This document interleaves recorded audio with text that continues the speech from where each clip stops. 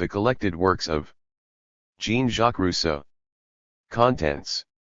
The books. Discourse on the Arts and Sciences. Discourse on the Origin and Basis of Inequality Among Men. Discourse on Political Economy. ÉMILE, or on Education. The Social Contract, or Principles of Political Right. Constitutional Project for Corsica. Considerations on the Government of Poland. Reveries of a Solitary Walker. The Autobiography. The Confessions of Jean-Jacques Rousseau. The Criticism. Rousseau by William Cleaver Wilkinson. Rousseau and Romanticism by Irving Babbitt. Rousseau by John Cooper Powys. The Religion of Rousseau by John Middleton Murray. Cooper and Rousseau by Leslie Stephen. The Rousseau Affair by Lytton Strachey. Rousseau and the Sentimentalists by James Russell Lowell. Rousseau by George Brandes. Rousseau in England in the 19th Century by Edmund Goss. The Biographies. Rousseau by John Morley. Jean-Jacques Rousseau by Hugh Chisholm. The collected works of Jean-Jacques Rousseau. Discourse on the Arts and Sciences. Translated by G.D.H. Cole.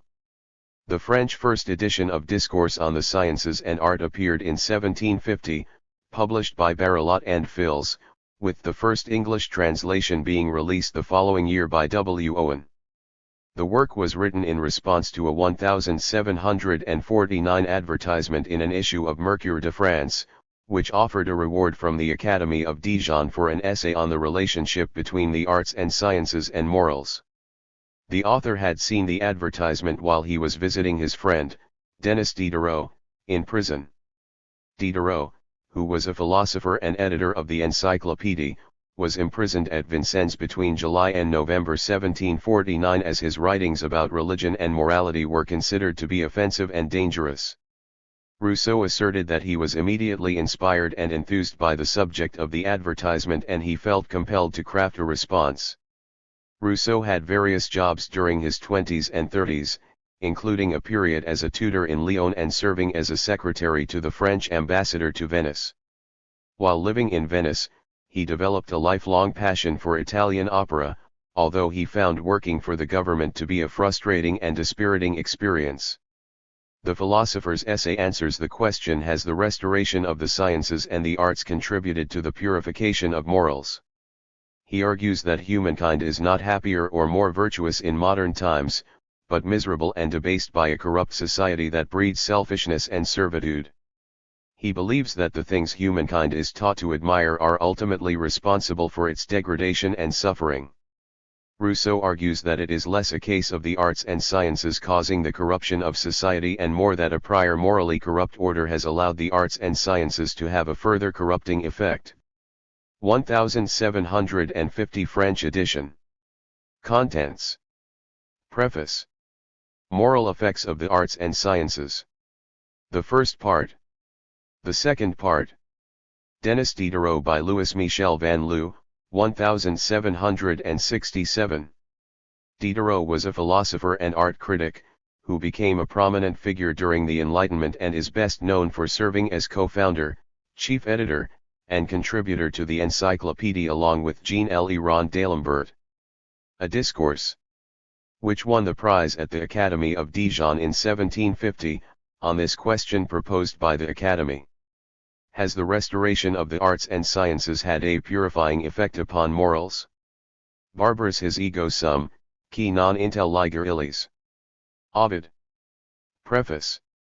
The following pages contain a discussion of one of the most sublime and interesting of all moral questions.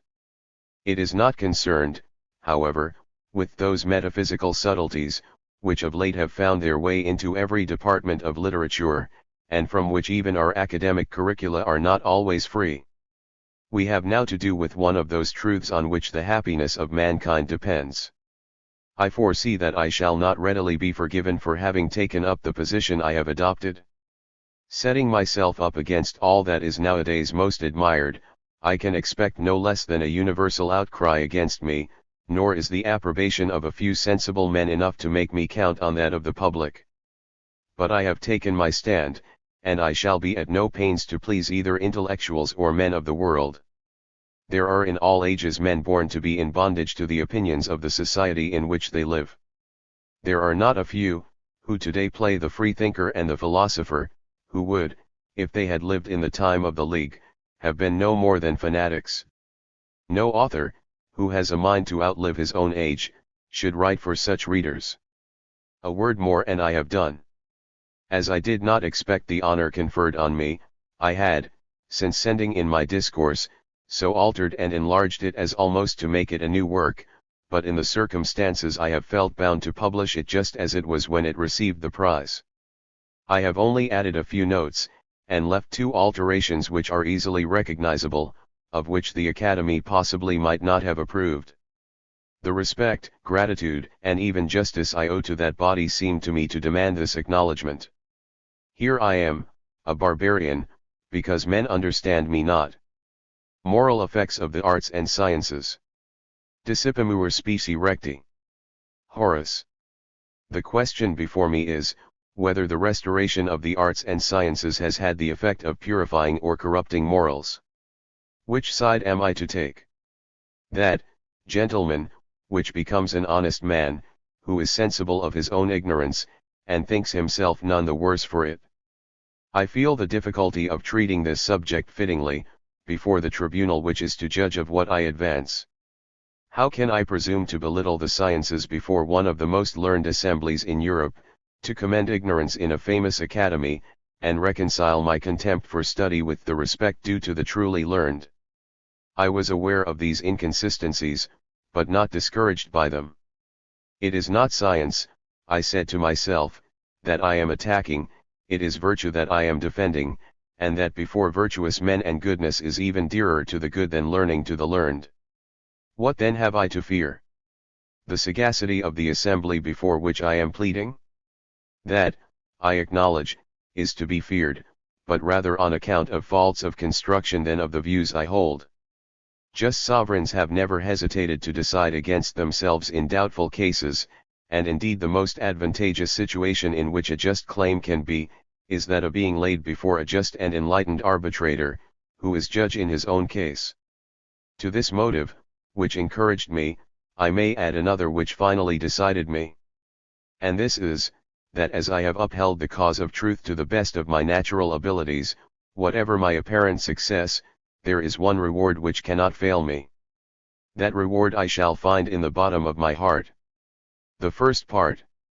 It is a noble and beautiful spectacle to see man raising himself, so to speak, from nothing by his own exertions, dissipating, by the light of reason, all the thick clouds in which he was by nature enveloped, mounting above himself, soaring in thought even to the celestial regions, like the sun, encompassing with giant strides the vast extent of the universe, and, what is still grander and more wonderful, going back into himself, there to study man and get to know his own nature, his duties and his end. All these miracles we have seen renewed within the last few generations. Europe had relapsed into the barbarism of the earliest ages. The inhabitants of this part of the world, which is at present so highly enlightened, were plunged, some centuries ago, in a state still worse than ignorance. A scientific jargon, more despicable than mere ignorance, had usurped the name of knowledge, and opposed an almost invincible obstacle to its restoration. Things had come to such a pass, that it required a complete revolution to bring men back to common sense. This came at last from the quarter from which it was least to be expected. It was the stupid Mussulman, the eternal scourge of letters, who was the immediate cause of their revival among us. The fall of the throne of Constantine brought to Italy the relics of ancient Greece, and with these precious spoils France in turn was enriched. The sciences soon followed literature, and the art of thinking joined that of writing, an order which may seem strange, but is perhaps only too natural. The world now began to perceive the principal advantage of an intercourse with the Muses, that of rendering mankind more sociable by inspiring them with the desire to please one another with performances worthy of their mutual approbation. The mind, as well as the body, has its needs. Those of the body are the basis of society, those of the mind its ornaments. So long as government and law provide for the security and well-being of men in their common life, the arts, literature, and the sciences, less despotic though perhaps more powerful, fling garlands of flowers over the chains which weigh them down.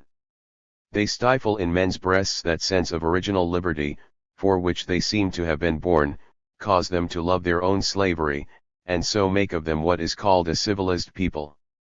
Necessity raised up thrones, the arts and sciences have made them strong. Powers of the earth, cherish all talents and protect those who cultivate them. Civilized peoples, cultivate such pursuits, to them, happy slaves, you owe that delicacy and exquisiteness of taste, which is so much your boast, that sweetness of disposition and urbanity of manners which make intercourse so easy and agreeable among you, in a word, the appearance of all the virtues, without being in possession of one of them. It was for this sort of accomplishment, which is by so much the more captivating as it seems less affected, that Athens and Rome were so much distinguished in the boasted times of their splendor and magnificence, and it is doubtless in the same respect that our own age and nation will excel all periods and peoples. An air of philosophy without pedantry, an address at once natural and engaging, distant equally from Teutonic clumsiness and Italian pantomime, these are the effects of a taste acquired by liberal studies and improved by conversation with the world. What happiness would it be for those who live among us, if our external appearance were always a true mirror of our hearts, if decorum were but virtue, if the maxims we professed were the rules of our conduct, and if real philosophy were inseparable from the title of a philosopher. But so many good qualities too seldom go together, virtue rarely appears in so much pomp and state. Richness of apparel may proclaim the man of fortune, and elegance the man of taste, but true health and manliness are known by different signs. It is under the homespun of the laborer, and not beneath the gilt and tinsel of the courtier, that we should look for strength and vigor of body. External ornaments are no less foreign to virtue, which is the strength and activity of the mind. The honest man is an athlete, who loves to wrestle stark naked. He scorns all those vile trappings, which prevent the exertion of his strength, and were, for the most part, invented only to conceal some deformity. Before art had molded our behavior, and taught our passions to speak an artificial language, our morals were rude but natural, and the different ways in which we behaved proclaimed at the first glance the difference of our dispositions. Human nature was not at bottom better then than now, but men found their security in the ease with which they could see through one another, and this advantage, of which we no longer feel the value, prevented their having many vices. In our day, now that more subtle study and a more refined taste have reduced the art of pleasing to a system, there prevails in modern manners a servile and deceptive conformity, so that one would think every mind had been cast in the same mold. Politeness requires this thing, decorum that, ceremony has its forms, and fashion its laws, and these we must always follow, never the promptings of our own nature. We no longer dare seem what we really are, but lie under a perpetual restraint. In the meantime the herd of men, which we call society, all act under the same circumstances exactly alike, unless very particular and powerful motives prevent them. Thus we never know with whom we have to deal, and even to know our friends we must wait for some critical and pressing occasion, that is, till it is too late, for it is on those very occasions that such knowledge is of use to us. What a train of vices must attend this uncertainty! Sincere friendship, real esteem, and perfect confidence are banished from among men. Jealousy, suspicion, fear, coldness, reserve, hate and fraud lie constantly concealed under that uniform and deceitful veil of politeness, that boasted candor and urbanity, for which we are indebted to the light and leading of this age. We shall no longer take in vain by our oaths the name of our Creator, but we shall insult him with our blasphemies, and our scrupulous ears will take no offense. We have grown too modest to brag of our own deserts, but we do not scruple to decry those of others. We do not grossly outrage even our enemies, but artfully calumniate them. Our hatred of other nations diminishes, but patriotism dies with it. Ignorance is held in contempt, but a dangerous scepticism has succeeded it. Some vices indeed are condemned and others grown dishonorable, but we have still many that are honored with the names of virtues, and it is become necessary that we should either have, or at least pretend to have them. Let who will extol the moderation of our modern sages, I see nothing in it but a refinement of intemperance as unworthy of my commendation as their artificial simplicity. Such is the purity to which our morals have attained, this is the virtue we have made our own. Let the arts and sciences claim the share they have had in this salutary work. I shall add but one reflection more. Suppose an inhabitant of some distant country should endeavor to form an idea of European morals from the state of the sciences, the perfection of the arts, the propriety of our public entertainments, the politeness of our behavior, the affability of our conversation, our constant professions of benevolence, and from those tumultuous assemblies of people of all ranks, who seem, from morning till night, to have no other care than to oblige one another. Such a stranger, I maintain, would arrive at a totally false view of our morality. Where there is no effect, it is idle to look for a cause, but here the effect is certain and the depravity actual. Our minds have been corrupted in proportion as the arts and sciences have improved. Will it be said, that this is a misfortune peculiar to the present age? No, gentlemen, the evils resulting from our vain curiosity are as old as the world. The daily ebb and flow of the tides are not more regularly influenced by the moon, than the morals of a people by the progress of the arts and sciences. As their light has risen above our horizon, virtue has taken flight, and the same phenomenon has been constantly observed in all times and places. Take Egypt, the first school of mankind, that ancient country, famous for its fertility under a brazen sky, the spot from which Sesostris once set out to conquer the world. Egypt became the mother of philosophy and the fine arts. Soon she was conquered by Cambyses, and then successively by the Greeks, the Romans, the Arabs, and finally the Turks. Take Greece, once peopled by heroes, who twice vanquished Asia.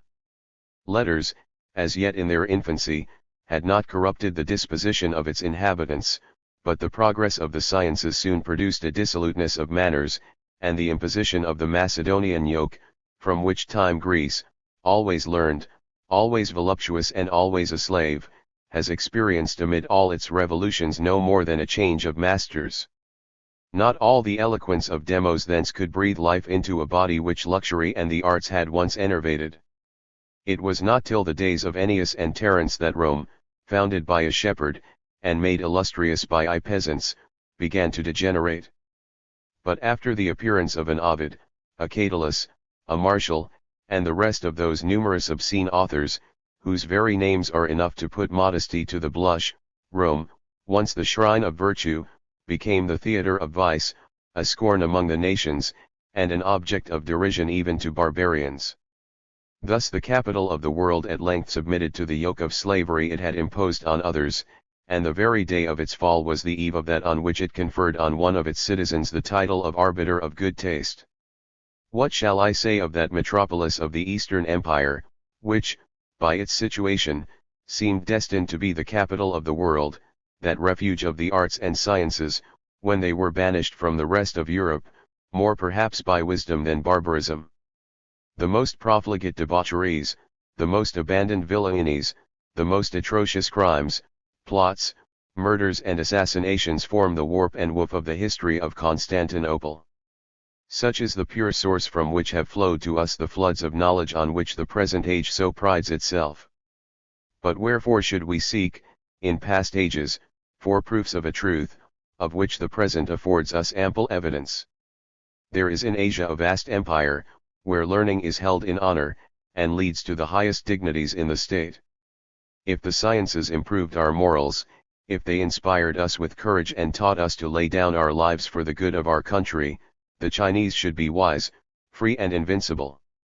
But, if there be no vice they do not practice, no crime with which they are not familiar, if the sagacity of their ministers, the supposed wisdom of their laws, and the multitude of inhabitants who people that vast empire, have alike failed to preserve them from the yoke of the rude and ignorant Tartars, of what use were their men of science and literature? What advantage has that country reaped from the honors bestowed on its learned men? Can it be that of being peopled by a race of scoundrels and slaves? Contrast with these instances the morals of those few nations which, being preserved from the contagion of useless knowledge, have by their virtues become happy in themselves and afforded an example to the rest of the world. Such were the first inhabitants of Persia, a nation so singular that virtue was taught among them in the same manner as the sciences are with us. They very easily subdued Asia, and possess the exclusive glory of having had the history of their political institutions regarded as a philosophical romance. Such were the Scythians, of whom such wonderful eulogies have come down to us. Such were the Germans, whose simplicity, innocence, and virtue, afforded a most delightful contrast to the pen of an historian, weary of describing the baseness and villainies of an enlightened, opulent and voluptuous nation. Such had been even Rome in the days of its poverty and ignorance. And such has shown itself to be, even in our own times, that rustic nation, whose justly renowned courage not even adversity could conquer, and whose fidelity no example could corrupt. It is not through stupidity that the people have preferred other activities to those of the mind. They were not ignorant that in other countries there were men who spent their time in disputing idly about the sovereign good, and about vice and virtue. They knew that these useless thinkers were lavish in their own praises, and stigmatized other nations contemptuously as barbarians. But they noted the morals of these people, and so learnt what to think of their learning. Can it be forgotten that, in the very heart of Greece, there arose a city as famous for the happy ignorance of its inhabitants, as for the wisdom of its laws, a republic of demigods rather than of men, so greatly superior their virtues seemed to those of mere humanity? Sparta, eternal proof of the vanity of science, while the vices, under the conduct of the fine arts, were being introduced into Athens, even while its tyrant was carefully collecting together the works of the prince of poets, was driving from her walls artists and the arts, the learned, and their learning. The difference was seen in the outcome. Athens became the seat of politeness and taste, the country of orators and philosophers. The elegance of its buildings equaled that of its language, on every side might be seen marble and canvas, animated by the hands of the most skillful artists. From Athens we derive those astonishing performances, which will serve as models to every corrupt age. The picture of Lacedaemon is not so highly colored. There, the neighboring nations used to say, men were born virtuous, their native air seeming to inspire them with virtue. But its inhabitants have left us nothing but the memory of their heroic actions, monuments that should not count for less in our eyes than the most curious relics of Athenian marble. It is true that, among the Athenians, there were some few wise men who withstood the general torrent, and preserved their integrity even in the company of the Muses. But here the judgment which the principal, and most unhappy of them, passed on the artists and learned men of his day. I have considered the poets, says he, and I look upon them as people whose talents impose both on themselves and on others. They give themselves out for wise men, and are taken for such, but in reality they are anything sooner than that. From the poets, continues Socrates, I turn to the artists. Nobody was more ignorant of the arts than myself, nobody was more fully persuaded that the artists were possessed of amazing knowledge. I soon discovered, however, that they were in as bad a way as the poets, and that both had fallen into the same misconception. Because the most skillful of them excel others in their particular jobs, they think themselves wiser than all the rest of mankind. This arrogance spoilt all their skill in my eyes, so that, putting myself in the place of the oracle, and asking myself whether I would rather be what I am or what they are, know what they know, or know that I know nothing, I very readily answered, for myself and the God, that I had rather remain as I am. None of us, neither the sophists, nor the poets, nor the orators, nor the artists, nor I, know what is the nature of the true, the good, or the beautiful. But there is this difference between us, that, though none of these people know anything, they all think they know something, whereas for my part, if I know nothing, I am at least in no doubt of my ignorance. So the superiority of wisdom, imputed to me by the oracle, is reduced merely to my being fully convinced that I am ignorant of what I do not know. Thus we find Socrates, the wisest of men in the judgment of the God, and the most learned of all the Athenians in the opinion of all Greece, speaking in praise of ignorance. Were he alive now, there is little reason to think that our modern scholars and artists would induce him to change his mind. No, gentlemen, that honest man would still persist in despising our vain sciences. He would lend no aid to swell the flood of books that flows from every quarter. He would leave to us, as he did to his disciples, only the example and memory of his virtues. That is the noblest method of instructing mankind. Socrates had begun at Athens, and the elder Cato proceeded at Rome, to inveigh against those seductive and subtle Greeks, who corrupted the virtue and destroyed the courage of their fellow citizens. Culture, however, prevailed. Rome was filled with philosophers and orators, military discipline was neglected, agriculture was held in contempt, men formed sects, and forgot their country.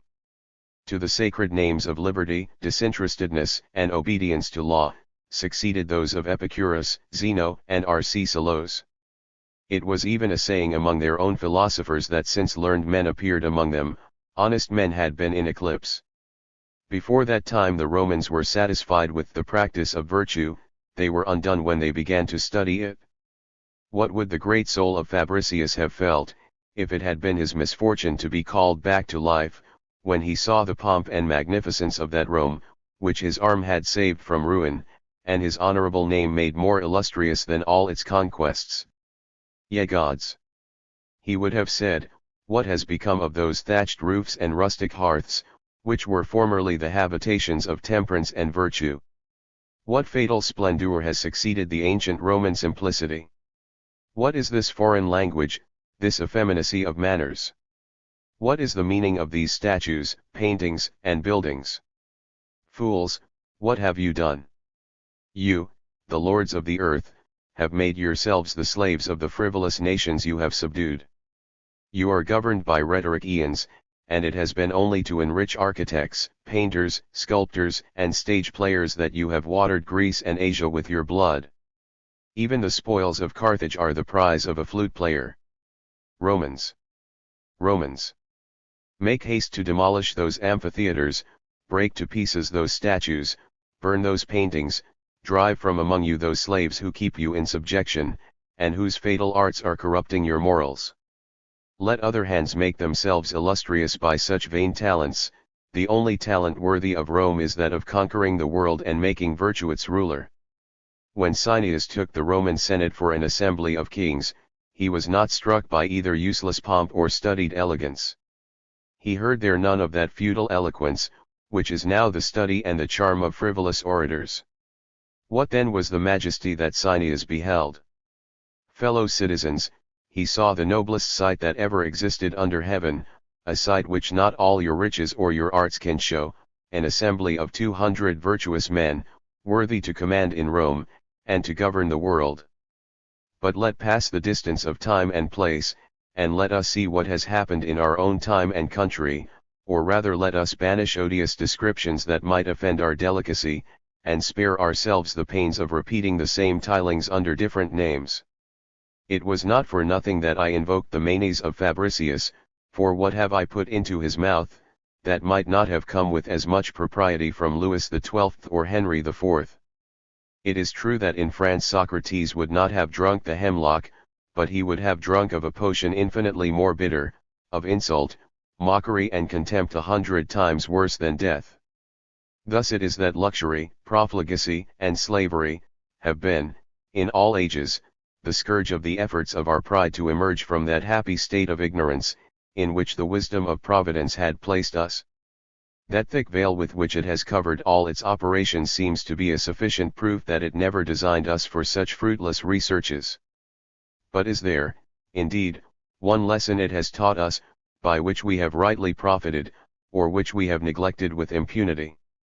Let men learn for once that nature would have preserved them from science, as a mother snatches a dangerous weapon from the hands of her child. Let them know that all the secrets she hides are so many evils from which she protects them, and that the very difficulty they find in acquiring knowledge is not the least of her bounty towards them. Men are perverse, but they would have been far worse, if they had had the misfortune to be born learned. How humiliating are these reflections to humanity, and how mortified by them our pride should be. What? It will be asked, is uprightness the child of ignorance? Is virtue inconsistent with learning? What consequences might not be drawn from such suppositions? But to reconcile these apparent contradictions, we need only examine closely the emptiness and vanity of those pompous titles, which are so liberally bestowed on human knowledge, and which so blind our judgment. Let us consider, therefore, the arts and sciences in themselves. Let us see what must result from their advancement, and let us not hesitate to admit the truth of all those points on which our arguments coincide with the inductions we can make from history. Sovereigns always see with pleasure a taste for the arts of amusement and superfluity, which do not result in the exportation of bullion, increase among their subjects. They very well know that, besides nourishing that littleness of mind which is proper to slavery, the increase of artificial wants only binds so many more chains upon the people. Alexander, wishing to keep the ichthyophages in a state of dependence, compelled them to give up fishing, and subsist on the customary food of civilized nations. The American savages, who go naked, and live entirely on the products of the chase, have been always impossible to subdue. What yoke, indeed, can be imposed on men who stand in need of nothing? I love, said Montaigne, to converse and hold an argument, but only with very few people, and that for my own gratification. For to do so, by way of affording amusement for the great, or of making a parade of one's talents, is, in my opinion, a trade very ill becoming a man of honor. It is the trade of all our intellectuals, save one. I dare not speak of those happy nations, who did not even know the name of many vices, which we find it difficult to suppress, the savages of America, whose simple and natural mode of government Montaigne preferred, without hesitation, not only to the laws of Plato, but to the most perfect visions of government philosophy can ever suggest. He cites many examples, striking for those who are capable of appreciating them. But, what of all that, says he, they can't run to a pair of breeches. What are we to think was the real opinion of the Athenians themselves about eloquence, when they were so very careful to banish declamation from that upright tribunal, against whose decision even their gods made no appeal? What did the Romans think of physicians, when they expelled medicine from the Republic? And when the relics of humanity left among the Spaniards induced them to forbid their lawyers to set foot in America, what must they have thought of jurisprudence? May it not be said that they thought, by this single expedient, to make reparation for all the outrages they had committed against the unhappy Indians? The second part. An ancient tradition passed out of Egypt into Greece, that some god, who was an enemy to the repose of mankind, was the inventor of the sciences. What must the Egyptians, among whom the sciences first arose, have thought of them? And they beheld, near at hand, the sources from which they sprang. In fact, whether we turn to the annals of the world, or eke out with philosophical investigations the uncertain chronicles of history, we shall not find for human knowledge an origin answering to the idea we are pleased to entertain of it at present. Astronomy was born of superstition, eloquence of ambition, hatred, falsehood, and flattery, geometry of avarice, physics of an idle curiosity, and even moral philosophy of human pride.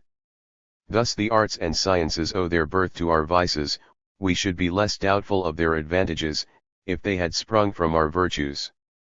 Their evil origin is, indeed, but too plainly reproduced in their objects. What would become of the arts, were they not cherished by luxury? If men were not unjust, of what use were jurisprudence? What would become of history, if there were no tyrants, wars, or conspiracies? In a word, who would pass his life in barren speculations, if everybody, attentive only to the obligations of humanity and the necessities of nature, spent his whole life in serving his country, obliging his friends, and relieving the unhappy? Are we then made to live and die on the brink of that well at the bottom of which truth lies hid? This reflection alone is, in my opinion, enough to discourage at first setting out every man who seriously endeavors to instruct himself by the study of philosophy. What a variety of dangers surrounds us! What a number of wrong paths present themselves in the investigation of the sciences! Through how many errors, more perilous than truth itself is useful, must we not pass to arrive at it? The disadvantages we lie under are evident, for falsehood is capable of an infinite variety of combinations, but the truth has only one manner of being. Besides, where is the man who sincerely desires to find it? Or even admitting his good will, by what characteristic marks is he sure of knowing it? Amid the infinite diversity of opinions, where is the criterion by which we may certainly judge of it? Again, what is still more difficult, should we even be fortunate enough to discover it, who among us will know how to make right use of it? If our sciences are futile in the objects they propose, they are no less dangerous in the effects they produce. Being the effect of idleness, they generate idleness in their turn, and an irreparable loss of time is the first prejudice which they must necessarily cause to society. To live without doing some good is a great evil as well in the political as in the moral world, and hence every useless citizen should be regarded as a pernicious person. Tell me then, illustrious philosophers, of whom we learn the ratios in which attraction acts in vacuo, and in the revolution of the planets, the relations of spaces traversed in equal times, by whom we are taught what curves have conjugate points, points of inflection, and cusps, how the soul and body correspond, like two clocks, without actual communication, what planets may be inhabited, and what insects reproduce in an extraordinary manner. Answer me, I say, you from whom we receive all this sublime information, whether we should have been less numerous, worse governed, less formidable, less flourishing, or more perverse, supposing you had taught us none of all these fine things. Reconsider therefore the importance of your productions, and, since the labors of the most enlightened of our learned men and the best of our citizens are of so little utility, tell us what we ought to think of that numerous herd of obscure writers and useless litterateurs, who devour without any return the substance of the state. Useless, do I say? Would God they were! Society would be more peaceful, and morals less corrupt. But these vain and futile declaimers go forth on all sides, armed with their fatal paradoxes, to sap the foundations of our faith, and nullify virtue. They smile contemptuously at such old names as patriotism and religion, and consecrate their talents and philosophy to the destruction, and defamation of all that men hold sacred. Not that they bear any real hatred to virtue or dogma, they are the enemies of public opinion alone. To bring them to the foot of the altar, it would be enough to banish them to a land of atheists. What extravagancies will not the rage of singularity induce men to commit? The waste of time is certainly a great evil, but still greater evils attend upon literature and the arts. One is luxury, produced like them by indolence and vanity.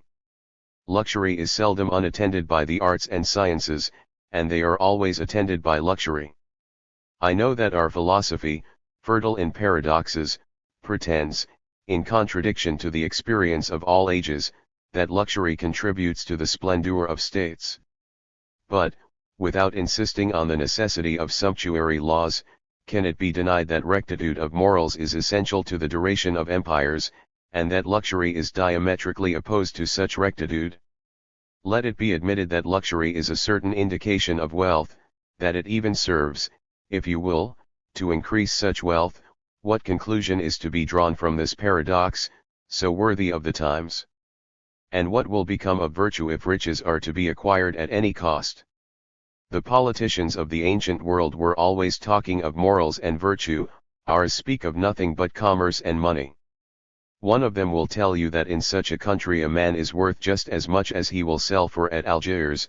Another, pursuing the same mode of calculation, finds that in some countries a man is worth nothing, and in others still less than nothing. They value men as they do droves of oxen. According to them, a man is worth no more to the state than the amount he consumes, and thus a Sybarite would be worth at least 30 Lacedaemonians. Let these writers tell me, however, which of the two republics, Sybaris or Sparta, was subdued by a handful of peasants, and which became the terror of Asia. The monarchy of Cyrus was conquered by 30,000 men, led by a prince poorer than the meanest of Persian satraps. In like manner the Scythians, the poorest of all nations, were able to resist the most powerful monarchs of the universe. When two famous republics contended for the empire of the world, the one rich and the other poor, the former was subdued by the latter. The Roman Empire in its turn, after having engulfed all the riches of the universe, fell a prey to peoples who knew not even what riches were. The Franks conquered the Gauls, and the Saxons England, without any other treasures than their bravery and their poverty. A band of poor mountaineers, whose whole cupidity was confined to the possession of a few sheepskins, having first given a check to the arrogance of Austria, went on to crush the opulent and formidable house of Burgundy, which at that time made the potentates of Europe tremble. In short, all the power and wisdom of the heir of Charles V, backed by all the treasures of the Indies, broke before a few herring fishers. Let our politicians condescend to lay aside their calculations for a moment, to reflect on these examples. Let them learn for once that money, though it buys everything else, cannot buy morals and citizens. What then is the precise point in dispute about luxury? It is to know which is most advantageous to empires, that their existence should be brilliant and momentary, or virtuous and lasting. I say brilliant, but with what luster? A taste for ostentation never prevails in the same minds as a taste for honesty. No, it is impossible that understandings, degraded by a multitude of futile cares, should ever rise to what is truly great and noble. Even if they had the strength, they would want the courage. Every artist loves applause. The praise of his contemporaries is the most valuable part of his recompense. What then will he do to obtain it, if he have the misfortune to be born among a people, and at a time, when learning is in vogue, and the superficiality of youth is in a position to lead the fashion, when men have sacrificed their taste to those who tyrannize over their liberty, and one sex dare not approve anything but what is proportionate to the pusillanimity of the other, when the greatest masterpieces of dramatic poetry are condemned, and the noblest of musical productions neglected? This is what he will do. He will lower his genius to the level of the age, and will rather submit to compose mediocre works, that will be admired during his lifetime, than labor at sublime achievements which will not be admired till long after he is dead. Let the famous Voltaire tell us how many nervous and masculine beauties he has sacrificed to our false delicacy, and how much that is great and noble, that spirit of gallantry, which delights in what is frivolous and petty, has cost him. It is thus that the dissolution of morals, the necessary consequence of luxury, brings with it in its turn the corruption of taste. Further, if by chance there be found among men of average ability, an individual with enough strength of mind to refuse to comply with the spirit of the age, and to debase himself by puerile productions, his lot will be hard. He will die in indigence and oblivion. This is not so much a prediction, as a fact already confirmed by experience. Yes, Karl and Pierre van Loo, the time is already come when your pencils, destined to increase the majesty of our temples by sublime and holy images, must fall from your hands, or else be prostituted to adorn the panels of a coach with lascivious paintings. And you, inimitable Pigel, rival of Phidias and Praxiteles, whose chisel the ancients would have employed to carve them gods, whose images almost excuse their idolatry in our eyes, even your hand must condescend to fashion the belly of an ape, or else remain idle. We cannot reflect on the morality of mankind without contemplating with pleasure the picture of the simplicity which prevailed in the earliest times. This image may be justly compared to a beautiful coast, adorned only by the hands of nature, towards which our eyes are constantly turned, and which we see receding with regret. While men were innocent and virtuous and loved to have the gods for witnesses of their actions, they dwelt together in the same huts, but when they became vicious, they grew tired of such inconvenient onlookers, and banished them to magnificent temples. Finally, they expelled their deities even from these, in order to dwell there themselves, or at least the temples of the gods were no longer more magnificent than the palaces of the citizens. This was the height of degeneracy, nor could vice ever be carried to greater lengths than when it was seen, supported, as it were, at the doors of the great, on columns of marble, and graven on Corinthian capitals. As the conveniences of life increase, as the arts are brought to perfection, and luxury spreads, true courage flags, the virtues disappear, and all this is the effect of the sciences and of those arts which are exercised in the privacy of men's dwellings. When the Goths ravaged Greece, the libraries only escaped the flames owing to an opinion that was set on foot among them, that it was best to leave the enemy with a possession so calculated to divert their attention from military exercises, and keep them engaged in indolent and sedentary occupations. Charles VIII found himself master of Tuscany and the kingdom of Naples, almost without drawing sword, and all his court attributed this unexpected success to the fact that the princes and nobles of Italy applied themselves with greater earnestness to the cultivation of their understandings than to active and martial pursuits. In fact, says the sensible person who records these characteristics, experience plainly tells us, that in military matters and all that resemble them application to the sciences tends rather to make men effeminate and cowardly than resolute and vigorous. The Romans confessed that military virtue was extinguished among them, in proportion as they became connoisseurs in the arts of the painter, the engraver, and the goldsmith, and began to cultivate the fine arts. Indeed, as if this famous country was to be forever an example to other nations, the rise of the Medici and the revival of letters has once more destroyed, this time perhaps forever, the martial reputation which Italy seemed a few centuries ago to have recovered. The ancient republics of Greece, with that wisdom which was so conspicuous in most of their institutions, forbade their citizens to pursue all those inactive and sedentary occupations, which by enervating and corrupting the body diminish also the vigor of the mind.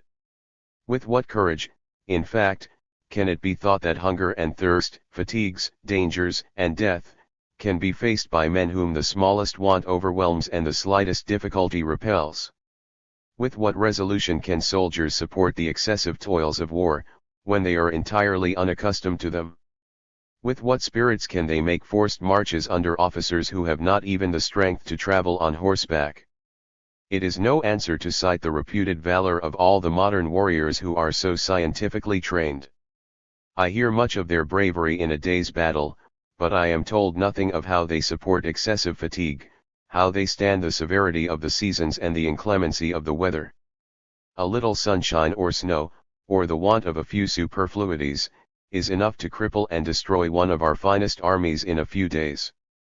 Intrepid warriors, I permit me for once to tell you the truth, which you seldom hear. Of your bravery I am fully satisfied. I have no doubt that you would have triumphed with Hannibal at Cannae, and at Trasimene, that you would have passed the Rubicon with Caesar, and enabled him to enslave his country, but you never would have been able to cross the Alps with the former, or with the latter to subdue your own ancestors, the Gauls. A war does not always depend on the events of battle, there is in generalship an art superior to that of gaining victories. A man may behave with great intrepidity under fire, and yet be a very had officer. Even in the common soldier, a little more strength and vigor would perhaps be more useful than so much courage, which after all is no protection from death. And what does it matter to the state whether its troops perish by cold and fever, or by the sword of the enemy? If the cultivation of the sciences is prejudicial to military qualities, it is still more so to moral qualities. Even from our infancy an absurd system of education serves to adorn our wit and corrupt our judgment. We see, on every side, huge institutions, where our youth are educated at great expense, and instructed in everything but their duty. Your children will be ignorant of their own language, when they can talk others which are not spoken anywhere. They will be able to compose verses which they can hardly understand, and, without being capable of distinguishing truth from error, they will possess the art of making them unrecognizable by specious arguments. But magnanimity, equity, temperance, humanity, and courage will be words of which they know not the meaning. The dear name of country will never strike on their ears, and if they ever hear speak of God, it will be less to fear, than to be frightened of him. I would as soon, said a wise man, that my pupil had spent his time in the tennis court as in this manner, for there his body at least would have got exercise. I well know that children ought to be kept employed, and that idleness is for them the danger most to be feared. But what should they be taught? This is undoubtedly an important question. Let them be taught what they are to practice when they come to be men, not what they ought to forget. Our gardens are adorned with statues and our galleries with pictures. What would you imagine these masterpieces of art, thus exhibited to public admiration, represent? The great men, who have defended their country, or the still greater men who have enriched it by their virtues? Far from it. They are the images of every perversion of heart and mind, carefully selected from ancient mythology, and presented to the early curiosity of our children, doubtless that they may have before their eyes the representations of vicious actions, even before they are able to read. Whence arise all those abuses, unless it be from that fatal inequality introduced among men by the difference of talents and the cheapening of virtue? This is the most evident effect of all our studies, and the most dangerous of all their consequences. The question is no longer whether a man is honest, but whether he is clever. We do not ask whether a book is useful, but whether it is well written. Rewards are lavished on wit and ingenuity, while virtue is left unhonored. There are 1,000 prizes for fine discourses, and none for good actions. I should be glad, however, to know whether the honor attaching to the best discourse that ever wins the prize in this academy is comparable with the merit of having founded the prize. A wise man does not go in chase of fortune, but he is by no means insensible to glory, and when he sees it so ill distributed, his virtue, which might have been animated by a little emulation, and turned to the advantage of society, droops and dies away in obscurity and indigence. It is for this reason that the agreeable arts must in time everywhere be preferred to the useful, and this truth has been but too much confirmed since the revival of the arts and sciences. We have physicists, geometricians, chemists, astronomers, poets, musicians, and painters in plenty, but we have no longer a citizen among us, or if there be found a few scattered over our abandoned countryside, they are left to perish there unnoticed and neglected. Such is the condition to which we are reduced, and such are our feelings towards those who give us our daily bread, and our children milk. I confess, however, that the evil is not so great as it might have become. The eternal providence, in placing salutary simples beside noxious plants, and making poisonous animals contain their own antidote, has taught the sovereigns of the earth, who are its ministers, to imitate its wisdom. It is by following this example that the truly great monarch, to whose glory every age will add new luster, drew from the very bosom of the arts and sciences, the very fountains of 1,000 lapses from rectitude, those famous societies, which, while they are depositaries of the dangerous trust of human knowledge, are yet the sacred guardians of morals, by the attention they pay to their maintenance among themselves in all their purity, and by the demands which they make on every member whom they admit.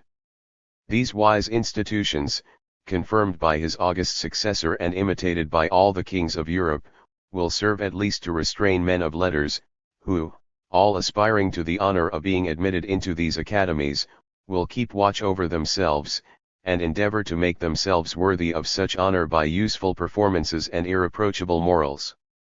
Those academies also, which, in proposing prizes for literary merit, make choice of such subjects as are calculated to arouse the love of virtue in the hearts of citizens, prove that it prevails in themselves, and must give men the rare and real pleasure of finding learned societies devoting themselves to the enlightenment of mankind, not only by agreeable exercises of the intellect, but also by useful instructions. An objection which may be made is, in fact, only an additional proof of my argument. So much precaution proves but too evidently the need for it. We never seek remedies for evils that do not exist. Why, indeed, must these bear all the marks of ordinary remedies, on account of their inefficacy? The numerous establishments in favor of the learned are only adapted to make men mistake the objects of the sciences, and turn men's attention to the cultivation of them. One would be inclined to think, from the precautions everywhere taken, that we are overstocked with husbandmen, and are afraid of a shortage of philosophers. I will not venture here to enter into a comparison between agriculture and philosophy, as they would not bear it. I shall only ask what is philosophy? What is contained in the writings of the most celebrated philosophers? What are the lessons of these friends of wisdom? To hear them, should we not take them for so many mountebanks, exhibiting themselves in public, and crying out, "Here, here, come to me, I am the only true doctor"? One of them teaches that there is no such thing as matter, but that everything exists only in representation. Another declares that there is no other substance than matter, and no other God than the world itself. A third tells you that there are no such things as virtue and vice, and that moral good and evil are chimeras, while a fourth informs you that men are only beasts of prey, and may conscientiously devour one another. Why, my great philosophers, do you not reserve these wise and profitable lessons for your friends and children? You would soon reap the benefit of them, nor should we be under any apprehension of our own becoming your disciples. Such are the wonderful men, whom their contemporaries held in the highest esteem during their lives, and to whom immortality has been attributed since their decease. Such are the wise maxims we have received from them, and which are transmitted, from age, to our descendants. Paganism, though given over to all the extravagances of human reason, has left nothing to compare with the shameful monuments which have been prepared by the art of printing, during the reign of the Gospel. The impious writings of Leucippus and Diagrammorus perished with their authors. The world, in their days, was ignorant of the art of immortalizing the errors and extravagancies of the human mind. But thanks to the art of printing and the use we make of it, the pernicious reflections of Hobbes and Spinoza will last forever. Go, famous writings, of which the ignorance and rusticity of our forefathers would have been incapable. Go to our descendants, along with those still more pernicious works which reek of the corrupted manners of the present age. Let them together convey to posterity a faithful history of the progress and advantages of our arts and sciences. If they are read, they will leave not a doubt about the question we are now discussing, and unless mankind should then be still more foolish than we, they will lift up their hands to heaven and exclaim in bitterness of heart, "Almighty God! Thou who holdest in thy hand the minds of men, deliver us from the fatal arts and sciences of our forefathers, give us back ignorance, innocence, and poverty, which alone can make us happy and are precious in thy sight." But if the progress of the arts and sciences has added nothing to our real happiness, if it has corrupted our morals, and if that corruption has vitiated our taste, what are we to think of the herd of textbook authors, who have removed those impediments which nature purposely laid in the way to the temple of the Muses, in order to guard its approach and try the powers of those who might be tempted to seek knowledge? What are we to think of those compilers who have indiscreetly broken open the door of the sciences, and introduced into their sanctuary a populace unworthy to approach it, when it was greatly to be wished that all who should be found incapable of making a considerable progress in the career of learning should have been repulsed at the entrance, and thereby cast upon those arts which are useful to society? A man who will be all his life a bad versifier, or a third-rate geometrician, might have made nevertheless an excellent clothier. Those whom nature intended for her disciples have not needed masters. Bacon, Descartes, and Newton, those teachers of mankind, had themselves no teachers. What guide indeed could have taken them so far as their sublime genius directed them? Ordinary masters would only have cramped their intelligence, by confining it within the narrow limits of their own capacity. It was from the obstacles they met with at first, that they learned to exert themselves, and best urged themselves to traverse the vast field which they covered.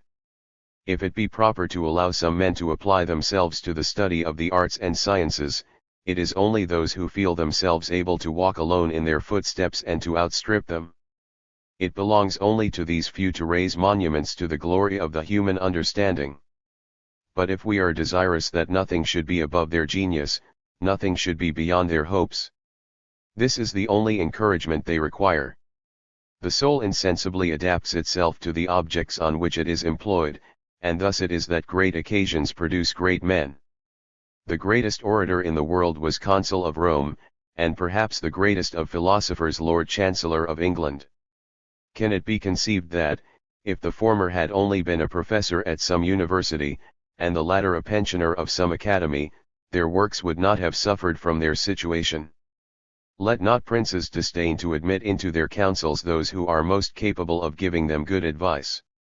Let them renounce the old prejudice, which was invented by the pride of the great, that the art of governing mankind is more difficult than that of instructing them, as if it was easier to induce men to do good voluntarily, than to compel them to it by force.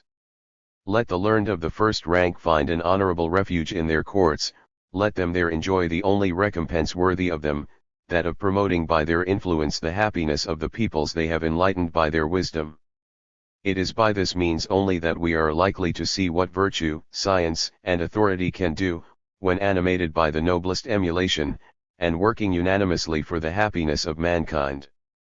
But so long as power alone is on one side, and knowledge and understanding alone on the other, the learned will seldom make great objects their study, princes will still more rarely do great actions, and the peoples will continue to be, as they are, mean, corrupt and miserable. As for us, ordinary men, on whom heaven has not been pleased to bestow such great talents, as we are not destined to reap such glory, let us remain in our obscurity. Let us not covet a reputation we should never attain, and which, in the present state of things, would never make up to us for the trouble it would have cost us, even if we were fully qualified to obtain it. Why should we build our happiness on the opinions of others, when we can find it in our own hearts? Let us leave to others the task of instructing mankind in their duty, and confine ourselves to the discharge of our own. We have no occasion for greater knowledge than this. Virtue, sublime science of simple minds, are such industry and preparation needed if we are to know you? Are not your principles graven on every heart? Need we do more, to learn your laws, than examine ourselves, and listen to the voice of conscience, when the passions are silent? This is the true philosophy, with which we must learn to be content, without envying the fame of those celebrated men, whose names are immortal in the Republic of Letters. Let us, instead of envying them, endeavor to make, between them and us, that honorable distinction which was formerly seen to exist between two great peoples, that the one knew how to speak, and the other how to act, aright. It is easy to see the allegory in the fable of Prometheus, and it does not appear that the Greeks, who chained him to the Caucasus, had a better opinion of him than the Egyptians had of their god Theodos.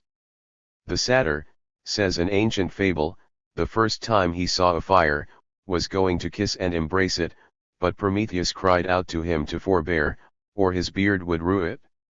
It burns, says he, everything that touches it. The less we know, the more we think we know. The Peripatetics doubted of nothing. Did not Descartes construct the universe with cubes and vortices? And is there in all Europe one single physicist who does not boldly explain the inexplicable mysteries of electricity, which will, perhaps, be forever the despair of real philosophers? I am far from thinking that the ascendancy which women have obtained over men is an evil in itself. It is a present which nature has made them for the good of mankind. If better directed, it might be productive of as much good, as it is now of evil. We are not sufficiently sensible of what advantage it would be to society to give a better education to that half of our species which governs the other. Men will always be what women choose to make them. If you wish then that they should be noble and virtuous, let women be taught what greatness of soul and virtue are. The reflections which the subject arouses, and which Plato formerly made, deserve to be more fully developed by a pen worthy of following so great a master, and defending so great a cause. Pensées philosophiques. Such was the education of the Spartans with regard to one of the greatest of their kings. It is well worthy of notice, says Montaigne, that the excellent institutions of Lycurgus, which were in truth miraculously perfect, paid as much attention to the bringing up of youth as if this were their principal object, and yet, at the very seat of the Muses, they make so little mention of learning that it seems as if their generous-spirited youth disdained every other restraint, and required, instead of masters of the sciences, instructors in valor, prudence, and justice alone. Let us hear next what the same writer says of the ancient Persians. Plato, says he, relates that the heir to the throne was thus brought up. At his birth he was committed, not to the care of women, but to eunuchs in the highest authority and near the person of the king, on account of their virtue. These undertook to render his body beautiful and healthy. At 7 years of age they taught him to ride and go hunting. At 14 he was placed in the hands of 4, the wisest, the most just, the most temperate and the bravest persons in the kingdom. The first instructed him in religion, the second taught him to adhere inviolably to truth, the third to conquer his passions, and the fourth to be afraid of nothing. All, I may add, taught him to be a good man, but not one taught him to be learned. Astyages, in Xenophon, desires Cyrus to give him an account of his last lesson. It was this, answered Cyrus, one of the big boys, of the school having a small coat, gave it to a little boy and took away from him his coat, which was larger. Our master having appointed me arbiter in the dispute, I ordered that matters should stand as they were, as each boy seemed to be better suited than before. The master, however, remonstrated with me, saying that I considered only convenience, whereas justice ought to have been the first concern, and justice teaches that no one should suffer forcible interference with what belongs to him. He added that he was punished for his wrong decision, just as boys are punished in our country schools when they forget the first aorist of tau pi tau omega. My tutor must make me a fine harangue, in genera demonstrative, before he will persuade me that his school is as good as this. If we consider the frightful disorders which printing has already caused in Europe, and judge of the future by the progress of its evils from day to day, it is easy to foresee that sovereigns will hereafter take as much pains to banish this dreadful art from their dominions, as they ever took to encourage it. The Sultan Achmet, yielding to the importunities of certain pretenders to taste, consented to have a press erected at Constantinople, but it was hardly set to work before they were obliged to destroy it, and throw the plant into a well. It is related that the Caliph Omar, being asked what should be done with the library at Alexandria, answered in these words: "If the books in the library contain anything contrary to the Alcoran, they are evil and ought to be burnt; if they contain only what the Alcoran teaches, they are superfluous." This reasoning has been cited by our men of letters as the height of absurdity, but if Gregory the Great had been in the place of Omar, and the Gospel in the place of the Alcoran, the library would still have been burnt, and it would have been perhaps the finest action of his life.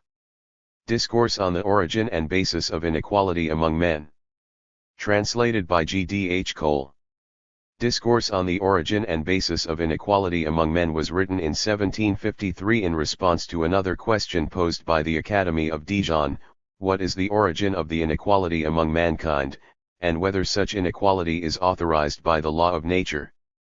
The Academy of Dijon did not award Rousseau the prize this time, but gave it to a priest called François-Xavier Talbert, who also contributed to the supplement à l'Encyclopédie. In 1752 Rousseau wrote a one-act opera which was first staged for the public at the Théâtre du Palais Royal. The opera, Le Devin du Village, was a great success for the writer, and it was so highly considered by King Louis XV that he intimated that he would like to give Rousseau a lifelong pension. The philosopher declined the offer of patronage and soon after returned to his home city of Geneva, which he had left in 1728 as a teenager. Discourse on the Origin and Basis of Inequality Among Men begins with a dedication to the city-state of Geneva. While it is superficially highly flattering to his birthplace, it arguably contains an overview of his notion of the ideal republic, rather than an uncritical endorsement of actually functioning Genevan democracy. After the dedication, there is a preface which sets out the need to know natural man, where the philosopher establishes two principles antecedent to reason: the first, an ardent interest in our own well-being and our own preservation; the second, a natural aversion to seeing any other sentient being perish or suffer. Rousseau then explores man in the state of nature as he contests the Hobbesian notion of a greedy, violent, brutish existence, and argues that such philosophers speak of savage man and they depict civilized man. In part 2 of the text, Rousseau traces the development of political or moral inequality as mankind becomes civilized. Fundamental to this is the emergence of private property, as he asserts that the first man who, having enclosed a piece of land, thought of saying "this is mine," was the true founder of civil society. Frontispiece and title page of the 1755 edition. Contents. Introductory note. Question proposed by the Academy of Dijon. Dedication. Preface. A discourse upon the origin and the foundation of the inequality among mankind. Discourse first part. Second part. Thomas Hobbes was an English philosopher, who is considered one of the founders of modern political philosophy.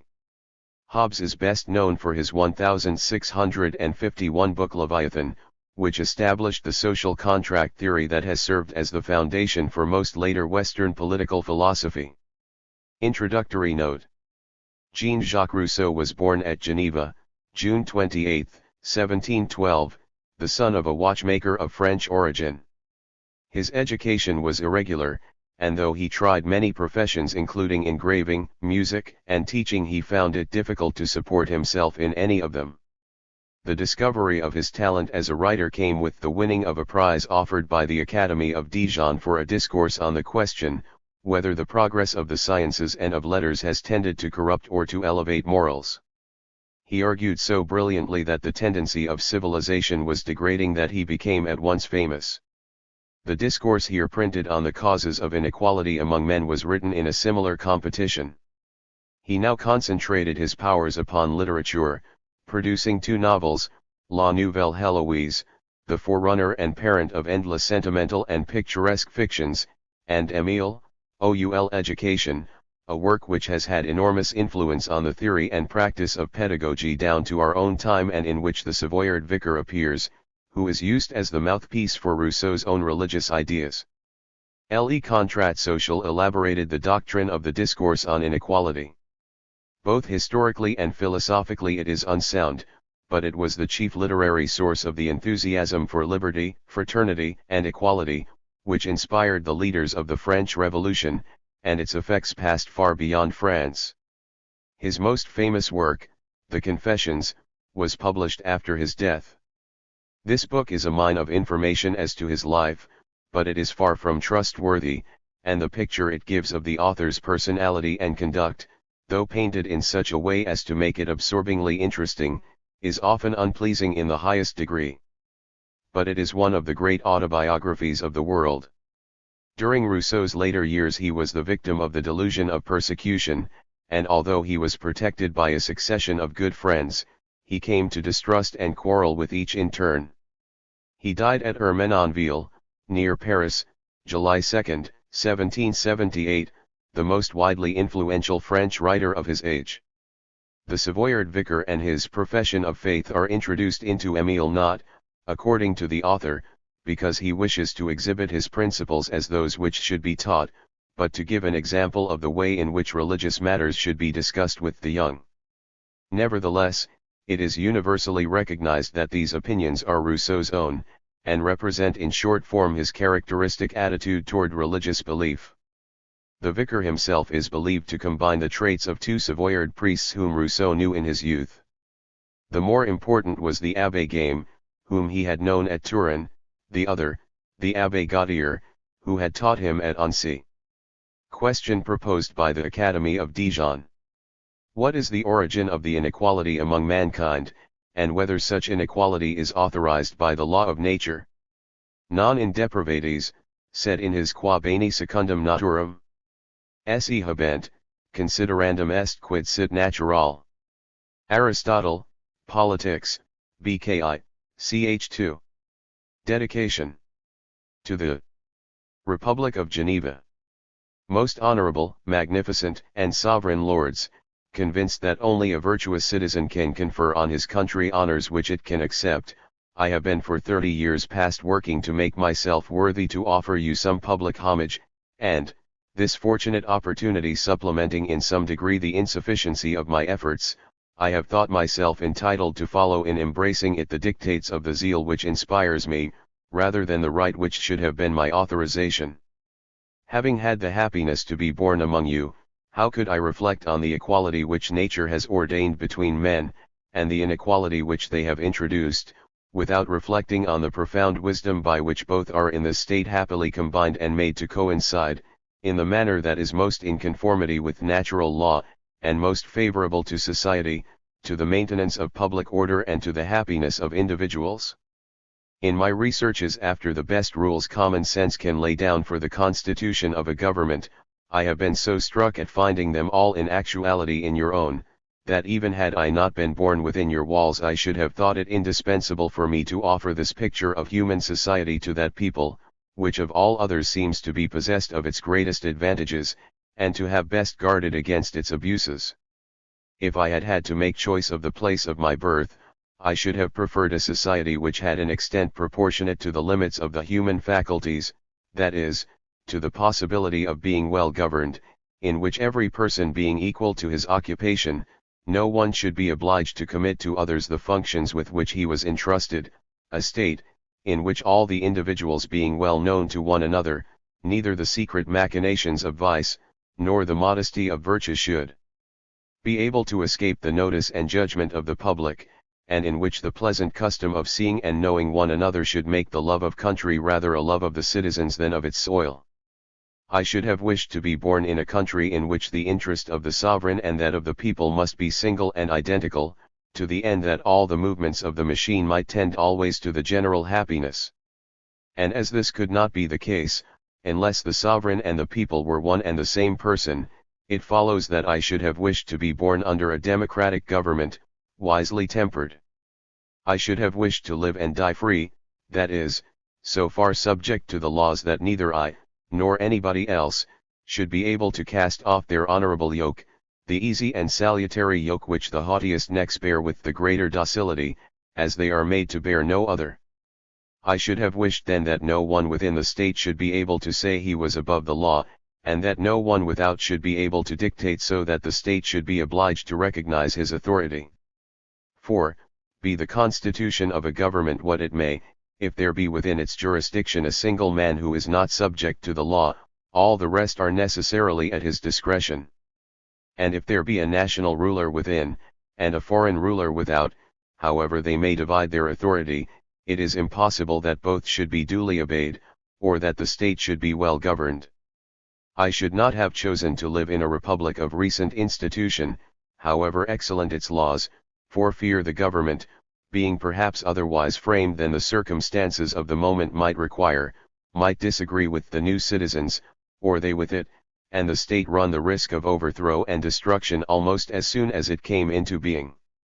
For it is with liberty as it is with those solid and succulent foods, or with those generous wines which are well adapted to nourish and fortify robust constitutions that are used to them, but ruin and intoxicate weak and delicate constitutions to which they are not suited.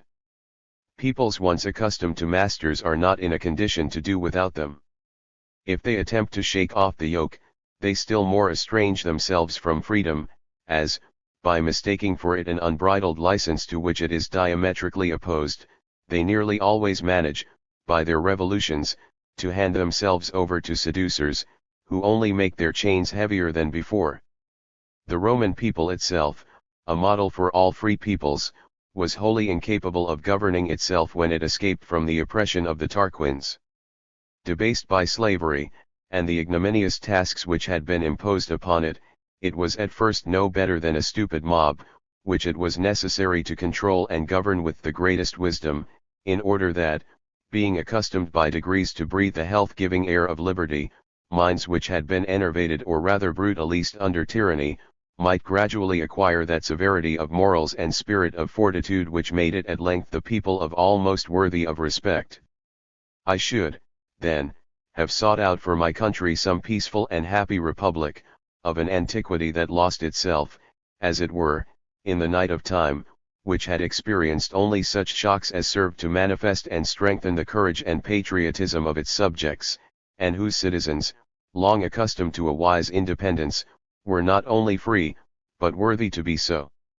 I should have wished to choose myself a country, diverted, by a fortunate impotence, from the brutal love of conquest, and secured, by a still more fortunate situation, from the fear of becoming itself the conquest of other states, a free city situated between several nations, none of which should have any interest in attacking it, while each had an interest in preventing it from being attacked by the others, in short, a republic which should have nothing to tempt the ambition of its neighbors, but might reasonably depend on their assistance in case of need.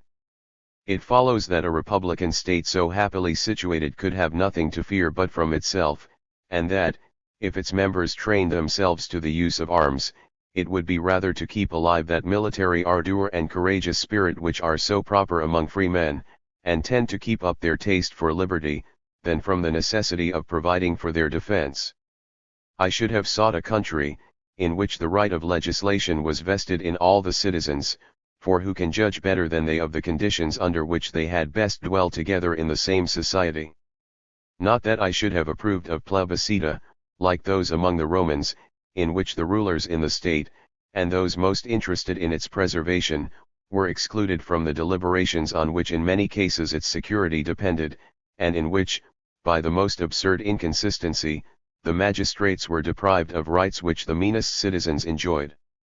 On the contrary, I should have desired that, in order to prevent self-interested and ill-conceived projects, and all such dangerous innovations as finally ruined the Athenians, each man should not be at liberty to propose new laws at pleasure, but that this right should belong exclusively to the magistrates, and that even they should use it with so much caution, the people, on its side, be so reserved in giving its consent to such laws, and the promulgation of them be attended with so much solemnity, that before the constitution could be upset by them, there might be time enough for all to be convinced, that it is above all the great antiquity of the laws which makes them sacred and venerable, that men soon learn to despise laws which they see daily altered, and that states, by accustoming themselves to neglect their ancient customs under the pretext of improvement, often introduce greater evils than those they endeavor to remove. I should have particularly avoided, as necessarily ill-governed, a republic in which the people, imagining themselves in a position to do without magistrates, or at least to leave them with only a precarious authority, should imprudently have kept for themselves the administration of civil affairs and the execution of their own laws. Such must have been the rude constitution of primitive governments, directly emerging from a state of nature, and this was another of the vices that contributed to the downfall of the Republic of Athens. But I should have chosen a community in which the individuals, content with sanctioning their laws, and deciding the most important public affairs in general assembly and on the motion of the rulers, had established honored tribunals, carefully distinguished the several departments, and elected year by year some of the most capable and upright of their fellow citizens to administer justice and govern the state, a community, in short, in which the virtue of the magistrates thus bearing witness to the wisdom of the people, each class reciprocally did the other honor.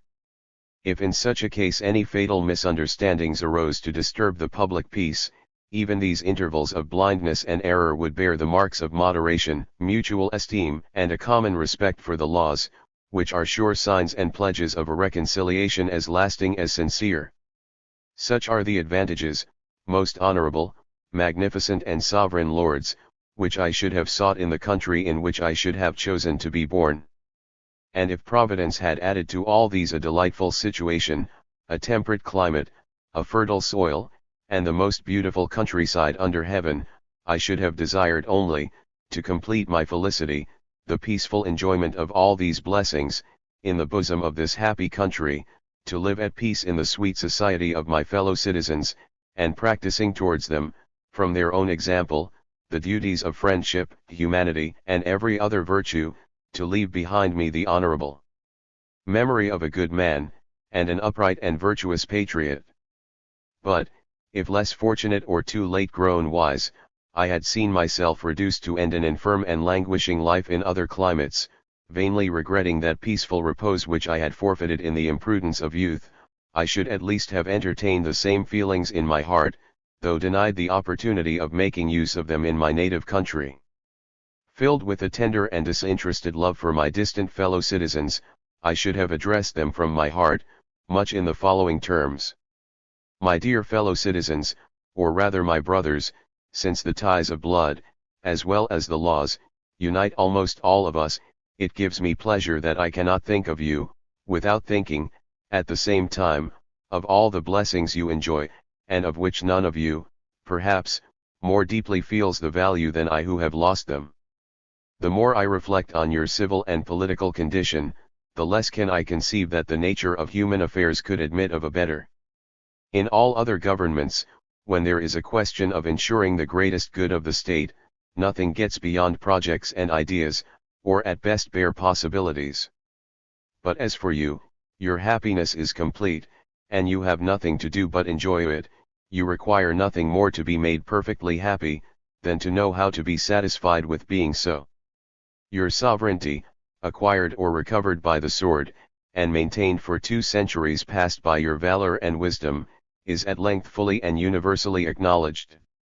Your boundaries are fixed, your rights confirmed and your repose secured by honorable treaties. Your constitution is excellent, being not only dictated by the profoundest wisdom, but guaranteed by great and friendly powers. Your state enjoys perfect tranquility, you have neither wars nor conquerors to fear, you have no other master than the wise laws you have yourselves made, and these are administered by upright magistrates of your own choosing. You are neither so wealthy as to be enervated by effeminacy, and thence to lose, in the pursuit of frivolous pleasures, the taste for real happiness and solid virtue, nor poor enough to require more assistance from abroad than your own industry is sufficient to procure you. In the meantime the precious privilege of liberty, which in great nations is maintained only by submission to the most exorbitant impositions, costs you hardly anything for its preservation. May a republic, so wisely and happily constituted, last forever, for an example to other nations, and for the felicity of its own citizens. This is the only prayer you have left to make, the only precaution that remains to be taken. It depends, for the future, on yourselves alone, but to render that happiness lasting, by your wisdom in its enjoyment. It is on your constant union, your obedience to the laws, and your respect for their ministers, that your preservation depends. If there remains among you the smallest trace of bitterness or distrust, hasten to destroy it, as an accursed leaven which sooner or later must bring misfortune and ruin on the state. I conjure you all to look into your hearts, and to hearken to the secret voice of conscience. Is there any among you who can find, throughout the universe, a more upright, more enlightened and more honorable body than your magistracy? Do not all its members set you an example of moderation, of simplicity of manners, of respect for the laws, and of the most sincere harmony? Place, therefore, without reserve, in such wise superiors, that salutary confidence which reason ever owes to virtue. Consider that they are your own choice, that they justify that choice, and that the honors due to those whom you have dignified are necessarily yours by reflection. Not one of you is so ignorant as not to know that, when the laws lose their force and those who defend them their authority, security, and liberty are universally impossible. Why, therefore, should you hesitate to do that cheerfully and with just confidence which you would all along have been bound to do by your true interest, your duty, and reason itself? Let not a culpable and pernicious indifference to the maintenance of the Constitution ever induce you to neglect, in case of need, the prudent advice of the most enlightened and zealous of your fellow citizens, but let equity, moderation, and firmness of resolution continue to regulate all your proceedings, and to exhibit you to the whole universe as the example of a valiant and modest people, jealous equally of their honor and of their liberty. Beware particularly, as the last piece of advice I shall give you, of sinister constructions and venomous rumors, the secret motives of which are often more dangerous than the actions at which they are levelled. A whole house will be awake and take the first alarm given by a good and trusty watchdog, who barks only at the approach of thieves, but we hate the importunity of those noisy curs, which are perpetually disturbing the public repose, and whose continual ill-timed warnings prevent our attending to them, when they may perhaps be necessary. And you, most honorable and magnificent lords, the worthy and revered magistrates of a free people, permit me to offer you in particular my duty and homage. If there is in the world a station capable of conferring honor on those who fill it, it is undoubtedly that which virtue and talents combine to bestow, that of which you have made yourselves worthy, and to which you have been promoted by your fellow citizens. Their worth adds a new luster to your own, while, as you have been chosen, by men capable of governing others, to govern themselves, I cannot but hold you as much superior to all other magistrates, as a free people, and particularly that over which you have the honor to preside, is by its wisdom and its reason superior to the populace of other states. Be it permitted me to cite an example of which there ought to have existed better records, and one which will be ever near to my heart. I cannot recall to mind, without the sweetest emotions, the memory of that virtuous citizen, to whom I owe my being, and by whom I was often instructed, in my infancy, in the respect which is due to you. I see him still, living by the work of his hands, and feeding his soul on the sublimest truths. I see the works of Tacitus, Plutarch, and Grotius, lying before him in the midst of the tools of his trade. At his side stands his dear son, receiving, alas with too little profit, the tender instructions of the best of fathers. But, if the follies of youth made me for a while forget his wise lessons, I have at length the happiness to be conscious that, whatever propensity one may have to vice, it is not easy for an education, with which love has mingled, to be entirely thrown away. Such, my most honorable and magnificent lords, are the citizens, and even the common inhabitants of the state which you govern. Such are those intelligent and sensible men, of whom, under the name of workmen and the people, it is usual, in other nations, to have a low and false opinion. My father, I own with pleasure, was in no way distinguished among his fellow citizens. He was only such as they all are, and yet, such as he was, there is no country, in which his acquaintance would not have been coveted, and cultivated even with advantage by men of the highest character. It would not become me, nor is it, thank heaven, at all necessary for me to remind you of the regard which such men have a right to expect of their magistrates, to whom they are equal both by education and by the rights of nature and birth, and inferior only, by their own will, by that preference which they owe to your merit, and, for giving you, can claim some sort of acknowledgment on your side. It is with a lively satisfaction I understand that the greatest candor and condescension attend, in all your behavior towards them, on that gravity which becomes the ministers of the law, and that you so well repay them, by your esteem and attention, the respect and obedience which they owe to you. This conduct is not only just but prudent, as it happily tends to obliterate the memory of many unhappy events, which ought to be buried in eternal oblivion. It is also so much the more judicious, as it tends to make this generous and equitable people find a pleasure in their duty, to make them naturally love to do you honor, and to cause those who are the most zealous in the maintenance of their own rights to be at the same time the most disposed to respect yours. It ought not to be thought surprising that the rulers of a civil society should have the welfare and glory of their communities at heart, but it is uncommonly fortunate for the peace of men, when those persons who look upon themselves as the magistrates, or rather the masters of a more holy and sublime country, show some love for the earthly country which maintains them. I am happy in having it in my power to make so singular an exception in our favor, and to be able to rank, among its best citizens, those zealous depositaries of the sacred articles of faith established by the laws, those venerable shepherds of souls whose powerful and captivating eloquence are so much the better calculated to bear to men's hearts the maxims of the gospel, as they are themselves the first to put them into practice.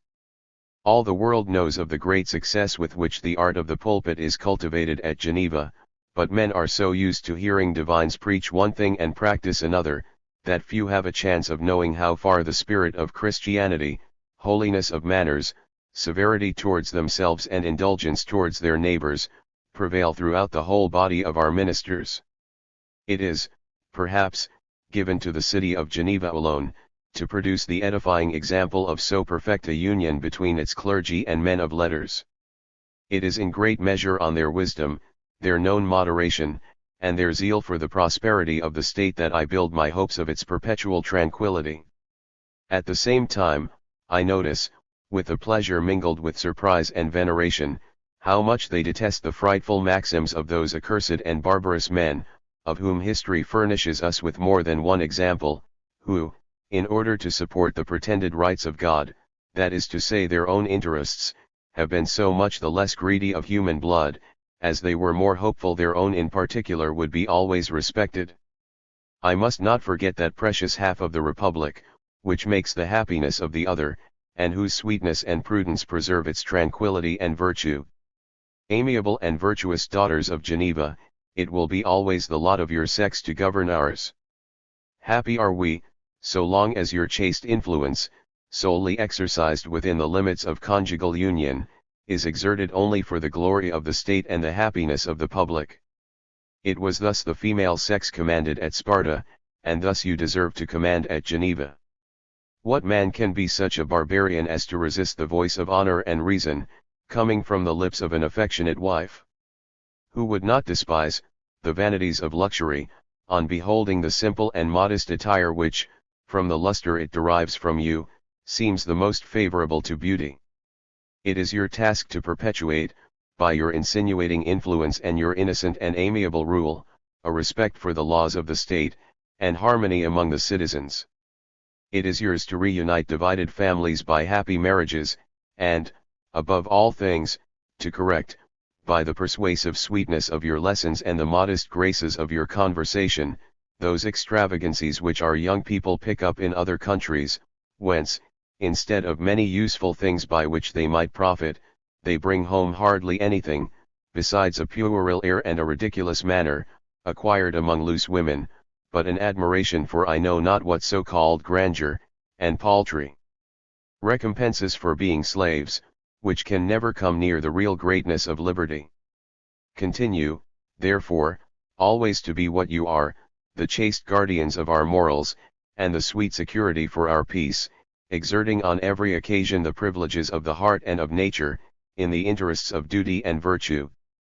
I flatter myself that I shall never be proved to have been mistaken, in building on such a foundation my hopes of the general happiness of the citizens and the glory of the Republic.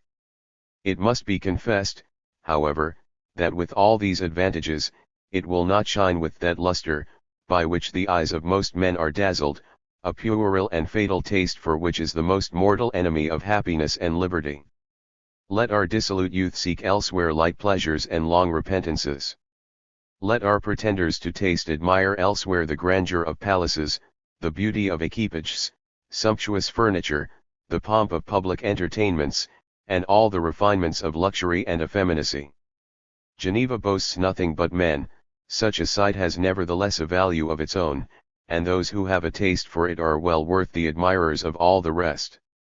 Deign, most honorable, magnificent and sovereign lords, to receive, and with equal goodness, this respectful testimony of the interest I take in your common prosperity. And, if I have been so unhappy as to be guilty of any indiscreet transport in this glowing effusion of my heart, I beseech you to pardon me, and to attribute it to the tender affection of a true patriot, and to the ardent and legitimate zeal of a man, who can imagine for himself no greater felicity than to see you happy. Most honorable, magnificent, and sovereign lords, I am, with the most profound respect, your most humble and obedient servant and fellow citizen, J. Rousseau. Chambéry. June 12, 1754. Preface. Of all human sciences the most useful and most imperfect appears to me to be that of mankind, and I will venture to say, the single inscription on the Temple of Delphi contained a precept more difficult and more important than is to be found in all the huge volumes that moralists have ever written. I consider the subject of the following discourse as one of the most interesting questions philosophy can propose, and unhappily for us, one of the most thorny that philosophers can have to solve. For how shall we know the source of inequality between men, if we do not begin by knowing mankind? And how shall man hope to see himself as nature made him, across all the changes which the succession of place and time must have produced in his original constitution? How can he distinguish what is fundamental in his nature from the changes and additions which his circumstances and the advances he has made have introduced to modify his primitive condition? Like the statue of Glaucus, which was so disfigured by time, seas, and tempests, that it looked more like a wild beast than a god, the human soul, altered in society by 1,000 causes perpetually recurring, by the acquisition of a multitude of truths and errors, by the changes happening to the constitution of the body, and by the continual jarring of the passions, has, so to speak, changed in appearance, so as to be hardly recognizable.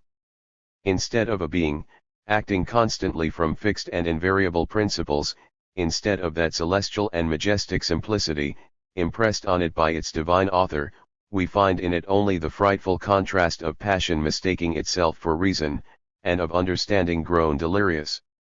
It is still more cruel that, as every advance made by the human species removes it still farther from its primitive state, the more discoveries we make, the more we deprive ourselves of the means of making the most important of all. Thus it is, in one sense, by our very study of man, that the knowledge of him is put out of our power. It is easy to perceive that it is in these successive changes in the constitution of man that we must look for the origin of those differences which now distinguish men, who, it is allowed, are as equal among themselves as were the animals of every kind, before physical causes had introduced those varieties which are now observable among some of them. It is, in fact, not to be conceived that these primary changes, however they may have arisen, could have altered, all at once and in the same manner, every individual of the species. It is natural to think that, while the condition of some of them grew better or worse, and they were acquiring various good or bad qualities not inherent in their nature, there were others who continued a longer time in their original condition. Such was doubtless the first source of the inequality of mankind, which it is much easier to point out thus in general terms, than to assign with precision to its actual causes. Let not my readers therefore imagine that I flatter myself with having seen what it appears to me so difficult to discover. I have here entered upon certain arguments, and risk some conjectures, less in the hope of solving the difficulty, than with a view to throwing some light upon it, and reducing the question to its proper form. Others may easily proceed farther on the same road, and yet no one find it very easy to get to the end. For it is by no means a light undertaking to distinguish properly between what is original and what is artificial in the actual nature of man, or to form a true idea of a state which no longer exists, perhaps never did exist, and probably never will exist, and of which, it is, nevertheless, necessary to have true ideas, in order to form a proper judgment of our present state. It requires, indeed, more philosophy than can be imagined to enable anyone to determine exactly what precautions he ought to take, in order to make solid observations on this subject, and it appears to me that a good solution of the following problem would be not unworthy of the Aristotles and Plinys of the present age. What experiments would have to be made, to discover the natural man? And how are those experiments to be made in a state of society? So far am I from undertaking to solve this problem, that I think I have sufficiently considered the subject, to venture to declare beforehand that our greatest philosophers would not be too good to direct such experiments, and our most powerful sovereigns to make them. Such a combination we have very little reason to expect, especially attended with the perseverance, or rather succession of intelligence and goodwill necessary on both sides to success. These investigations, which are so difficult to make, and have been hitherto so little thought of, are, nevertheless, the only means that remain of obviating a multitude of difficulties which deprive us of the knowledge of the real foundations of human society. It is this ignorance of the nature of man, which casts so much uncertainty and obscurity on the true definition of natural right, for, the idea of right, says Burlamaqui, and more particularly that of natural right, are ideas manifestly relative to the nature of man. It is then from this very nature itself, he goes on, from the constitution and state of man, that we must deduce the first principles of this science. We cannot see without surprise and disgust how little agreement there is between the different authors who have treated this great subject. Among the more important writers there are scarcely two of the same mind about it. Not to speak of the ancient philosophers, who seem to have done their best purposely to contradict one another on the most fundamental principles, the Roman jurists subjected man and the other animals indiscriminately to the same natural law, because they considered, under that name, rather the law which nature imposes on herself than that which she prescribes to others, or rather because of the particular acceptation of the term law among those jurists, who seem on this occasion to have understood nothing more by it than the general relations established by nature between all animated beings, for their common preservation. The moderns, understanding, by the term law, merely a rule prescribed to a moral being, that is to say intelligent, free, and considered in his relations to other beings, consequently confine the jurisdiction of natural law to man, and the only animal endowed with reason. But, defining this law, each after his own fashion, they have established it on such metaphysical principles, that there are very few persons among us capable of comprehending them, much less of discovering them for themselves.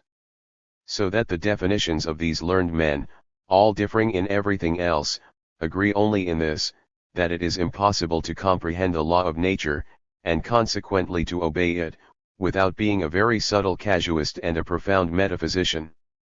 All which is as much as to say that mankind must have employed, in the establishment of society, a capacity which is acquired only with great difficulty, and by very few persons, even in a state of society.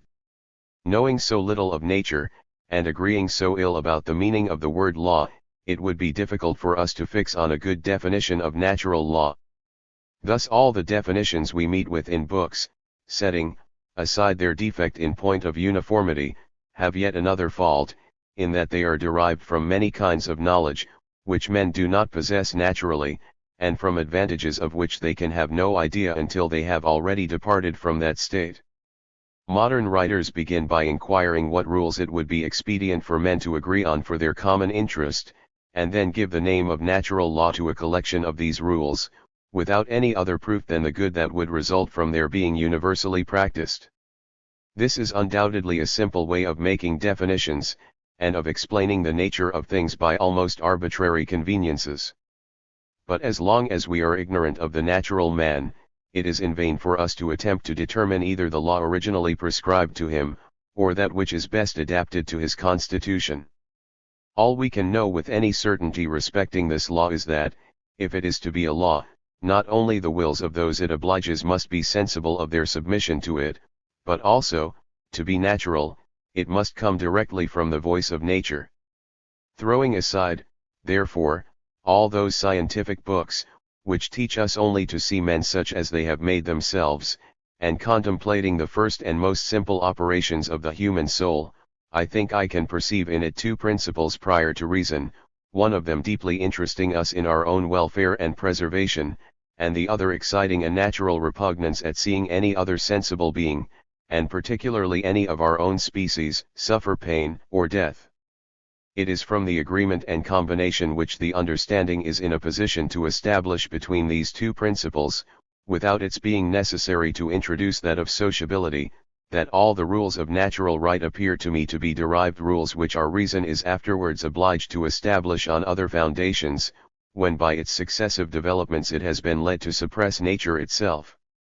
In proceeding thus, we shall not be obliged to make man a philosopher before he is a man. His duties toward others are not dictated to him only by the later lessons of wisdom and, so long as he does not resist the internal impulse of compassion, he will never hurt any other man, nor even any sentient being, except on those lawful occasions on which his own preservation is concerned and he is obliged to give himself the preference.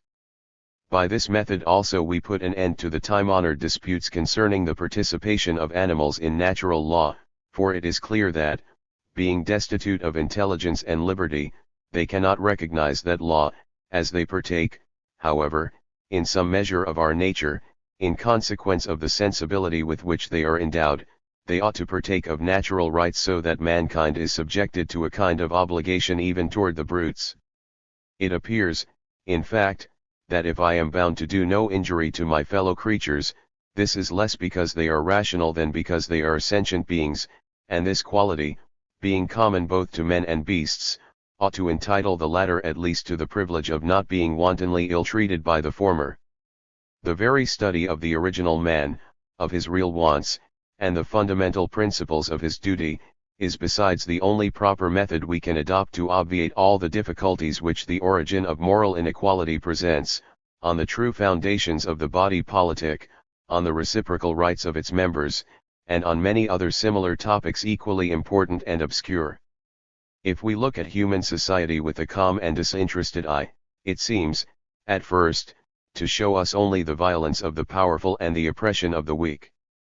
The mind is shocked at the cruelty of the one, or is induced to lament the blindness of the other, and as nothing is less permanent in life than those external relations, which are more frequently produced by accident than wisdom, and which are called weakness or power, riches or poverty, all human institutions seem at first glance to be founded merely on banks of shifting sand. It is only by taking a closer look, and removing the dust and sand that surround the edifice, that we perceive the immovable basis on which it is raised, and learn to respect its foundations. Now, without a serious study of man, his natural faculties and their successive development, we shall never be able to make these necessary distinctions, or to separate, in the actual constitution of things, that which is the effect of the divine will, from the innovations attempted by human art. The political and moral investigations, therefore, to which the important question before us leads, are in every respect useful, while the hypothetical history of governments affords a lesson equally instructive to mankind. In considering what we should have become, had we been left to ourselves, we should learn to bless Him, whose gracious hand, correcting our institutions, and giving them an immovable basis, has prevented those disorders which would otherwise have arisen from them, and caused our happiness to come from those very sources which seemed likely to involve us in misery. Quem te Deus esse. Jussit, et humana qua part locatus es in re. Dizzy. Persius, Satire 3, 71. A discourse upon the origin and the foundation of the inequality among mankind. 'Tis of man I am to speak, and the very question, in answer to which I am to speak of him, sufficiently informs me that I am going to speak to men, for to those alone, who are not afraid of honoring truth, it belongs to propose discussions of this kind. I shall therefore maintain with confidence the cause of mankind before the sages, who invite me to stand up in its defense, and I shall think myself happy, if I can but behave in a manner not unworthy of my subject and of my judges. I conceive two species of inequality among men, one which I call natural, or physical inequality, because it is established by nature, and consists in the difference of age, health, bodily strength, and the qualities of the mind, or of the soul; the other which may be termed moral, or political inequality, because it depends on a kind of convention, and is established, or at least authorized, by the common consent of mankind. This species of inequality consists in the different privileges, which some men enjoy, to the prejudice of others, such as that of being richer, more honored, more powerful, and even that of exacting obedience from them. It were absurd to ask, what is the cause of natural inequality? Seeing the bare definition of natural inequality answers the question, it would be more absurd still to inquire, if there might not be some essential connection between the two species of inequality, as it would be asking, in other words, if those who command are necessarily better men than those who obey, and if strength of body or of mind, wisdom or virtue are always to be found in individuals, in the same proportion with power. Or riches, a question, fit perhaps to be discussed by slaves in the hearing of their masters, but unbecoming free and reasonable beings in quest of truth. What therefore is precisely the subject of this discourse? It is to point out, in the progress of things, that moment, when, right taking place of violence, nature became subject to law, to display that chain of surprising events, in consequence of which the strong submitted to serve the weak, and the people to purchase imaginary ease, at the expense of real happiness. The philosophers, who have examined the foundations of society, have, every one of them, perceived the necessity of tracing it back to a state of nature, but not one of them has ever arrived there. Some of them have not scrupled to attribute to man in that state the ideas of justice and injustice, without troubling their heads to prove, that he really must have had such ideas, or even that such ideas were useful to him. Others have spoken of the natural right of every man to keep what belongs to him, without letting us know what they meant by the word belong. Others, without further ceremony ascribing to the strongest an authority over the weakest, have immediately struck out government, without thinking of the time requisite for men to form any notion of the things signified by the words authority and government.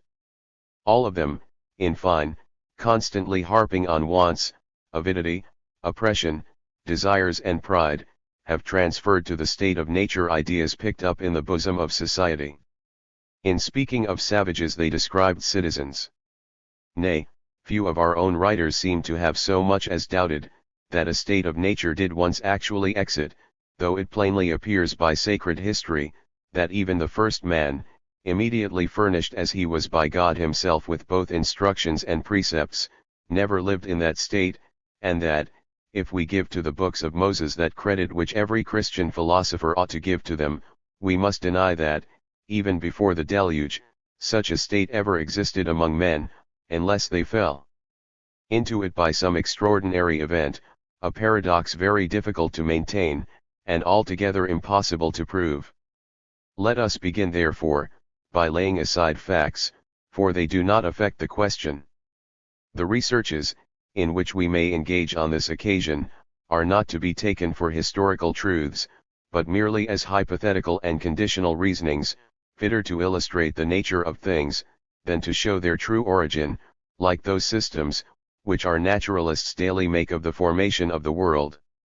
Religion commands us to believe, that men, having been drawn by God himself out of a state of nature, are unequal, because it is his pleasure they should be so, but religion does not forbid us to draw conjectures solely from the nature of man, considered in itself, and from that of the beings which surround him, concerning the fate of mankind, had they been left to themselves. This is then the question I am to answer, the question I propose to examine in the present discourse. As mankind in general have an interest in my subject, I shall endeavor to use a language suitable to all nations, or rather, forgetting the circumstances of time and place in order to think of nothing but the men I speak to, I shall suppose myself in the Lyceum of Athens, repeating the lessons of my masters before the Platos and the Xenocrates of that famous seat of philosophy as my judges, and in presence of the whole human species as my audience. O man, whatever country you may belong to, whatever your opinions may be, attend to my words, you shall hear your history such as I think I have read it, not in books composed by those like you, for they are liars, but in the book of nature which never lies. All that I shall repeat after her, must be true, without any intermixture of falsehood, but where I may happen, without intending it, to introduce my own conceits. The times I am going to speak of are very remote. How much you are changed from what you once were. 'Tis in a manner the life of your species that I am going to write, from the qualities which you have received, and which your education and your habits could deprave, but could not destroy. There is, I am sensible, an age at which every individual of you would choose to stop, and you will look out for the age at which, had you your wish, your species had stopped.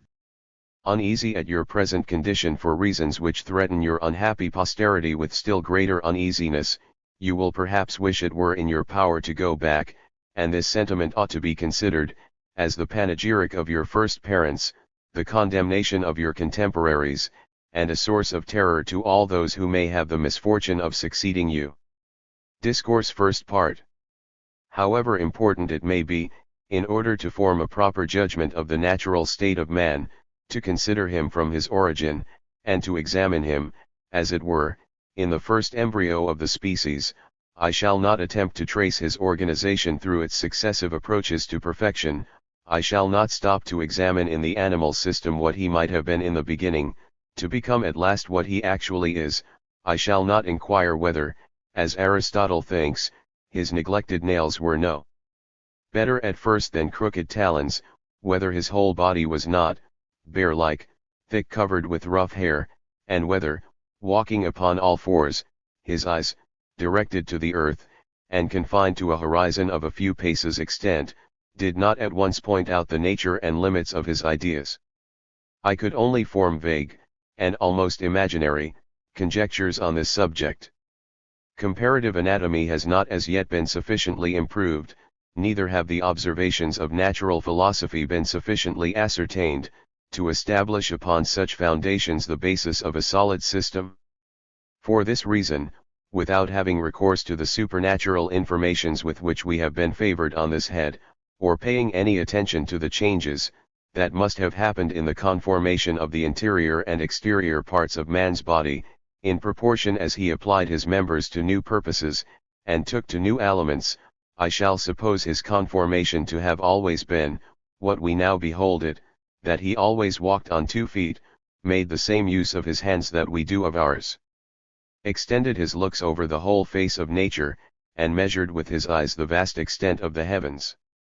If I strip this being, thus constituted, of all the supernatural gifts which he may have received, and of all the artificial faculties, which we could not have acquired but by slow degrees, if I consider him, in a word, such as he must have issued from the hands of nature, I see an animal less strong than some, and less active than others, but, upon the whole, the most advantageously organized of any. I see him satisfying the calls of hunger under the first oak, and those of thirst at the first rivulet. I see him laying himself down to sleep at the foot of the same tree that afforded him his meal, and behold, this done, all his wants are completely supplied. The earth left to its own natural fertility and covered with immense woods, that no hatchet ever disfigured, offers at every step food and shelter to every species of animals. Men, dispersed among them, observe and imitate their industry, and thus rise to the instinct of beasts, with this advantage, that, whereas every species of beasts is confined to one peculiar instinct, man, who perhaps has not any that particularly belongs to him, appropriates to himself those of all other animals, and lives equally upon most of the different aliments, which they only divide among themselves, a circumstance which qualifies him to find his subsistence, with more ease than any of them. Men, accustomed from their infancy to the inclemency of the weather, and to the rigor of the different seasons, inured to fatigue, and obliged to defend, naked and without arms, their life and their prey against the other wild inhabitants of the forest, or at least to avoid their fury by flight, acquire a robust and almost unalterable habit of body, the children, bringing with them into the world the excellent constitution of their parents, and strengthening it by the same exercises that first produced it, attain by this means all the vigor that the human frame is capable of. Nature treats them exactly in the same manner that Sparta treated the children of her citizens. Those who come well formed into the world she renders strong and robust, and destroys all the rest, differing in this respect from our societies, in which the state, by permitting children to become burdensome to their parents, murders them all without distinction, even in the wombs of their mothers. The body being the only instrument that savage man is acquainted with, he employs it to different uses, of which ours, for want of practice, are incapable, and we may thank our industry for the loss of that strength and agility, which necessity obliges him to acquire. Had he a hatchet, would his hands so easily snap off from an oak so stout a branch? Had he a sling, would it dart a stone to so great a distance? Had he a ladder, would he run so nimbly up a tree? Had he a horse, would he with such swiftness shoot along the plain? Give civilized man but time to gather about him all his machines, and no doubt he will be an overmatch for the savage. But if you have a mind to see a contest still more unequal, place them naked and unarmed one opposite to the other, and you will soon discover the advantage there is in perpetually having all our forces at our disposal, in being constantly prepared against all events, and in always carrying ourselves, as it were, whole and entire about us. Hobbes would have it that man is naturally void of fear, and always intent upon attacking and fighting. An illustrious philosopher thinks on the contrary, and Cumberland and Puffendorf likewise affirm it, that nothing is more fearful than man in a state of nature, that he is always in a tremble, and ready to fly at the first motion he perceives, at the first noise that strikes his ears. This, indeed, may be very true in regard to objects with which he is not acquainted, and I make no doubt of his being terrified at every new sight that presents itself, as often as he cannot distinguish the physical good and evil which he may expect from it, nor compare his forces with the dangers he has to encounter, circumstances that seldom occur in a state of nature, where all things proceed in so uniform a manner, and the face of the earth is not liable to those sudden and continual changes occasioned in it by the passions and inconstancies of collected bodies. but savage man living among other animals without any society or fixed habitation, and finding himself early under a necessity of measuring his strength with theirs, soon makes a comparison between both, and finding that he surpasses them more in address, than they surpass him in strength, he learns not to be any longer in dread of them. Turn out a bear or a wolf against a sturdy, active, resolute savage, provided with stones and a good stick, and you will soon find that the danger is at least equal on both sides, and that after several trials of this kind, wild beasts, who are not fond of attacking each other, will not be very fond of attacking man, whom they have found every whit as wild as themselves. As to animals who have really more strength than man has address, he is, in regard to them, what other weaker species are, who find means to subsist notwithstanding.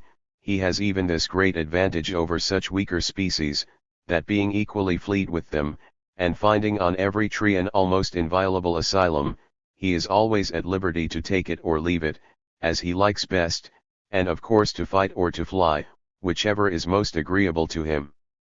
To this we may add that no animal naturally makes war upon man, except in the case of self-defense or extreme hunger, nor ever expresses against him any of these violent antipathies, which seem to indicate that some particular species are intended by nature for the food of others. But there are other more formidable enemies, and against which man is not provided with the same means of defense, I mean natural infirmities, infancy, old age, and sickness of every kind, melancholy proofs of our weakness, whereof the two first are common to all animals, and the last chiefly attends man living in a state of society. It is even observable in regard to infancy, that the mother being able to carry her child about with her, wherever she goes, can perform the duty of a nurse with a great deal less trouble, than the females of many other animals, who are obliged to be constantly going and coming with no small labor and fatigue, one way to look out for their own subsistence, and another to suckle and feed their young ones. True it is that, if the woman happens to perish, her child is exposed to the greatest danger of perishing with her, but this danger is common to 100 other species, whose young ones require a great deal of time to be able to provide for themselves, and if our infancy is longer than theirs, our life is longer likewise, so that, in this respect too, all things are in a manner equal, not but that there are other rules concerning the duration of the first age of life, and the number of the young of man and other animals, but they do not belong to my subject. With old men, who stir and perspire but little, the demand for food diminishes with their abilities to provide it, and as a savage life would exempt them from the gout and the rheumatism, and old age is of all ills that which human assistance is least capable of alleviating, they would at last go off, without its being perceived by others that they cease to exist, and almost without perceiving it themselves. In regard to sickness, I shall not repeat the vain and false declamations made use of to discredit medicine by most men, while they enjoy their health. I shall only ask if there are any solid observations from which we may conclude that in those countries where the healing art is most neglected, the mean duration of man's life is shorter than in those where it is most cultivated? And how is it possible this should be the case, if we inflict more diseases upon ourselves than medicine can supply us with remedies? The extreme inequalities in the manner of living of the several classes of mankind, the excess of idleness in some, and of labor in others, the facility of irritating and satisfying our sensuality and our appetites, the too exquisite and out-of-the-way aliments of the rich, which fill them with fiery juices, and bring on indigestions, the unwholesome food of the poor, of which even, bad as it is, they very often fall short, and the want of which tempts them, every opportunity that offers, to eat greedily and overload their stomachs, watchings, excesses of every kind, immoderate transports of all the passions, fatigues, waste of spirits, in a word, the numberless pains and anxieties annexed to every condition, and which the mind of man is constantly a prey to, these are the fatal proofs that most of our ills are of our own making, and that we might have avoided them all by adhering to the simple, uniform, and solitary way of life prescribed to us by nature. Allowing that nature intended we should always enjoy good health, I dare almost affirm that a state of reflection is a state against nature, and that the man who meditates is a depraved animal. We need only call to mind the good constitution of savages, of those at least whom we have not destroyed by our strong liquors. We need only reflect, that they are strangers to almost every disease, except those occasioned by wounds and old age, to be in a manner convinced that the history of human diseases might be easily composed by pursuing that of civil societies. Such at least was the opinion of Plato, who concluded from certain remedies made use of or approved by Podalyrus and Machaon at the siege of Troy, that several disorders, which these remedies were found to bring on in his days, were not known among men at that remote period. Man therefore, in a state of nature where there are so few sources of sickness, can have no great occasion for physic, and still less for physicians. Neither is the human species more to be pitied in this respect, than any other species of animals. Ask those who make hunting their recreation or business, if in their excursions they meet with many sick or feeble animals. They meet with many carrying the marks of considerable wounds, that have been perfectly well healed and closed up, with many, whose bones formerly broken, and whose limbs almost torn off, have completely knit and united, without any other surgeon but time, any other regimen but their usual way of living, and whose cures were not the less perfect for their not having been tortured with incisions, poisoned with drugs, or worn out by diet and abstinence. In a word, however useful medicine well administered may be to us who live in a state of society, it is still past doubt, that if, on the one hand, the sick savage, destitute of help, has nothing to hope from nature, on the other, he has nothing to fear but from his disease, a circumstance, which often renders his situation preferable to ours. Let us therefore beware of confounding savage man with the men, whom we daily see and converse with. Nature behaves towards all animals left to her care with a predilection, that seems to prove how jealous she is of that prerogative. The horse, the cat, the bull, nay the ass itself, have generally a higher stature, and always a more robust constitution, more vigor, more strength, and courage in their forests than in our houses. They lose half these advantages by becoming domestic animals. It looks as if all our attention to treat them kindly, and to feed them well, served only to bastardize them. It is thus with man himself. In proportion as he becomes sociable and a slave to others, he becomes weak, fearful, mean-spirited, and his soft and effeminate way of living at once completes the enervation of his strength and of his courage. We may add, that there must be still a wider difference between man and man in a savage and domestic condition, than between beast and beast, for as men and beasts have been treated alike by nature, all the conveniences with which men indulge themselves more than they do the beasts tamed by them, are so many particular causes which make them degenerate more sensibly. Nakedness therefore, the want of houses, and of all these unnecessaries, which we consider as so very necessary, are not such mighty evils in respect to these primitive men, and much less still any obstacle to their preservation. Their skins, it is true, are destitute of hair, but then they have no occasion for any such covering in warm climates, and in cold climates they soon learn to apply to that use those of the animals they have conquered. They have but 2 feet to run with, but they have 2 hands to defend themselves with, and provide for all their wants. It costs them perhaps a great deal of time and trouble to make their children walk, but the mothers carry them with ease, an advantage not granted to other species of animals, with whom the mother, when pursued, is obliged to abandon her young ones, or regulate her steps by theirs. In short, unless we admit those singular and fortuitous concurrences of circumstances, which I shall speak of hereafter, and which, it is very possible, may never have existed, it is evident, in every state of the question, that the man, who first made himself clothes and built himself a cabin, supplied himself with things which he did not much want, since he had lived without them till then, and why should he not have been able to support in his riper years, the same kind of life, which he had supported from his infancy? Alone, idle, and always surrounded with danger, savage man must be fond of sleep, and sleep lightly like other animals, who think but little, and may, in a manner, be said to sleep all the time they do not think. Self-preservation being almost his only concern, he must exercise those faculties most, which are most serviceable in attacking and in defending, whether to subdue his prey, or to prevent his becoming that of other animals, those organs, on the contrary, which softness and sensuality can alone improve, must remain in a state of rudeness, utterly incompatible with all manner of delicacy, and as his senses are divided on this point, his touch and his taste must be extremely coarse and blunt, his sight, his hearing, and his smelling equally subtle. Such is the animal state in general, and accordingly, if we may believe travelers, it is that of most savage nations.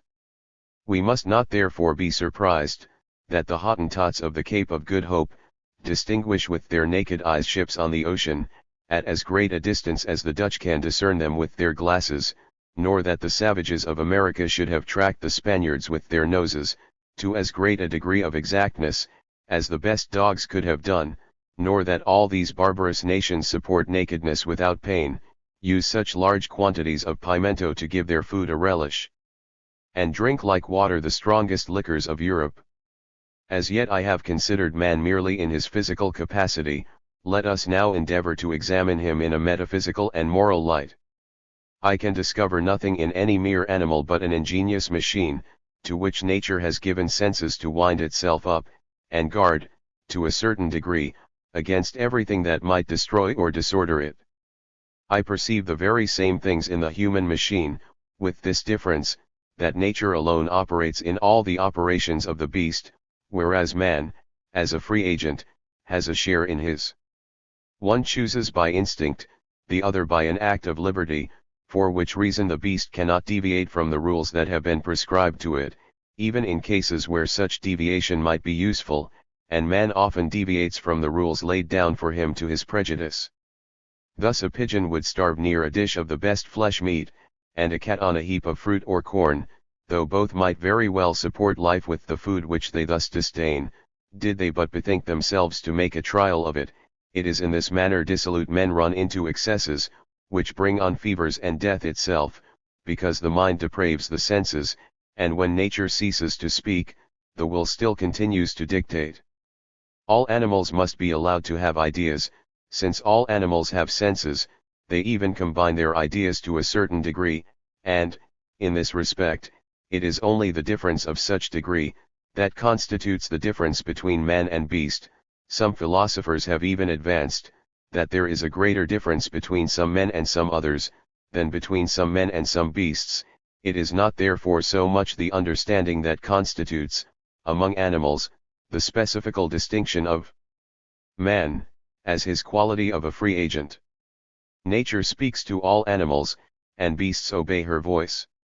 Man feels the same impression, but he at the same time perceives that he is free to resist or to acquiesce, and it is in the consciousness of this liberty, that the spirituality of his soul chiefly appears, for natural philosophy explains, in some measure, the mechanism of the senses and the formation of ideas, but in the power of willing, or rather of choosing, and in the consciousness of this power, nothing can be discovered but acts, that are purely spiritual, and cannot be accounted for by the laws of mechanics. But though the difficulties, in which all these questions are involved, should leave some room to dispute on this difference between man and beast, there is another very specific quality that distinguishes them, and a quality which will admit of no dispute.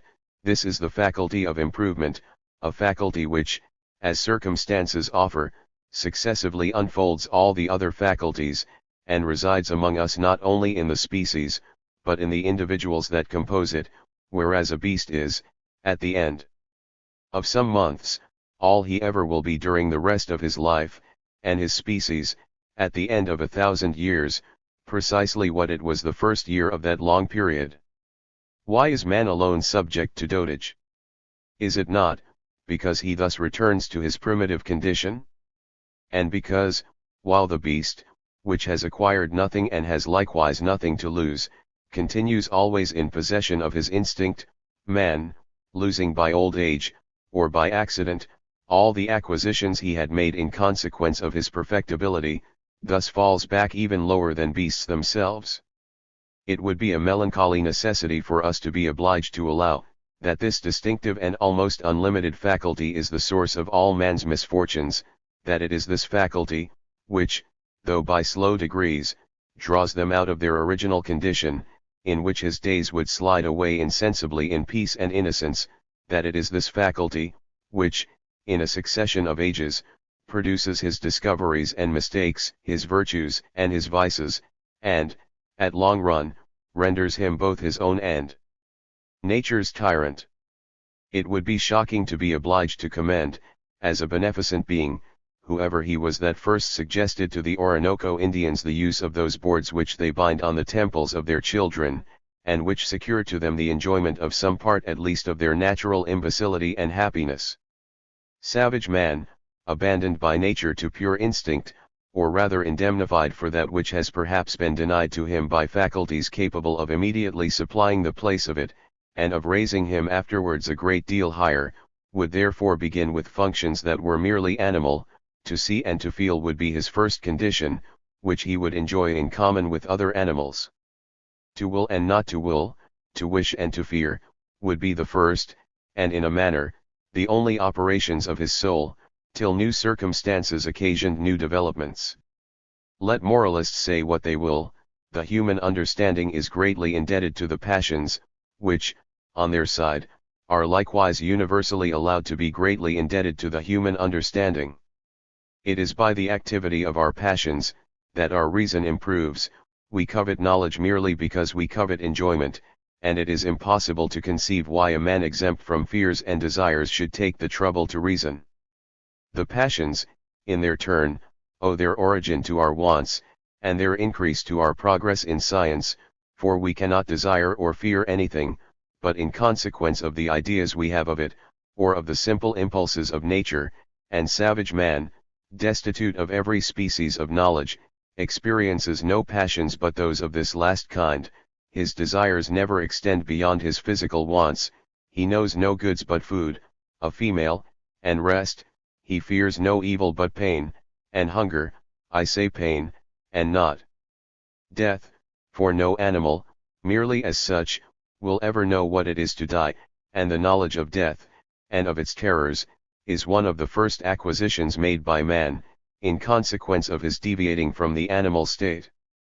I could easily, were it requisite, cite facts in support of this opinion, and show, that the progress of the mind has everywhere kept pace exactly with the wants, to which nature had left the inhabitants exposed, or to which circumstances had subjected them, and consequently to the passions, which incline them to provide for these wants. I could exhibit in Egypt the arts starting up, and extending themselves with the inundations of the Nile. I could pursue them in their progress among the Greeks, where they were seen to bud forth, grow, and rise to the heavens, in the midst of the sands and rocks of Attica, without being able to take root on the fertile banks of the Eurotas. I would observe that, in general, the inhabitants of the north are more industrious than those of the south, because they can less do without industry, as if nature thus meant to make all things equal, by giving to the mind that fertility she has denied to the soil. But exclusive of the uncertain testimonies of history, who does not perceive that everything seems to remove from savage man the temptation and the means of altering his condition? His imagination paints nothing to him, his heart asks nothing from him. His moderate wants are so easily supplied with what he everywhere finds ready to his hand, and he stands at such a distance from the degree of knowledge requisite to covet more, that he can neither have foresight nor curiosity. The spectacle of nature, by growing quite familiar to him, becomes at last equally indifferent. It is constantly the same order, constantly the same revolutions. He has not sense enough to feel surprise at the sight of the greatest wonders, and it is not in his mind we must look for that philosophy, which man must have to know how to observe once, what he has every day seen. His soul, which nothing disturbs, gives itself up entirely to the consciousness of its actual existence, without any thought of even the nearest futurity, and his projects, equally confined with his views, scarce extend to the end of the day. Such is, even at present, the degree of foresight in the Caribbean. He sells his cotton bed in the morning, and comes in the evening, with tears in his eyes, to buy it back, not having foreseen that he should want it again the next night. The more we meditate on this subject, the wider does the distance between mere sensation and the most simple knowledge become in our eyes, and it is impossible to conceive how man, by his own powers alone, without the assistance of communication, and the spur of necessity, could have got over so great an interval. How many ages perhaps revolved, before men beheld any other fire but that of the heavens? How many different accidents must have concurred to make them acquainted with the most common uses of this element? How often have they let it go out, before they knew the art of reproducing it? And how often perhaps has not every one of these secrets perished with the discoverer? What shall we say of agriculture, an art which requires so much labor and foresight, which depends upon other arts, which, it is very evident, cannot be practiced but in a society, if not a formed one, at least one of some standing, and which does not so much serve to draw aliments from the earth, for the earth would yield them without all that trouble, as to oblige her to produce those things, which we like best, preferably to others. But let us suppose that men had multiplied to such a degree, that the natural products of the earth no longer sufficed for their support, a supposition which, by the by, would prove that this kind of life would be very advantageous to the human species. Let us suppose that, without forge or anvil, the instruments of husbandry had dropped from the heavens into the hands of savages, that these men had got the better of that mortal aversion they all have for constant labor, that they had learned to foretell their wants at so great a distance of time, that they had guessed exactly how they were to break the earth, commit their seed to it, and plant trees, that they had found out the art of grinding their corn, and improving by fermentation the juice of their grapes, all operations which we must allow them to have learned from the gods, since we cannot conceive how they should make such discoveries of themselves. After all these fine presents, what man would be mad enough to cultivate a field that may be robbed by the first comer, man, or beast, who takes a fancy to the produce of it? And would any man consent to spend his day in labor and fatigue, when the rewards of his labor and fatigue became more and more precarious in proportion to his want of them? In a word, how could this situation engage men to cultivate the earth, as long as it was not parcelled out among them, that is, as long as a state of nature subsisted? Though we should suppose savage man as well versed in the art of thinking, as philosophers make him, though we were, after them, to make him a philosopher himself, discovering of himself the sublimest truths, forming to himself, by the most abstract arguments, maxims of justice and reason drawn from the love of order in general, or from the known will of his Creator, in a word, though we were to suppose his mind as intelligent and enlightened, as it must, and is, in fact, found to be dull and stupid, what benefit would the species receive from all these metaphysical discoveries, which could not be communicated, but must perish with the individual who had made them? What progress could mankind make in the forests, scattered up and down among the other animals? And to what degree could men mutually improve and enlighten each other, when they had no fixed habitation, nor any need of each other's assistance, when the same persons scarcely met twice in their whole lives, and on meeting neither spoke to, or so much as knew each other? Let us consider how many ideas we owe to the use of speech, how much grammar exercises, and facilitates the operations of the mind. Let us, besides, reflect on the immense pains and time that the first invention of languages must have required. Let us add these reflections to the preceding, and then we may judge how many thousand ages must have been requisite to develop successively the operations, which the human mind is capable of producing. I must now beg leave to stop one moment to consider the perplexities attending the origin of languages. I might here barely cite or repeat the researches made, in relation to this question, by the Abbé de Condillac, which all fully confirm my system, and perhaps even suggested to me the first idea of it. But, as the manner, in which the philosopher resolves the difficulties of his own starting, concerning the origin of arbitrary signs, shows that he supposes, what I doubt, namely a kind of society already established among the inventors of languages, I think it my duty, at the same time that I refer to his reflections, to give my own, in order to expose the same difficulties in a light suitable to my subject.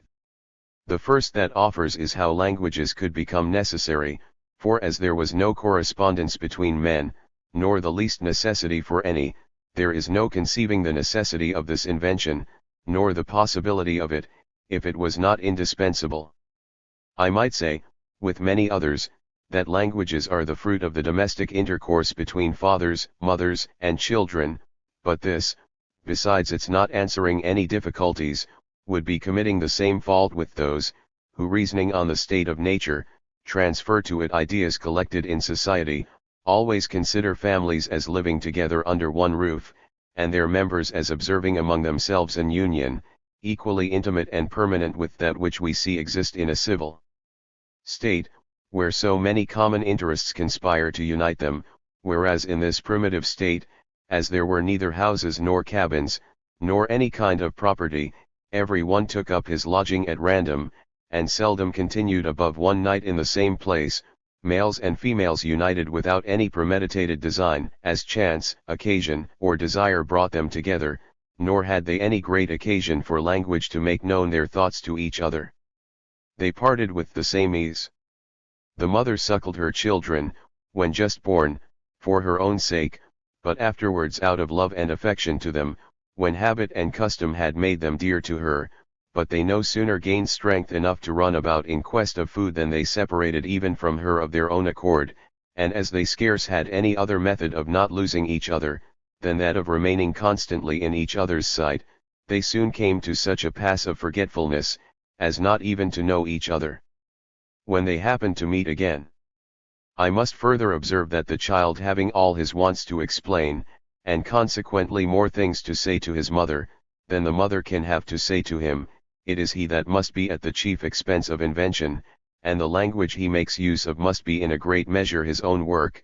This makes the number of languages equal to that of the individuals who are to speak them, and this multiplicity of languages is further increased by their roving and vagabond kind of life, which allows no idiom time enough to acquire any consistency, for to say that the mother would have dictated to the child the words he must employ to ask her this thing and that, may well enough explain in what manner languages, already formed, are taught, but it does not show us in what manner they are first formed.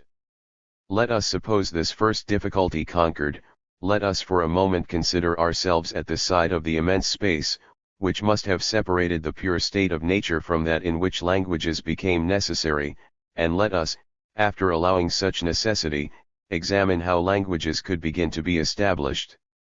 A new difficulty this, still more stubborn than the preceding, for if men stood in need of speech to learn to think, they must have stood in still greater need of the art of thinking to invent that of speaking, and though we could conceive how the sounds of the voice came to be taken for the conventional interpreters of our ideas, we should not be the nearer knowing who could have been the interpreters of this convention for such ideas, as, in consequence of their not having any sensible objects, could not be made manifest by gesture or voice, so that we can scarce form any tolerable conjectures concerning the birth of this art of communicating our thoughts, and establishing a correspondence between minds, a sublime art which, though so remote from its origin, philosophers still behold at such a prodigious distance from its perfection, that I never met with one of them bold enough to affirm it would ever arrive there, though the revolutions necessarily produced by time were suspended in its favor. Though prejudice could be banished from, or would be at least content to sit silent in the presence of our academies, and though these societies should consecrate themselves, entirely and during whole ages, to the study of this intricate object. The first language of man, the most universal and most energetic of all languages, in short, the only language he had occasion for, before there was a necessity of persuading assembled multitudes, was the cry of nature. As this cry was never extorted but by a kind of instinct in the most urgent cases, to implore assistance in great danger, or relief in great sufferings, it was of little use in the common occurrences of life, where more moderate sentiments generally prevail. When the ideas of men began to extend and multiply, and a closer communication began to take place among them, they labored to devise more numerous signs, and a more extensive language. They multiplied the inflections of the voice, and added to them gestures, which are, in their own nature, more expressive, and whose meaning depends less on any prior determination. They therefore expressed visible and movable objects by gestures, and those which strike the ear, by imitative sounds, but as gestures scarcely indicate anything except objects that are actually present or can be easily described, and visible actions, as they are not of general use, since darkness or the interposition of an opaque medium renders them useless, and as besides they require attention rather than excited, men at length bethought themselves of substituting for them the articulations of voice, which, without having the same relation to any determinate object, are, in quality of instituted signs, fitter to represent all our ideas, a substitution, which could only have been made by common consent, and in a manner pretty difficult to practice by men, whose rude organs were unimproved by exercise, a substitution, which is in itself more difficult to be conceived, since the motives to this unanimous agreement must have been somehow or another expressed. And speech therefore appears to have been exceedingly requisite to establish the use of speech. We must allow that the words, first made use of by men, had in their minds a much more extensive signification, than those employed in languages of some standing, and that, considering how ignorant they were of the division of speech into its constituent parts, they at first gave every word the meaning of an entire proposition. When afterwards they began to perceive the difference between the subject and attribute, and between verb and noun, a distinction which required no mean effort of genius, the substantives for a time were only so many proper names, the infinitive was the only tense, and as to adjectives, great difficulties must have attended the development of the idea that represents them, since every adjective is an abstract word, and abstraction is an unnatural and very painful operation. At first they gave every object a peculiar name, without any regard to its genus or species, things which these first institutors of language were in no condition to distinguish, and every individual presented itself solitary to their minds, as it stands in the table of nature. If they called one oak A, they called another oak B, so that their dictionary must have been more extensive in proportion as their knowledge of things was more confined. It could not but be a very difficult task to get rid of so diffuse and embarrassing a nomenclature, as in order to marshal the several beings under common and generic denominations, it was necessary to be first acquainted with their properties, and their differences, to be stocked with observations and definitions, that is to say, to understand natural history and metaphysics, advantages which the men of these times could not have enjoyed. Besides, general ideas cannot be conveyed to the mind without the assistance of words, nor can the understanding seize them without the assistance of propositions. This is one of the reasons why mere animals cannot form such ideas, nor ever acquire the perfectibility which depends on such an operation. When a monkey leaves without the least hesitation one nut for another, are we to think he has any general idea of that kind of fruit, and that he compares these two individual bodies with his archetype notion of them? No, certainly, but the sight of one of these nuts calls back to his memory the sensations which he has received from the other, and his eyes, modified after some certain manner, give notice to his palate of the modification it is in its turn going to receive. Every general idea is purely intellectual. Let the imagination tamper ever so little with it, it immediately becomes a particular idea. Endeavor to represent to yourself the image of a tree in general, you never will be able to do it.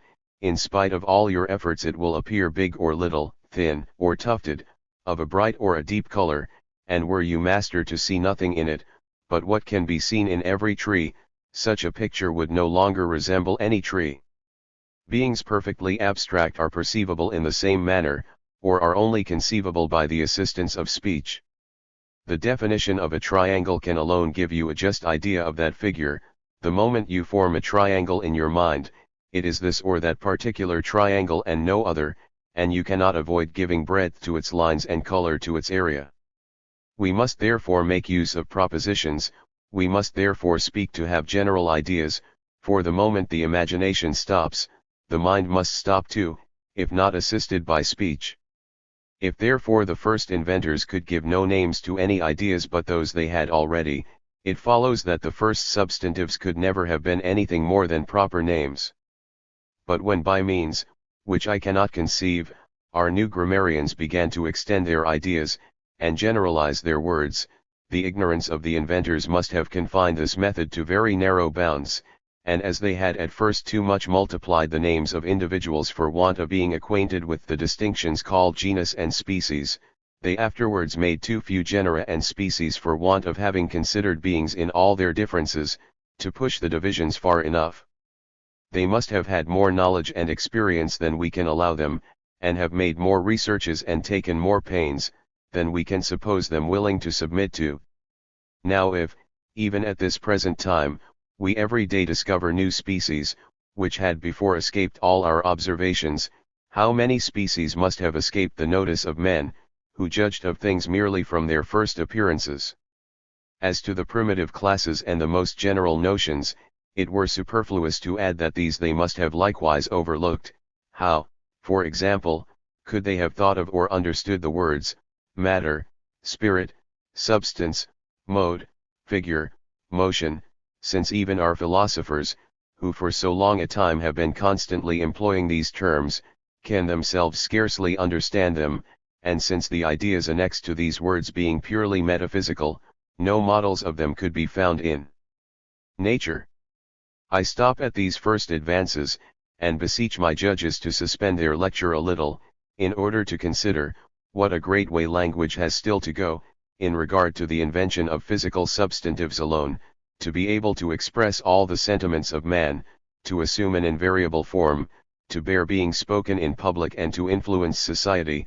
I earnestly entreat them to consider how much time and knowledge must have been requisite to find out numbers, abstract words, the aorists, and all the other tenses of verbs, the particles and syntax, the method of connecting propositions and arguments, of forming all the logic of discourse.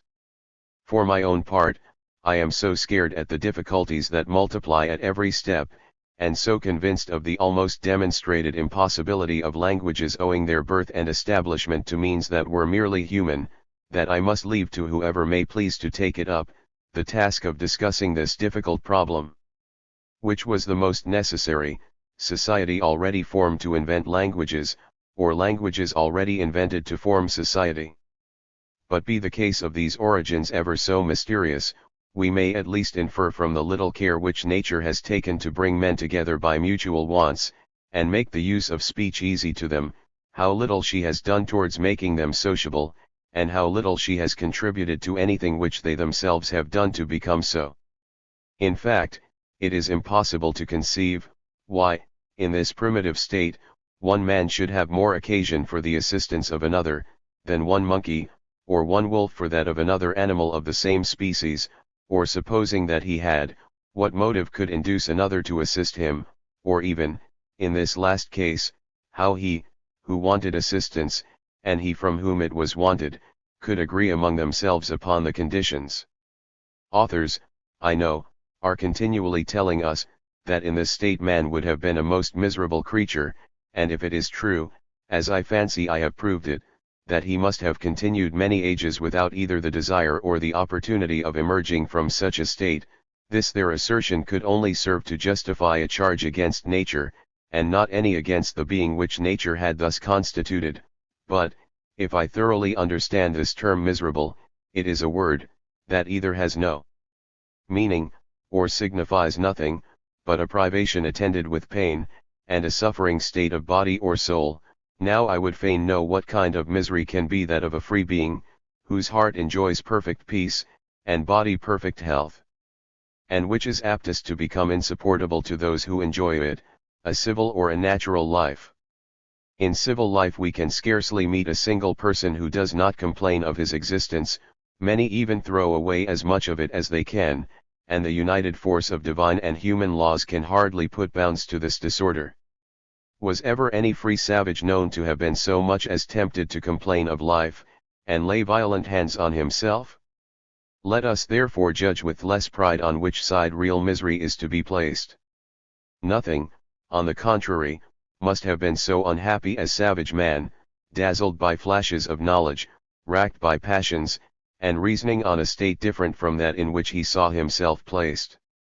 It was in consequence of a very wise providence, that the faculties, which he potentially enjoyed, were not to develop themselves but in proportion as there offered occasions to exercise them, lest they should be superfluous or troublesome to him when he did not want them, or tardy and useless when he did. He had in his instinct alone everything requisite to live in a state of nature, in his cultivated reason he has barely what is necessary to live in a state of society. It appears at first sight that, as there was no kind of moral relations between men in the state, nor any known duties, they could not be either good or bad, and had neither vices nor virtues, unless we take these words in a physical sense, and call vices, in the individual, the qualities which may prove detrimental to his own preservation, and virtues those which may contribute to it, in which case we should be obliged to consider him as most virtuous, who made least resistance against the simple impulses of nature. But without deviating from the usual meaning of these terms, it is proper to suspend the judgment we might form of such a situation, and be upon our guard against prejudice, till, the balance in hand, we have examined whether there are more virtues or vices among civilized men, or whether the improvement of their understanding is sufficient to compensate the damage which they mutually do to each other, in proportion as they become better informed of the services which they ought to do, or whether, upon the whole, they would not be much happier in a condition, where they had nothing to fear or to hope from each other, than in that where they had submitted to an universal subserviency, and have obliged themselves to depend for everything upon the good will of those, who do not think themselves obliged to give anything in return.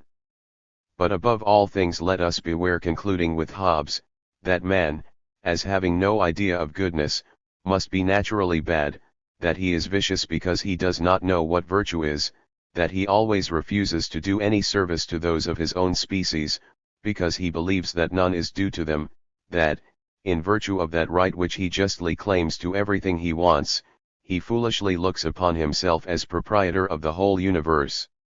Hobbes very plainly saw the flaws in all the modern definitions of natural right, but the consequences, which he draws from his own definition, show that it is, in the sense he understands it, equally exceptionable. This author, to argue from his own principles, should say that the state of nature, being that where the care of our own preservation interferes least with the preservation of others, was of course the most favorable to peace, and most suitable to mankind, whereas he advances the very reverse in consequence of his having injudiciously admitted, as objects of that care which savage man should take of his preservation, the satisfaction of numberless passions which are the work of society, and have rendered laws necessary. A bad man, says he, is a robust child. But this is not proving that savage man is a robust child, and though we were to grant that he was, what could this philosopher infer from such a concession? That if this man, when robust, depended on others as much as when feeble, there is no excess that he would not be guilty of. He would make nothing of striking his mother when she delayed ever so little to give him the breast, he would claw, and bite, and strangle without remorse the first of his younger brothers, that ever so accidentally jostled or otherwise disturbed him. But these are two contradictory suppositions in the state of nature, to be robust and dependent. Man is weak when dependent, and his own master before he grows robust. Hobbes did not consider that the same cause, which hinders savages from making use of their reason, as our jurisconsults pretend, hinders them at the same time from making an ill use of their faculties, as he himself pretends, so that we may say that savages are not bad, precisely because they don't know what it is to be good, for it is neither the development of the understanding, nor the curb of the law, but the calmness of their passions and their ignorance of vice that hinders them from doing ill. Tantus plus in illis proficit vitiorum ignorantia, quam in his cognito virtutis.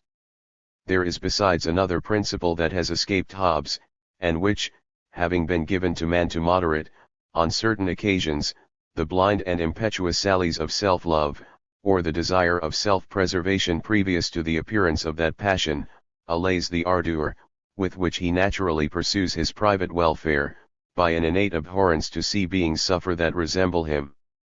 I shall not surely be contradicted, in granting to man the only natural virtue, which the most passionate detractor of human virtues could not deny him, I mean that of pity, a disposition suitable to creatures weak as we are, and liable to so many evils, a virtue so much the more universal, and withal useful to man, as it takes place in him of all manner of reflection, and so natural, that the beasts themselves sometimes give evident signs of it.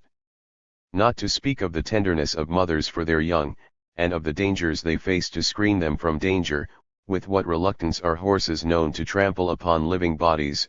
One animal never passes unmoved by the dead carcass of another animal of the same species. There are even some who bestow a kind of sepulture upon their dead fellows, and the mournful lowings of cattle, on their entering the slaughter-house, publish the impression made upon them by the horrible spectacle they are there struck with. It is with pleasure we see the author of the fable of the bees, forced to acknowledge man a compassionate and sensible being, and lay aside, in the example he offers to confirm it, his cold and subtle style, to place before us the pathetic picture of a man, who, with his hands tied up, is obliged to behold a beast of prey tear a child from the arms of his mother, and then with his teeth grind the tender limbs, and with his claws rend the throbbing entrails of the innocent victim. What horrible emotions must not such a spectator experience at the sight of an event which does not personally concern him? What anguish must he not suffer at his not being able to assist the fainting mother or the expiring infant? Such is the pure motion of nature, anterior to all manner of reflection, such is the force of natural pity, which the most dissolute manners have as yet found it so difficult to extinguish, since we every day see, in our theatrical representation, those men sympathize with the unfortunate and weep at their sufferings, who, if in the tyrant's place, would aggravate the torments of their enemies. Mandeville was very sensible that men, in spite of all their morality, would never have been better than monsters, if nature had not given them pity to assist reason, but he did not perceive that from this quality alone flow all the social virtues, which he would dispute mankind the possession of. In fact, what is generosity, what clemency, what humanity, but pity applied to the weak, to the guilty, or to the human species in general? Even benevolence and friendship, if we judge right, will appear the effects of a constant pity, fixed upon a particular object, for to wish that a person may not suffer, what is it but to wish that he may be happy? Though it were true that commiseration is no more than a sentiment, which puts us in the place of him who suffers, a sentiment obscure but active in the savage, developed but dormant in civilized man, how could this notion affect the truth of what I advance, but to make it more evident? In fact, commiseration must be so much the more energetic, the more intimately the animal, that beholds any kind of distress, identifies himself with the animal that labors under it. Now it is evident that this identification must have been infinitely more perfect in the state of nature than in the state of reason. It is reason that engenders self-love, and reflection that strengthens it. It is reason that makes man shrink into himself, it is reason that makes him keep aloof from everything that can trouble or afflict him, it is philosophy that destroys his connections with other men, it is in consequence of her dictates that he mutters to himself at the sight of another in distress, "You may perish for aught I care, nothing can hurt me." Nothing less than those evils, which threaten the whole species, can disturb the calm sleep of the philosopher, and force him from his bed. One man may with impunity murder another under his windows, he has nothing to do but clap his hands to his ears, argue a little with himself to hinder nature, that startles within him, from identifying him with the unhappy sufferer. Savage man wants this admirable talent, and for want of wisdom and reason, is always ready foolishly to obey the first whispers of humanity. In riots and street brawls the populace flock together, the prudent man sneaks off. They are the dregs of the people, the poor basket and barrow women, that part the combatants, and hinder gentle folks from cutting one another's throats. It is therefore certain that pity is a natural sentiment, which, by moderating in every individual the activity of self-love, contributes to the mutual preservation of the whole species. It is this pity which hurries us without reflection to the assistance of those we see in distress, it is this pity which, in a state of nature, stands for laws, for manners, for virtue, with this advantage, that no one is tempted to disobey her sweet and gentle voice. It is this pity which will always hinder a robust savage from plundering a feeble child, or infirm old man, of the subsistence they have acquired with pain and difficulty, if he has but the least prospect of providing for himself. By any other means, it is this pity which, instead of that sublime maxim of argumentative justice, do to others as you would have others do to you, inspires all men with that other maxim of natural goodness a great deal less perfect, but perhaps more useful: consult your own happiness with as little prejudice as you can to that of others. It is, in a word, in this natural sentiment, rather than in fine-spun arguments, that we must look for the cause of that reluctance which every man would experience to do evil, even independently of the maxims of education. Though it may be the peculiar happiness of Socrates and other geniuses of his stamp, to reason themselves into virtue, the human species would long ago have ceased to exist, had it depended entirely for its preservation on the reasonings of the individuals that compose it.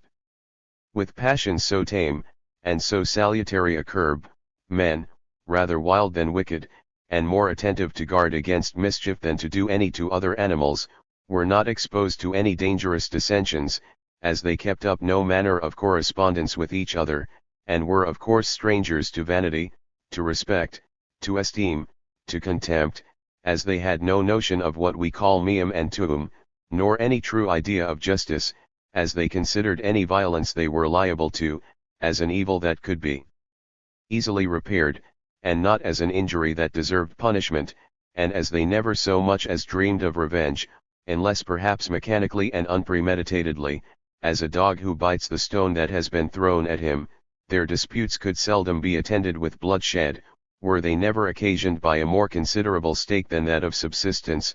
But there is a more dangerous subject of contention, which I must not leave unnoticed.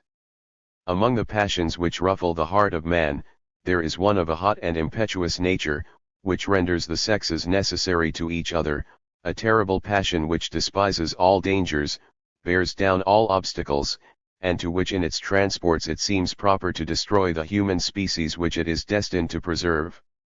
What must become of men abandoned to this lawless and brutal rage, without modesty, without shame, and every day disputing the objects of their passion at the expense of their blood? We must in the first place allow that the more violent the passions, the more necessary are laws to restrain them, but besides that the disorders and the crimes, to which these passions daily give rise among us, sufficiently grove the insufficiency of laws for that purpose, we would do well to look back a little further and examine, if these evils did not spring up with the laws themselves, for at this rate, though the laws were capable of repressing these evils, it is the least that might be expected from them, seeing it is no more than stopping the progress of a mischief which they themselves have produced. Let us begin by distinguishing between what is moral and what is physical in the passion called love. The physical part of it is that general desire which prompts the sexes to unite with each other. The moral part is that which determines that desire, and fixes it upon a particular object to the exclusion of all others, or at least gives it a greater degree of energy for this preferred object. Now it is easy to perceive that the moral part of love is a factitious sentiment, engendered by society, and cried up by the women with great care and address in order to establish their empire, and secure command to that sex which ought to obey. This sentiment, being founded on certain notions of beauty and merit which a savage is not capable of having, and upon comparisons which he is not capable of making, can scarcely exist in him, for as his mind was never in a condition to form abstract ideas of regularity and proportion, neither is his heart susceptible of sentiments of admiration and love, which, even without our perceiving it, are produced by our application of these ideas. He listens solely to the dispositions implanted in him by nature, and not to taste which he never was in a way of acquiring, and every woman answers his purpose. Confined entirely to what is physical in love, and happy enough not to know these preferences which sharpen the appetite for it, at the same time that they increase the difficulty of satisfying such appetite, men, in a state of nature, must be subject to fewer and less violent fits of that passion, and of course there must be fewer and less violent disputes among them in consequence of it. The imagination which causes so many ravages among us, never speaks to the heart of savages, who peaceably wait for the impulses of nature, yield to these impulses without choice and with more pleasure than fury, and whose desires never outlive their necessity for the thing desired. Nothing therefore can be more evident, than that it is society alone, which has added even to love itself as well as to all the other passions, that impetuous ardour, which so often renders it fatal to mankind, and it is so much the more ridiculous to represent savages constantly murdering each other to glut their brutality, as this opinion is diametrically opposite to experience, and the Caribbeans, the people in the world who have as yet deviated least from the state of nature, are to all intents and purposes the most peaceable in their amours, and the least subject to jealousy, though they live in a burning climate which seems always to add considerably to the activity of these passions. As to the inductions which may be drawn, in respect to several species of animals, from the battles of the males, who in all seasons cover our poultry yards with blood, and in spring particularly cause our forests to ring again with the noise they make in disputing their females, we must begin by excluding all those species, where nature has evidently established, in the relative power of the sexes, relations different from those which exist among us. Thus from the battle of cocks we can form no induction that will affect the human species. In the species, where the proportion is better observed, these battles must be owing entirely to the fewness of the females compared with the males, or, which is all one, to the exclusive intervals, during which the females constantly refuse the addresses of the males, for if the female admits the male but 2 months in the year, it is all the same as if the number of females were 5/6 less than what it is. Now neither of these cases is applicable to the human species, where the number of females generally surpasses that of males, and where it has never been observed that, even among savages, the females had, like those of other animals, stated times of passion and indifference. Besides, among several of these animals the whole species takes fire all at once, and for some days nothing is to be seen among them but confusion, tumult, disorder, and bloodshed, a state unknown to the human species where love is never periodical. We cannot therefore conclude from the battles of certain animals for the possession of their females, that the same would be the case of man in a state of nature, and though we might, as these contests do not destroy the other species, there is at least equal room to think they would not be fatal to ours.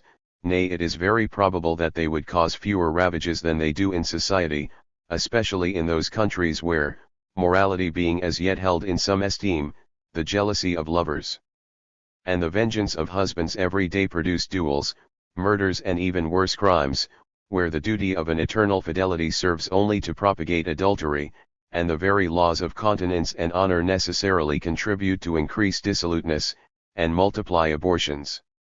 Let us conclude that savage man, wandering about in the forests, without industry, without speech, without any fixed residence, an equal stranger to war and every social connection, without standing in any shape in need of his fellows, as well as without any desire of hurting them, and perhaps even without ever distinguishing them individually one from the other, subject to few passions, and finding in himself all he wants, let us, I say, conclude that savage man thus circumstanced had no knowledge or sentiment but such as are proper to that condition, that he was alone sensible of his real necessities, took notice of nothing but what it was his interest to see, and that his understanding made as little progress as his vanity. If he happened to make any discovery, he could the less communicate it as he did not even know his children. The art perished with the inventor, there was neither education nor improvement, generations succeeded generations to no purpose, and as all constantly set out from the same point, whole centuries rolled on in the rudeness and barbarity of the first age, the species was grown old, while the individual still remained in a state of childhood. If I have enlarged so much upon the supposition of this primitive condition, it is because I thought it my duty, considering what ancient errors and inveterate prejudices I have to extirpate, to dig to the very roots, and show in a true picture of the state of nature, how much even natural inequality falls short in the state of that reality and influence which our writers ascribe to it. In fact, we may easily perceive that among the differences, which distinguish men, several pass for natural, which are merely the work of habit and the different kinds of life adopted by men living in a social way. Thus a robust or delicate constitution, and the strength and weakness which depend on it, are oftener produced by the hardy or effeminate manner in which a man has been brought up, than by the primitive constitution of his body. It is the same thus in regard to the forces of the mind, and education not only produces a difference between those minds which are cultivated and those which are not, but even increases that which is found among the first in proportion to their culture, for let a giant and a dwarf set out in the same path, the giant at every step will acquire a new advantage over the dwarf. Now, if we compare the prodigious variety in the education and manner of living of the different orders of men in a civil state, with the simplicity and uniformity that prevails in the animal and savage life, where all the individuals make use of the same aliments, live in the same manner, and do exactly the same things, we shall easily conceive how much the difference between man and man in the state of nature must be less than in the state of society, and how much every inequality of institution must increase the natural inequalities of the human species. But though nature in the distribution of her gifts should really affect all the preferences that are ascribed to her, what advantage could the most favored derive from her partiality, to the prejudice of others, in a state of things, which scarce admitted any kind of relation between her pupils? Of what service can beauty be, where there is no love? What will wit avail people who don't speak, or craft those who have no affairs to transact? Authors are constantly crying out, that the strongest would oppress the weakest, but let them explain what they mean by the word oppression. One man will rule with violence, another will groan under a constant subjection to all his caprices. This is indeed precisely what I observe among us, but I don't see how it can be said of savage men, into whose heads it would be a harder matter to drive even the meaning of the words domination and servitude. One man might, indeed, seize on the fruits which another had gathered, on the game which another had killed, on the cavern which another had occupied for shelter, but how is it possible he should ever exact obedience from him, and what chains of dependence can there be among men who possess nothing? If I am driven from one tree, I have nothing to do but look out for another. If one place is made uneasy to me, what can hinder me from taking up my quarters elsewhere? But suppose I should meet a man so much superior to me in strength, and withal so wicked, so lazy, and so barbarous as to oblige me to provide for his subsistence while he remains idle, he must resolve not to take his eyes from me a single moment, to bind me fast before he can take the least nap, lest I should kill him or give him the slip during his sleep. That is to say, he must expose himself voluntarily to much greater troubles than what he seeks to avoid, than any he gives me. And after all, let him abate ever so little of his vigilance, let him at some sudden noise but turn his head another way, I am already buried in the forest, my fetters are broke, and he never sees me again. But without insisting any longer upon these details, every one must see that, as the bonds of servitude are formed merely by the mutual dependence of men one upon another and the reciprocal necessities which unite them, it is impossible for one man to enslave another, without having first reduced him to a condition in which he cannot live without the enslaver's assistance, a condition which, as it does not exist in a state of nature, must leave every man his own master, and render the law of the strongest altogether vain and useless. Having proved that the inequality, which may subsist between man and man in a state of nature, is almost imperceivable, and that it has very little influence, I must now proceed to show its origin, and trace its progress, in the successive developments of the human mind. After having showed, that perfectibility, the social virtues, and the other faculties, which natural man had received in potentia, could never be developed of themselves, that for that purpose there was a necessity for the fortuitous concurrence of several foreign causes, which might never happen, and without which he must have eternally remained in his primitive condition, I must proceed to consider and bring together the different accidents which may have perfected the human understanding by debasing the species, render a being wicked by rendering him sociable, and from so remote a term bring man at last and the world to the point in which we now see them. I must own that, as the events I am about to describe might have happened many different ways, my choice of these I shall assign can be grounded on nothing but mere conjecture, but besides these conjectures becoming reasons, when they are not only the most probable that can be drawn from the nature of things, but the only means we can have of discovering truth.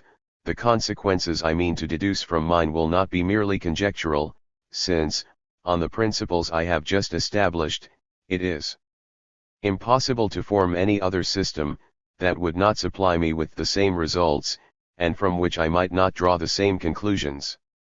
This will authorize me to be the more concise in my reflections on the manner, in which the lapse of time makes amends for the little verisimilitude of events, on the surprising power of very trivial causes, when they act without intermission, on the impossibility there is on the one hand of destroying certain hypotheses, if on the other we can not give them the degree of certainty which facts must be allowed to possess, on its being the business of history, when two facts are proposed, as real, to be connected by a chain of intermediate facts which are either unknown or considered as such, to furnish such facts as may actually connect them, and the business of philosophy, when history is silent, to point out similar facts which may answer the same purpose, in fine on the privilege of similitude, in regard to events, to reduce facts to a much smaller number of different classes than is generally imagined.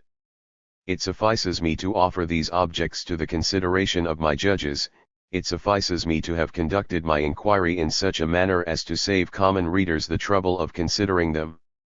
Second part.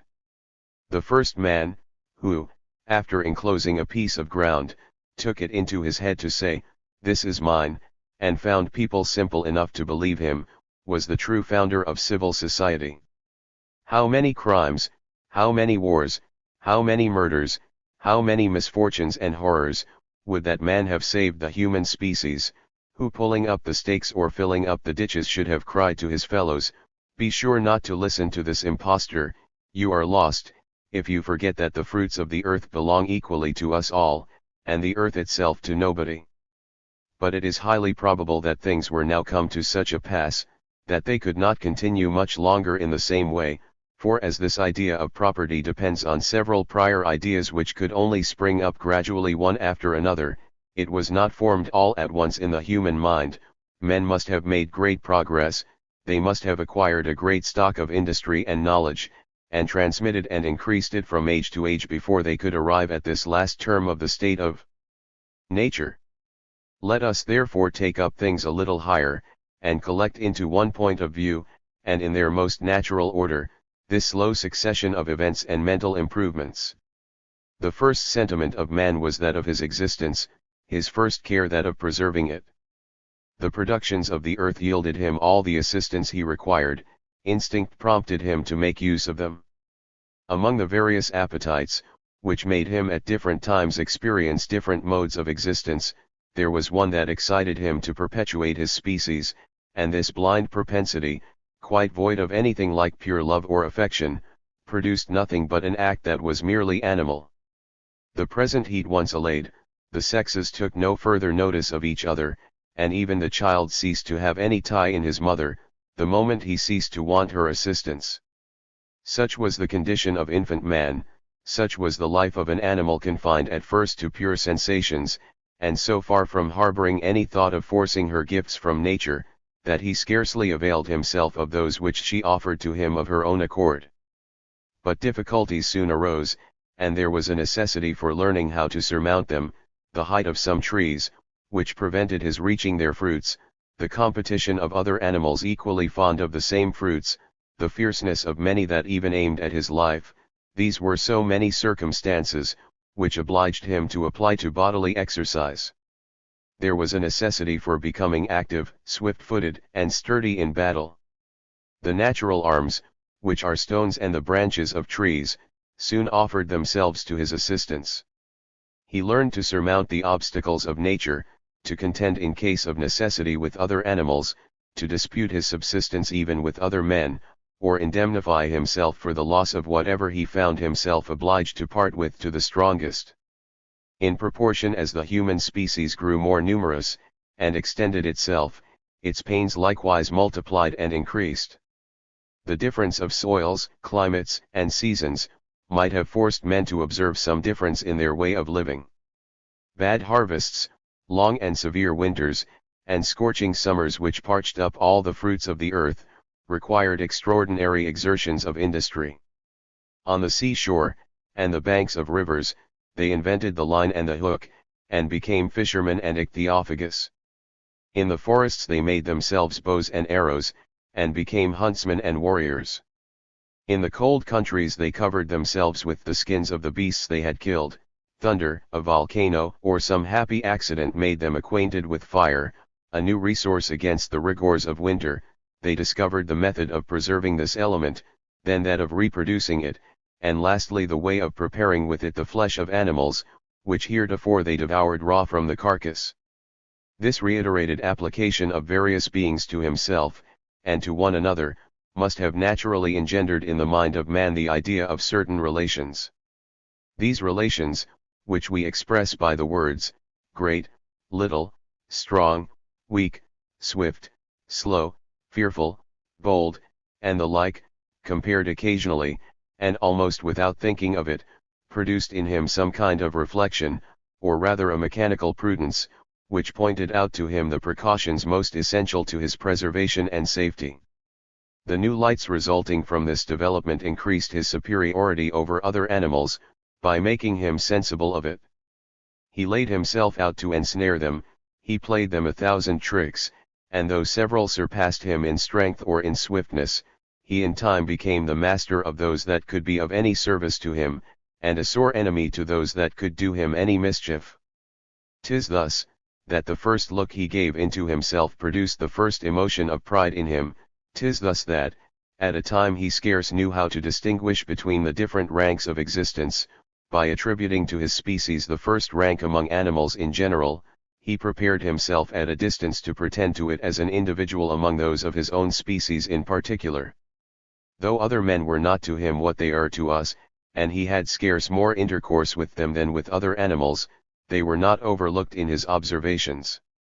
The conformities, which in time he might discover between them, and between himself and his female, made him judge of those he did not perceive, and seeing that they all behaved as himself would have done in similar circumstances, he concluded that their manner of thinking and willing was quite conformable to his own, and this important truth, when once engraved deeply on his mind, made him follow, by a presentiment as sure as any logic, and withal much quicker, the best rules of conduct, which, for the sake of his own safety and advantage it was proper he should observe towards them.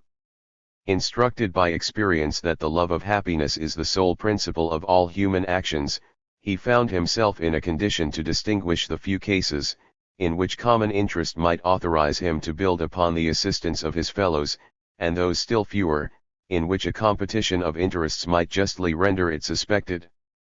In the first case he united with them in the same flock, or at most by some kind of free association which obliged none of its members, and lasted no longer than the transitory necessity that had given birth to it. In the second case every one aimed at his own private advantage, either by open force if he found himself strong enough, or by cunning and address if he thought himself too weak to use violence. Such was the manner in which men might have insensibly acquired some gross idea of their mutual engagements and the advantage of fulfilling them, but this only as far as their present and sensible interest required, for as to foresight they were utter strangers to it, and far from troubling their heads about a distant futurity, they scarce thought of the day following. Was a deer to be taken? Every one saw that to succeed he must faithfully stand to his post, but suppose a hare to have slipped by within reach of any one of them, it is not to be doubted but he pursued it without scruple, and when he had seized his prey never reproached himself with having made his companions miss theirs. We may easily conceive that such an intercourse scarce required a more refined language than that of crows and monkeys, which flock together almost in the same manner. Inarticulate exclamations, a great many gestures, and some imitative sounds, must have been for a long time the universal language of mankind, and by joining to these in every country some articulate and conventional sounds, of which, as I have already hinted, it is not very easy to explain the institution, there arose particular languages, but rude, imperfect, and such nearly as are to be found at this day among several savage nations. My pen straitened by the rapidity of time, the abundance of things I have to say, and the almost insensible progress of the first improvements, flies like an arrow over numberless ages, for the slower the succession of events, the quicker I may allow myself to be in relating them. At length, these first improvements enabled man to improve at a greater rate. Industry grew perfect in proportion as the mind became more enlightened. Men soon ceasing to fall asleep under the first tree, or take shelter in the first cavern, lit upon some hard and sharp kinds of stone resembling spades or hatchets, and employed them to dig the ground, cut down trees, and with the branches build huts, which they afterwards bethought themselves of plastering over with clay or dirt.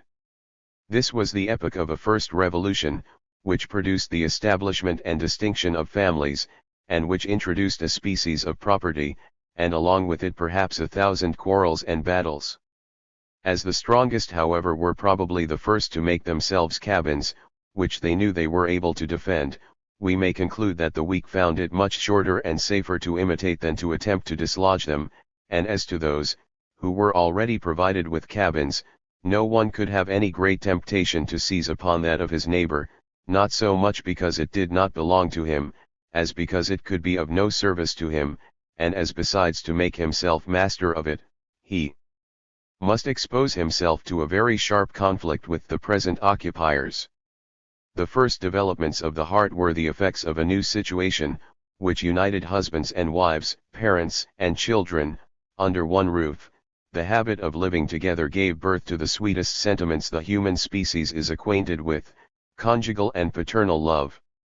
Every family became a little society, so much the more firmly united, as a mutual attachment and liberty were the only bonds of it, and it was now that the sexes, whose way of life had been hitherto the same, began to adopt different manners and customs.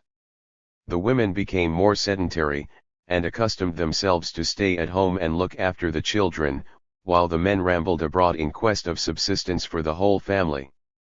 The two sexes likewise by living a little more at their ease began to lose somewhat of their usual ferocity and sturdiness, but if on the one hand individuals became less able to engage separately with wild beasts, they on the other were more easily got together to make a common resistance against them.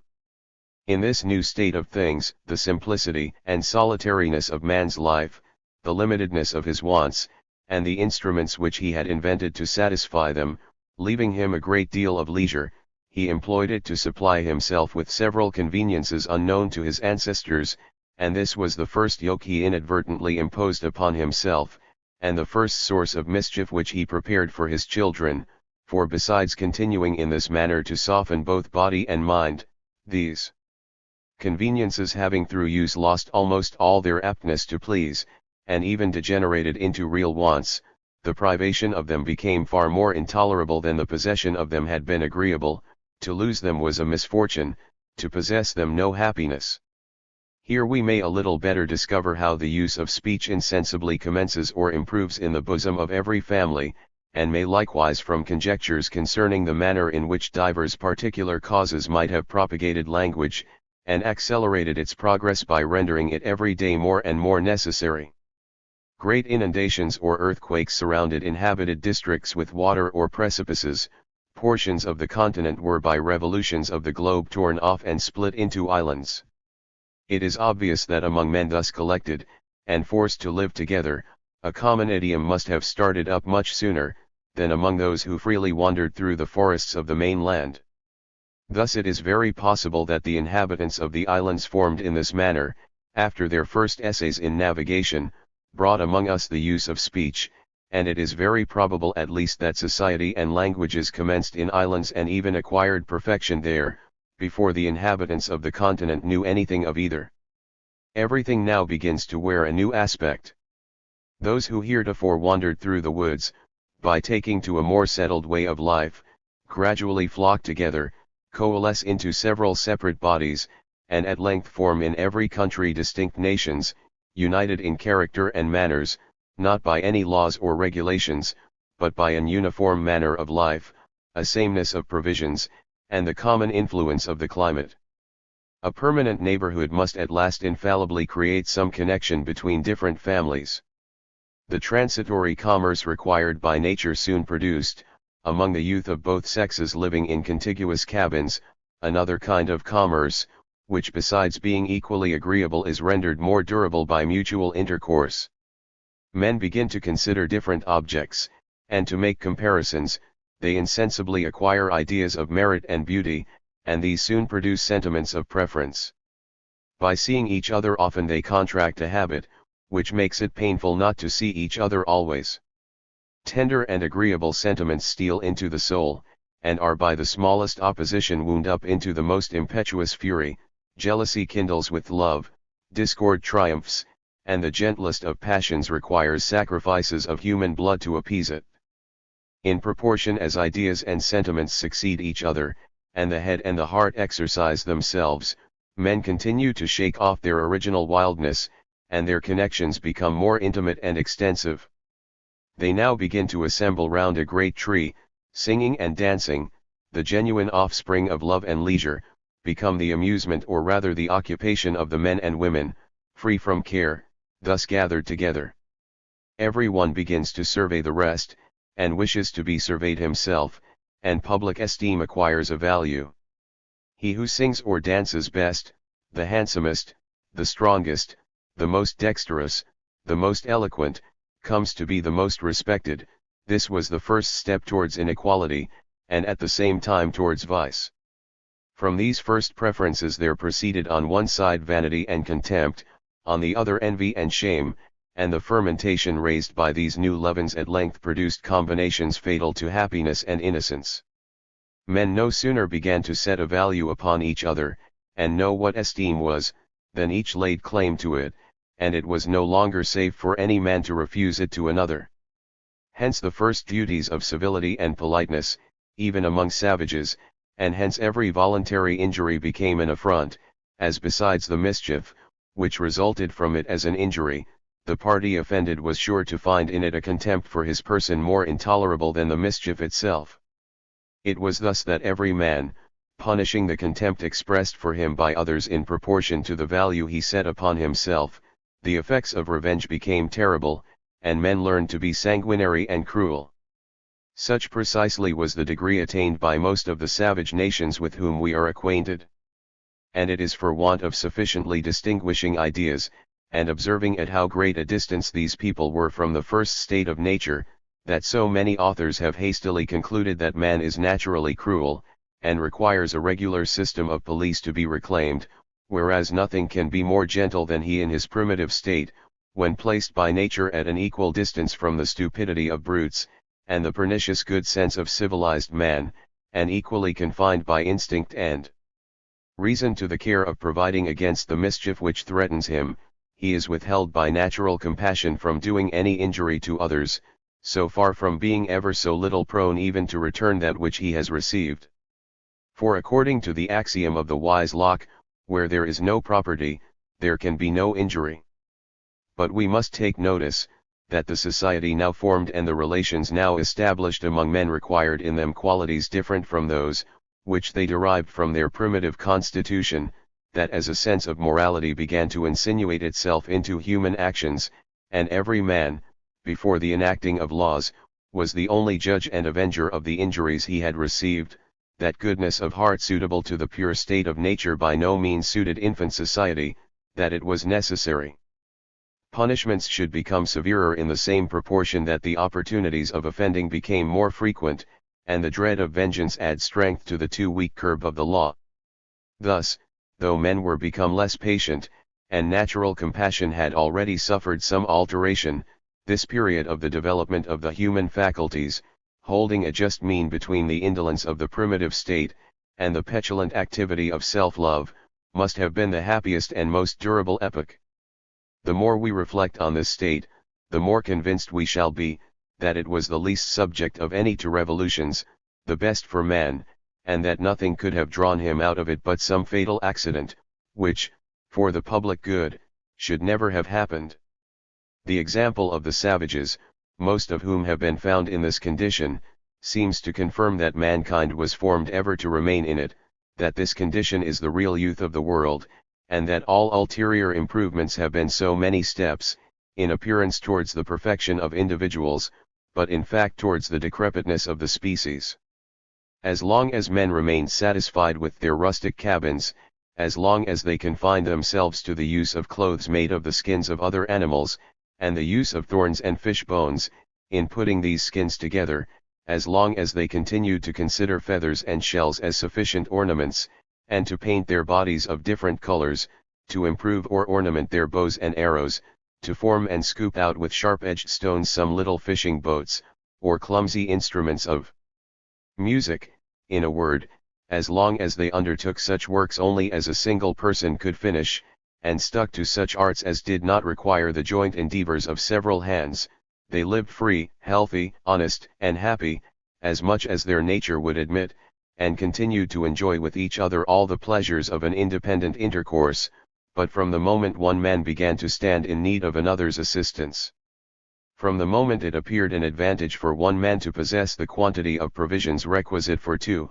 all equality vanished, property started up, labor became necessary, and boundless forests became smiling fields, which it was found necessary to water with human sweat, and in which slavery and misery were soon seen to sprout out and grow with the fruits of the earth. Metallurgy and agriculture were the two arts whose invention produced this great revolution. With the poet, it is gold and silver, but with the philosopher it is iron and corn, which have civilized men, and ruined mankind. Accordingly both one and the other were unknown to the savages of America, who for that very reason have always continued savages, nay other nations seem to have continued in a state of barbarism, as long as they continued to exercise one only of these arts without the other, and perhaps one of the best reasons that can be assigned, why Europe has been, if not earlier, at least more constantly and better civilized than the other quarters of the world, is that she both abounds most in iron and is best qualified to produce corn. It is a very difficult matter to tell how men came to know anything of iron, and the art of employing it, for we are not to suppose that they should of themselves think of digging it out of the mines, and preparing it for fusion, before they knew what could be the result of such a process.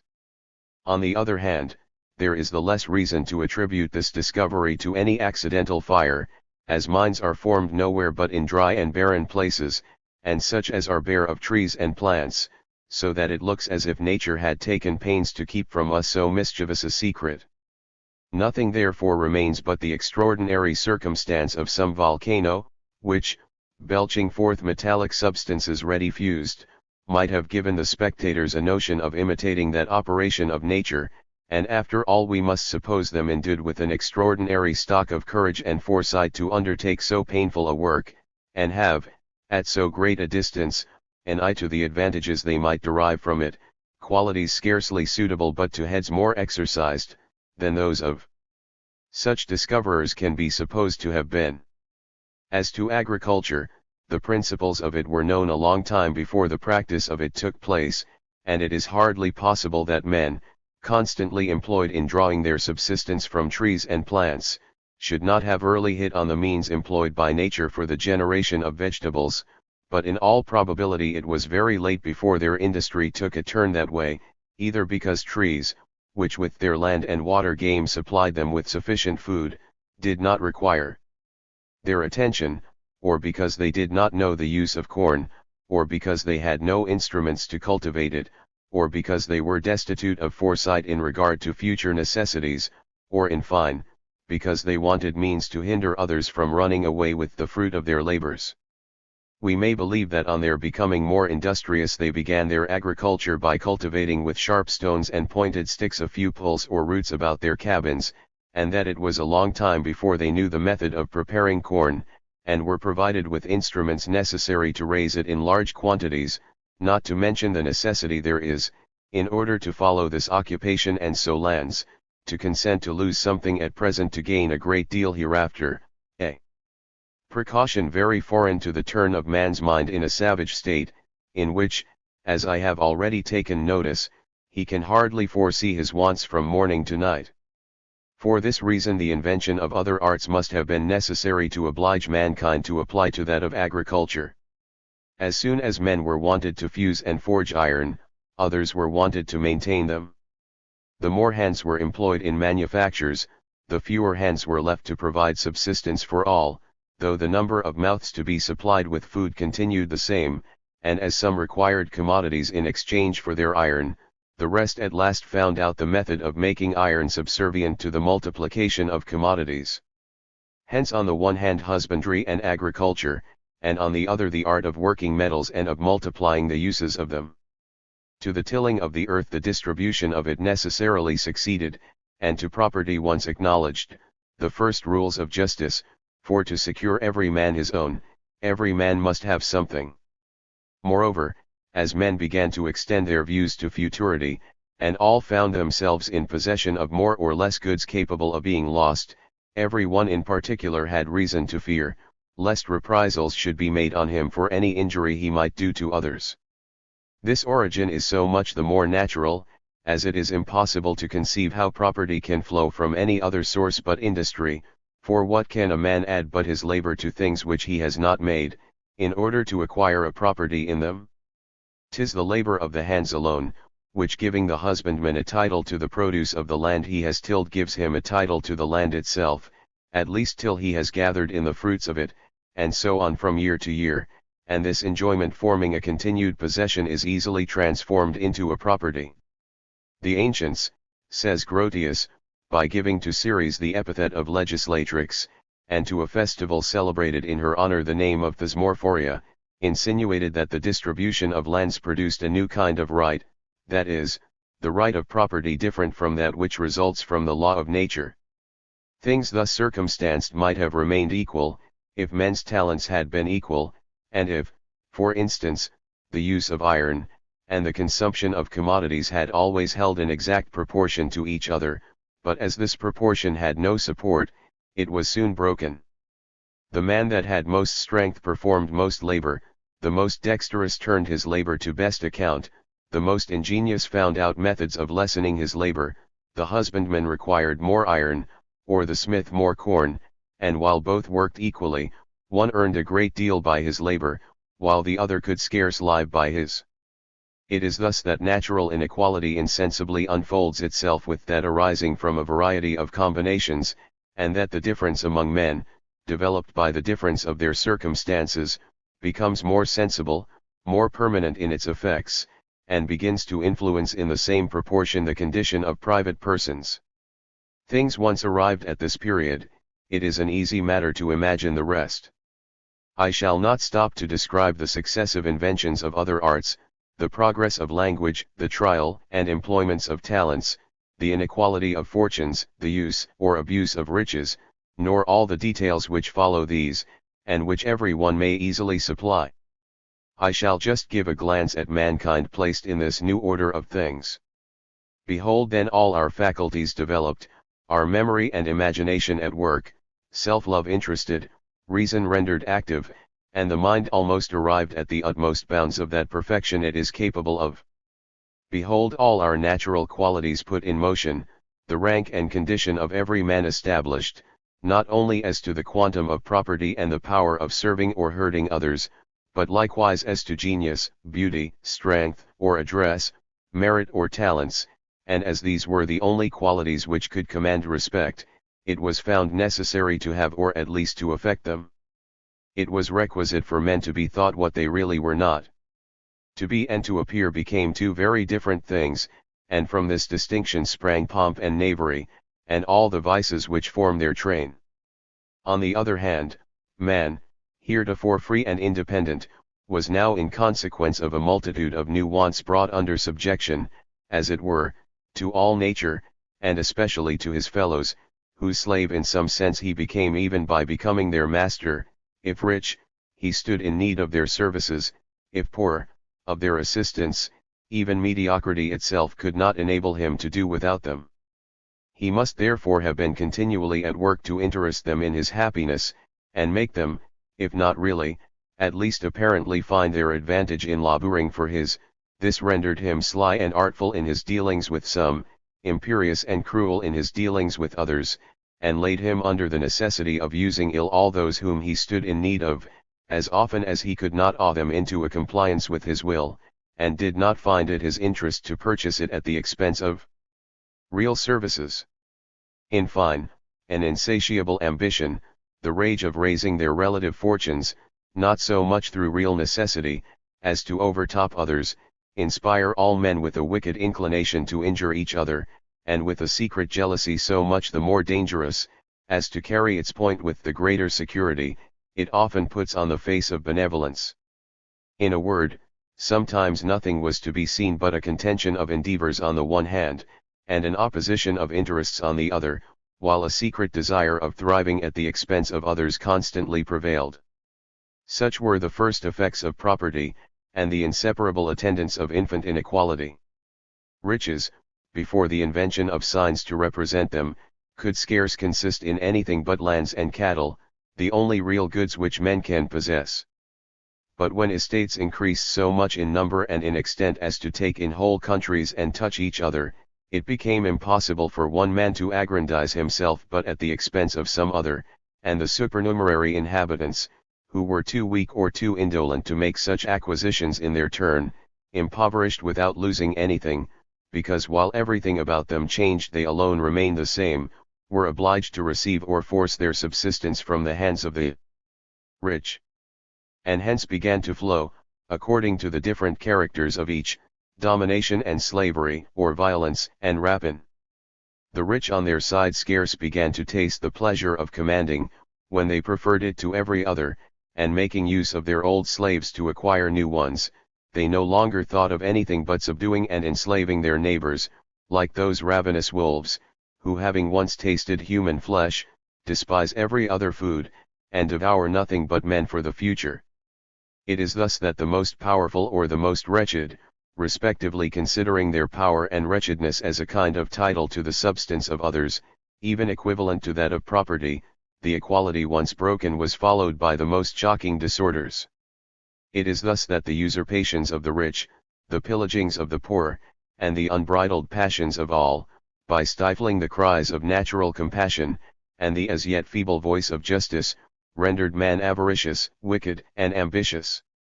There arose between the title of the strongest, and that of the first occupier a perpetual conflict, which always ended in battery and bloodshed. Infant society became a scene of the most horrible warfare, mankind thus debased and harassed, and no longer able to retreat, or renounce the unhappy acquisitions it had made, laboring, in short merely to its confusion by the abuse of those faculties, which in themselves do it so much honor, brought itself to the very brink of ruin and destruction. Attonitus novitate molli, divesc miserc. Effugere optat opes, et quo modo voverat, odid. But it is impossible that men should not sooner or later have made reflections on so wretched a situation, and upon the calamities with which they were overwhelmed. The rich in particular must have soon perceived how much they suffered by a perpetual war, of which they alone supported all the expense, and in which, though all risked life, they alone risked any substance. Besides, whatever color they might pretend to give their usurpations, they sufficiently saw that these usurpations were in the main founded upon false and precarious titles, and that what they had acquired by mere force, others could again by mere force wrest out of their hands, without leaving them the least room to complain of such a proceeding. Even those, who owed all their riches to their own industry, could scarce ground their acquisitions upon a better title. It availed them nothing to say, "'Twas I built this wall, I acquired this spot by my labor." Who traced it out for you, another might object, and what right have you to expect payment at our expense for doing that we did not oblige you to do? Don't you know that numbers of your brethren perish, or suffer grievously for want of what you possess more than suffices nature, and that you should have had the express and unanimous consent of mankind to appropriate to yourself of their common, more than was requisite for your private subsistence? Destitute of solid reasons to justify, and sufficient force to defend himself, crushing individuals with ease, but with equal ease crushed by numbers, one against all, and unable, on account of mutual jealousies, to unite with his equals against banditti united by the common hopes of pillage, the rich man, thus pressed by necessity, at last conceived the deepest project that ever entered the human mind. This was to employ in his favor the very forces that attacked him, to make allies of his enemies, to inspire them with other maxims, and make them adopt other institutions as favorable to his pretensions, as the law of nature was unfavorable to them. With this view, after laying before his neighbors all the horrors of a situation, which armed them all one against another, which rendered their possessions as burdensome as their wants were intolerable, and in which no one could expect any safety either in poverty or riches, he easily invented specious arguments to bring them over to his purpose. Let us unite, said he, to secure the weak from oppression, restrain the ambitious, and secure to every man the possession of what belongs to him. Let us form rules of justice and peace, to which all may be obliged to conform, which shall not accept persons, but may in some sort make amends for the caprice of fortune, by submitting alike the powerful and the weak to the observance of mutual duties.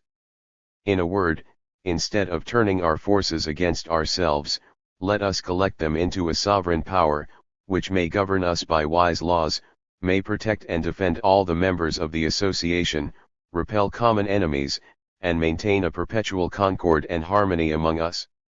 Much fewer words of this kind were sufficient to draw in a parcel of rustics, whom it was an easy matter to impose upon, who had besides too many quarrels among themselves to live without arbiters, and too much avarice and ambition to live long without masters. All offered their necks to the yoke in hopes of securing their liberty, for though they had sense enough to perceive the advantages of a political constitution, they had not experience enough to see beforehand the dangers of it. Those among them, who were best qualified to foresee abuses, were precisely those who expected to benefit by them. Even the soberest judged it requisite to sacrifice one part of their liberty to ensure the other, as a man, dangerously wounded in any of his limbs, readily parts with it to save the rest of his body.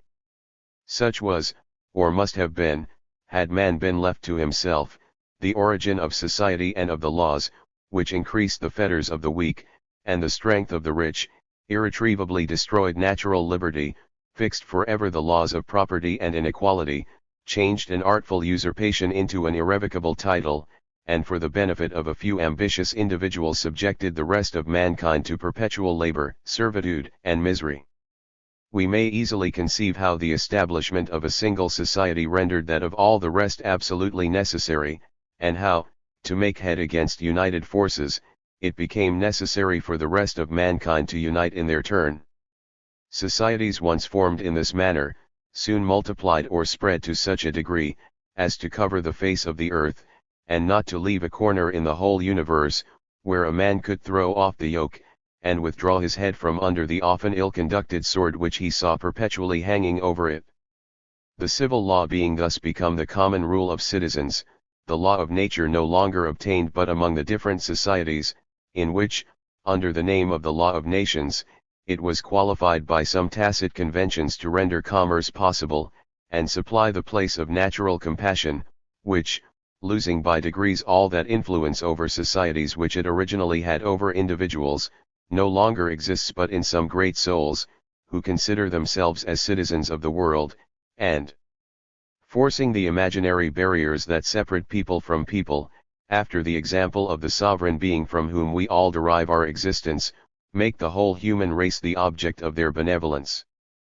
Political bodies, thus remaining in a state of nature among themselves, soon experienced the inconveniences which had obliged individuals to quit it, and this state became much more fatal to these great bodies, than it had been before to the individuals which now composed them. Hence those national wars, those battles, those murders, those reprisals, which make nature shudder and shock reason, hence all those horrible prejudices, which make it a virtue and an honor to shed human blood. The worthiest men learned to consider the cutting the throats of their fellows as a duty.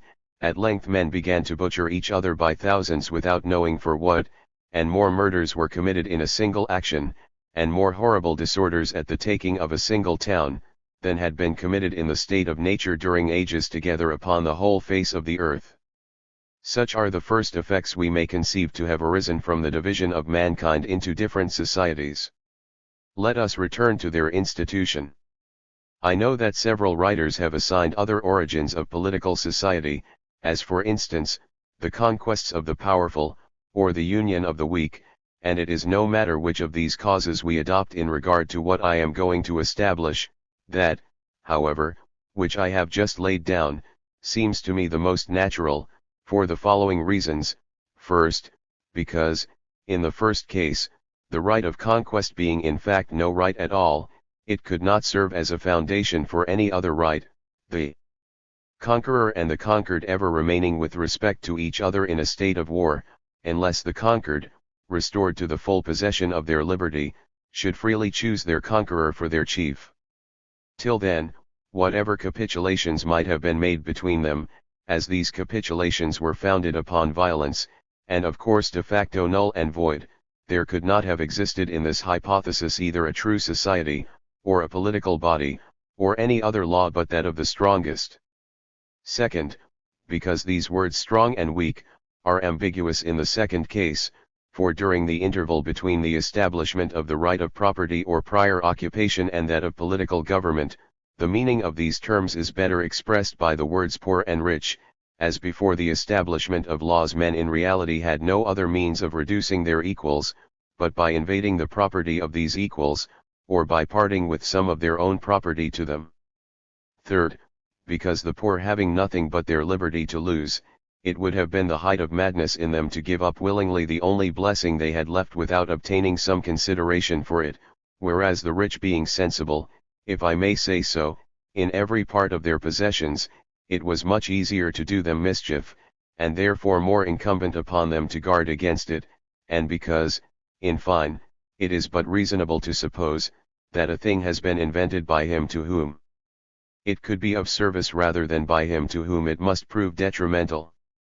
Government in its infancy had no regular and permanent form. For want of a sufficient fund of philosophy and experience, men could see no further than the present inconveniences, and never thought of providing remedies for future ones, but in proportion as they arose. In spite of all the labors of the wisest legislators, the political state still continued imperfect, because it was in a manner the work of chance, and, as the foundations of it were ill laid, time, though sufficient to discover its defects and suggest the remedies for them, could never mend its original vices. Men were continually repairing, whereas, to erect a good edifice, they should have begun as Lycurgus did at Sparta, by clearing the area, and removing the old materials. Society at first consisted merely of some general conventions which all the members bound themselves to observe, and for the performance of which the whole body became security to every individual. Experience was necessary to show the great weakness of such a constitution, and how easy it was for those, who infringed it, to escape the conviction or chastisement of faults, of which the public alone was to be both the witness and the judge. The laws could not fail of being eluded 1,000 ways, inconveniences and disorders could not but multiply continually, till it was at last found necessary to think of committing to private persons the dangerous trust of public authority, and to magistrates the care of enforcing obedience to the people, for to say that chiefs were elected before confederacies were formed, and that the ministers of the laws existed before the laws themselves, is a supposition too ridiculous to deserve I should seriously refute it. It would be equally unreasonable to imagine that men at first threw themselves into the arms of an absolute master, without any conditions or consideration on his side, and that the first means contrived by jealous and unconquered men for their common safety was to run hand over head into slavery. In fact, why did they give themselves superiors, if it was not to be defended by them against oppression, and protected in their lives, liberties, and properties, which are in a manner the constitutional elements of their being? Now in the relations between man and man, the worst that can happen to one man being to see himself at the discretion of another, would it not have been contrary to the dictates of good sense to begin by making over to a chief the only things for the preservation of which they stood in need of his assistance? What equivalent could he have offered them for so fine a privilege? And had he presumed to exact it on pretense of defending them, would he not have immediately received the answer in the Apology? What worse treatment can we expect from an enemy? It is therefore past dispute, and indeed a fundamental maxim of political law, that people gave themselves chiefs to defend their liberty and not be enslaved by them. If we have a prince, said Pliny to Trajan, it is in order that he may keep us from having a master. Political writers argue in regard to the love of liberty with the same philosophy that philosophers do in regard to the state of nature. By the things they see they judge of things very different which they have never seen, and they attribute to men a natural inclination to slavery, on account of the patience with which the slaves within their notice carry the yoke, not reflecting that it is with liberty as with innocence and virtue, the value of which is not known but by those who possess them, though the relish for them is lost with the things themselves. I know the charms of your country, said Brasidas to a satrap who was comparing the life of the Spartans with that of the Persipolites, but you cannot know the pleasures of mine. As an unbroken courser erects his mane, paws the ground, and rages at the bare side of the bit, while a trained horse patiently suffers both whip and spur, just so the barbarian will never reach his neck to the yoke which civilized man carries without murmuring, but prefers the most stormy liberty to a calm subjection. It is not therefore by the servile disposition of enslaved nations that we must judge of the natural dispositions of man for or against slavery, but by the prodigies done by every free people to secure themselves from oppression. I know that the first are constantly crying up that peace and tranquillity they enjoy in their irons, and that miseramam servitudem pacem appellant, but when I see the others sacrifice pleasures, peace, riches, power, and even life itself to the preservation of that single jewel so much slighted by those who have lost it, when I see freeborn animals through a natural abhorrence of captivity dash their brains out against the bars of their prison, when I see multitudes of naked savages despise European pleasures, and brave hunger, fire, and sword, and death itself to preserve their independency, I feel that it belongs not to slaves to argue concerning liberty. As to paternal authority, from which several have derived absolute government and every other mode of society, it is sufficient, without having recourse to Locke and Sidney, to observe that nothing in the world differs more from the cruel spirit of despotism than the gentleness of that authority, which looks more to the advantage of him who obeys than to the utility of him who commands, that by the law of nature the father continues master of his child no longer than the child stands in need of his assistance, that after that term they become equal, and that then the son, entirely independent of the father, owes him no obedience, but only respect. Gratitude is indeed a duty which we are bound to pay, but which benefactors cannot exact. Instead of saying that civil society is derived from paternal authority, we should rather say that it is to the former that the latter owes its principal force. No one individual was acknowledged as the father of several other individuals, till they settled about him. The father's goods, which he can indeed dispose of as he pleases, are the ties which hold his children to their dependence upon him, and he may divide his substance among them in proportion as they shall have deserved his attention by a continual deference to his commands. Now the subjects of a despotic chief, far from having any such favor to expect from him, as both themselves and all they have are his property, or at least are considered by him as such, are obliged to receive as a favor what he relinquishes to them of their own property. He does them justice when he strips them, he treats them with mercy when he suffers them to live. By continuing in this manner to compare facts with right, we should discover as little solidity as truth in the voluntary establishment of tyranny, and it would be a hard matter to prove the validity of a contract which was binding only on one side, in which one of the parties should stake everything and the other nothing, and which could turn out to the prejudice of him alone who had bound himself.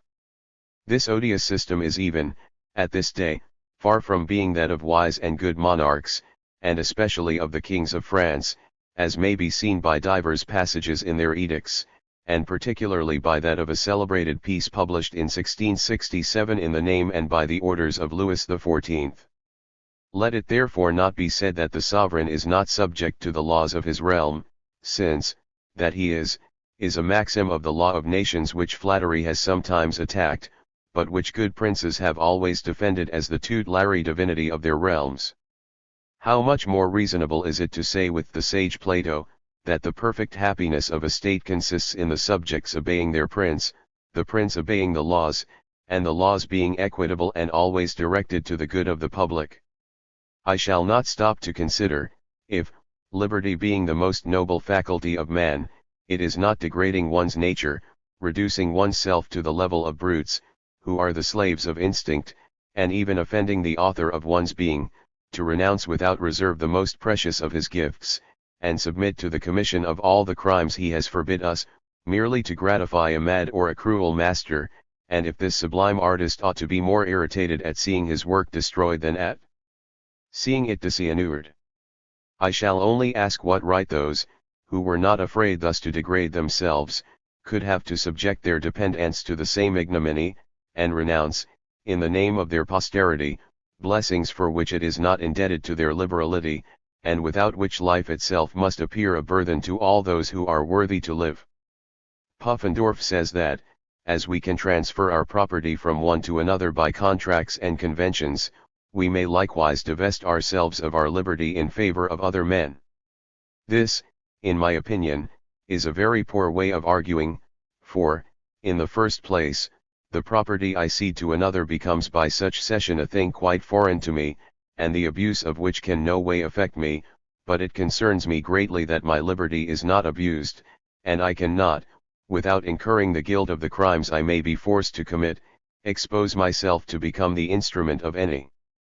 Besides, the right of property being of mere human convention and institution, every man may dispose as he pleases of what he possesses, but the case is otherwise with regard to the essential gifts of nature, such as life and liberty, which every man is permitted to enjoy, and of which it is doubtful at least whether any man has a right to divest himself.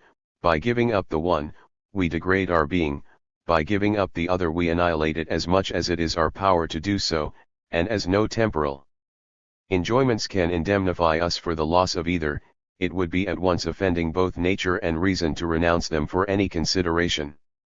But though we could transfer our liberty as we do our substance, the difference would be very great with regard to our children, who enjoy our substance but by a cession of our right, whereas liberty being a blessing, which as men they hold from nature, their parents have no right to strip them of it, so that as to establish slavery it was necessary to do violence to nature, so it was necessary to alter nature to perpetuate such a right, and the jurisconsults, who have gravely pronounced that the child of a slave comes a slave into the world, have in other words decided, that a man does not come a man into the world.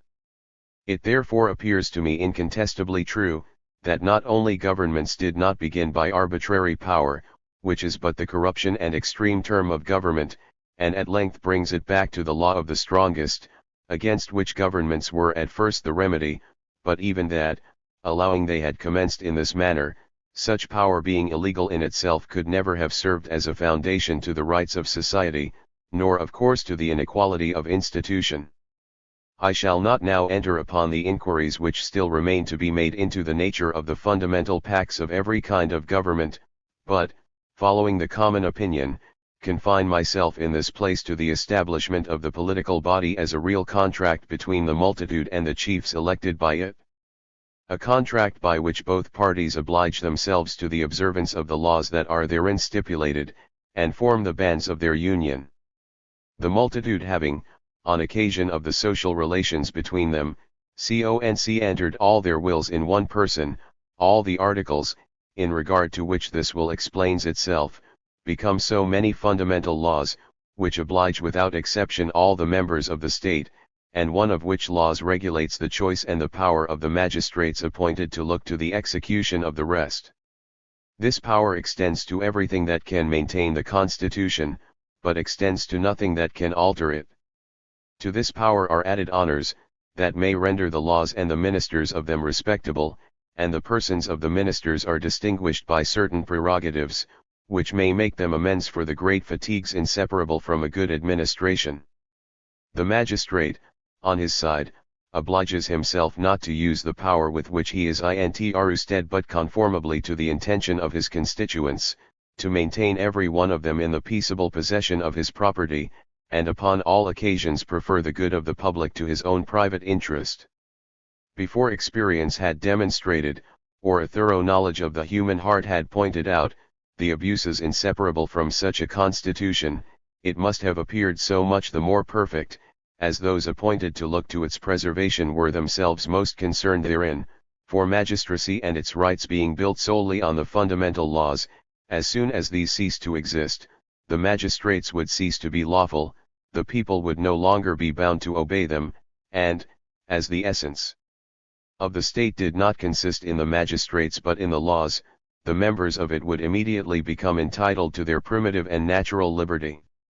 A little reflection would afford us new arguments in confirmation of this truth, and the nature of the contract might alone convince us that it cannot be irrevocable, for if there was no superior power capable of guaranteeing the fidelity of the contracting parties and of obliging them to fulfill their mutual engagements, they would remain sole judges in their own cause, and each of them would always have a right to renounce the contract, as soon as he discovered that the other had broke the conditions of it, or that these conditions ceased to suit his private convenience. Upon this principle, the right of abdication may probably be founded.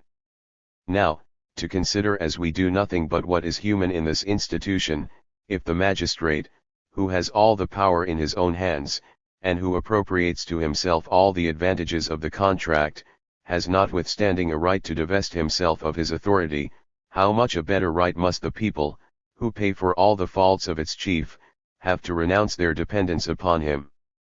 But the shocking dissensions and disorders without number, which would be the necessary consequence of so dangerous a privilege, show more than anything else how much human governments stood in need of a more solid basis than that of mere reason, and how necessary it was for the public tranquility, that the will of the Almighty should interpose to give to sovereign authority, a sacred and inviolable character, which should deprive subjects of the mischievous right to dispose of it to whom they pleased. If mankind had received no other advantages from religion, this alone would be sufficient to make them adopt and cherish it, since it is the means of saving more blood than fanaticism has been the cause of spilling. But to resume the thread of our hypothesis. The various forms of government owe their origin to the various degrees of inequality between the members, at the time they first coalesced into a political body. Where a man happened to be eminent for power, for virtue, for riches, or for credit, he became sole magistrate, and the state assumed a monarchical form. If many of pretty equal eminence outtopped all the rest, they were jointly elected, and this election produced an aristocracy. Those, between whose fortune or talents there happened to be no such disproportion, and who had deviated less from the state of nature, retained in common the supreme administration, and formed a democracy. Time demonstrated which of these forms suited mankind best. Some remained altogether subject to the laws, others soon bowed their necks to masters. The former labored to preserve their liberty, the latter thought of nothing but invading that of their neighbors, jealous at seeing others enjoy a blessing which themselves had lost. In a word, riches and conquest fell to the share of the one, and virtue and happiness to that of the other.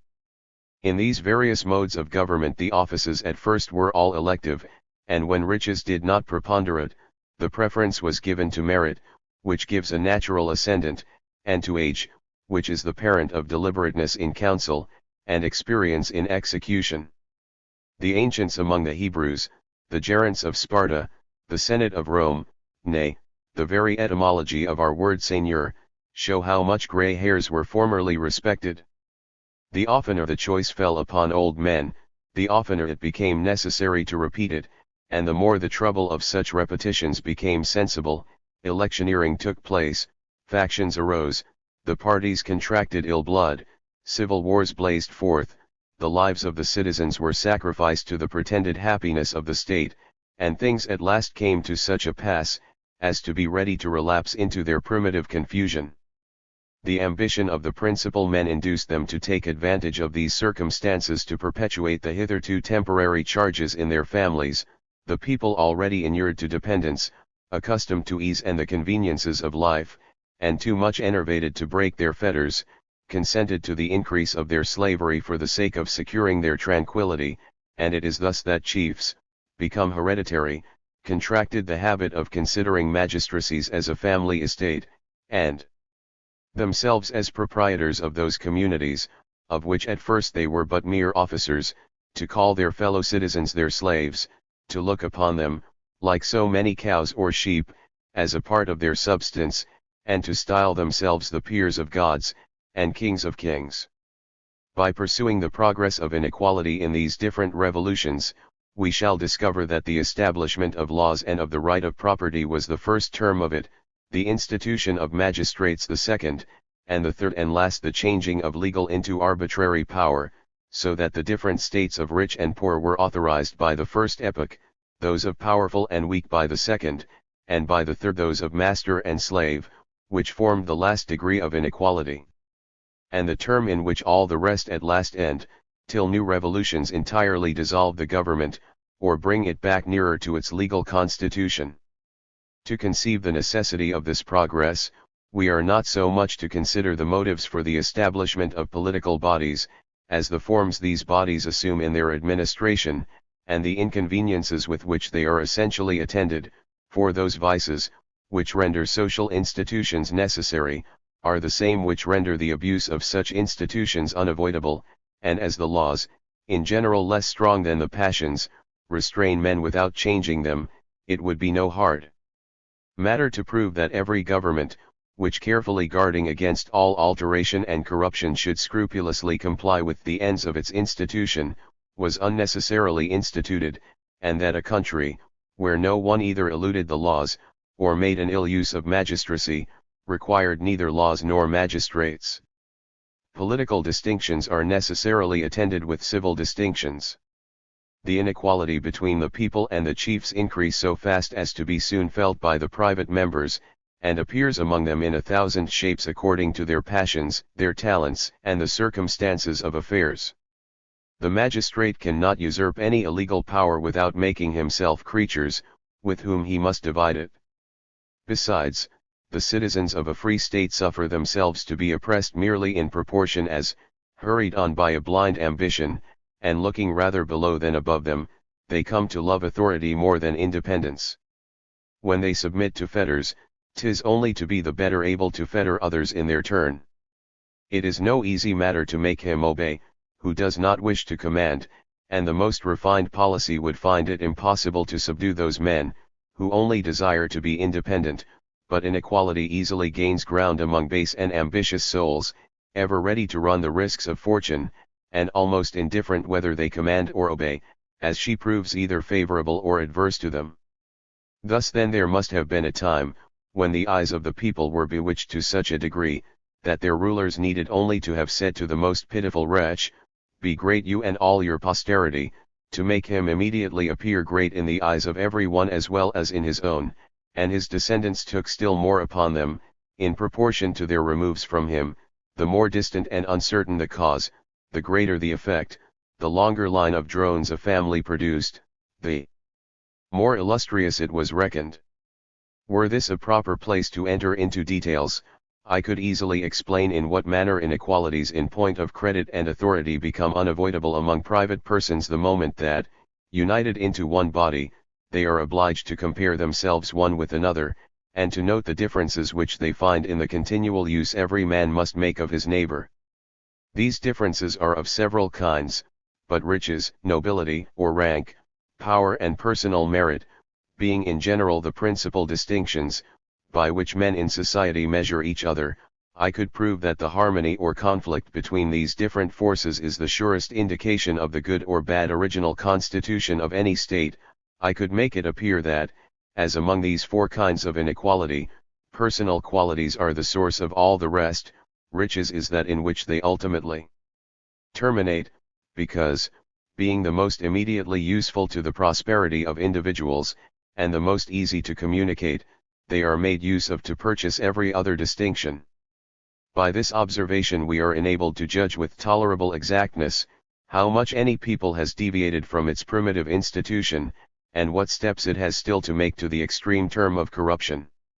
I could show how much this universal desire of reputation, of honors, of preference, with which we are all devoured, exercises and compares our talents and our forces, how much it excites and multiplies our passions, and, by creating an universal competition, rivalship, or rather enmity among men, how many disappointments, successes, and catastrophes of every kind it daily causes among the innumerable pretenders whom it engages in the same career.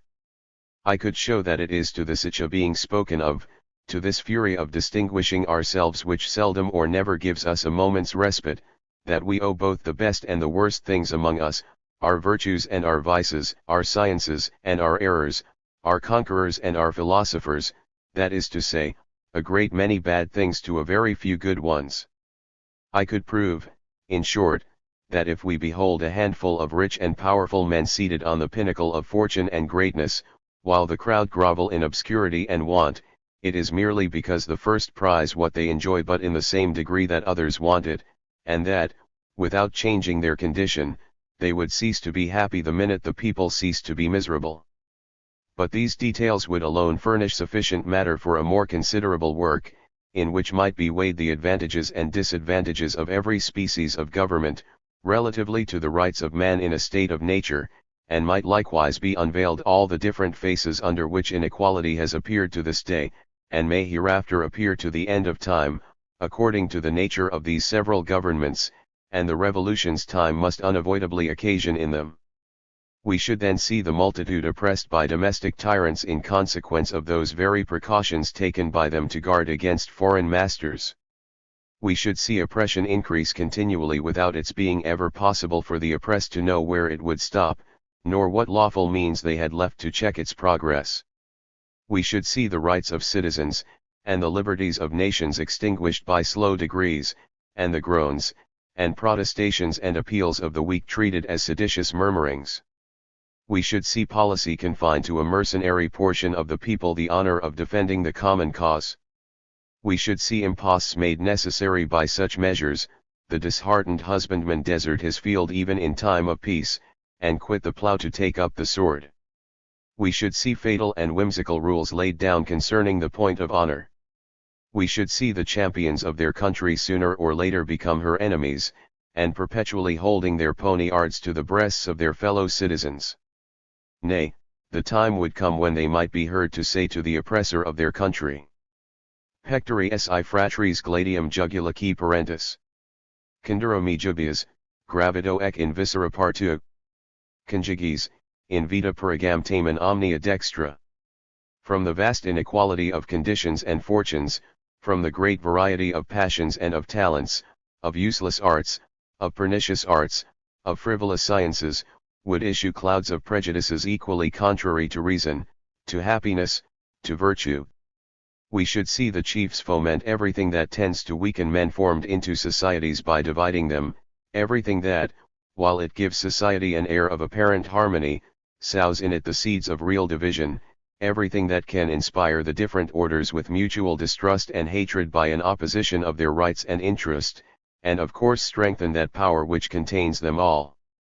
'Tis from the bosom of this disorder and these revolutions, that despotism gradually rearing up her hideous crest, and devouring in every part of the state all that still remains sound and untainted, would at last issue to trample upon the laws and the people, and establish herself upon the ruins of the Republic.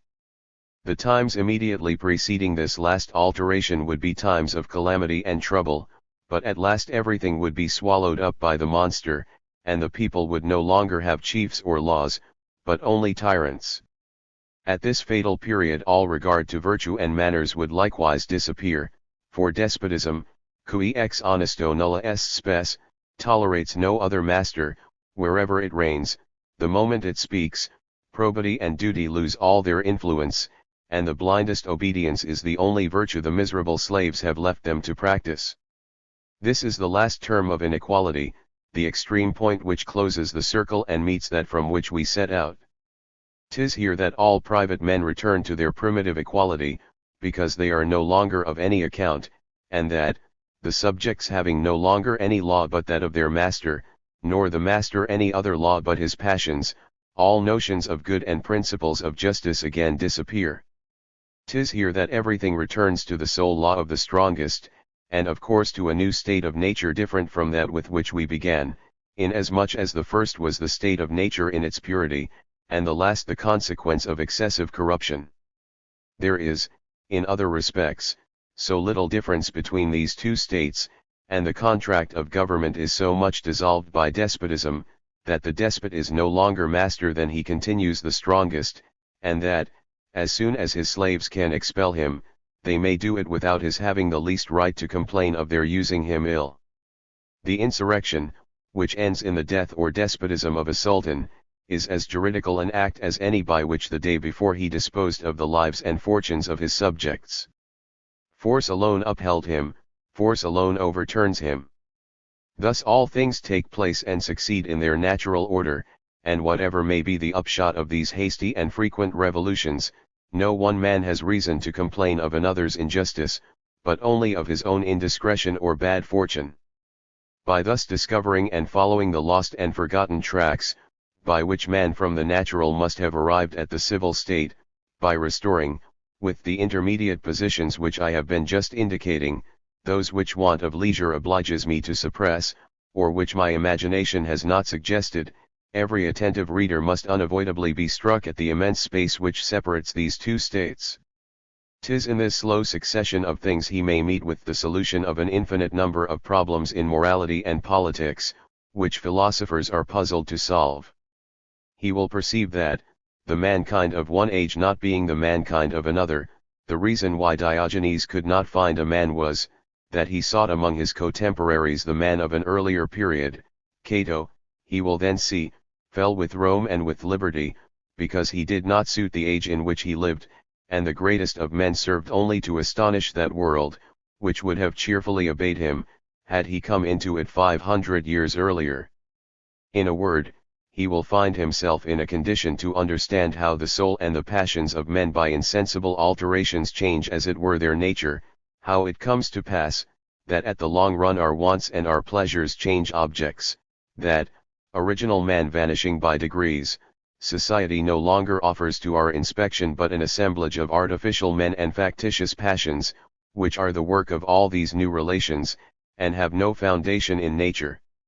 Reflection teaches us nothing on that head, but what experience perfectly confirms. Savage man and civilized man differ so much at bottom in point of inclinations and passions, that what constitutes the supreme happiness of the one would reduce the other to despair. The first sighs for nothing but repose and liberty, he desires only to live, and to be exempt from labor. Nay, the ataraxy of the most confirmed Stoic falls short of his consummate indifference for every other object. On the contrary, the citizen always in motion, is perpetually sweating and toiling, and racking his brains to find out occupations still more laborious. He continues a drudge to his last minute, nay, he courts death to be able to live, or renounces life to acquire immortality. He cringes to men in power whom he hates, and to rich men whom he despises. He sticks at nothing to have the honor of serving them.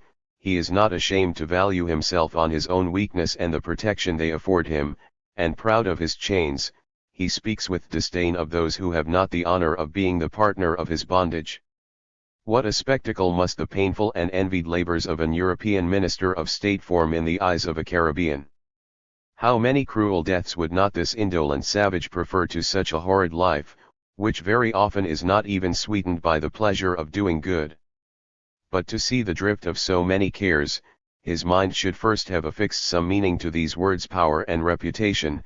He should be apprised that there are men who consider as something the looks of the rest of mankind, who know how to be happy and satisfied with themselves on the testimony of others sooner than upon their own. In fact, the real source of all those differences, is that the savage lives within himself, whereas the citizen, constantly beside himself, knows only how to live in the opinion of others, insomuch that it is, if I may say so, merely from their judgment that he derives the consciousness of his own existence. It is foreign to my subject to show how this disposition engenders so much indifference for good and evil, notwithstanding so many and such fine discourses of morality, how everything, being reduced to appearances, becomes mere art and mummery, honor, friendship, virtue, and often vice itself, which we at last learn the secret to boast of, how, in short, ever inquiring of others what we are, and never daring to question ourselves on so delicate a point, in the midst of so much philosophy, humanity, and politeness, and so many sublime maxims, we have nothing to show for ourselves but a deceitful and frivolous exterior, honor without virtue, reason without wisdom, and pleasure without happiness. It is sufficient that I have proved that this is not the original condition of man, and that it is merely the spirit of society, and the inequality which society engenders, that thus change and transform all our natural inclinations. I have endeavored to exhibit the origin and progress of inequality, the institution and abuse of political societies, as far as these things are capable of being deduced from the nature of man by the mere light of reason, and independently of those sacred maxims which give to the sovereign authority the sanction of divine right. It follows from this picture, that as there is scarce any inequality among men in a state of nature, all that which we now behold owes its force and its growth to the development of our faculties and the improvement of our understanding, and at last becomes permanent and lawful by the establishment of property and of laws. It likewise follows that moral inequality, authorized by any right that is merely positive, clashes with natural right, as often as it does not combine in the same proportion with physical inequality, a distinction which sufficiently determines what we are able to think in that respect of that kind of inequality which obtains in all civilized nations, since it is evidently against the law of nature that infancy should command old age, folly conduct wisdom, and a handful of men should be ready to choke with superfluities, while the famished multitude want the commonest necessaries of life. Discourse on Political Economy. Translated by G.D.H. Cole. Discourse on Political Economy was first printed in Diderot and D'Alembert's Encyclopédie in 1755. Rousseau and Diderot became friends in the early 1740s in Paris during a period of financial instability for both writers. Diderot had become estranged from his father due to his choice of wife and profession, and so was supporting himself by tutoring. Towards the end of the 1740s, Diderot began working on a project that would later become the Encyclopédie, and he and Rousseau continued their close friendship. However, in the late 1750s their relationship soured due to personal and philosophical disagreements, resulting in vicious accusations and public attacks of each other in print.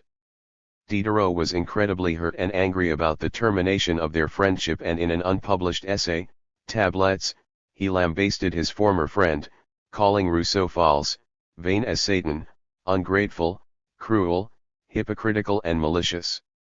The exact date the work was written is difficult to determine, but it seems probable that it was composed during the same period as his second discourse.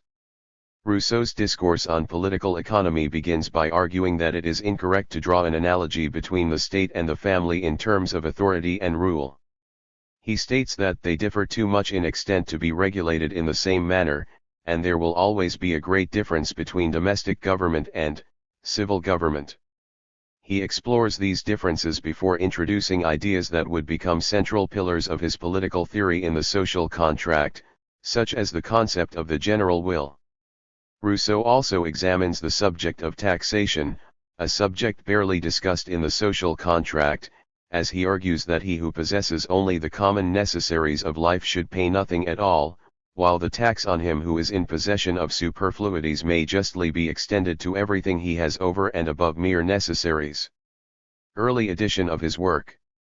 Rousseau by Maurice Quintin de la Tour, 1753. A Discourse on Political Economy. The word economy, or économie, is derived from omicron kappa, a house, and mu omicron, law, and meant originally only the wise and legitimate government of the house for the common good of the whole family. The meaning of the term was then extended to the government of that great family, the state. To distinguish these two senses of the word, the latter is called general or political economy, and the former domestic or particular economy. The first only is discussed in the present discourse. Even if there were as close an analogy as many authors maintain between the state and the family, it would not follow that the rules of conduct proper for one of these societies would be also proper for the other. They differ too much in extent to be regulated in the same manner, and there will always be a great difference between domestic government, in which a father can see everything for himself, and civil government, where the chief sees hardly anything save through the eyes of others. To put both on an equality in this respect, the talents, strength, and all the faculties of the father would have to increase in proportion to the size of his family, and the soul of a powerful monarch would have to be, to that of an ordinary man, as the extent of his empire is to that of a private person's estate. But how could the government of the state be like that of the family, when the basis on which they rest is so different? The father being physically stronger than his children, his paternal authority, as long as they need his protection, may be reasonably said to be established by nature. But in the great family, all the members of which are naturally equal, the political authority, being purely arbitrary as far as its institution is concerned, can be founded only on conventions, and the magistrate can have no authority over the rest, except by virtue of the laws. The duties of a father are dictated to him by natural feelings, and in a manner that seldom allows him to neglect them. For rulers there is no such principle, and they are really obliged to the people only by what they themselves have promised to do, and the people have therefore a right to require of them. Another more important difference is that since the children have nothing but what they receive from their father, it is plain that all the rights of property belong to him, or emanate from him, but quite the opposite is the case in the great family, where the general administration is established only to secure individual property, which is antecedent to it. The principal object of the work of the whole house is to preserve and increase the patrimony of the father, in order that he may be able some day to distribute it among his children without impoverishing them, whereas the wealth of the exchequer is only a means, often ill understood, of keeping the individuals in peace and plenty. In a word, the little family is destined to be extinguished, and to resolve itself some day into several families of a similar nature, but the great family, being constituted to endure forever in the same condition, need not, like the small one, increase for the purpose of multiplying, but need only maintain itself, and it can easily be proved that any increase does it more harm than good. In the family, it is clear, for several reasons which lie in its very nature, that the father ought to command. In the first place, the authority ought not to be equally divided between father and mother, the government must be single, and in every division of opinion there must be one preponderant voice to decide. Secondly, however lightly we may regard the disadvantages peculiar to women, yet, as they necessarily occasion intervals of inaction, this is a sufficient reason for excluding them from this supreme authority, for when the balance is perfectly even, a straw is enough to turn the scale.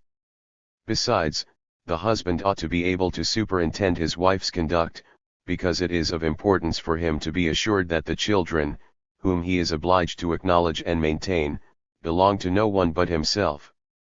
Thirdly, children should be obedient to their father, at first of necessity, and afterwards from gratitude. After having had their wants satisfied by him during one half of their lives, they ought to consecrate the other half to providing for his. Fourthly, servants owe him their services in exchange for the provision he makes for them, though they may break off the bargain as soon as it ceases to suit them. I say nothing here of slavery, because it is contrary to nature, and cannot be authorized by any right or law. There is nothing of all this in political society, in which the chief is so far from having any natural interest in the happiness of the individuals, that it is not uncommon for him to seek his own in their misery. If the magistracy is hereditary, a community of men is often governed by a child. If it be elective, innumerable inconveniences arise from such election, while in both cases all the advantages of paternity are lost. If you have but a single ruler, you lie at the discretion of a master who has no reason to love you, and if you have several, you must bear at once their tyranny and their divisions. In a word, abuses are inevitable and their consequences fatal in every society where the public interest and the laws have no natural force, and are perpetually attacked by personal interest and the passions of the ruler and the members. Although the functions of the father of a family and those of the chief magistrate ought to make for the same object, they must do so in such different ways, and their duty and rights are so essentially distinct, that we cannot confound them without forming very false ideas about the fundamental laws of society, and falling into errors which are fatal to mankind. In fact, if the voice of nature is the best counselor to which a father can listen in the discharge of his duty, for the magistrate it is a false guide, which continually prevents him from performing his, and leads him on sooner or later to the ruin of himself and of the state, if he is not restrained by the most sublime virtue. The only precaution necessary for the father of a family is to guard himself against depravity, and prevent his natural inclinations from being corrupted, whereas it is these themselves which corrupt the magistrate. In order to act aright, The first has only to consult his heart, the other becomes a traitor the moment he listens to his. Even his own reason should be suspect to him, nor should he follow any rule other than the public reason, which is the law. Thus nature has made a multitude of good fathers of families, but it is doubtful whether, from the very beginning of the world, human wisdom has made 10 men capable of governing their peers. From all that has just been said, it follows that public economy, which is my subject, has been rightly distinguished from private economy, and that, the state having nothing in common with the family except the obligations which their heads lie under of making both of them happy, the same rules of conduct cannot apply to both. I have considered these few lines enough to overthrow the detestable system which Sir Robert Filmer has endeavoured to establish in his Patriarcha, a work to which 2 celebrated writers have done too much honour in writing books to refute it. Moreover, this error is of very long standing, for Aristotle himself thought proper to combat it with arguments which may be found in the first book of his Politics.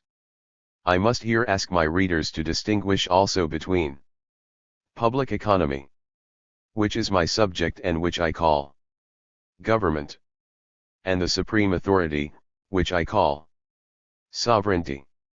A distinction which consists in the fact that the latter has the right of legislation, and in certain cases binds the body of the nation itself, while the former has only the right of execution, and is binding only on individuals.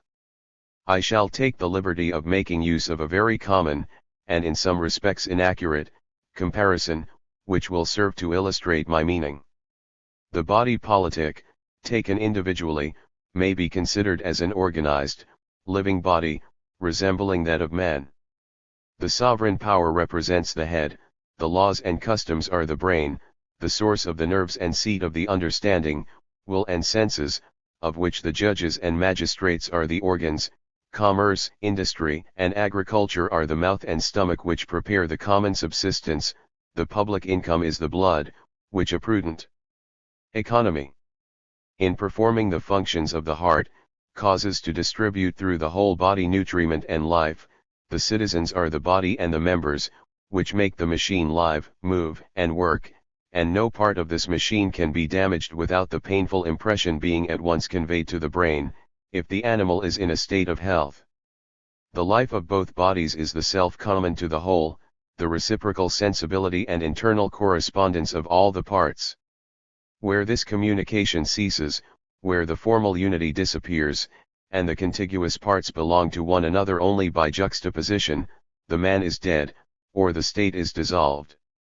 The body politic, therefore, is also a moral being possessed of a will, and this general will, which tends always to the preservation and welfare of the whole and of every part, and is the source of the laws, constitutes for all the members of the state, in their relations to one another and to it, the rule of what is just or unjust, a truth which shows, by the way, how idly some writers have treated as theft the subtlety prescribed to children at Sparta for obtaining their frugal repasts, as if everything ordained by the law were not lawful.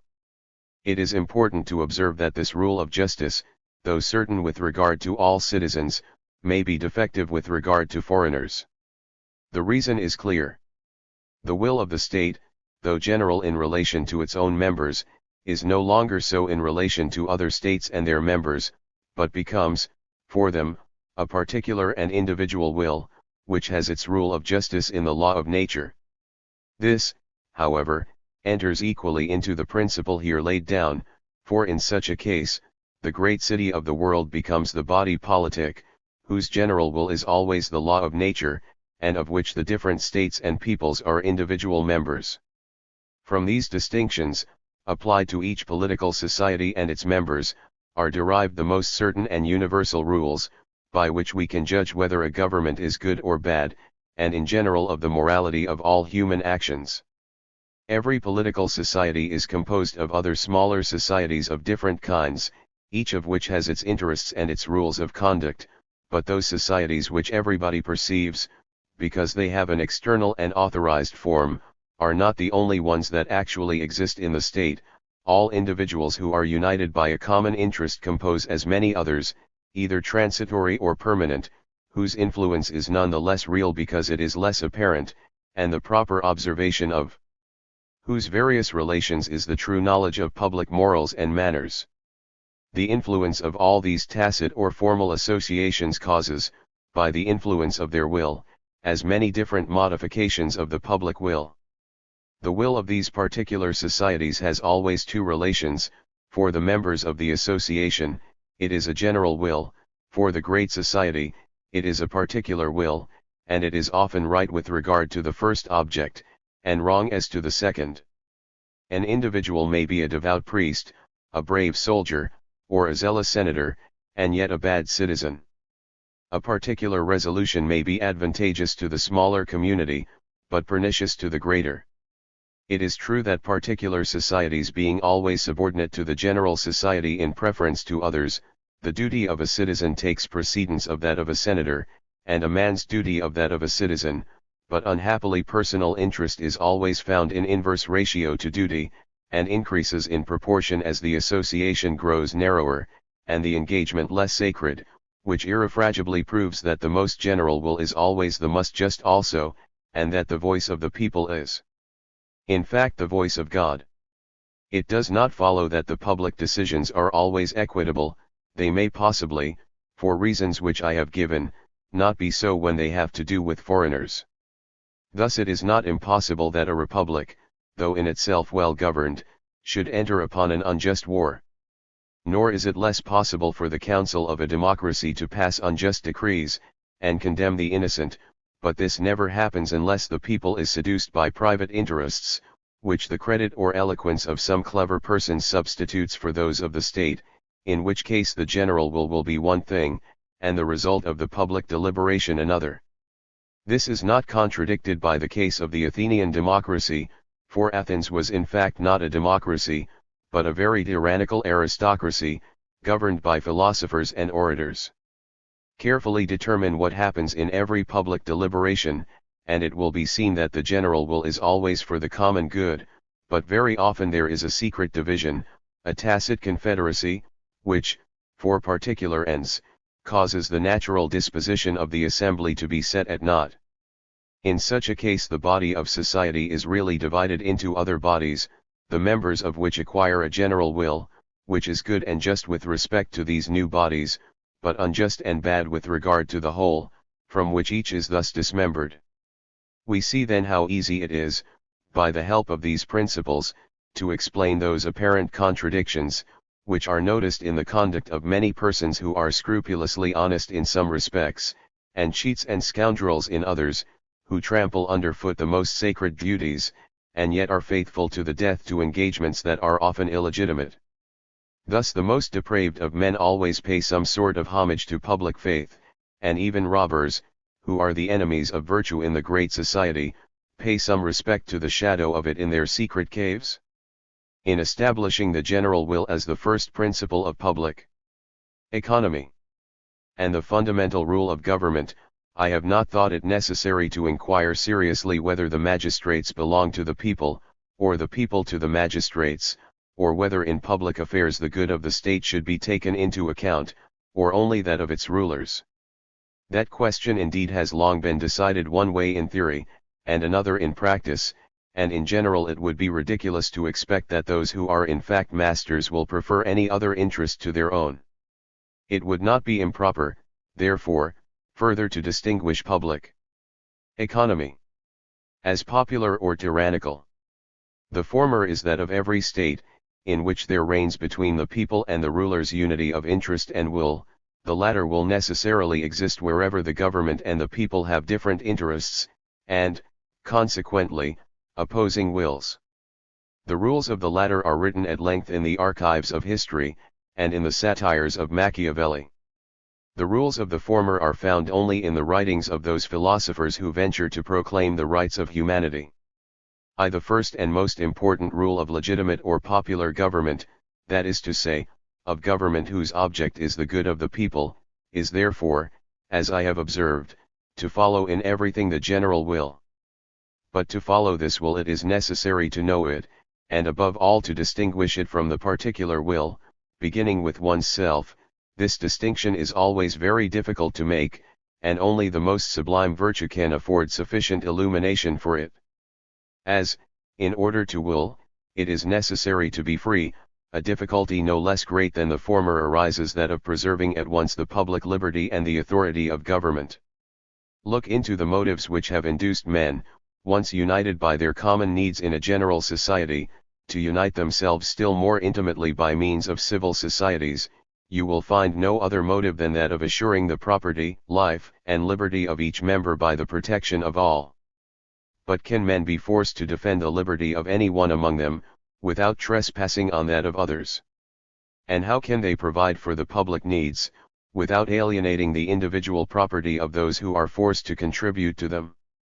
With whatever sophistry all this may be covered over, it is certain that if any constraint can be laid on my will, I am no longer free, and that I am no longer master of my own property, if any one else can lay a hand on it. This difficulty, which would have seemed insurmountable, has been removed, like the first, by the most sublime of all human institutions, or rather by a divine inspiration, which teaches mankind to imitate here below the unchangeable decrees of the Deity.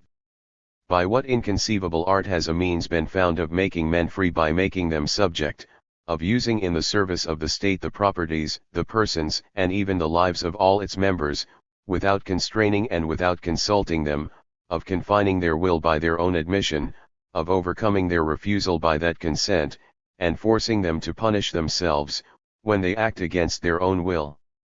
How can it be that all should obey, yet nobody take upon him to command, and that all should serve, and yet have no masters, but be the more free, as, in apparent subjection, each loses no part of his liberty but what might be hurtful, to that of another? These wonders are the work of law. It is to law alone that men owe justice and liberty. It is this salutary organ of the will of all which establishes, in civil right, the natural equality between men. It is this celestial voice which dictates to each citizen the precepts of public reason, and teaches him to act according to the rules of his own judgment, and not to behave inconsistently with himself. It is with this voice alone that political rulers should speak when they command, for no sooner does one man, setting aside the law, claim to subject another to his private will, than he departs from the state of civil society, and confronts him face to face in the pure state of nature, in which obedience is prescribed solely by necessity. The most pressing interest of the ruler, and even his most indispensable duty, therefore, is to watch over the observation of the laws of which he is the minister, and on which his whole authority is founded. At the same time, if he exacts the observance of them from others, he is the more strongly bound to observe them himself, since he enjoys all their favor. For his example is of such force, that even if the people were willing to permit him to release himself from the yoke of the law, he ought to be cautious in availing himself of so dangerous a prerogative, which others might soon claim to usurp in their turn, and often use to his prejudice. At bottom, as all social engagements are mutual in nature, it is impossible for any one to set himself above the law, without renouncing its advantages, for nobody is bound by any obligation to one who claims that he is under no obligations to others. For this reason no exemption from the law will ever be granted, on any ground whatsoever, in a well-regulated government. Those citizens who have deserved well of their country ought to be rewarded with honors, but never with privileges, for the Republic is at the eve of its fall, when any one can think it fine not to obey the laws. If the nobility or the soldiery should ever adopt such a maxim, all would be lost beyond redemption. The power of the laws depends still more on their own wisdom than on the severity of their administrators, and the public will derive its greatest weight from the reason which has dictated it. Hence Plato looked upon it as a very necessary precaution to place at the head of all edicts a preamble, setting forth their justice and utility. In fact, the first of all laws is to respect the laws.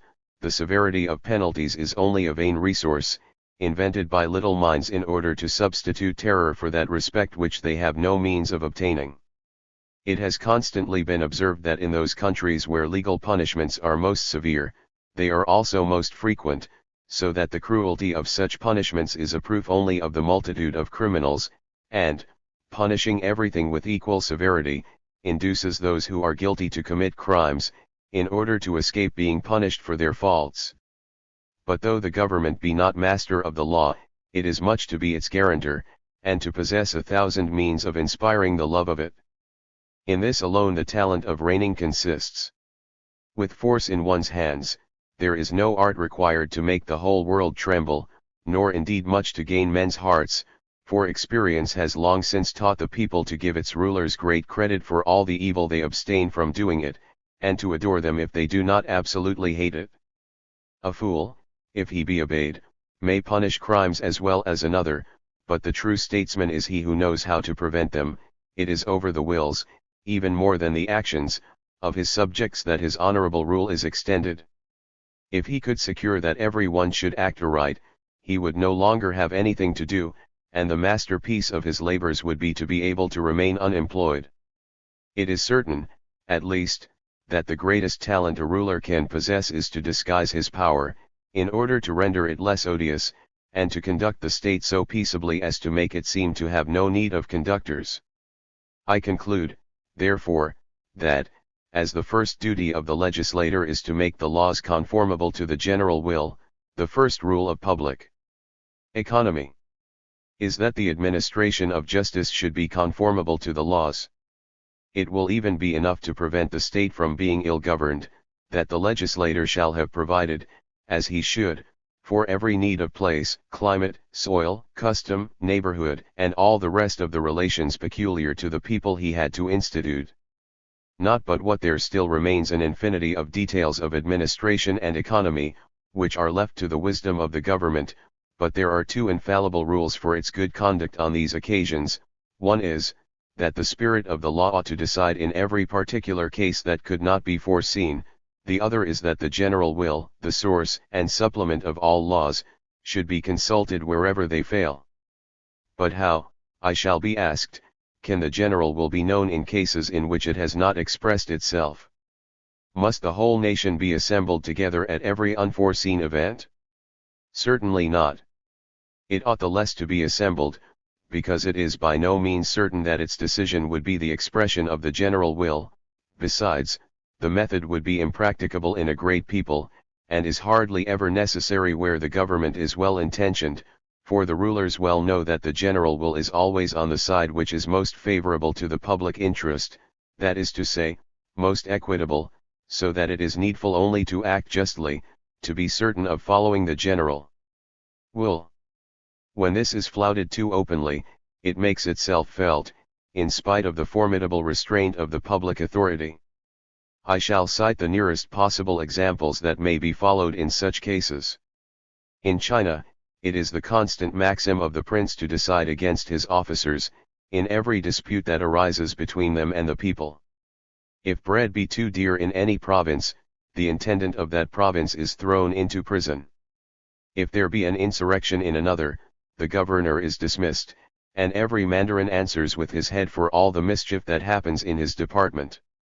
Not that these affairs do not subsequently undergo a regular examination, but long experience has caused the judgment to be thus anticipated. There is seldom any injustice to be repaired.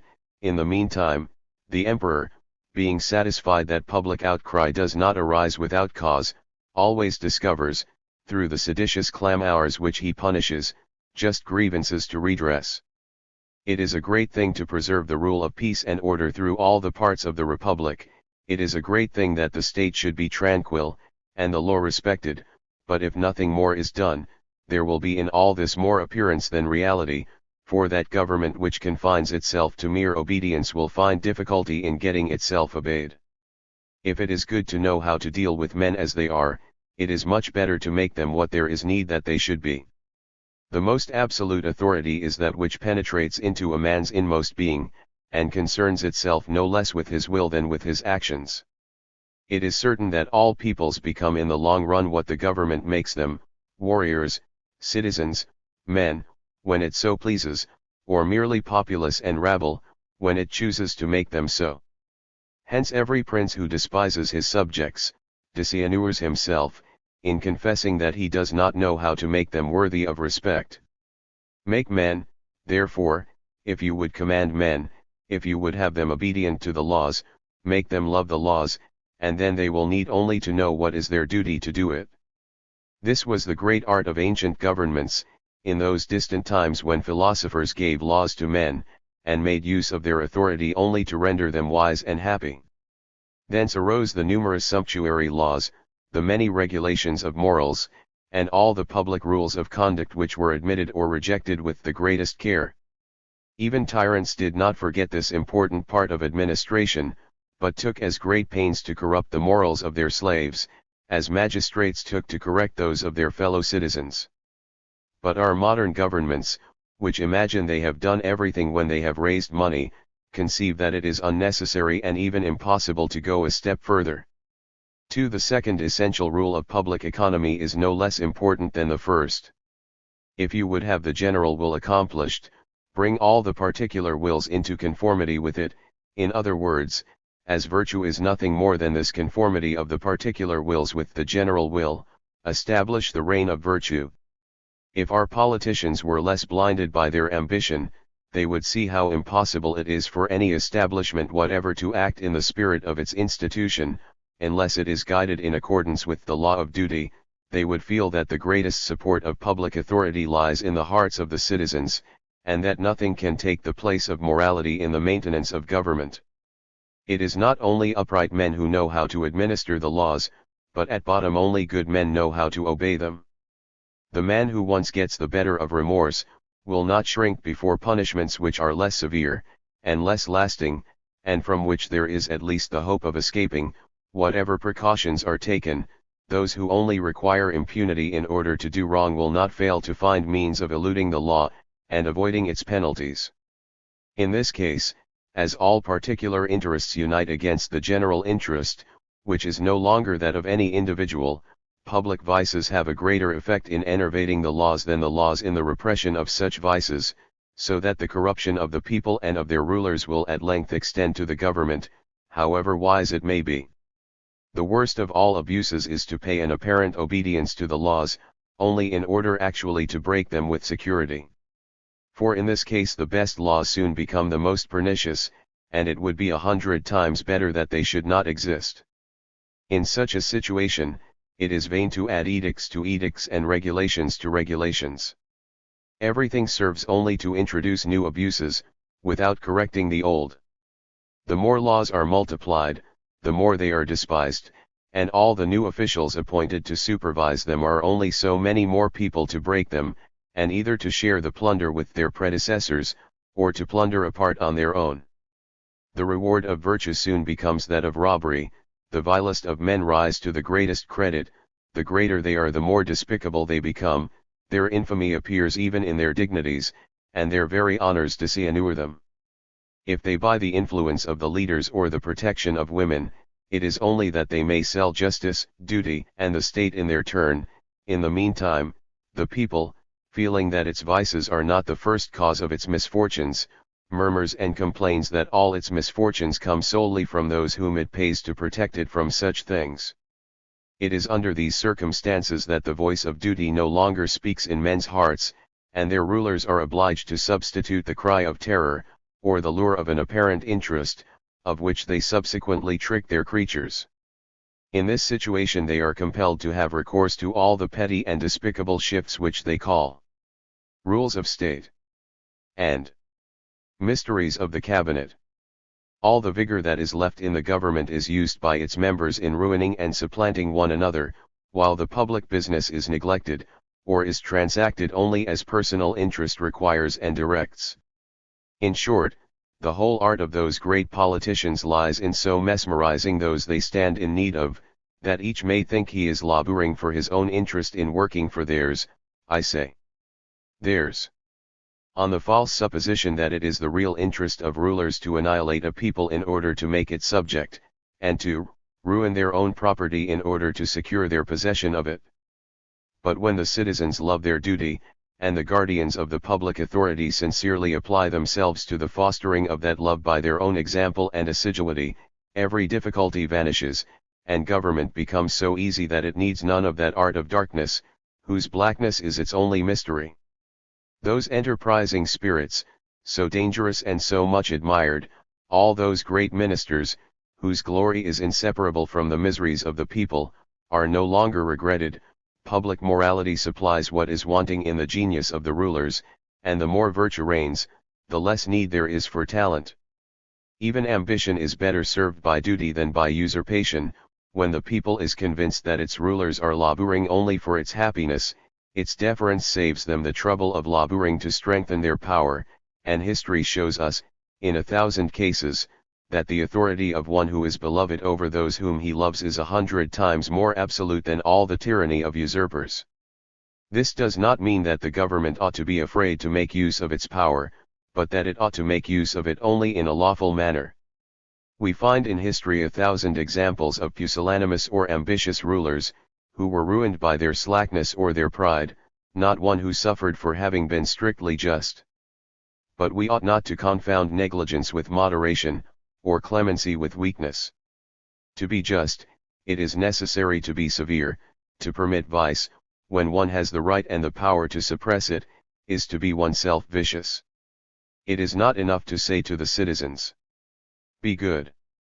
They must be taught to be so, and even example, which is in this respect the first lesson, is not the sole means to be employed. Patriotism is the most efficacious, for, as I have said already, every man is virtuous when his particular will is in all things conformable to the general will, and we voluntarily will what is willed by those whom we love. It appears that the feeling of humanity evaporates and grows feeble in embracing all mankind, and that we cannot be affected by the calamities of Tartary or Japan, in the same manner as we are by those of European nations. It is necessary in some degree to confine and limit our interest and compassion in order to make it active. Now, as this sentiment can be useful only to those with whom we have to live, it is proper that our humanity should confine itself to our fellow citizens, and should receive a new force because we are in the habit of seeing them, and by reason of the common interest which unites them. It is certain that the greatest miracles of virtue have been produced by patriotism, this fine and lively feeling, which gives to the force of self-love all the beauty of virtue, lends it an energy which, without disfiguring it, makes it the most heroic of all passions. This it is that produces so many immortal actions, the glory of which dazzles our feeble eyes, and so many great men, whose old-world virtues pass for fables now that patriotism is made mock of. This is not surprising. The transports of susceptible hearts appear altogether fanciful to anyone who has never felt them, and the love of one's country, which is 100 times more lively and delightful than the love of a mistress, cannot be conceived except by experiencing it. But it is easy to perceive in every heart that is warmed by it, in all the actions it inspires, a glowing and sublime ardor which does not attend the purest virtue, when separated from it. Contrast Socrates even with Cato, the one was the greater philosopher, the other more of the citizen. Athens was already ruined in the time of Socrates, and he had no other country than the world at large. Cato had the cause of his country always at heart, he lived for it alone, and could not bear to outlive it. The virtue of Socrates was that of the wisest of men, but, compared with Caesar and Pompey, Cato seems a god among mortals. Socrates instructed a few individuals, opposed the sophists, and died for truth, but Cato defended his country, its liberty and its laws, against the conquerors of the world, and at length departed from the earth, when he had no longer a country to serve. A worthy pupil of Socrates would be the most virtuous of his contemporaries, but a worthy follower of Cato would be one of the greatest. The virtue of the former would be his happiness, the latter would seek his happiness in that of all. We should be taught by the one, and led by the other, and this alone is enough to determine which to prefer, for no people has ever been made into a nation of philosophers, but it is not impossible to make a people happy. Do we wish men to be virtuous? Then let us begin by making them love their country. But how can they love it, if their country be nothing more to them than to strangers, and afford them nothing but what it can refuse nobody? It would be still worse, if they did not enjoy even the privilege of social security, and if their lives, liberties, and property lay at the mercy of persons in power, without their being permitted, or it being possible for them, to get relief from the laws.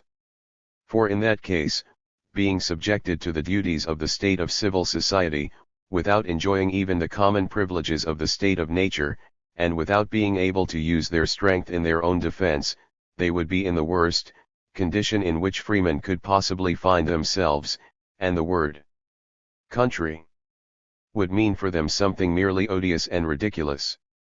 It must not be imagined that a man can break or lose an arm, without the pain being conveyed to his head, nor is it any more credible that the general will should consent that any one member of the state, whoever he might be, should wound or destroy another, than it is that the fingers of a man in his senses should wilfully scratch his eyes out. The security of individuals is so intimately connected with the public confederation that, apart from the regard that must be paid to human weakness, that convention would in point of right be dissolved, if in the state a single citizen who might have been relieved were allowed to perish, or if one were wrongfully confined in prison, or if in one case an obviously unjust sentence were given. For the fundamental conventions being broken, it is impossible to conceive of any right or interest that could retain the people in the social union, unless they were restrained by force, which alone causes the dissolution of the state of civil society. In fact, does not the undertaking entered into by the whole body of the nation bind it to provide for the security of the least of its members with as much care as for that of all the rest? Is the welfare of a single citizen any less the common cause than that of the whole state? It may be said that it is good that one should perish for all.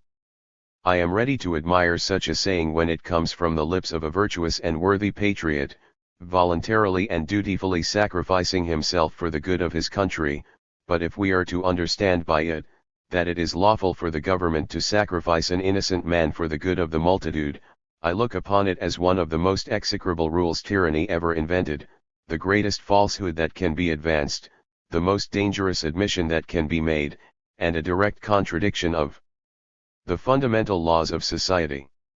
So little is it the case that any one person ought to perish for all, that all have pledged their lives and properties for the defense of each, in order that the weakness of individuals may always be protected by the strength of the public, and each member by the whole state.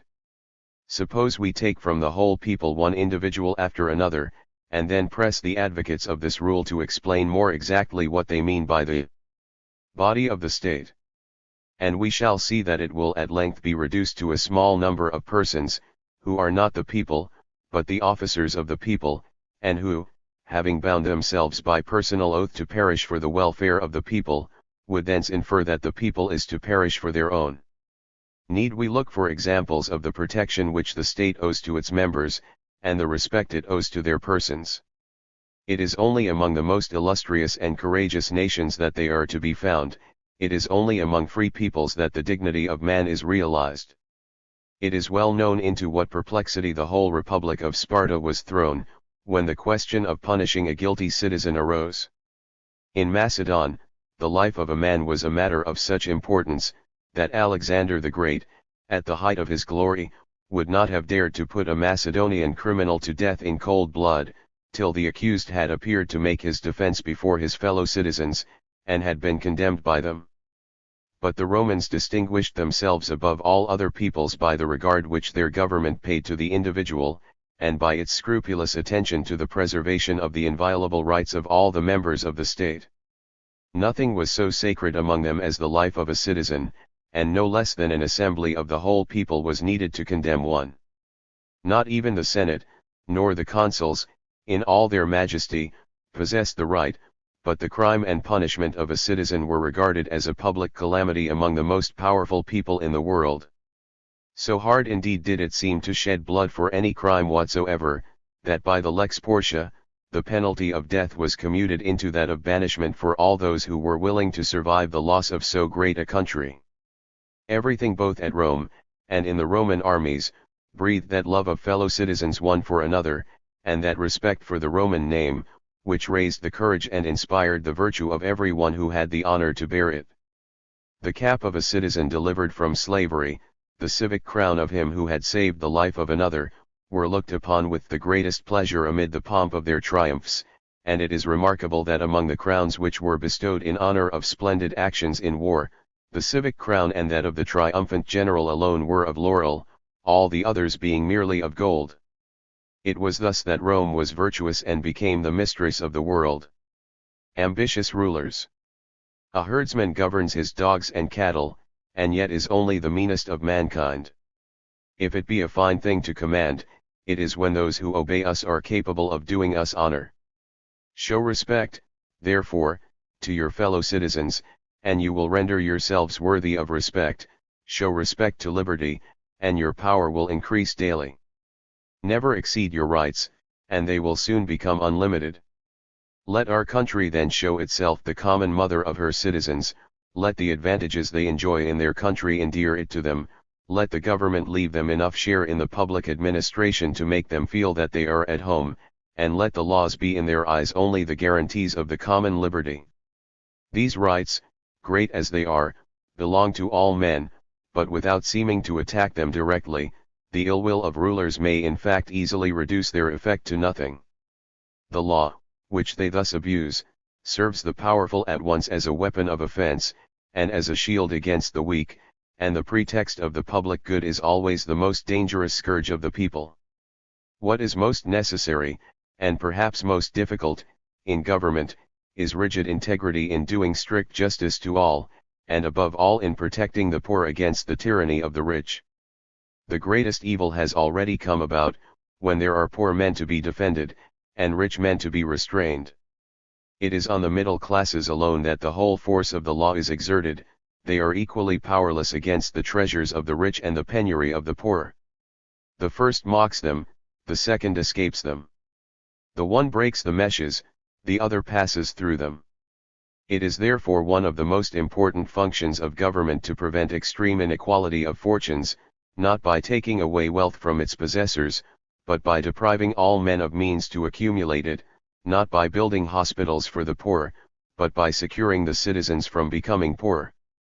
The unequal distribution of inhabitants over the territory, when men are crowded together in one place, while other places are depopulated, the encouragement of the arts that minister to luxury and of purely industrial arts at the expense of useful and laborious crafts, the sacrifice of agriculture to commerce, the necessitation of the tax farmer by the maladministration of the funds of the state, and in short, venality pushed to such an extreme that even public esteem is reckoned at a cash value, and virtue rated at a market price, these are the most obvious causes of opulence and of poverty, of public interest, of mutual hatred among citizens, of indifference to the common cause, of the corruption of the people, and of the weakening of all the springs of government. Such are the evils, which are with difficulty cured when they make themselves felt, but which a wise administration ought to prevent, if it is to maintain, along with good morals, respect for the laws, patriotism, and the influence of the general will. But all these precautions will be inadequate, unless rulers go still more to the root of the matter. I conclude this part of public economy where I ought to have begun it. There can be no patriotism without liberty, no liberty without virtue, no virtue without citizens. Create citizens, and you have everything you need. Without them, you will have nothing but debased slaves, from the rulers of the state downwards. To form citizens is not the work of a day, and in order to have men it is necessary to educate them when they are children. It will be said, perhaps, that whoever has men to govern, ought not to seek, beyond their nature, a perfection of which they are incapable, that he ought not to desire to destroy their passions, and that the execution of such an attempt is no more desirable than it is possible. I will agree, further, that a man without passions would certainly be a bad citizen, but it must be agreed also that, if men are not taught not to love some things, it is impossible to teach them to love one object more than another, to prefer that which is truly beautiful to that which is deformed. If, for example, they were early accustomed to regard their individuality only in its relation to the body of the state, and to be aware, so to speak, of their own existence merely as a part of that of the state, they might at length come to identify themselves in some degree with this greater whole, to feel themselves members of their country, and to love it with that exquisite feeling which no isolated person has save for himself, to lift up their spirits perpetually to this great object, and thus to transform into a sublime virtue that dangerous disposition which gives rise to all our vices. Not only does philosophy demonstrate the possibility of giving feeling these new directions, history furnishes us with 1,000 striking examples. If they are so rare among us moderns, it is because nobody troubles himself whether citizens exist or not, and still less does anybody think of attending to the matter soon enough to make them. It is too late to change our natural inclinations, when they have taken their course, and egoism is confirmed by habit. It is too late to lead us out of ourselves when once the human ego, concentrated in our hearts, has acquired that contemptible activity which absorbs all virtue and constitutes the life and being of little minds. How can patriotism germinate in the midst of so many other passions which smother it? And what can remain, for fellow citizens, of a heart already divided between avarice, a mistress, and vanity? From the first moment of life, men ought to begin learning to deserve to live, and, as at the instant of birth we partake of the rights of citizenship, that instant ought to be the beginning of the exercise of our duty. If there are laws for the age of maturity, there ought to be laws for infancy, teaching obedience to others, and as the reason of each man is not left to be the sole arbiter of his duties, government ought the less indiscriminately to abandon to the intelligence and prejudices of fathers the education of their children, as that education is of still greater importance to the state than to the fathers, for, according to the course of nature, the death of the father often deprives him of the final fruits of education, but his country sooner or later perceives its effects. Families dissolve, but the state remains. Should the public authority, by taking the place of the father, and charging itself with that important function, acquire his rights by discharging his duties, he would have the less cause to complain, as he would only be changing his title, and would have in common, under the name of citizen, the same authority over his children, as he was exercising separately under the name of father, and would not be less obeyed when speaking in the name of the law, than when he spoke in that of nature. Public education, therefore, under regulations prescribed by the government, and under magistrates established by the sovereign, is one of the fundamental rules of popular or legitimate government. If children are brought up in common in the bosom of equality, if they are imbued with the laws of the state and the precepts of the general will, if they are taught to respect these above all things, if they are surrounded by examples and objects which constantly remind them of the tender mother who nourishes them, of the love she bears them, of the inestimable benefits they receive from her, and of the return they owe her, we cannot doubt that they will learn to cherish one another mutually. As brothers, to will nothing contrary to the will of society, to substitute the actions of men and citizens for the futile and vain babbling of sophists, and to become in time defenders and fathers of the country of which they will have been so long the children. I shall say nothing of the magistrates destined to preside over such an education, which is certainly the most important business of the state. It is easy to see that if such marks of public confidence were conferred on slight grounds, if this sublime function were not, for those who have worthily discharged all other offices, the reward of labor, the pleasant and honorable repose of old age, and the crown of all honors, the whole enterprise would be useless and the education void of success. For wherever the lesson is not supported by authority, and the precept by example, all instruction is fruitless, and virtue itself loses its credit in the mouth of one who does not practice it. But let illustrious warriors, bent under the weight of their laurels, preach courage, let upright magistrates, grown white in the purple and on the bench teach justice. Such teachers as these would thus get themselves virtuous successors, and transmit from age, to generations to come, the experience and talents of rulers, the courage and virtue of citizens, and common emulation in all to live and die for their country. I know of but 3 peoples which once practiced public education, the Cretans, the Lacedaemonians, and the ancient Persians. Among all these it was attended with the greatest success, and indeed it did wonders among the 2 last. Since the world has been divided into nations too great to admit of being well governed, this method has been no longer practicable, and the reader will readily perceive other reasons why such a thing has never been attempted by any modern people. It is very remarkable that the Romans were able to dispense with it, but Rome was for 500 years one continued miracle which the world cannot hope to see again. The virtue of the Romans, engendered by their horror of tyranny and the crimes of tyrants, and by an innate patriotism, made all their houses so many schools of citizenship, while the unlimited power of fathers over their children made the individual authority so rigid that the father was more feared than the magistrate, and was in his family tribunal both censor of morals and avenger of the laws. Thus a careful and well-intentioned government, vigilant incessantly to maintain or restore patriotism and morality among the people, provides beforehand against the evils which sooner or later result from the indifference of the citizens to the fate of the republic, keeping within narrow bounds that personal interest which so isolates the individual that the state is enfeebled by his power, and has nothing to hope from his goodwill. Wherever men love their country, respect the laws, and live simply, little remains to be done in order to make them happy, and in public administration, where chance has less influence than in the lot of individuals, wisdom is so nearly allied to happiness, that the two objects are confounded. 3. It is not enough to have citizens and to protect them, it is also necessary to consider their subsistence. Provision for the public wants is an obvious inference from the general will, and the third essential duty of government. This duty is not, we should feel, to fill the granaries of individuals and thereby to grant them a dispensation from labor, but to keep plenty so within their reach that labor is always necessary and never useless for its acquisition. It extends also to everything regarding the management of the exchequer, and the expenses of public administration. Having thus treated of general economy with reference to the government of persons, we must now consider it with reference to the administration of property. This part presents no fewer difficulties to solve, and contradictions to remove, than the preceding.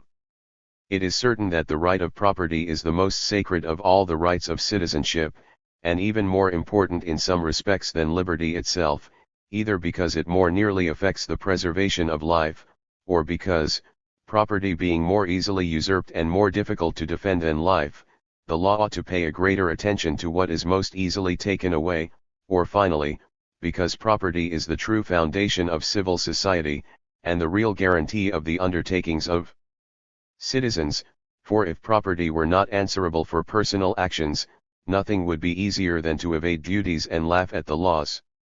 On the other hand, it is no less certain that the maintenance of the state and the government involves costs and outgoings, and as every one who agrees to the end must acquiesce in the means, it follows that the members of a society ought to contribute from their property to its support.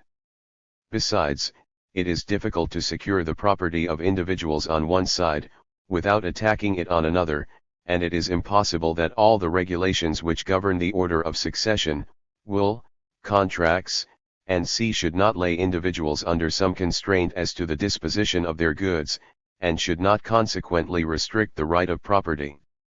But besides what I have said above of the agreement between the authority of law and the liberty of the citizen, there remains to be made, with respect to the disposition of goods, an important observation which removes many difficulties. As Pufendorf has shown, the right of property, by its very nature, does not extend beyond the life of the proprietor, and the moment a man is dead his goods cease to belong to him. Thus, to prescribe the conditions according to which he can dispose of them, is in reality less to alter his right as it appears, than to extend it in fact. In general, although the institution of the laws which regulate the power of individuals in the disposition of their own goods belongs only to the sovereign, the spirit of these laws, which the government ought to follow in their application, is that, from father to son, and from relation to relation, the goods of a family should go as little out of it and be as little alienated as possible. There is a sensible reason for this in favor of children, to whom the right of property would be quite useless, if the father left them nothing, and who besides, having often contributed by their labor to the acquisition of their father's wealth, are in their own right associates with him in his right of property. But another reason, more distant, though not less important, is that nothing is more fatal to morality and to the republic than the continual shifting of rank and fortune among the citizens, Such changes are both the proof and the source of 1,000 disorders, and overturn and confound everything, for those who were brought up to one thing find themselves destined for another, and neither those who rise nor those who fall are able to assume the rules of conduct, or to possess themselves of the qualifications requisite for their new condition, still less to discharge the duties it entails. I proceed to the object of public finance. If the people governed itself and there were no intermediary between the administration of the state and the citizens, they would have no more to do than to assess themselves occasionally, in proportion to the public needs and the abilities of individuals, and as they would all keep in sight the recovery and employment of such assessments, no fraud or abuse could slip into the management of them, the state would never be involved in debt, or the people overburdened with taxes, or at least the knowledge of how the money would be used would be a consolation for the severity of the tax. But things cannot be carried on in this manner. On the contrary, however small any state may be, civil societies are always too populous to be under the immediate government of all their members. It is necessary that the public money should go through the hands of the rulers, all of whom have, besides the interests of the state, their own individual interests, which are not the last to be listened to.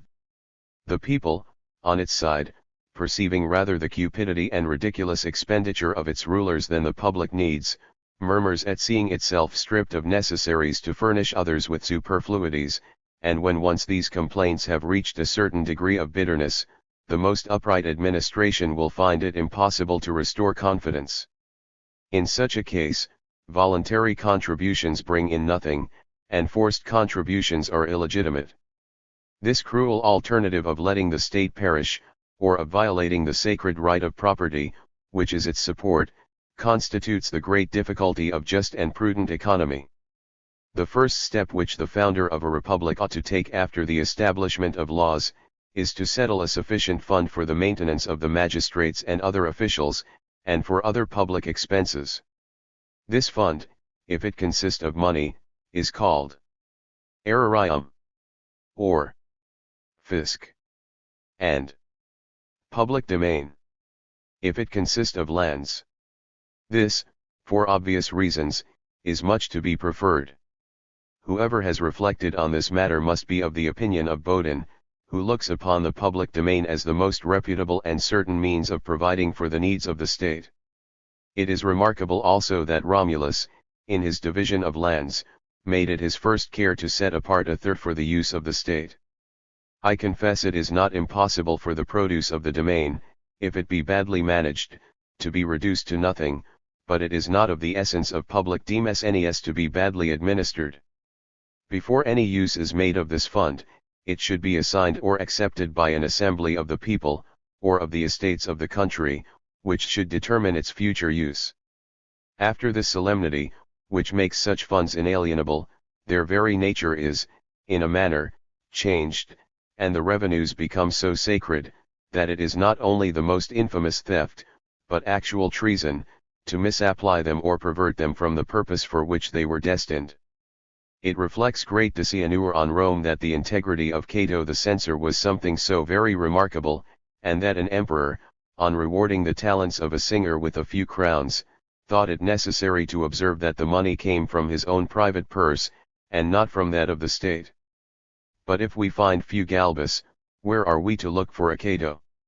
For when vice is no longer dishonorable, what chiefs will be so scrupulous as to abstain from touching the public revenues that are left to their discretion, and even not in time to impose on themselves, by pretending to confound their own expensive and scandalous dissipations with the glory of the state, and the means of extending their own authority with the means of augmenting its power? It is particularly in this delicate part of the administration that virtue is the only effective instrument, and that the integrity of the magistrate is the only real check upon his avarice. Books and auditing of accounts, instead of exposing frauds, only conceal them, for prudence is never so ready to conceive new precautions as knavery is to elude them. Never mind, then, about account books and papers, place the management of finance in honest hands, that is the only way to get it faithfully conducted. When public funds are once established, the rulers of the state become of right the administrators of them, For this administration constitutes a part of government which is always essential, though not always equally so. Its influence increases in proportion as that of other resources is diminished, and it may justly be said that a government has reached the last stage of corruption, when it has ceased to have sinews other than money. Now, as every government constantly tends to become lax, this is enough to show why no state can subsist unless its revenues constantly increase. The first sense of the necessity of this increase is also the first sign of the internal disorder of the state, and the prudent administrator, in his endeavors to find means to provide for the present necessity, will neglect nothing to find out the distant cause of the new need, just as a mariner, when he finds the water gaining on his vessel, does not neglect, while he is working the pumps, to discover and stop the leak. From this rule is deduced the most important rule in the administration of finance, which is, to take more pains to guard against needs than to increase revenues. For, whatever diligence be employed, the relief which only comes after, and more slowly than, the evil, always leaves some injury behind. While a remedy is being found for one evil, another is beginning to make itself felt, and even the remedies themselves produce new difficulties, so that at length the nation is involved in debt and the people oppressed, while the government loses its influence and can do very little with a great deal of money. I imagine it was owing to the recognition of this rule that such wonders were done by ancient governments, which did more with their parsimony than ours do with all their treasures, and perhaps from this comes the common use of the word economy, which means rather the prudent management of what one has than ways of getting what one has not. But apart from the public domain, which is of service to the state in proportion to the uprightness of those who govern, any one sufficiently acquainted with the whole force of the general administration, especially when it confines itself to legitimate methods, would be astonished at the resources the rulers can make use of for guarding against public needs, without trespassing on the goods of individuals. As they are masters of the whole commerce of the state, nothing is easier for them than to direct it into such channels as to provide for every need, without appearing to interfere. The distribution of provisions, money, and merchandise in just proportions, according to times and places, is the true secret of finance and the source of wealth, provided those who administer it have foresight enough to suffer a present apparent loss, in order really to obtain immense profits in the future. When we see a government paying bounties, instead of receiving duties, on the exportation of corn in time of plenty, and on its importation in time of scarcity, we must have such facts before our eyes if we are to be persuaded of their reality. We should hold such facts to be idle tales, if they had happened in ancient times. Let us suppose that, in order to prevent a scarcity in bad years, a proposal were made to establish public granaries. Would not the maintenance of so useful an institution serve in most countries as an excuse for new taxes? At Geneva, such granaries, established and kept up by a prudent administration, are a public resource in bad years, and the principal revenue of the state at all times. Alit et ditat is the inscription which stands, rightly and properly, on the front of the building. To set forth in this place the economic system of a good government, I have often turned my eyes to that of this republic, rejoicing to find in my own country an example of that wisdom and happiness which I should be glad to see prevail in every other. If we ask how the needs of a state grow, we shall find they generally arise, like the wants of individuals, less from any real necessity than from the increase of useless desires, and that expenses are often augmented only to give a pretext for raising receipts, so that the state would sometimes gain by not being rich, and apparent wealth is in reality more burdensome than poverty itself would be. Rulers may indeed hope to keep the peoples in stricter dependence, by thus giving them with one hand what they take from them with the other, and this was in fact the policy of Joseph towards the Egyptians, but this political sophistry is the more fatal to the state, as the money never returns into the hands it went out of. Such principles only enrich the idle at the expense of the industrious. A desire for conquest is one of the most evident and dangerous causes of this increase. This desire, occasioned often by a different species of ambition from that which, it seems to proclaim, is not always what it appears to be, and has not so much, for its real motive, the apparent desire to aggrandize the nation as a secret desire to increase the authority of the rulers at home, by increasing the number of troops, and by the diversion which the objects of war occasion in the minds of the citizens. It is at least certain, that no peoples are so oppressed and wretched as conquering nations, and that their successes only increase their misery. Did not history inform us of the fact, reason would suffice to tell us that, the greater a state grows, the heavier and more burdensome in proportion its expenses become, for every province has to furnish its share to the general expense of government, and besides has to be at the expense of its own administration, which is as great as if it were really independent. Add to this that great fortunes are always acquired in one place and spent in another. Production therefore soon ceases to balance consumption, and a whole country is impoverished merely to enrich a single town. Another source of the increase of public wants, which depends on the foregoing, is this. There may come a time when the citizens, no longer looking upon themselves as interested in the common cause, will cease to be the defenders of their country, and the magistrates will prefer the command of mercenaries to that of free men, if for no other reason than that, when the time comes, they may use them to reduce free men to submission. Such was the state of Rome towards the end of the Republic and under the emperors, for all the victories of the early Romans, like those of Alexander, had been won by brave citizens, who were ready, at need, to give their blood in the service of their country, but would never sell it. Only at the siege of Veii did the practice of paying the Roman infantry begin. Marius, in the Jugartine War, disinured the legions by introducing freedmen, vagabonds, and other mercenaries. Tyrants, the enemies of the very people it was their duty to make happy, maintained regular troops, apparently to withstand the foreigner, but really to enslave their countrymen. To form such troops, it was necessary to take men from the land. The lack of their labor then diminished the amount of provisions, and their maintenance introduced those taxes which increased prices. This first disorder gave rise to murmurs among the people. In order to suppress them, the number of troops had to be increased, and consequently the misery of the people also got worse, and the growing despair led to still further increases in the cause in order to guard against its effects.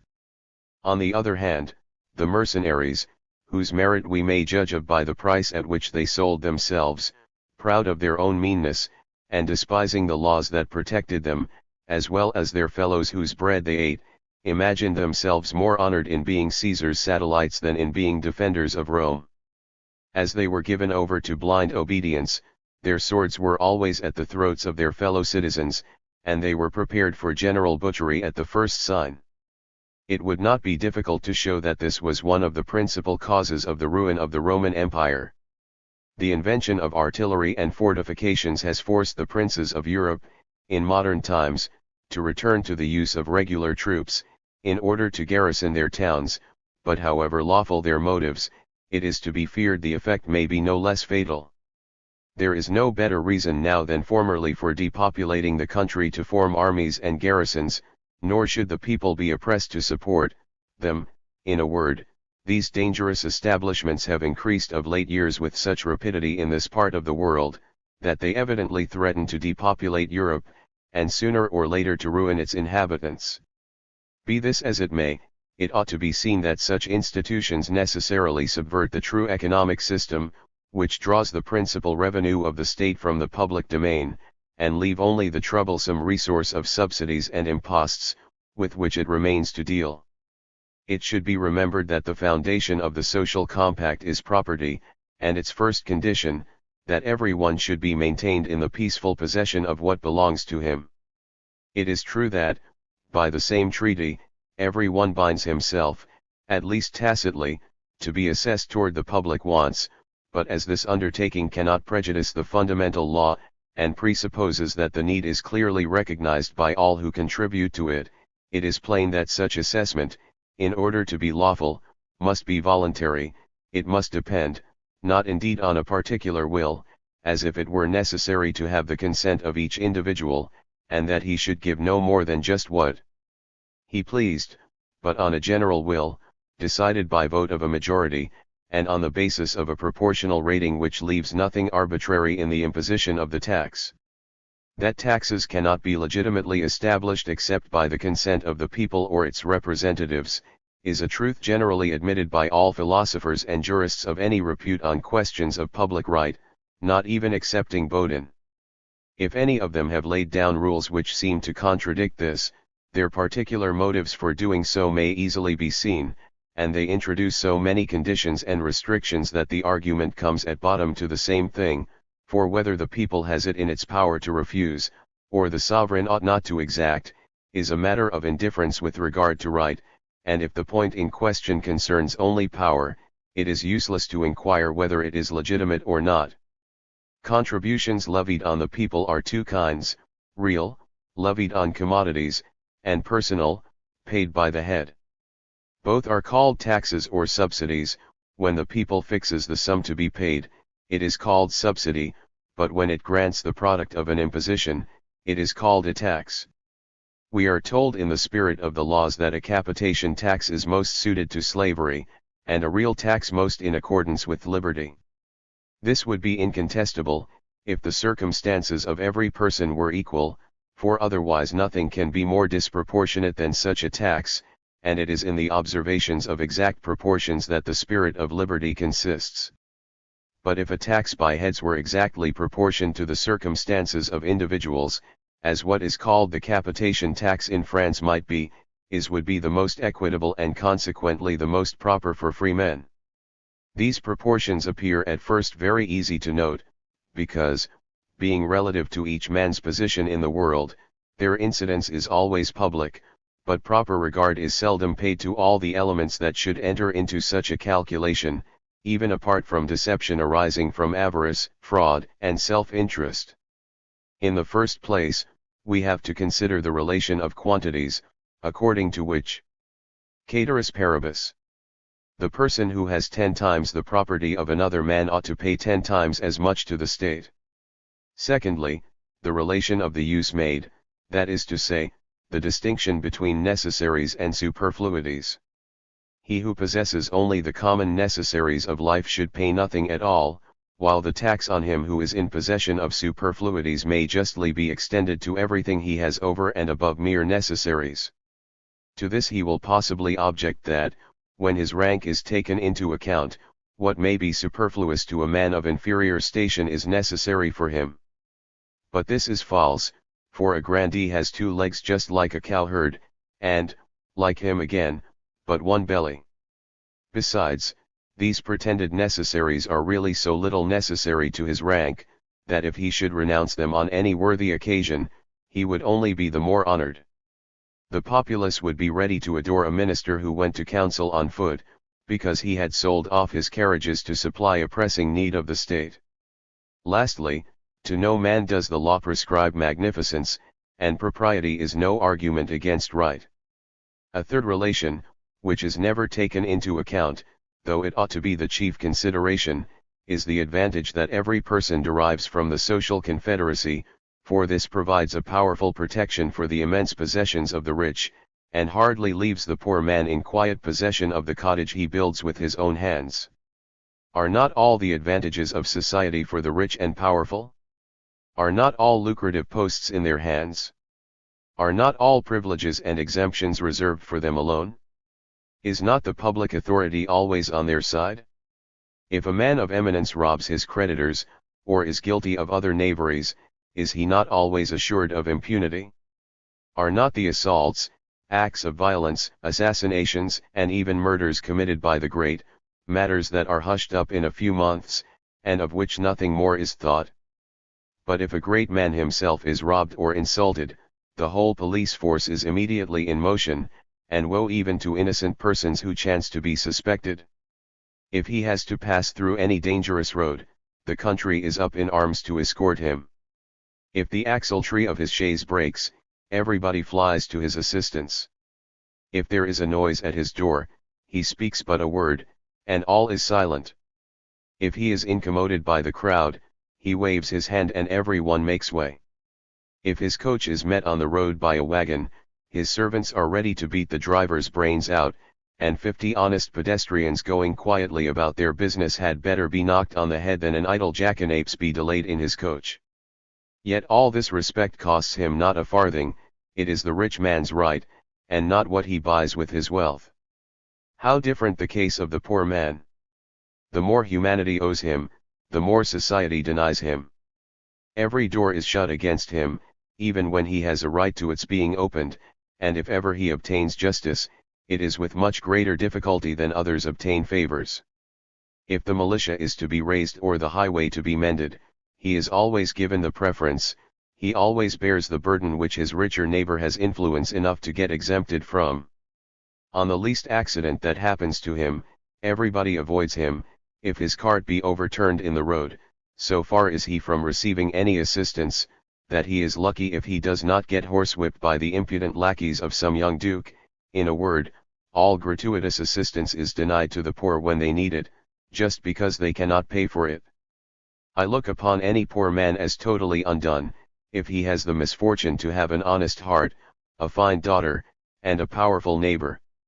Another no less important fact is that the losses of the poor are much harder to repair than those of the rich, and that the difficulty of acquisition is always greater in proportion as there is more need for it. Nothing comes out of nothing, is as true of life as in physics.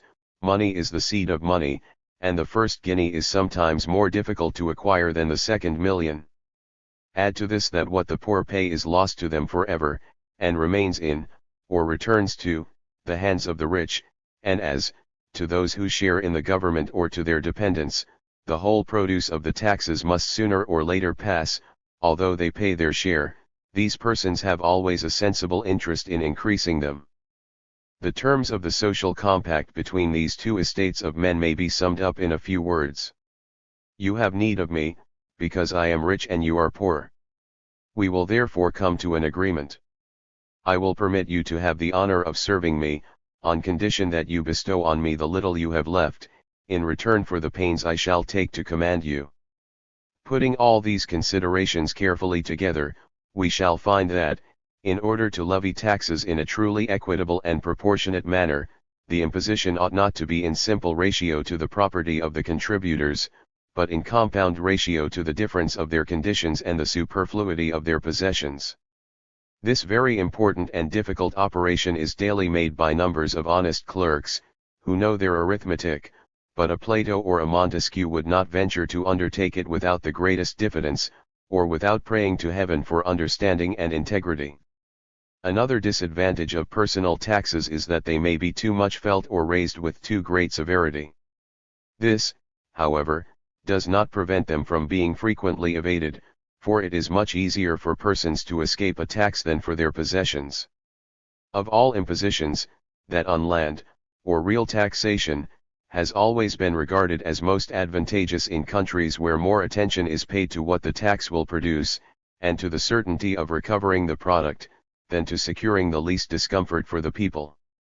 It has been even maintained that it is necessary to burden the peasant in order to rouse him from indolence, and that he would never work if he had no taxes to pay. But in all countries experience confutes this ridiculous notion. In England and Holland the farmer pays very little, and in China nothing, yet these are the countries in which the land is best cultivated. On the other hand, in those countries where the husbandman is taxed in proportion to the produce of his lands, he leaves them uncultivated, or reaps just as much from them as suffices for bare subsistence. For to him who loses the fruit of his labor, it is some gain to do nothing. To lay a tax on industry is a very singular expedient for banishing idleness. Taxes on land or corn, especially when they are excessive, lead to two results so fatal in their effect that they cannot but depopulate and ruin, in the long run, all countries in which they are established. The first of these arises from the defective circulation of specie, for industry and commerce draw all the money from the country into the capitals, and as the tax destroys the proportion there might otherwise be between the needs of the husbandman and the price of his corn, money is always leaving and never returning. Thus the richer the city the poorer the country. The product of the taxes passes from the hands of the prince or his financial officers into those of artists and traders, and the husbandman, who receives only the smallest part of it, is at length exhausted by paying always the same, and receiving constantly less. How could a human body subsist if it had veins and no arteries, or if its arteries conveyed the blood only within 4 inches of the heart? Chardin tells us that in Persia the royal dues on commodities are paid in kind. This custom, which, Herodotus informs us, prevailed long ago in the same country down to the time of Darius, might prevent the evil of which I have been speaking. But unless intendants, directors, commissioners, and warehousemen in Persia are a different kind of people from what they are elsewhere, I can hardly believe that the smallest part of this produce ever reaches the king, or that the corn is not spoilt in every granary, and the greater part of the warehouses not consumed by fire. The second evil effect arises from an apparent advantage, which aggravates the evil before it can be perceived. That is that corn is a commodity whose price is not enhanced by taxes in the country producing it, and which, in spite of its absolute necessity, may be diminished in quantity without the price being increased. Hence, many people die of hunger, although corn remains cheap, and the husbandman bears the whole charge of a tax, for which he cannot indemnify himself by the price of his corn. It must be observed that we ought not to reason about a land tax in the same manner as about duties laid on various kinds of merchandise, for the effect of such duties is to raise the price, and they are paid by the buyers rather than the sellers. For these duties, however heavy, are still voluntary, and are paid by the merchant only in proportion to the quantity he buys, and as he buys only in proportion to his sale, he himself gives the law its particular application, but the farmer who is obliged to pay his rent at stated times, whether he sells or not, cannot wait till he can get his own price for his commodity. Even if he is not forced to sell for mere subsistence, he must sell to pay the taxes, so that it is frequently the heaviness of the tax that keeps the price of corn low. It is further to be noticed that the resources of commerce and industry are so far from rendering the tax more supportable through abundance of money, that they only render it more burdensome. I shall not insist on what is very evident, i.e., that, although a greater or less quantity of money in a state may give it the greater or less credit in the eye of the foreigner, it makes not the least difference to the real fortune of the citizens, and does not make their condition any more or less comfortable. But I must make these 2 important remarks. First, unless a state possesses superfluous commodities, and abundance of money results from foreign trade, only trading cities are sensible of the abundance, while the peasant only becomes relatively poorer. Secondly, as the price of everything is enhanced by the increase of money, taxes also must be proportionately increased, so that the farmer will find himself still more burdened without having more resources. It ought to be observed that the tax on land is a real duty on the produce. It is universally agreed, however, that nothing is so dangerous as a tax on corn paid by the purchaser, but how comes it we do not see that it is 100 times worse when the duty is paid by the cultivator himself? Is not this an attack on the substance of the state at its very source? Is it not the directest possible method of depopulating a country, and therefore in the end ruining it? For the worst kind of scarcity a nation can suffer from is lack of inhabitants. Only the real statesman can rise, in imposing taxes, above the mere financial object. He alone can transform heavy burdens into useful regulations, and make the people even doubtful whether such establishments were not calculated rather for the good of the nation in general, than merely for the raising of money. Duties on the importation of foreign commodities, of which the natives are fond, without the country standing in need of them, on the exportation of those of the growth of the country which are not too plentiful, and which foreigners cannot do without, on the productions of frivolous and all too lucrative arts, on the importation of all pure luxuries, and in general on all objects of luxury, will answer the 2-fold end in view.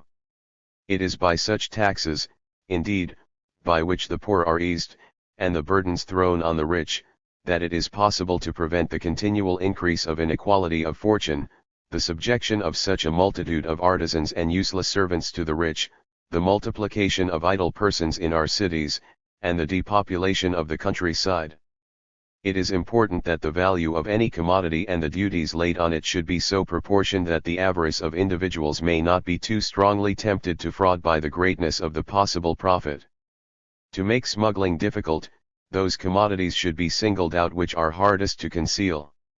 All duties should be rather paid by the consumer of the commodity taxed than by him who sells it, as the quantity of duty he would be obliged to pay would lay him open to greater temptations, and afford him more opportunities for fraud. This is the constant custom in China, a country where the taxes are greater and yet better paid than in any other part of the world. The merchant himself there pays no duty, the buyer alone, without murmuring or sedition, meets the whole charge, for as the necessaries of life, such as rice and corn, are absolutely exempt from taxation, the common people is not oppressed, and the duty falls only on those who are well-to-do. Precautions against smuggling ought not to be dictated so much by the fear of it occurring, as by the attention which the government should pay to securing individuals from being seduced by illegitimate profits, which first make them bad citizens, and afterwards soon turn them into dishonest men. Heavy taxes should be laid on servants in livery, on equipages, rich furniture, fine clothes, on spacious courts and gardens, on public entertainments of all kinds, on useless professions, such as dancers, singers, players, and in a word, on all that multiplicity of objects of luxury, amusement, and idleness, which strike the eyes of all, and can the less be hidden, as their whole purpose is to be seen, without which they would be useless. We need be under no apprehension of the produce of these taxes being arbitrary, because they are laid on things not absolutely necessary. They must know but little of mankind who imagine that, after they have been once seduced by luxury, they can ever renounce it. They would 100 times sooner renounce common necessaries, and had much rather die of hunger than of shame. The increase in their expense is only an additional reason for supporting them, when the vanity of appearing wealthy reaps its profit from the price of the thing and the charge of the tax. As long as there are rich people in the world, they will be desirous of distinguishing themselves from the poor, nor can the state devise a revenue less burdensome or more certain than what arises from this distinction. For the same reason, industry would have nothing to suffer from an economic system which increased the revenue, encouraged agriculture by relieving the husbandman, and insensibly tended to bring all fortunes nearer to that middle condition which constitutes the genuine strength of the state. These taxes might, I admit, bring certain fashionable articles of dress and amusement to an untimely end, but it would be only to substitute others, by which the artificer would gain, and the exchequer suffer no loss. In a word, suppose the spirit of government was constantly to tax only the superfluities of the rich, one of two things must happen: either the rich would convert their superfluous expenses into useful ones, which would redound to the profit of the state, and thus the imposition of taxes would have the effect of the best sumptuary laws, the expenses of the state would necessarily diminish with those of individuals, and the treasury would not receive so much less as it would gain by having less to pay, or, if the rich did not become less extravagant, the exchequer would have such resources in the product of taxes on their expenditure as would provide for the needs of the state. In the first case the treasury would be the richer by what it would save, from having the less to do with its money, and in the second, it would be enriched by the useless expenses of individuals. We may add to all this a very important distinction in matters of political right, to which governments, constantly tenacious of doing everything for themselves, ought to pay great attention. It has been observed that personal taxes and duties on the necessaries of life, as they directly trespass on the right of property, and consequently on the true foundation of political society, are always liable to have dangerous results, if they are not established with the express consent of the people or its representatives. It is not the same with articles the use of which we can deny ourselves, for as the individual is under no absolute necessity to pay, his contribution may count as voluntary. The particular consent of each contributor then takes the place of the general consent of the whole people, for why should a people oppose the imposition of a tax which falls only on those who desire to pay it? It appears to me certain that everything, which is not proscribed by law, or contrary to morality, and yet may be prohibited by the government, may also be permitted on payment of a certain duty. Thus, for example, if the government may prohibit the use of coaches, it may certainly impose a tax on them, and this is a prudent and useful method of censuring their use without absolutely forbidding it. In this case, the tax may be regarded as a sort of fine, the product of which compensates for the abuse it punishes. It may perhaps be objected that those, whom Bodin calls impostors, i.e., those who impose or contrive the taxes, being in the class of the rich, will be far from sparing themselves to relieve the poor. But this is quite beside the point. If, in every nation, those to whom the sovereign commits the government of the people, were, from their position, its enemies, it would not be worthwhile to inquire what they ought to do to make the people happy. Émile, or On Education. Translated by Barbara Foxley. Émile, or On Education was first published in French in 1762 and in English the following year. The work was highly controversial and led to Rousseau having to flee France. It was the author's treatment of religion that caused great offense to the authorities. Though Rousseau was not an atheist, he advocated a more personal religion and rejected the doctrines of original sin and divine revelation. This disavowal of certain aspects of orthodox belief outraged the Catholic Church in France, where the text was declared to be an enemy of religion. He left the country and yet found little sympathy in Protestant Geneva, where not only was Émile banned, but his previous book, The Social Contract, was also suppressed by those in power. Émile is a novel which also functions as a treatise on education, and it provides the correct and proper method for instructing children, predominantly boys. It details the upbringing of a wealthy young boy at different stages of his development and attempts to prescribe the ideal education for creating the best possible citizen. The text is divided into 5 books, and in the first 2 Rousseau argues that the young boy should focus on interacting with the natural world rather than spending time reading. As the child grows, he should learn a manual trade before being introduced to religion as an adolescent. The aim of the tutor is to help his pupil develop into a moral citizen, who is as little as possible corrupted by the evils of society. The final book offers a brief outline of Rousseau's views on young women's education and role in life, including his belief that men should be active and strong while women should be passive and weak, and his assertion that it follows that woman is specially made to please man. Rousseau's depiction of women's nature and his suggestions for their education were famously lambasted by Mary Wollstonecraft in her seminal book, A Vindication of the Rights of Woman. Title page of the 1762 edition. Contents. Author's Preface. Book I. Book 2. The Fox and the Crow. Book 3. Book 4. The Creed of a Savoyard Priest. Book V. Sophie, or Woman. Of Travel. Mary Wollstonecraft criticized Rousseau's depiction of women. Author's Preface. This collection of scattered thoughts and observations has little order or continuity. It was begun to give pleasure to a good mother who thinks for herself.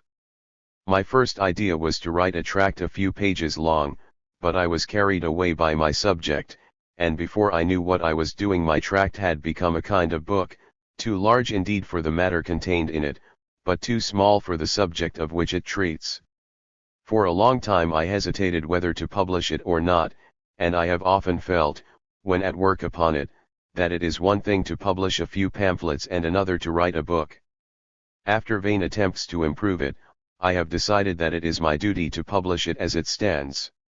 I consider that public attention requires to be directed to this subject, and even if my own ideas are mistaken, my time will not have been wasted if I stir up others to form right ideas. A solitary who casts his writings before the public without any one to advertise them, without any party ready to defend them, one who does not even know what is thought and said about those writings, is at least free from one anxiety: if he is mistaken, no one will take his errors for gospel. I shall say very little about the value of a good education, nor shall I stop to prove that the customary method of education is bad. This has been done again and again, and I do not wish to fill my book with things which everyone knows. I will merely state that, go as far back as you will find a continual outcry against the established method, but no attempt to suggest a better. the literature and science of our day tend rather to destroy than to build up. We find fault after the manner of a master, to suggest, we must adopt another style, a style less in accordance with the pride of the philosopher. In spite of all those books, whose only aim, so they say, is public utility, the most useful of all arts, the art of training men, is still neglected. Even after Locke's book was written, the subject remained almost untouched, and I fear that my book will leave it pretty much as it found it. We know nothing of childhood, and with our mistaken notions the further we advance the further we go astray. The wisest writers devote themselves to what a man ought to know, without asking what a child is capable of learning.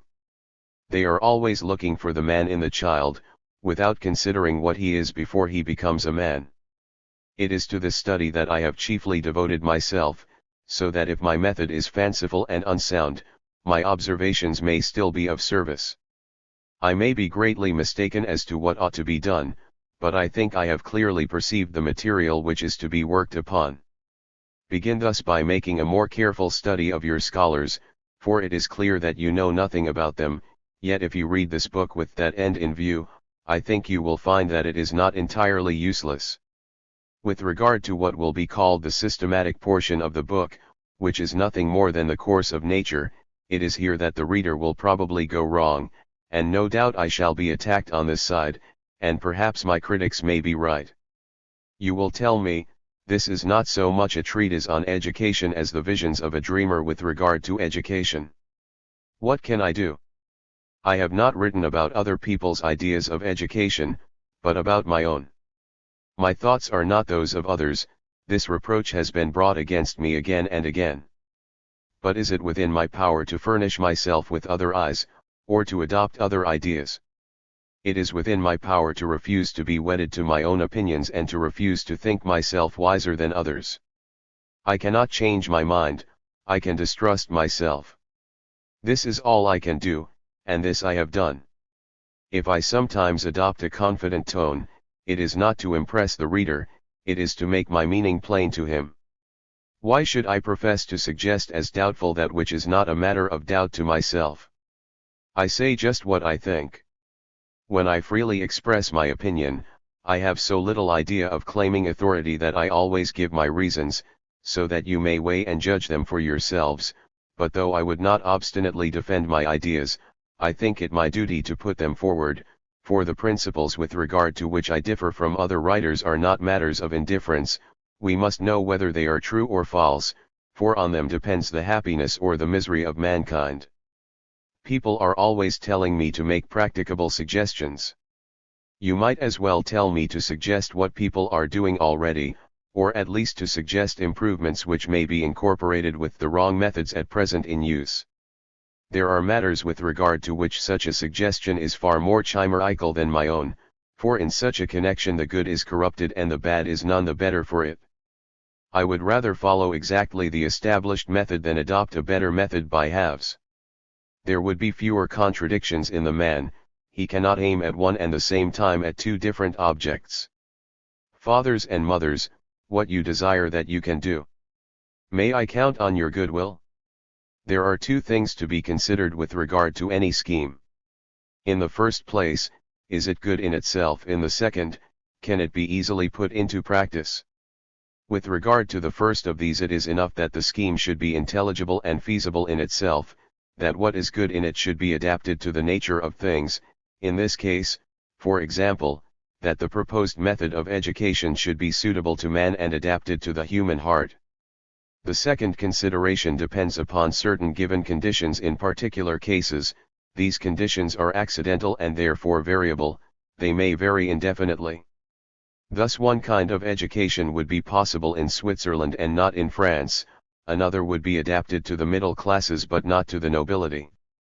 The scheme can be carried out, with more or less success, according to a multitude of circumstances, and its results can only be determined by its special application to one country or another, to this class or that. Now all these particular applications are not essential to my subject, and they form no part of my scheme. It is enough for me that, wherever men are born into the world, my suggestions with regard to them may be carried out, and when you have made them what I would have them be, you have done what is best for them and best for other people. If I fail to fulfill this promise, no doubt I am to blame, but if I fulfill my promise, it is your own fault if you ask anything more of me, for I have promised you nothing more. Book I. God makes all things good, man meddles with them and they become evil. He forces one soil to yield the products of another, one tree to bear another's fruit. He confuses and confounds time, place, and natural conditions. He mutilates his dog, his horse, and his slave. He destroys and defaces all things, he loves all that is deformed and monstrous, he will have nothing as nature made it, not even man himself, who must learn his paces like a saddle horse, and be shaped to his master's taste like the trees in his garden. Yet things would be worse without this education, and mankind cannot be made by halves. Under existing conditions a man left to himself from birth would be more of a monster than the rest. Prejudice, authority, necessity, example, all the social conditions into which we are plunged, would stifle nature in him and put nothing in her place. She would be like a sapling chance sown in the midst of the highway, bent hither and thither and soon crushed by the passers-by. Tender, anxious mother, I appeal to you. You can remove this young tree from the highway and shield it from the crushing force of social conventions. Tend and water it ere it dies. One day its fruit will reward your care. From the outset raise a wall round your child's soul, another may sketch the plan, you alone should carry it into execution. Plants are fashioned by cultivation, man by education. If a man were born tall and strong, his size and strength would be of no good to him till he had learned to use them, they would even harm him by preventing others from coming to his aid, left to himself he would die of want before he knew his needs. We lament the helplessness of infancy, we fail to perceive that the race would have perished had not man begun by being a child. We are born weak, we need strength, helpless, we need aid, foolish, we need reason. All that we lack at birth, all that we need when we come to man's estate, is the gift of education. This education comes to us from nature, from men, or from things. The inner growth of our organs and faculties is the education of nature, the use we learn to make of this growth is the education of men, what we gain by our experience of our surroundings is the education of things. Thus we are each taught by three masters. If their teaching conflicts, the scholar is ill-educated and will never be at peace with himself. If their teaching agrees, he goes straight to his goal, he lives at peace with himself, he is well educated. Now of these three factors in education nature is wholly beyond our control, things are only partly in our power, the education of men is the only one controlled by us, and even here our power is largely illusory, for who can hope to direct every word and deed of all with whom the child has to do? Viewed as an art, the success of education is almost impossible, since the essential conditions of success are beyond our control. Our efforts may bring us within sight of the goal, but fortune must favor us if we are to reach it. What is this goal? As we have just shown, it is the goal of nature. Since all three modes of education must work together, the two that we can control must follow the lead of that which is beyond our control. Perhaps this word nature has too vague a meaning. Let us try to define it. Nature, we are told, is merely habit. What does that mean? Are there not habits formed under compulsion, habits which never stifle nature? Such, for example, are the habits of plants trained horizontally. The plant keeps its artificial shape, but the sap has not changed its course, and any new growth the plant may make will be vertical. It is the same with a man's disposition, while the conditions remain the same, habits, even the least natural of them, hold good, but change the conditions, habits vanish, nature reasserts herself. Education itself is but habit, for are there not people who forget or lose their education and others who keep it? Whence comes this difference? If the term nature is to be restricted to habits conformable to nature we need say no more. We are born sensitive, and from our birth onwards we are affected in various ways by our environment. As soon as we become conscious of our sensations, we tend to seek or shun the things that cause them, at first because they are pleasant or unpleasant, then because they suit us or not, and at last because of judgments formed by means of the ideas of happiness and goodness which reason gives us. These tendencies gain strength and permanence with the growth of reason, but hindered by our habits they are more or less warped by our prejudices. Before this change they are what I call nature within us. Everything should therefore be brought into harmony with these natural tendencies, and that might well be if our three modes of education merely differed from one another, but what can be done when they conflict, when instead of training man for himself you try to train him for others? Harmony becomes impossible. Forced to combat either nature or society, you must make your choice between the man and the citizen, you cannot train both. The smaller social group, firmly united in itself and dwelling apart from others, tends to withdraw itself from the larger society. Every patriot hates foreigners, they are only men, and nothing to him. This defect is inevitable, but of little importance. The great thing is to be kind to our neighbors. Among strangers the Spartan was selfish, grasping, and unjust, but unselfishness, justice, and harmony ruled his home life. Distrust those cosmopolitans who search out remote beauties in their books and neglect those that lie nearest. Such philosophers will love the Tartars to avoid loving their neighbor. The natural man lives for himself, he is the unit, the whole, dependent only on himself and on his like. The citizen is but the numerator of a fraction, whose value depends on its denominator. His value depends upon the whole, that is, on the community. Good social institutions are those best fitted to make a man unnatural, to exchange his independence for dependence, to merge the unit in the group, so that he no longer regards himself as one, but as a part of the whole, and is only conscious of the common life. A citizen of Rome was neither Caius nor Lucius, he was a Roman, he ever loved his country better than his life. The captive Regulus professed himself a Carthaginian, as a foreigner he refused to take his seat in the Senate except at his master's bidding. He scorned the attempt to save his life. He had his will, and returned in triumph to a cruel death. There is no great likeness between Regulus and the men of our own day. The Spartan Petaretes presented himself for admission to the Council of the 300 and was rejected. He went away rejoicing that there were 300 Spartans better than himself. I suppose he was in earnest, there is no reason to doubt it. That was a citizen. A Spartan mother had 5 sons with the army. A helot arrived, trembling she asked his news. Your 5 sons are slain. Vile slave, was that what I asked thee? We have won the victory. She hastened to the temple to render thanks to the gods. That was a citizen. He who would preserve the supremacy of natural feelings in social life knows not what he asks. Ever at war with himself, hesitating between his wishes and his duties, he will be neither a man nor a citizen. He will be of no use to himself nor to others. He will be a man of our day, a Frenchman, an Englishman, one of the great middle class. To be something, to be himself, and always at one with himself, a man must act as he speaks, must know what course he ought to take, and must follow that course with vigor and persistence. When I meet this miracle it will be time enough to decide whether he is a man or a citizen, or how he contrives to be both. 2 conflicting types of educational systems spring from these conflicting aims.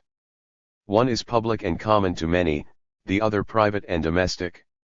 If you wish to know what is meant by public education, read Plato's Republic. Those who merely judge books by their titles take this for a treatise on politics, but it is the finest treatise on education ever written. In popular estimation the Platonic Institute stands for all that is fanciful and unreal. For my own part I should have thought the system of Lycurgus far more impracticable had he merely committed it to writing. Plato only sought to purge man's heart, Lycurgus turned it from its natural course. The public institute does not and cannot exist, for there is neither country nor patriot. The very words should be struck out of our language. The reason does not concern us at present, so that though I know it I refrain from stating it. I do not consider our ridiculous colleges as public institutes, nor do I include under this head a fashionable education, for this education facing two ways at once achieves nothing.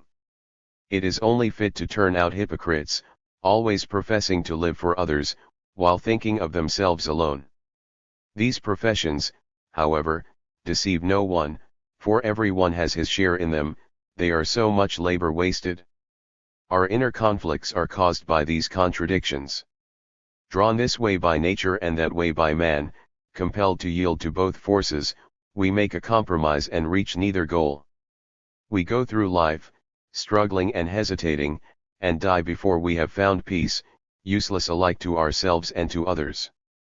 There remains the education of the home or of nature, but how will a man live with others if he is educated for himself alone? If the twofold aims could be resolved into one by removing the man's self-contradictions, one great obstacle to his happiness would be gone. To judge of this you must see the man full grown, you must have noted his inclinations, watched his progress, followed his steps, in a word you must really know a natural man. When you have read this work, I think you will have made some progress in this inquiry. What must be done to train this exceptional man? We can do much, but the chief thing is to prevent anything being done. To sail against the wind we merely follow one tack and another, to keep our position in a stormy sea we must cast anchor. Beware, young pilot, lest your boat slip its cable or drag its anchor before you know it. In the social order where each has his own place a man must be educated for it. If such a one leave his own station he is fit for nothing else. His education is only useful when fate agrees with his parents' choice. If not, education harms the scholar, if only by the prejudices it has created. In Egypt, where the son was compelled to adopt his father's calling, education had at least a settled aim, where social grades remain fixed, but the men who form them are constantly changing. No one knows whether he is not harming his son by educating him for his own class. In the natural order men are all equal and their common calling is that of manhood, so that a well-educated man cannot fail to do well in that calling and those related to it. It matters little to me whether my pupil is intended for the army, the church, or the law. Before his parents chose a calling for him nature called him to be a man. Life is the trade I would teach him. When he leaves me, I grant you, he will be neither a magistrate, a soldier, nor a priest, he will be a man. All that becomes a man he will learn as quickly as another. In vain will fate change his station, he will always be in his right place. Occupa vte, fortuna, et xepi, omnes que aditus tuas interclusi, ut ad me aspirare non posses. The real object of our study is man and his environment. To my mind those of us who can best endure the good and evil of life are the best educated, hence it follows that true education consists less in precept than in practice. We begin to learn when we begin to live, our education begins with ourselves, our first teacher is our nurse. The ancients used the word education in a different sense, it meant nurture. Educit obstetrix, says Varro. Educat nutrix, instituit pedagogus, docet magister. Thus, education, discipline, and instruction are three things as different in their purpose as the dame, the usher, and the teacher. But these distinctions are undesirable and the child should only follow one guide. We must therefore look at the general rather than the particular, and consider our scholar as man in the abstract, man exposed to all the changes and chances of mortal life. If men were born attached to the soil of our country, if one season lasted all the year round, if every man's fortune were so firmly grasped that he could never lose it, then the established method of education would have certain advantages. The child brought up to his own calling would never leave it, he could never have to face the difficulties of any other condition. But when we consider the fleeting nature of human affairs, the restless and uneasy spirit of our times, when every generation overturns the work of its predecessor, can we conceive a more senseless plan than to educate a child as if he would never leave his room, as if he would always have his servants about him? If the wretched creature takes a single step up or down he is lost. This is not teaching him to bear pain, it is training him to feel it. People think only of preserving their child's life. This is not enough. He must be taught to preserve his own life when he is a man, to bear the buffets of fortune, to brave wealth and poverty, to live at need among the snows of Iceland or on the scorching rocks of Malta. In vain you guard against death, he must needs die, and even if you do not kill him with your precautions, they are mistaken.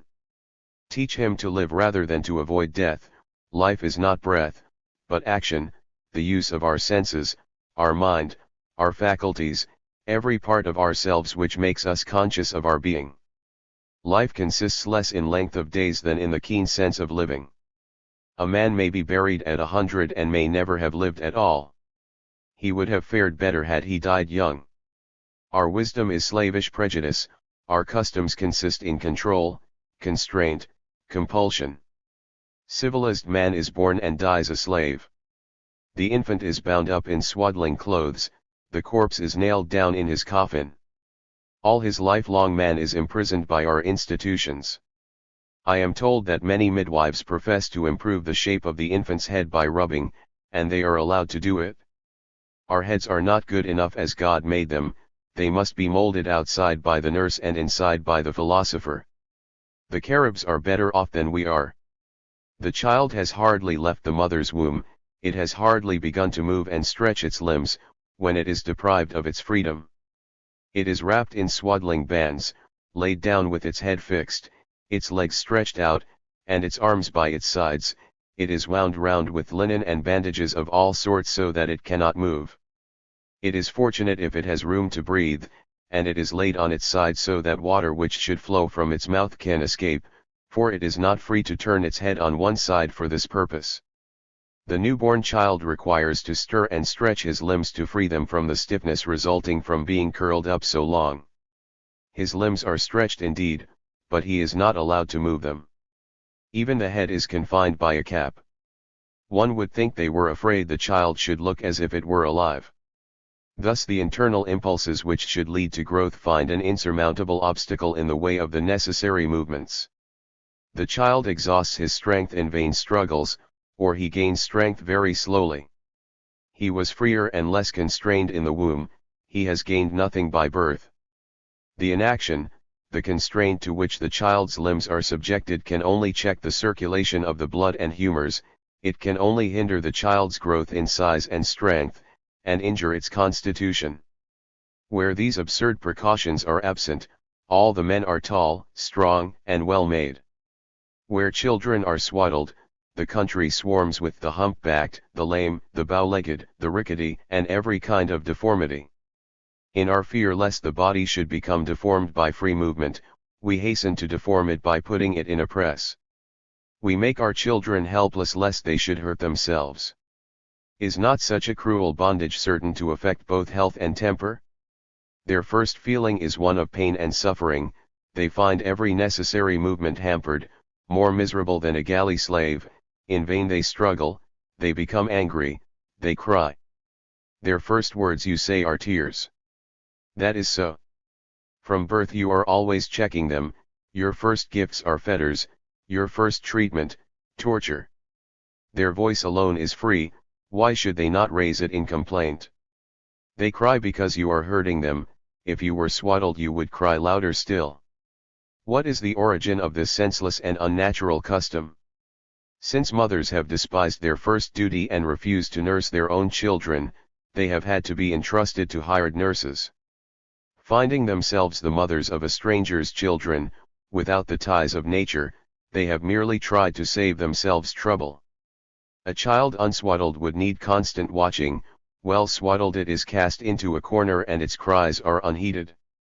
So long as the nurse's negligence escapes notice, so long as the nursling does not break its arms or legs, what matter if it dies or becomes a weakling for life? Its limbs are kept safe at the expense of its body, and if anything goes wrong it is not the nurse's fault. These gentle mothers, having got rid of their babies, devote themselves gaily to the pleasures of the town. Do they know how their children are being treated in the villages? If the nurse is at all busy, the child is hung up on a nail like a bundle of clothes and is left crucified while the nurse goes leisurely about her business. Children have been found in this position, purple in the face, their tightly bandaged chest forbade the circulation of the blood, and it went to the head, so the sufferer was considered very quiet because he had not strength to cry. How long a child might survive under such conditions I do not know, but it could not be long. That, I fancy, is one of the chief advantages of swaddling clothes. It is maintained that unswaddled infants would assume faulty positions and make movements which might injure the proper development of their limbs. That is one of the empty arguments of our false wisdom which has never been confirmed by experience. Out of all the crowds of children who grow up with the full use of their limbs among nations wiser than ourselves, you never find one who hurts himself or maims himself. Their movements are too feeble to be dangerous, and when they assume an injurious position, pain warns them to change it. We have not yet decided to swaddle our kittens and puppies. Are they any the worse for this neglect? Children are heavier, I admit, but they are also weaker. They can scarcely move. How could they hurt themselves? If you lay them on their backs, they will lie there till they die, like the turtle, unable to turn itself over. Not content with having ceased to suckle their children, women no longer wish to do it. With the natural result, motherhood becomes a burden. Means are found to avoid it. They will destroy their work to begin it over again, and they thus turn to the injury of the race the charm which was given them for its increase. This practice, with other causes of depopulation, forebodes the coming fate of Europe. Her arts and sciences, her philosophy and morals, will shortly reduce her to a desert. She will be the home of wild beasts, and her inhabitants will hardly have changed for the worse. I have sometimes watched the tricks of young wives who pretend that they wish to nurse their own children. They take care to be dissuaded from this whim. They contrive that husbands, doctors, and especially mothers should intervene. If a husband should let his wife nurse her own baby, it would be the ruin of him. They would make him out a murderer who wanted to be rid of her. A prudent husband must sacrifice paternal affection to domestic peace. Fortunately for you, there are women in the country districts more continent than your wives. You are still more fortunate if the time thus gained is not intended for another than yourself. There can be no doubt about a wife's duty, but, considering the contempt in which it is held, it is doubtful whether it is not just as good for the child to be suckled by a stranger. This is a question for the doctors to settle, and in my opinion they have settled it according to the women's wishes, and for my own part I think it is better that the child should suck the breast of a healthy nurse rather than of a petted mother, if he has any further evil to fear from her who has given him birth. Ought the question, however, to be considered only from the physiological point of view? Does not the child need a mother's care as much as her milk? Other women, or even other animals, may give him the milk she denies him, but there is no substitute for a mother's love. The woman who nurses another's child in place of her own is a bad mother. How can she be a good nurse? She may become one in time, use will overcome nature, but the child may perish 100 times before his nurse has developed a mother's affection for him. And this affection, when developed, has its drawbacks, which should make any feeling woman afraid to put her child out to nurse. Is she prepared to divide her mother's rights, or rather to abdicate them in favor of a stranger, to see her child loving another more than herself, to feel that the affection he retains for his own mother is a favor, while his love for his foster mother is a duty? For is not some affection due where there has been a mother's care? To remove this difficulty, children are taught to look down on their nurses, to treat them as mere servants. When their task is completed, the child is withdrawn or the nurse is dismissed. Her visits to her foster child are discouraged by a cold reception. After a few years the child never sees her again. The mother expects to take her place, and to repair by her cruelty the results of her own neglect. But she is greatly mistaken. She is making an ungrateful foster child, not an affectionate son. She is teaching him ingratitude, and she is preparing him to despise at a later day the mother who bore him, as he now despises his nurse. How emphatically would I speak if it were not so hopeless to keep struggling in vain on behalf of a real reform. More depends on this than you realize. Would you restore all men to their primal duties, begin with the mothers, the results will surprise you. Every evil follows in the train of this first sin, the whole moral order is disturbed, nature is quenched in every breast, the home becomes gloomy, the spectacle of a young family no longer stirs the husband's love and the stranger's reverence. The mother whose children are out of sight wins scanty esteem, there is no home life, the ties of nature are not strengthened by those of habit, fathers, mothers, children, brothers, and sisters cease to exist. They are almost strangers, how should they love one another? Each thinks of himself first. When the home is a gloomy solitude, pleasure will be sought elsewhere. But when mothers deign to nurse their own children, then will be a reform in morals, natural feeling will revive in every heart, there will be no lack of citizens for the state, this first step by itself will restore mutual affection. The charms of home are the best antidote to vice. The noisy play of children, which we thought so trying, becomes a delight, mother and father rely more on each other and grow dearer to one another, the marriage tie is strengthened. In the cheerful home life the mother finds her sweetest duties and the father his pleasantest recreation. Thus the cure of this one evil would work a widespread reformation, nature would regain her rights. When women become good mothers, men will be good husbands and fathers. My words are vain. When we are sick of worldly pleasures we do not return to the pleasures of the home. Women have ceased to be mothers, they do not and will not return to their duty. Could they do it if they would? The contrary custom is firmly established, each would have to overcome the opposition of her neighbors, leagued together against the example which some have never given and others do not desire to follow. Yet there are still a few young women of good natural disposition who refuse to be the slaves of fashion and rebel against the clamor of other women, who fulfill the sweet task imposed on them by nature. Would that the reward in store for them might draw others to follow their example.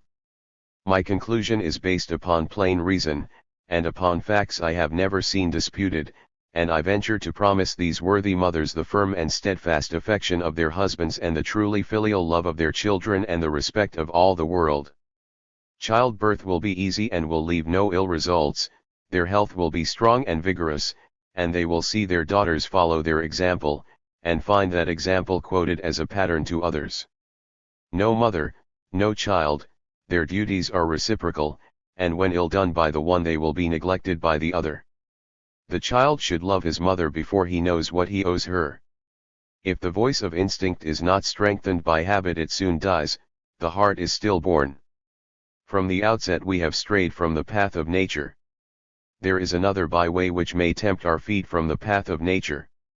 The mother may lavish excessive care on her child instead of neglecting him, she may make an idol of him, she may develop and increase his weakness to prevent him feeling it, she wards off every painful experience in the hope of withdrawing him from the power of nature, and fails to realize that for every trifling ill from which she preserves him the future holds in store many accidents and dangers, and that it is a cruel kindness to prolong the child's weakness when the grown man must bear fatigue. Thetis, so the story goes, plunged her son in the waters of Styx to make him invulnerable. The truth of this allegory is apparent. The cruel mothers I speak of do otherwise, they plunge their children into softness, and they are preparing suffering for them, they open the way to every kind of ill, which their children will not fail to experience after they grow up.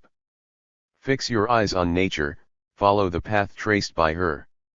She keeps children at work, she hardens them by all kinds of difficulties, she soon teaches them the meaning of pain and grief. They cut their teeth and are feverish, sharp colics bring on convulsions, they are choked by fits of coughing and tormented by worms, evil humors corrupt the blood, germs of various kinds ferment in it, causing dangerous eruptions. Sickness and danger play the chief part in infancy. 1/2 of the children who are born die before their 8th year. The child who has overcome hardships has gained strength, and as soon as he can use his life he holds it more securely. This is nature's law, why contradict it? Do you not see that in your efforts to improve upon her handiwork you are destroying it, her cares are wasted? To do from without what she does within is according to you to increase the danger twofold. On the contrary, it is the way to avert it. Experience shows that children delicately nurtured are more likely to die. Provided we do not overdo it, there is less risk in using their strength than in sparing it. Accustom them therefore to the hardships they will have to face, train them to endure extremes of temperature, climate, and condition, hunger, thirst, and weariness. Dip them in the waters of Styx. Before bodily habits become fixed, you may teach what habits you will without any risk, but once habits are established, any change is fraught with peril. A child will bear changes which a man cannot bear. The muscles of the one are soft and flexible, they take whatever direction you give them without any effort. The muscles of the grown man are harder and they only change their accustomed mode of action when subjected to violence. So we can make a child strong without risking his life or health, and even if there were some risk, it should not be taken into consideration. Since human life is full of dangers, can we do better than face them at a time when they can do the least harm? A child's worth increases with his years. To his personal value must be added the cost of the care bestowed upon him. For himself there is not only loss of life, but the consciousness of death. We must therefore think most of his future in our efforts for his preservation. He must be protected against the ills of youth before he reaches them, for if the value of life increases until the child reaches an age when he can be useful, what madness to spare some suffering in infancy only to multiply his pain when he reaches the age of reason. Is that what our Master teaches us? Man is born to suffer, pain is the means of his preservation. His childhood is happy, knowing only pain of body. These bodily sufferings are much less cruel, much less painful, than other forms of suffering, and they rarely lead to self-destruction. It is not the twinges of gout which make a man kill himself, it is mental suffering that leads to despair. We pity the sufferings of childhood, we should pity ourselves, our worst sorrows are of our own making. The newborn infant cries, his early days are spent in crying. He is alternately petted and shaken by way of soothing him, sometimes he is threatened, sometimes beaten, to keep him quiet. We do what he wants or we make him do what we want, we submit to his whims or subject him to our own. There is no middle course, he must rule or obey. Thus his earliest ideas are those of the tyrant or the slave. He commands before he can speak, he obeys before he can act, and sometimes he is punished for faults before he is aware of them, or rather before they are committed. Thus early are the seeds of evil passions sown in his young heart. At a later day these are attributed to nature, and when we have taken pains to make him bad we lament his badness. In this way the child passes 6 or 7 years in the hands of women, the victim of his own caprices or theirs, and after they have taught him all sorts of things, when they have burdened his memory with words he cannot understand, or things which are of no use to him, when nature has been stifled by the passions they have implanted in him, this sham article is sent to a tutor. The tutor completes the development of the germs of artificiality which he finds already well grown, he teaches him everything except self-knowledge and self-control, the arts of life and happiness. When at length this infant slave and tyrant, crammed with knowledge but empty of sense, feeble alike in mind and body, is flung upon the world, and his helplessness, his pride, and his other vices are displayed, we begin to lament the wretchedness and perversity of mankind. We are wrong, this is the creature of our fantasy, the natural man is cast in another mold. Would you keep him as nature made him? Watch over him from his birth. Take possession of him as soon as he comes into the world and keep him till he is a man, you will never succeed otherwise. The real nurse is the mother and the real teacher is the father. Let them agree in the ordering of their duties as well as in their method, let the child pass from one to the other. He will be better educated by a sensible though ignorant father than by the cleverest master in the world. For zeal will atone for lack of knowledge, rather than knowledge for lack of zeal. But the duties of public and private business. Duty indeed. Does a father's duty come last? It is not surprising that the man whose wife despises the duty of suckling her child should despise its education. There is no more charming picture than that of family life, but when one feature is wanting the whole is marred. If the mother is too delicate to nurse her child, the father will be too busy to teach him. Their children, scattered about in schools, convents, and colleges, will find the home of their affections elsewhere, or rather they will form the habit of caring for nothing. Brothers and sisters will scarcely know each other. When they are together in company they will behave as strangers. When there is no confidence between relations, when the family society ceases to give savor to life, its place is soon usurped by vice. Is there any man so stupid that he cannot see how all this hangs together? A father has done but a third of his task when he begets children and provides a living for them. He owes men to humanity, citizens to the state. A man who can pay this threefold debt and neglect to do so is guilty, more guilty, perhaps, if he pays it in part than when he neglects it entirely. He has no right to be a father if he cannot fulfill a father's duties. Poverty, pressure of business, mistaken social prejudices, none of these can excuse a man from his duty, which is to support and educate his own children. If a man of any natural feeling neglects these sacred duties he will repent it with bitter tears and will never be comforted. But what does this rich man do, this father of a family, compelled, so he says, to neglect his children? He pays another man to perform those duties which are his alone. Mercenary man! Do you expect to purchase a second father for your child?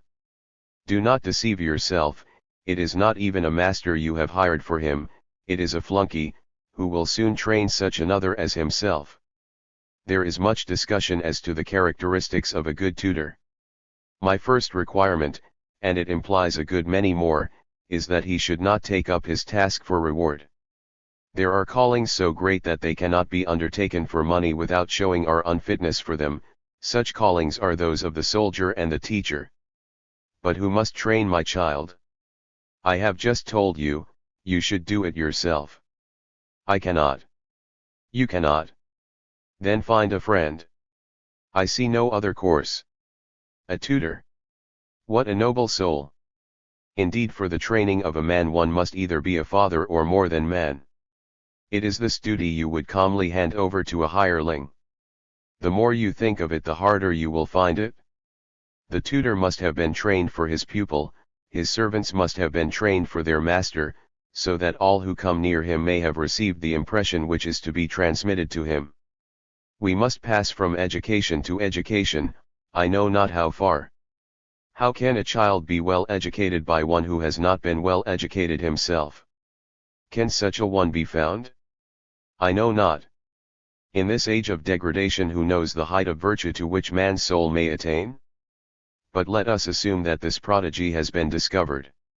We shall learn what he should be from the consideration of his duties. I fancy the father who realizes the value of a good tutor will contrive to do without one, for it will be harder to find one than to become such a tutor himself. He need search no further, nature herself having done half the work.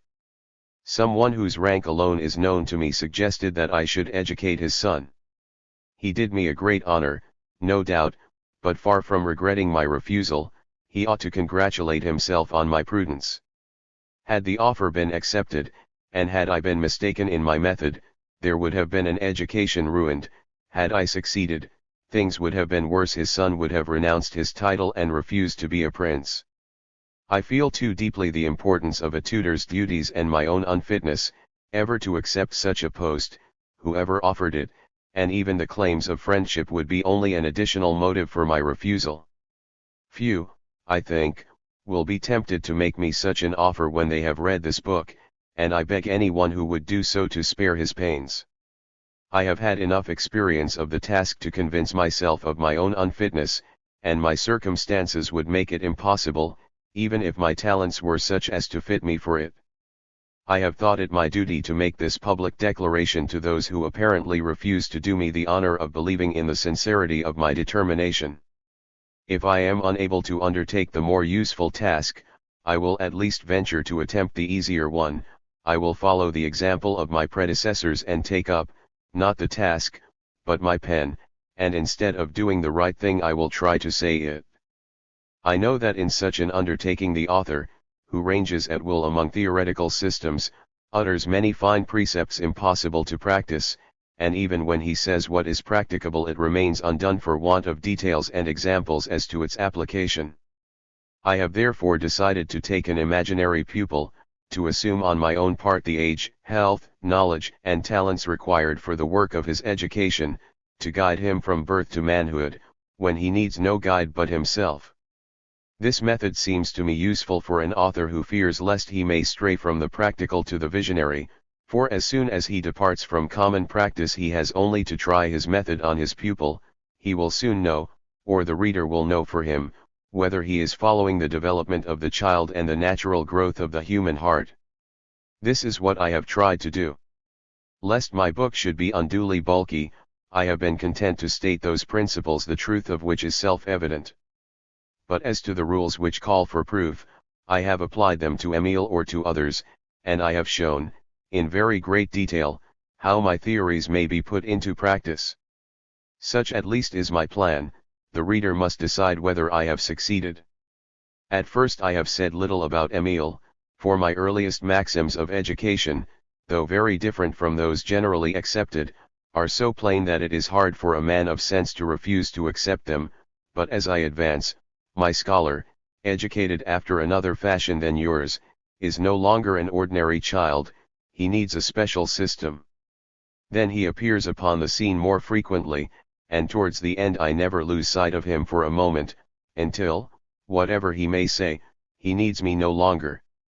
I pass over the qualities required in a good tutor, I take them for granted, and assume that I am endowed with them. As you read this book you will see how generous I have been to myself. I will only remark that, contrary to the received opinion, a child's tutor should be young, as young indeed as a man may well be who is also wise. Were it possible, he should become a child himself, that he may be the companion of his pupil and win his confidence by sharing his games. Childhood and age have too little in common for the formation of a really firm affection. Children sometimes flatter old men, they never love them. People seek a tutor who has already educated one pupil. This is too much. One man can only educate one pupil. If two were essential to success, what right would he have to undertake the first? With more experience you may know better what to do, but you are less capable of doing it. Once this task has been well done, you will know too much of its difficulties to attempt it a second time if ill done. The first attempt augurs badly for the second. It is one thing to follow a young man about for 4 years, another to be his guide for 25. You find a tutor for your son when he is already formed. I want one for him before he is born. Your man may change his pupil every 5 years, mine will never have but one pupil. You distinguish between the teacher and the tutor. Another piece of folly. Do you make any distinction between the pupil and the scholar? There is only one science for children to learn the duties of man. This science is one, and, whatever Xenophon may say of the education of the Persians, it is indivisible. Besides, I prefer to call the man who has this knowledge master rather than teacher, since it is a question of guidance rather than instruction. He must not give precepts, he must let the scholar find them out for himself. If the master is to be so carefully chosen, he may well choose his pupil, above all when he proposes to set a pattern for others. This choice cannot depend on the child's genius or character, as I adopt him before he is born, and they are only known when my task is finished. If I had my choice I would take a child of ordinary mind, such as I assume in my pupil. It is ordinary people who have to be educated, and their education alone can serve as a pattern for the education of their fellows. The others find their way alone. The birthplace is not a matter of indifference in the education of man, it is only in temperate climes that he comes to his full growth. The disadvantages of extremes are easily seen. A man is not planted in one place like a tree, to stay there the rest of his life, and to pass from one extreme to another you must travel twice as far as he who starts halfway. If the inhabitant of a temperate climate passes in turn through both extremes his advantage is plain, for although he may be changed as much as he who goes from one extreme to the other, he only removes halfway from his natural condition. A Frenchman can live in New Guinea or in Lapland, but a Negro cannot live in Tornea nor a Samoyed in Benin. It seems also as if the brain were less perfectly organized in the two extremes. Neither the Negroes nor the Laps are as wise as Europeans. So if I want my pupil to be a citizen of the world, I will choose him in the temperate zone, in France for example, rather than elsewhere. In the north with its barren soil men devour much food, in the fertile south they eat little. This produces another difference, the one is industrious, the other contemplative. Society shows us, in one and the same spot, a similar difference between rich and poor. The one dwells in a fertile land, the other in a barren land. The poor man has no need of education. The education of his own station in life is forced upon him, he can have no other. The education received by the rich man from his own station is least fitted for himself and for society. Moreover, a natural education should fit a man for any position. Now it is more unreasonable to train a poor man for wealth than a rich man for poverty, for in proportion to their numbers more rich men are ruined and fewer poor men become rich. Let us choose our scholar among the rich, we shall at least have made another man, the poor may come to manhood without our help. For the same reason I should not be sorry if Émile came of a good family. He will be another victim snatched from prejudice. Émile is an orphan. No matter whether he has father or mother, having undertaken their duties I am invested with their rights. He must honor his parents, but he must obey me. That is my first and only condition. I must add that there is just one other point arising out of this, we must never be separated except by mutual consent. This clause is essential, and I would have tutor and scholar so inseparable that they should regard their fate as one. If once they perceive the time of their separation drawing near, the time which must make them strangers to one another, they become strangers then and there, each makes his own little world, and both of them being busy in thought with the time when they will no longer be together, they remain together against their will.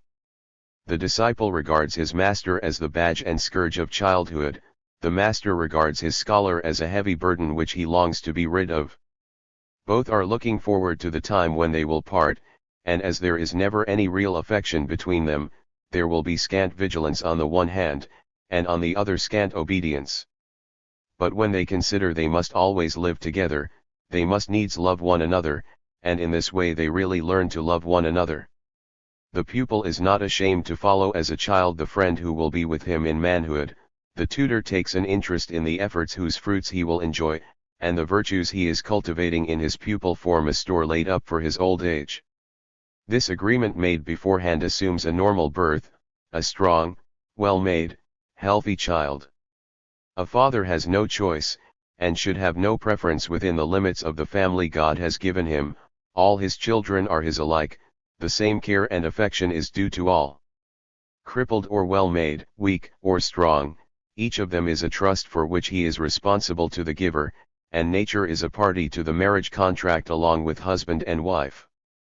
But if you undertake a duty not imposed upon you by nature, you must secure beforehand the means for its fulfillment, unless you would undertake duties you cannot fulfill.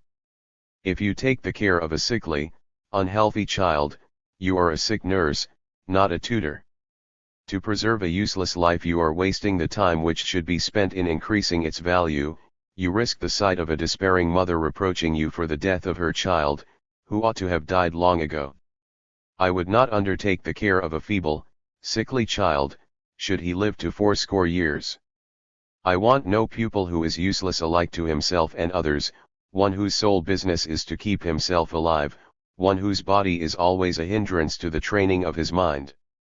If I vainly lavish my care upon him, what can I do but double the loss to society by robbing it of 2 men, instead of 1?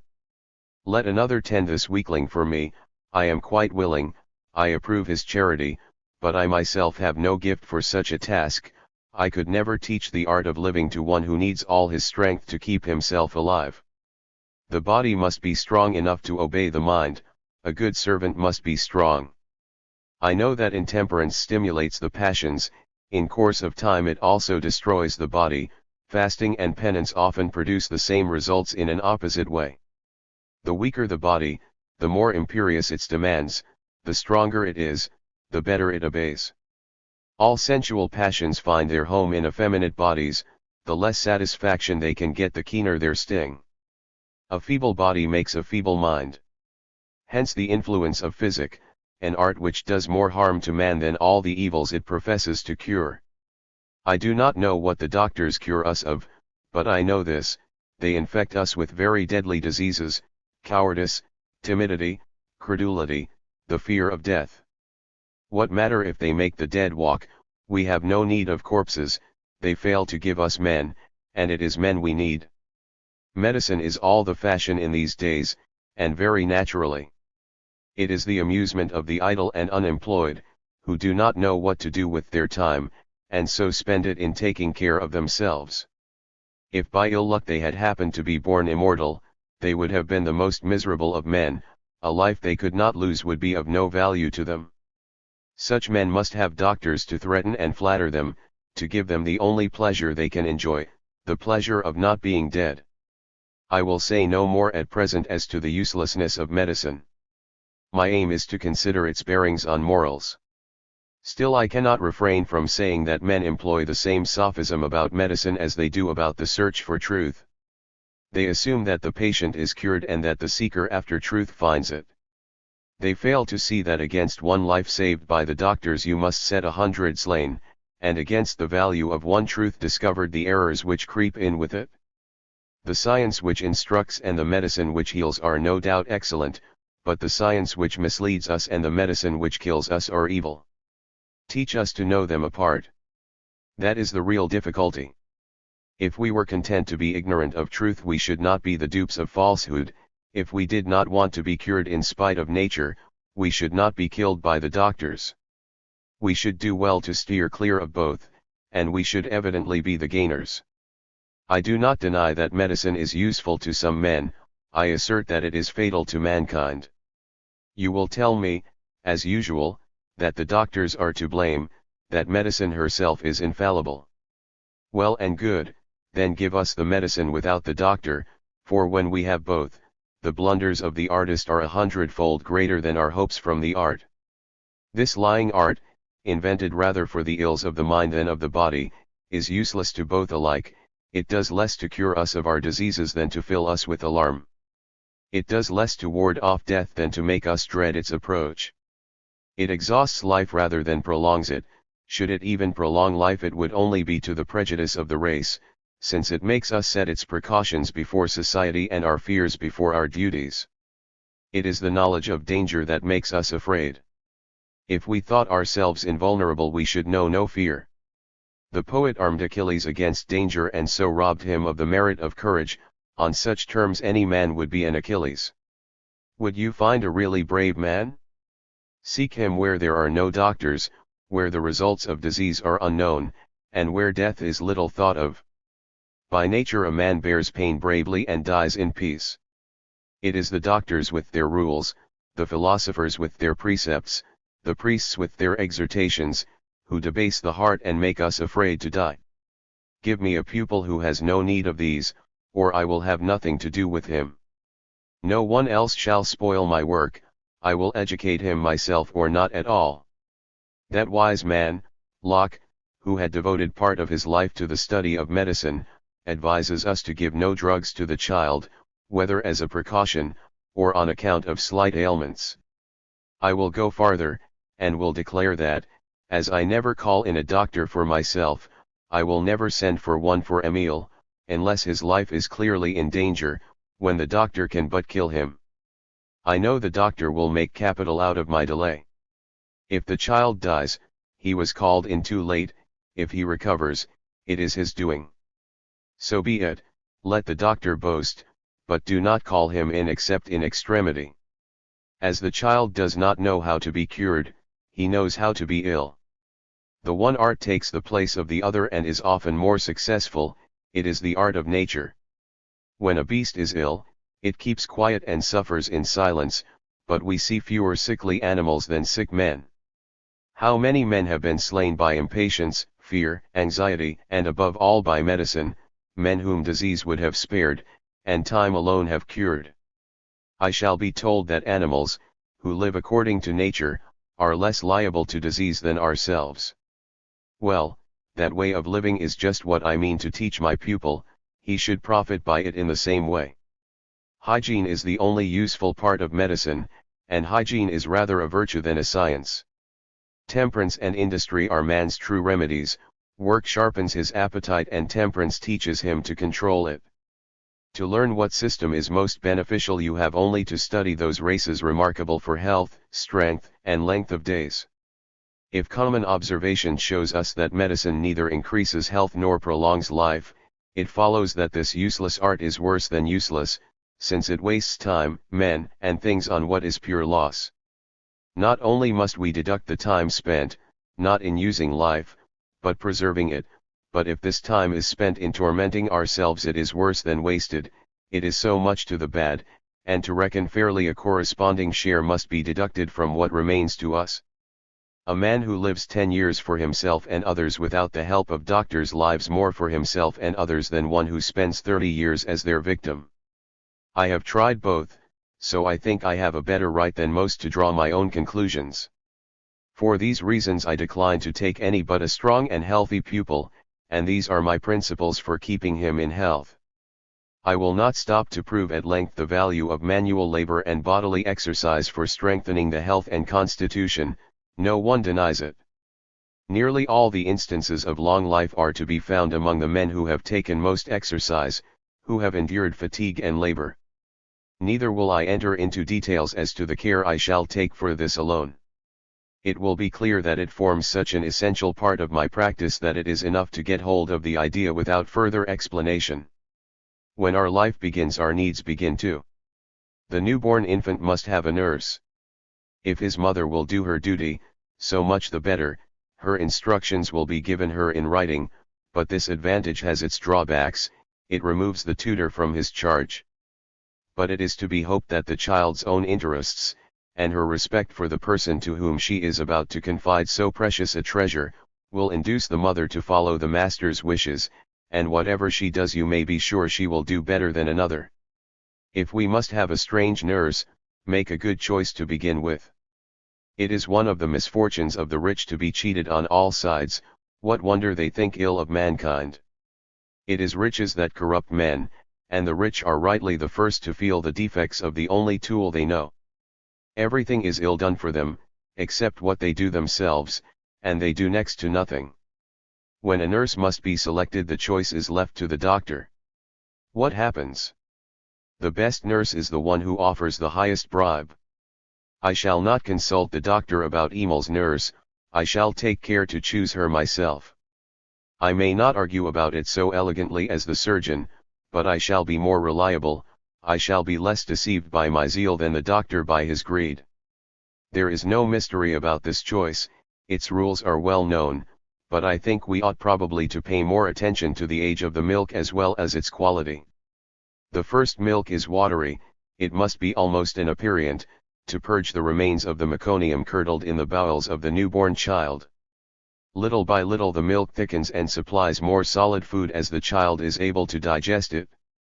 It is surely not without cause that nature changes the milk in the female of every species according to the age of the offspring. Thus a newborn child requires a nurse who has recently become mother. There is, I know, a difficulty here, but as soon as we leave the path of nature there are difficulties in the way of all well-doing. The wrong course is the only right one under the circumstances, so we take it. The nurse must be healthy alike in disposition and in body. The violence of the passions as well as the humors may spoil her milk. Moreover, to consider the body only is to keep only half our aim in view. The milk may be good and the nurse bad. A good character is as necessary as a good constitution. If you choose a vicious person, I do not say her foster child will acquire her vices, but he will suffer for them. Ought she not to bestow on him day by day, along with her milk, a care which calls for zeal, patience, gentleness, and cleanliness? If she is intemperate and greedy, her milk will soon be spoiled. If she is careless and hasty, what will become of a poor little wretch left to her mercy? and unable either to protect himself or to complain. The wicked are never good for anything. The choice is all the more important because her foster child should have no other guardian, just as he should have no teacher but his tutor. This was the custom of the ancients, who talked less but acted more wisely than we. The nurse never left her foster daughter, this is why the nurse is the confidant in most of their plays. A child who passes through many hands in turn, can never be well brought up. At every change he makes a secret comparison, which continually tends to lessen his respect for those who control him, and with it their authority over him.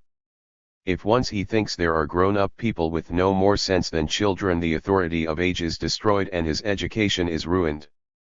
A child should know no betters but its father and mother, or failing them its foster mother and its tutor, and even this is one too many, but this division is inevitable, and the best that can be done in the way of remedy is that the man and woman who control him shall be so well agreed with regard to him that they seem like one. The nurse must live rather more comfortably, she must have rather more substantial food, but her whole way of living must not be altered, for a sudden change, even a change for the better, is dangerous to health, and since her usual way of life has made her healthy and strong, why change it? Country women eat less meat and more vegetables than townswomen, and this vegetarian diet seems favorable rather than otherwise to themselves and their children. When they take nurslings from the upper classes, they eat meat and broth with the idea that they will form better chyli and supply more milk. I do not hold with this at all, and experience is on my side, for we do not find children fed in this way less liable to colic and worms. That need not surprise us, for decaying animal matter swarms with worms, but this is not the case with vegetable matter. Milk, although manufactured in the body of an animal, is a vegetable substance. This is shown by analysis. It readily turns acid, and far from showing traces of any volatile alkali like animal matter, it gives a neutral salt like plants. The milk of herbivorous creatures is sweeter and more wholesome than the milk of the carnivorous, formed of a substance similar to its own. It keeps its goodness and becomes less liable to putrefaction.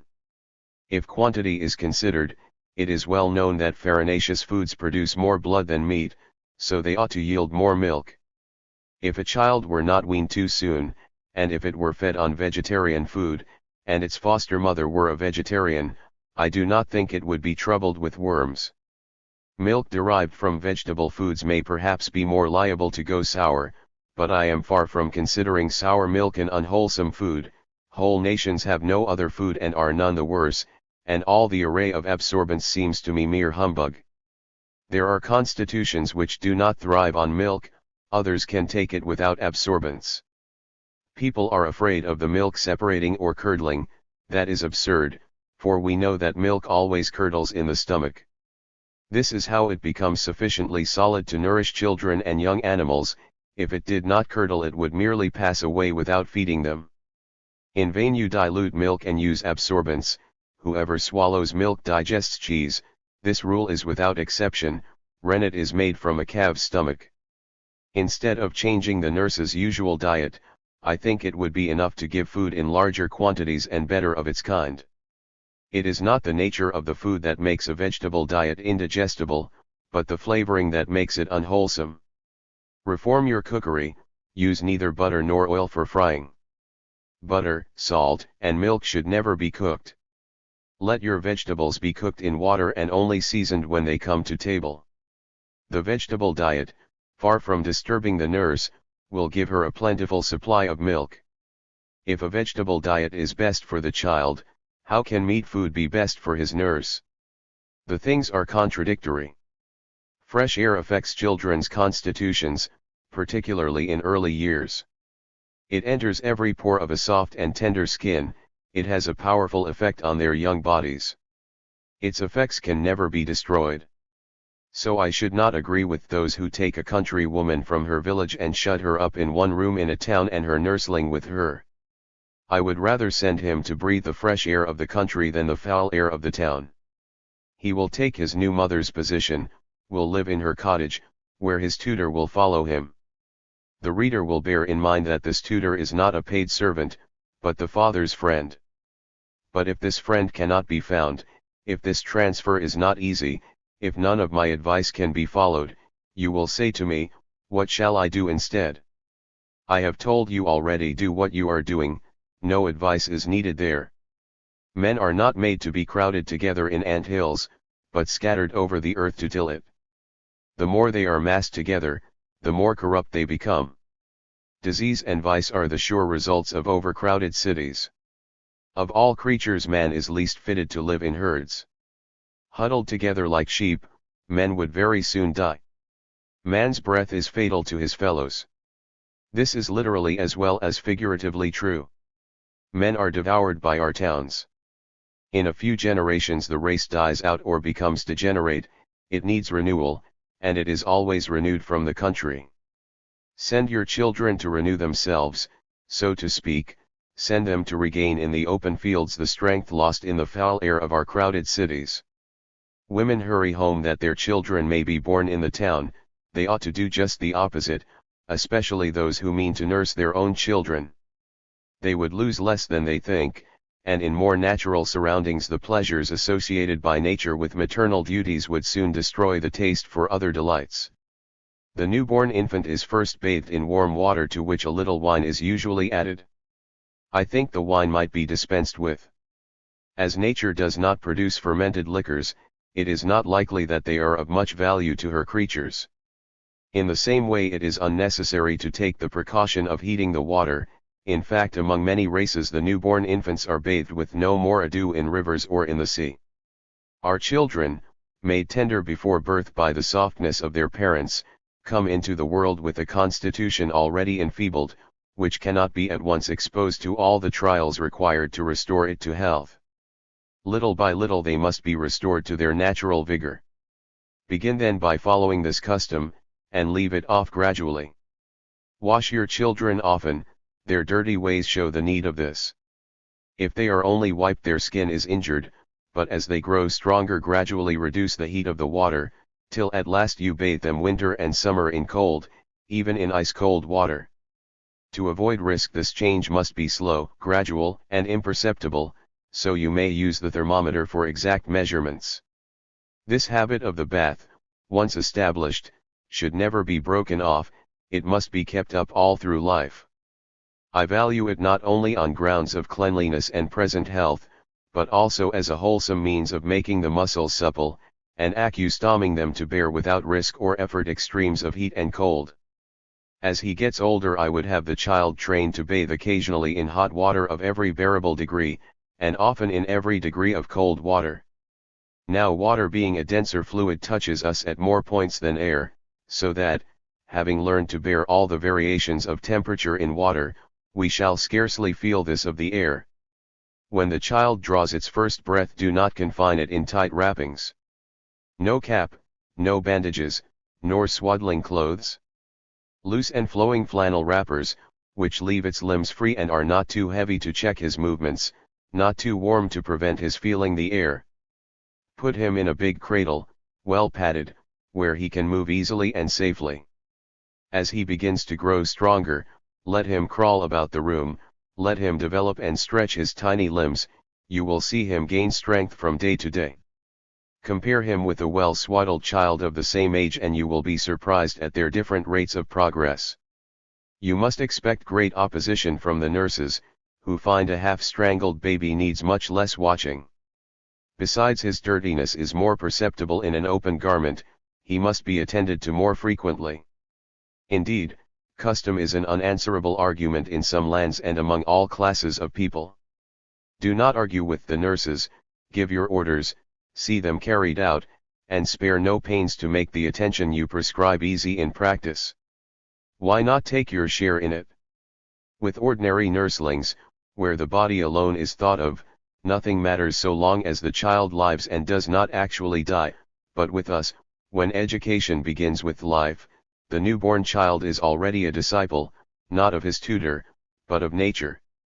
The tutor merely studies under this master, and sees that his orders are not evaded. He watches over the infant, he observes it, he looks for the first feeble glimmering of intelligence, as the Moslem looks for the moment of the moon's rising in her first quarter. We are born capable of learning, but knowing nothing, perceiving nothing. The mind, bound up within imperfect and half-grown organs, is not even aware of its own existence. The movements and cries of the newborn child are purely reflex, without knowledge or will. Suppose a child born with the size and strength of manhood, entering upon life full-grown like Pallas from the brain of Jupiter. Such a child man would be a perfect idiot, an automaton, a statue without motion and almost without feeling. He would see and hear nothing, he would recognize no one, he could not turn his eyes towards what he wanted to see. Not only would he perceive no external object, he would not even be aware of sensation through the several sense organs. His eye would not perceive color, his ear sounds, his body would be unaware of contact with neighboring bodies, he would not even know he had a body. What his hands handled would be in his brain alone, all his sensations would be united in one place, they would exist only in the common sensorium. He would have only one idea, that of self, to which he would refer all his sensations, and this idea, or rather this feeling, would be the only thing in which he excelled an ordinary child.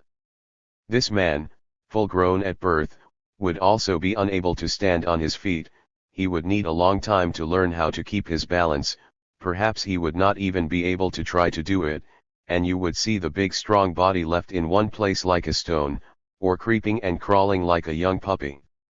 He would feel the discomfort of bodily needs without knowing what was the matter and without knowing how to provide for these needs. There is no immediate connection between the muscles of the stomach and those of the arms and legs to make him take a step towards food, or stretch a hand to seize it, even were he surrounded with it, and as his body would be full grown and his limbs well developed, he would be without the perpetual restlessness and movement of childhood, so that he might die of hunger without stirring to seek food. However little you may have thought about the order and development of our knowledge, you cannot deny that such a one would be in the state of almost primitive ignorance and stupidity natural to man before he has learned anything from experience or from his fellows. We know then, or we may know, the point of departure from which we each start towards the usual level of understanding, but who knows the other extreme? Each progresses more or less according to his genius, his taste, his needs, his talents, his zeal, and his opportunities for using them. No philosopher, so far as I know, has dared to say to man, "Thus far shalt thou go and no further." We know not what nature allows us to be, none of us has measured the possible difference between man and man. Is there a mind so dead that this thought has never kindled it, that has never said in his pride, "How much have I already done, how much more may I achieve? Why should I lag behind my fellows?" As I said before, man's education begins at birth, before he can speak or understand he is learning. Experience precedes instruction, when he recognizes his nurse he has learnt much. The knowledge of the most ignorant man would surprise us if we had followed his course from birth to the present time. If all human knowledge were divided into two parts, one common to all, the other peculiar to the learned, the latter would seem very small compared with the former. But we scarcely heed this general experience, because it is acquired before the age of reason. Moreover, knowledge only attracts attention by its rarity, as in algebraic equations common factors count for nothing. Even animals learn much. They have senses and must learn to use them, they have needs, they must learn to satisfy them, they must learn to eat, walk, or fly. Quadrupeds which can stand on their feet from the first cannot walk for all that, from their first attempts it is clear that they lack confidence. Canaries who escape from their cage are unable to fly, having never used their wings. Living and feeling creatures are always learning. If plants could walk they would need senses and knowledge, else their species would die out. The child's first mental experiences are purely affective, he is only aware of pleasure and pain, it takes him a long time to acquire the definite sensations which show him things outside himself, but before these things present and withdraw themselves, so to speak, from his sight, taking size and shape for him, the recurrence of emotional experiences is beginning to subject the child to the rule of habit. You see his eyes constantly follow the light, and if the light comes from the side the eyes turn towards it, so that one must be careful to turn his head towards the light lest he should squint. He must also be accustomed from the first to the dark, or he will cry if he misses the light. Food and sleep, too, exactly measured, become necessary at regular intervals, and soon desire is no longer the effect of need, but of habit, or rather habit adds a fresh need to those of nature. You must be on your guard against this. The only habit the child should be allowed to contract is that of having no habits.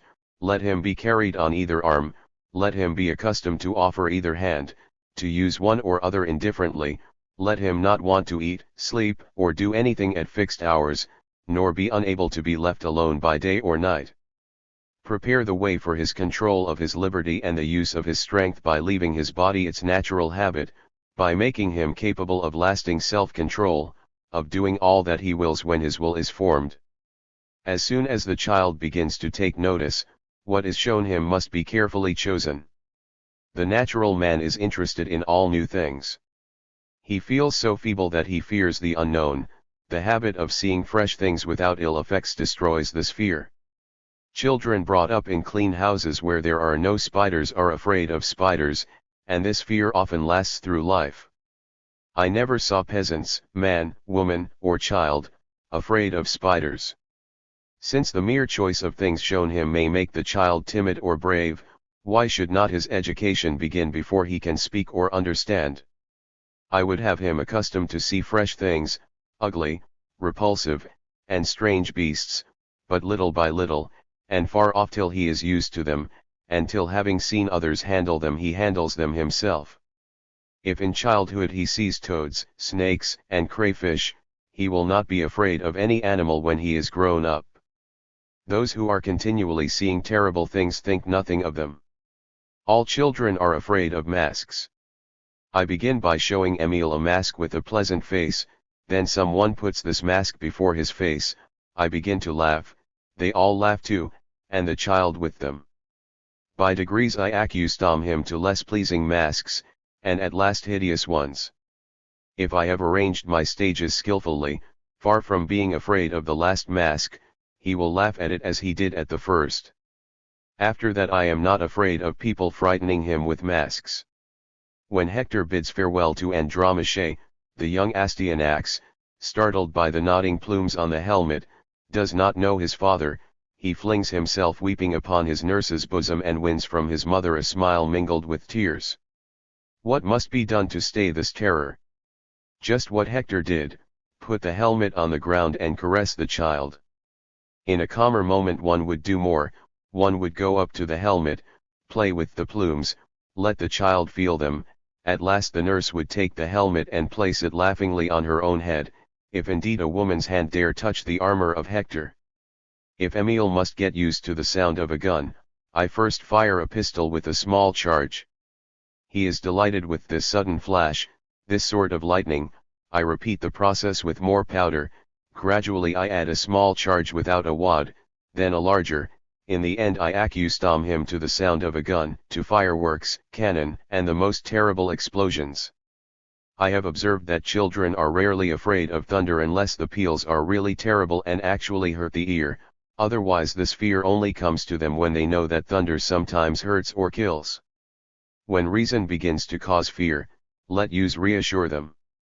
By slow and careful stages man and child learn to fear nothing. In the dawn of life, when memory and imagination have not begun to function, the child only attends to what affects its senses. His sense experiences are the raw material of thought, they should, therefore, be presented to him in fitting order, so that memory may at a future time present them in the same order to his understanding, but as he only attends to his sensations it is enough, at first, to show him clearly the connection between these sensations and the things which cause them. He wants to touch and handle everything, do not check these movements which teach him invaluable lessons.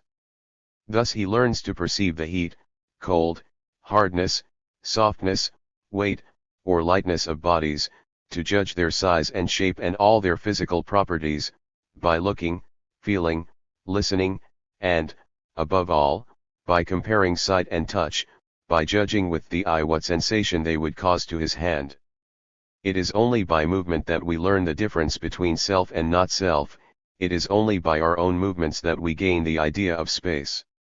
The child has not this idea, so he stretches out his hand to seize the object within his reach or that which is 100 paces from him.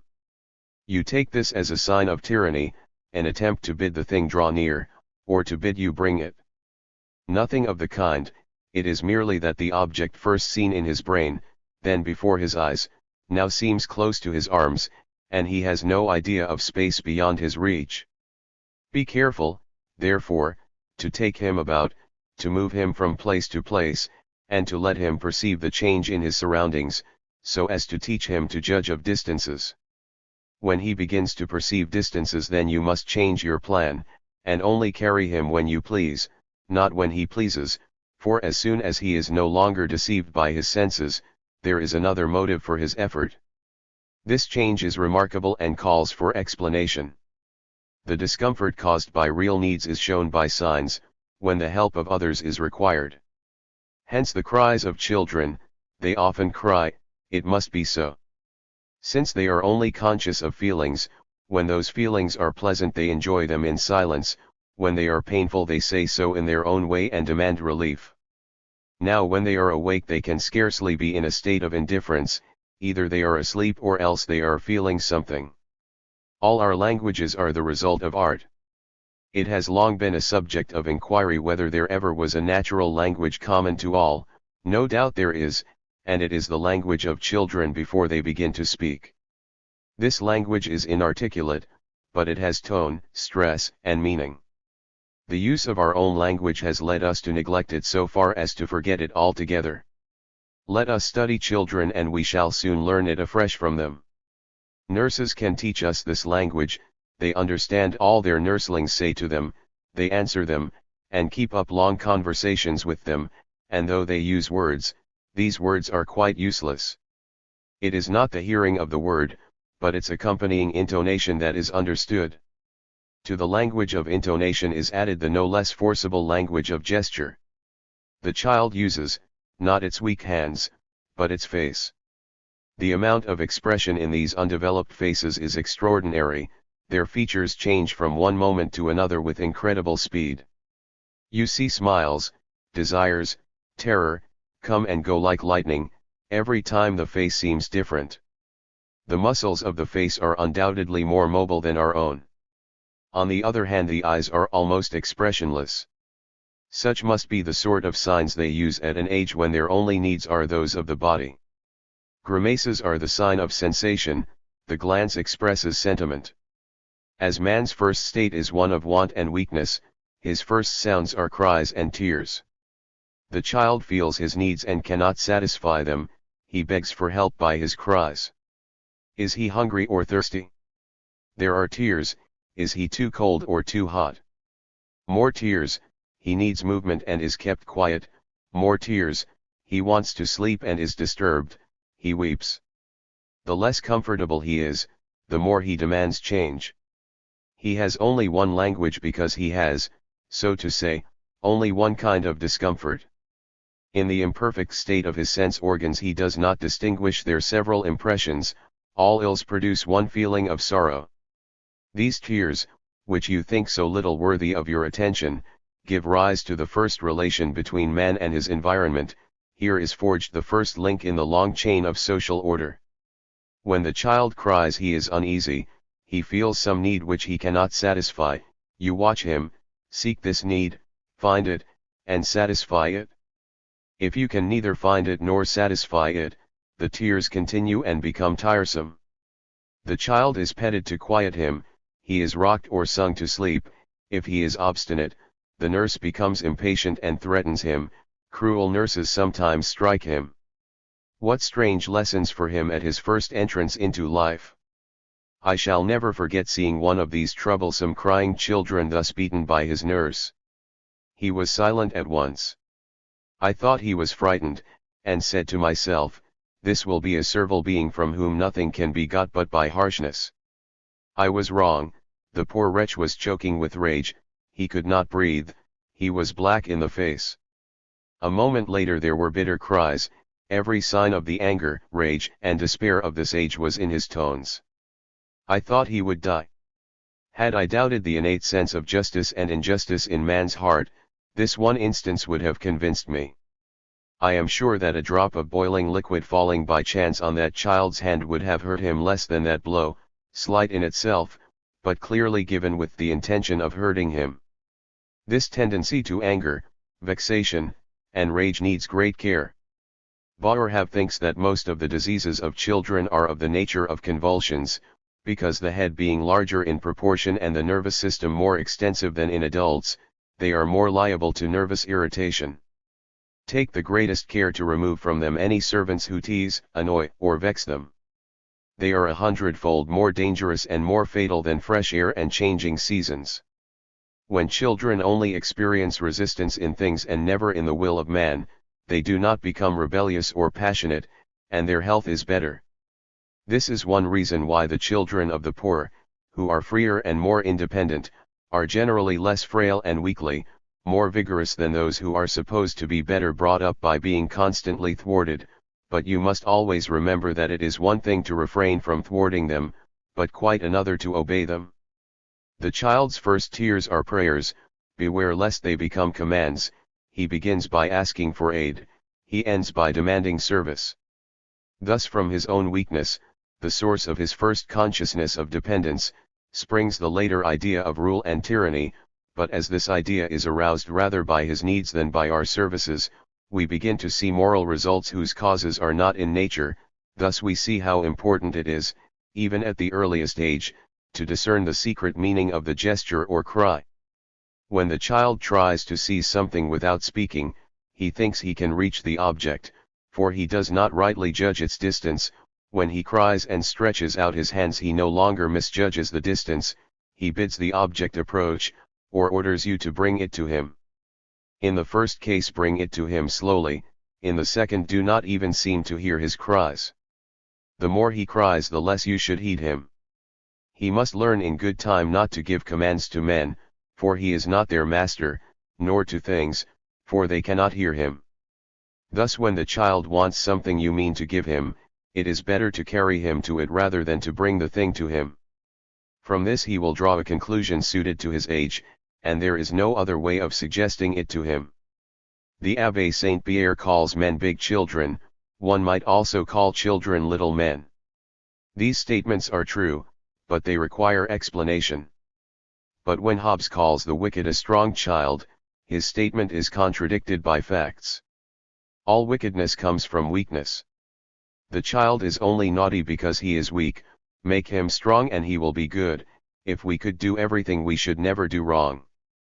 Of all the attributes of the Almighty, goodness is that which it would be hardest to dissociate from our conception of him. All nations who have acknowledged a good and an evil power, have always regarded the evil as inferior to the good, otherwise their opinion would have been absurd. Compare this with the creed of the Savoyard clergyman later on in this book. Reason alone teaches us to know good and evil. Therefore conscience, which makes us love the one and hate the other, though it is independent of reason, cannot develop without it. Before the age of reason we do good or ill without knowing it, and there is no morality in our actions, although there is sometimes in our feeling with regard to other people's actions in relation to ourselves. A child wants to overturn everything he sees. He breaks and smashes everything he can reach, he seizes a bird as he seizes a stone, and strangles it without knowing what he is about. Why so? In the first place, philosophy will account for this by inbred sin, man's pride, love of power, selfishness, spite. Perhaps it will say in addition to this that the child's consciousness of his own weakness makes him eager to use his strength, to convince himself of it. But watch that broken down old man reduced in the downward course of life to the weakness of a child. Not only is he quiet and peaceful, he would have all about him quiet and peaceful too. The least change disturbs and troubles him, he would like to see universal calm. How is it possible that similar feebleness and similar passions should produce such different effects in age and in infancy, if the original cause were not different? And where can we find this difference in cause except in the bodily condition of the two? The active principle, common to both, is growing in one case and declining in the other, it is being formed in the one and destroyed in the other, one is moving towards life, the other towards death. The failing activity of the old man is centered in his heart, the child's overflowing activity spreads abroad. He feels, if we may say so, strong enough to give life to all about him. To make or to destroy, it is all one to him, change is what he seeks, and all change involves action. If he seems to enjoy destructive activity, it is only that it takes time to make things and very little time to break them, so that the work of destruction accords better with his eagerness. While the author of nature has given children this activity, he takes care that it shall do little harm by giving them small power to use it. But as soon as they can think of people as tools to be used, they use them to carry out their wishes and to supplement their own weakness.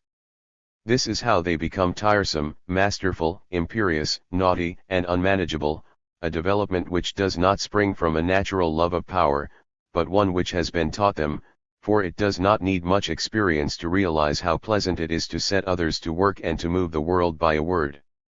As the child grows, it gains strength and becomes less restless and unquiet and more independent. Soul and body become better balanced, and nature no longer asks for more movement than is required for self-preservation. But the love of power does not die with the need that aroused it. Power arouses and flatters self-love, and habit strengthens it, thus caprice follows upon need, and the first seeds of prejudice and obstinacy are sown. First maxim. Far from being too strong, children are not strong enough for all the claims of nature. Give them full use of such strength as they have, they will not abuse it. Second maxim. Help them and supply the experience and strength they lack whenever the need is of the body. Third maxim. In the help you give them, confine yourself to what is really needful, without granting anything to caprice or unreason, for they will not be tormented by caprice if you do not call it into existence, seeing it is no part of nature. Fourth maxim. Study carefully their speech and gestures, so that at an age when they are incapable of deceit you may discriminate between those desires which come from nature and those which spring from perversity. The spirit of these rules is to give children more real liberty and less power, to let them do more for themselves and demand less of others, so that by teaching them from the first to confine their wishes within the limits of their powers they will scarcely feel the want of whatever is not in their power. This is another very important reason for leaving children's limbs and bodies perfectly free, only taking care that they do not fall, and keeping anything that might hurt them out of their way. The child whose body and arms are free will certainly cry much less than a child tied up in swaddling clothes. He who knows only bodily needs, only cries when in pain, and this is a great advantage, for then we know exactly when he needs help, and if possible we should not delay our help for an instant. But if you cannot relieve his pain, stay where you are and do not flatter him by way of soothing him. Your caresses will not cure his colic, but he will remember what he must do to win them, and if he once finds out how to gain your attention at will, he is your master, the whole education is spoiled. Their movements being less constrained, children will cry less wearied with their tears, people will not take so much trouble to check them. With fewer threats and promises, they will be less timid and less obstinate, and will remain more nearly in their natural state.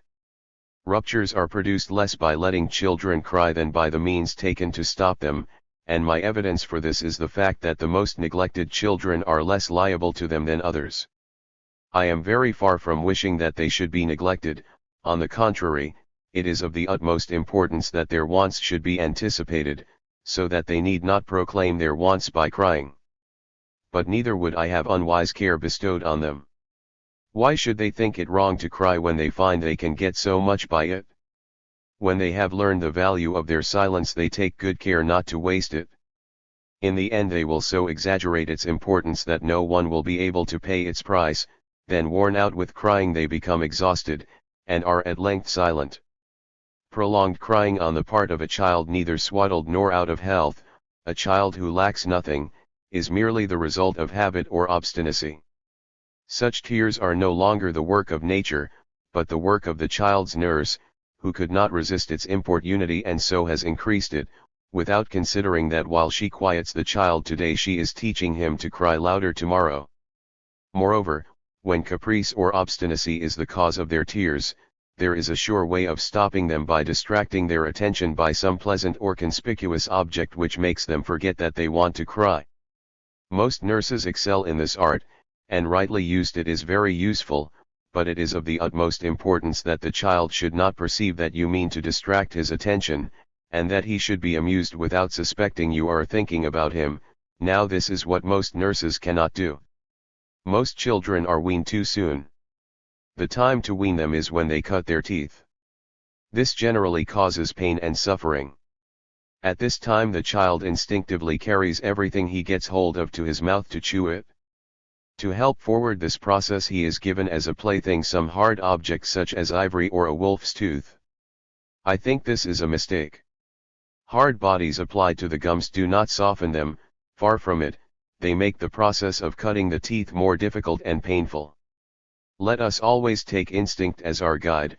We never see puppies practicing their budding teeth on pebbles, iron, or bones, but on wood, leather, rags, soft materials which yield to their jaws, and on which the tooth leaves its mark.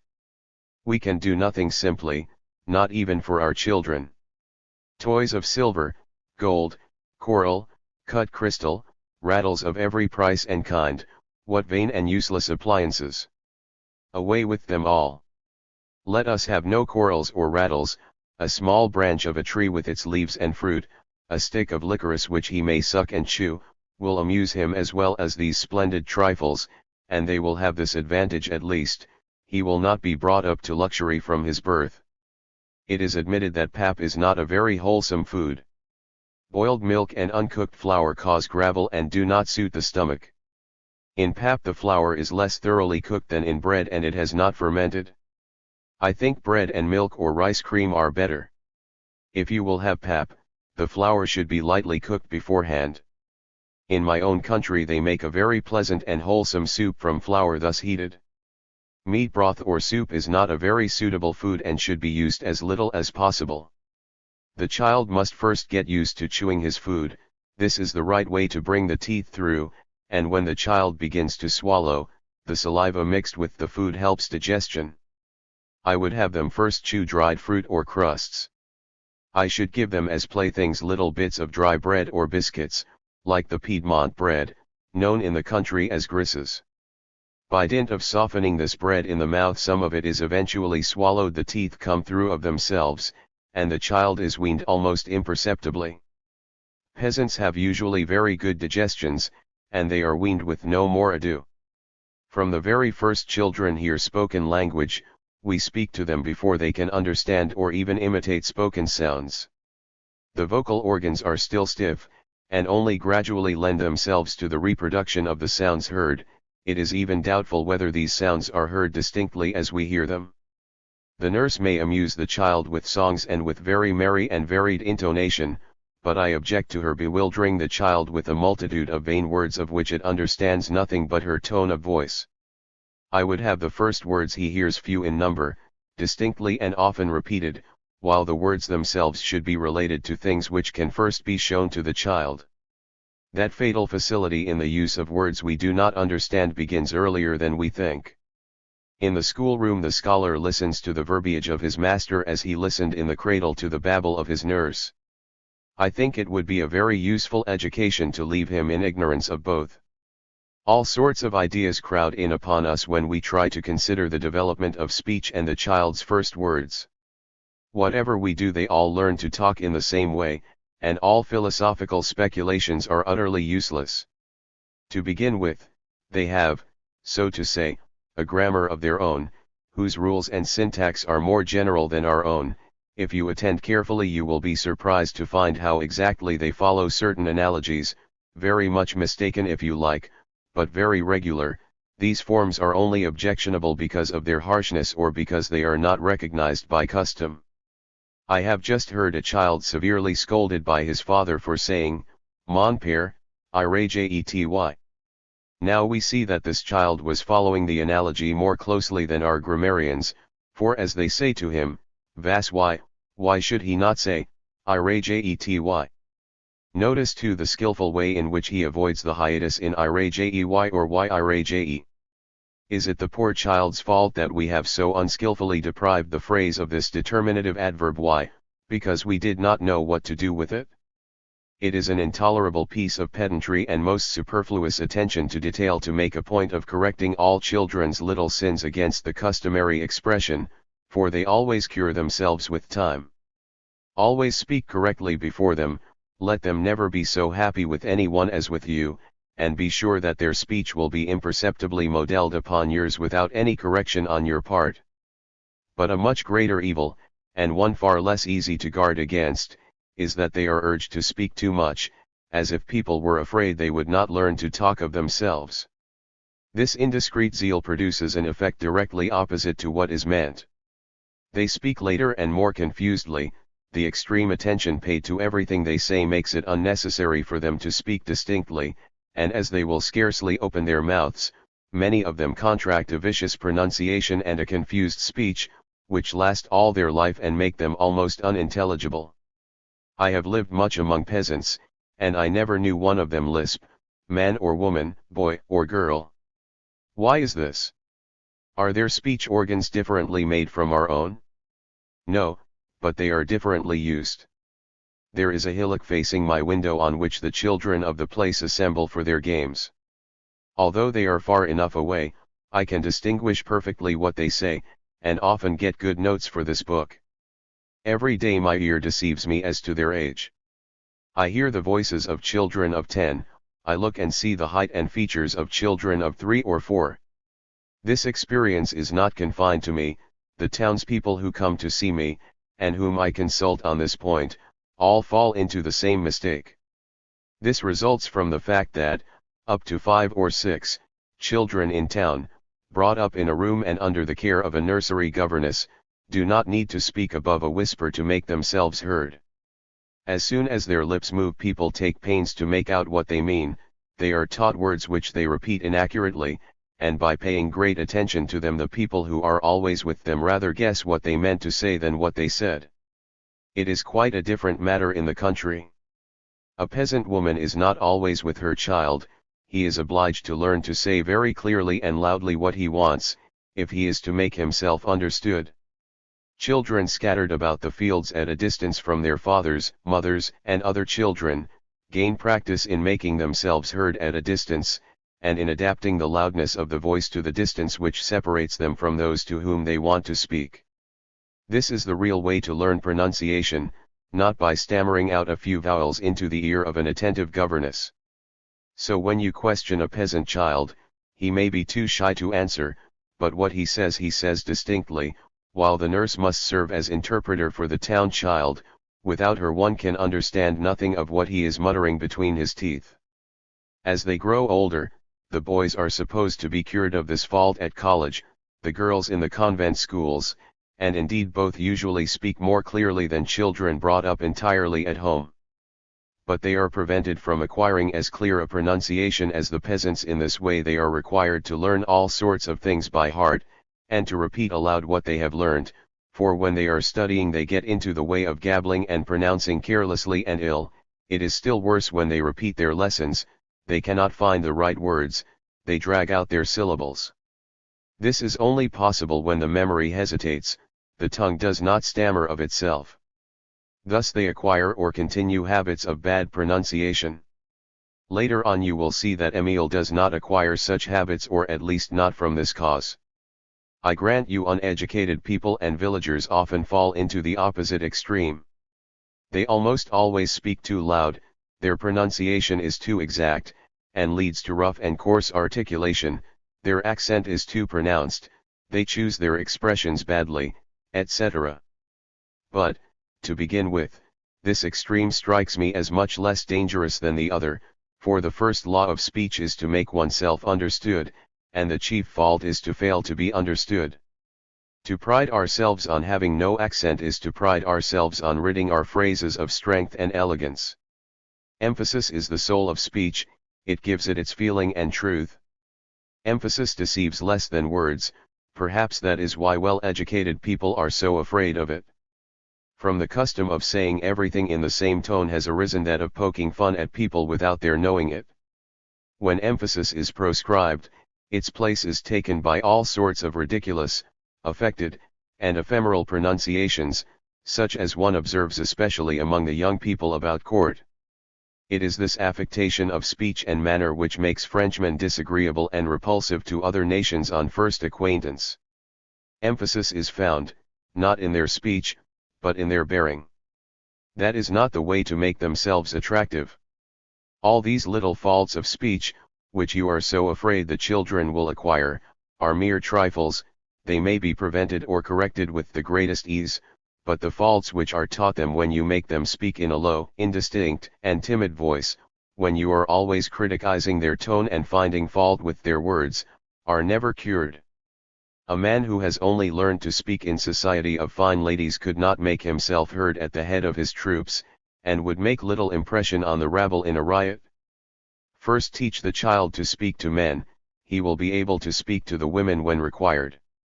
Brought up in all the rustic simplicity of the country, your children will gain a more sonorous voice, they will not acquire the hesitating stammer of town children, neither will they acquire the expressions nor the tone of the villagers, or if they do they will easily lose them, their master being with them from their earliest years, and more in their society the older they grow, will be able to prevent or efface by speaking correctly himself the impression of the peasant's talk. Émile will speak the purest French I know, but he will speak it more distinctly and with a better articulation than myself. The child who is trying to speak should hear nothing but words he can understand, nor should he say words he cannot articulate. His efforts lead him to repeat the same syllable as if he were practicing its clear pronunciation. When he begins to stammer, do not try to understand him. To expect to be always listened to is a form of tyranny which is not good for the child. See carefully to his real needs, and let him try to make you understand the rest. Still less should you hurry him into speech, he will learn to talk when he feels the want of it. It has indeed been remarked that those who begin to speak very late never speak so distinctly as others, but it is not because they talked late that they are hesitating, on the contrary, they began to talk late because they hesitate. If not, why did they begin to talk so late? Have they less need of speech?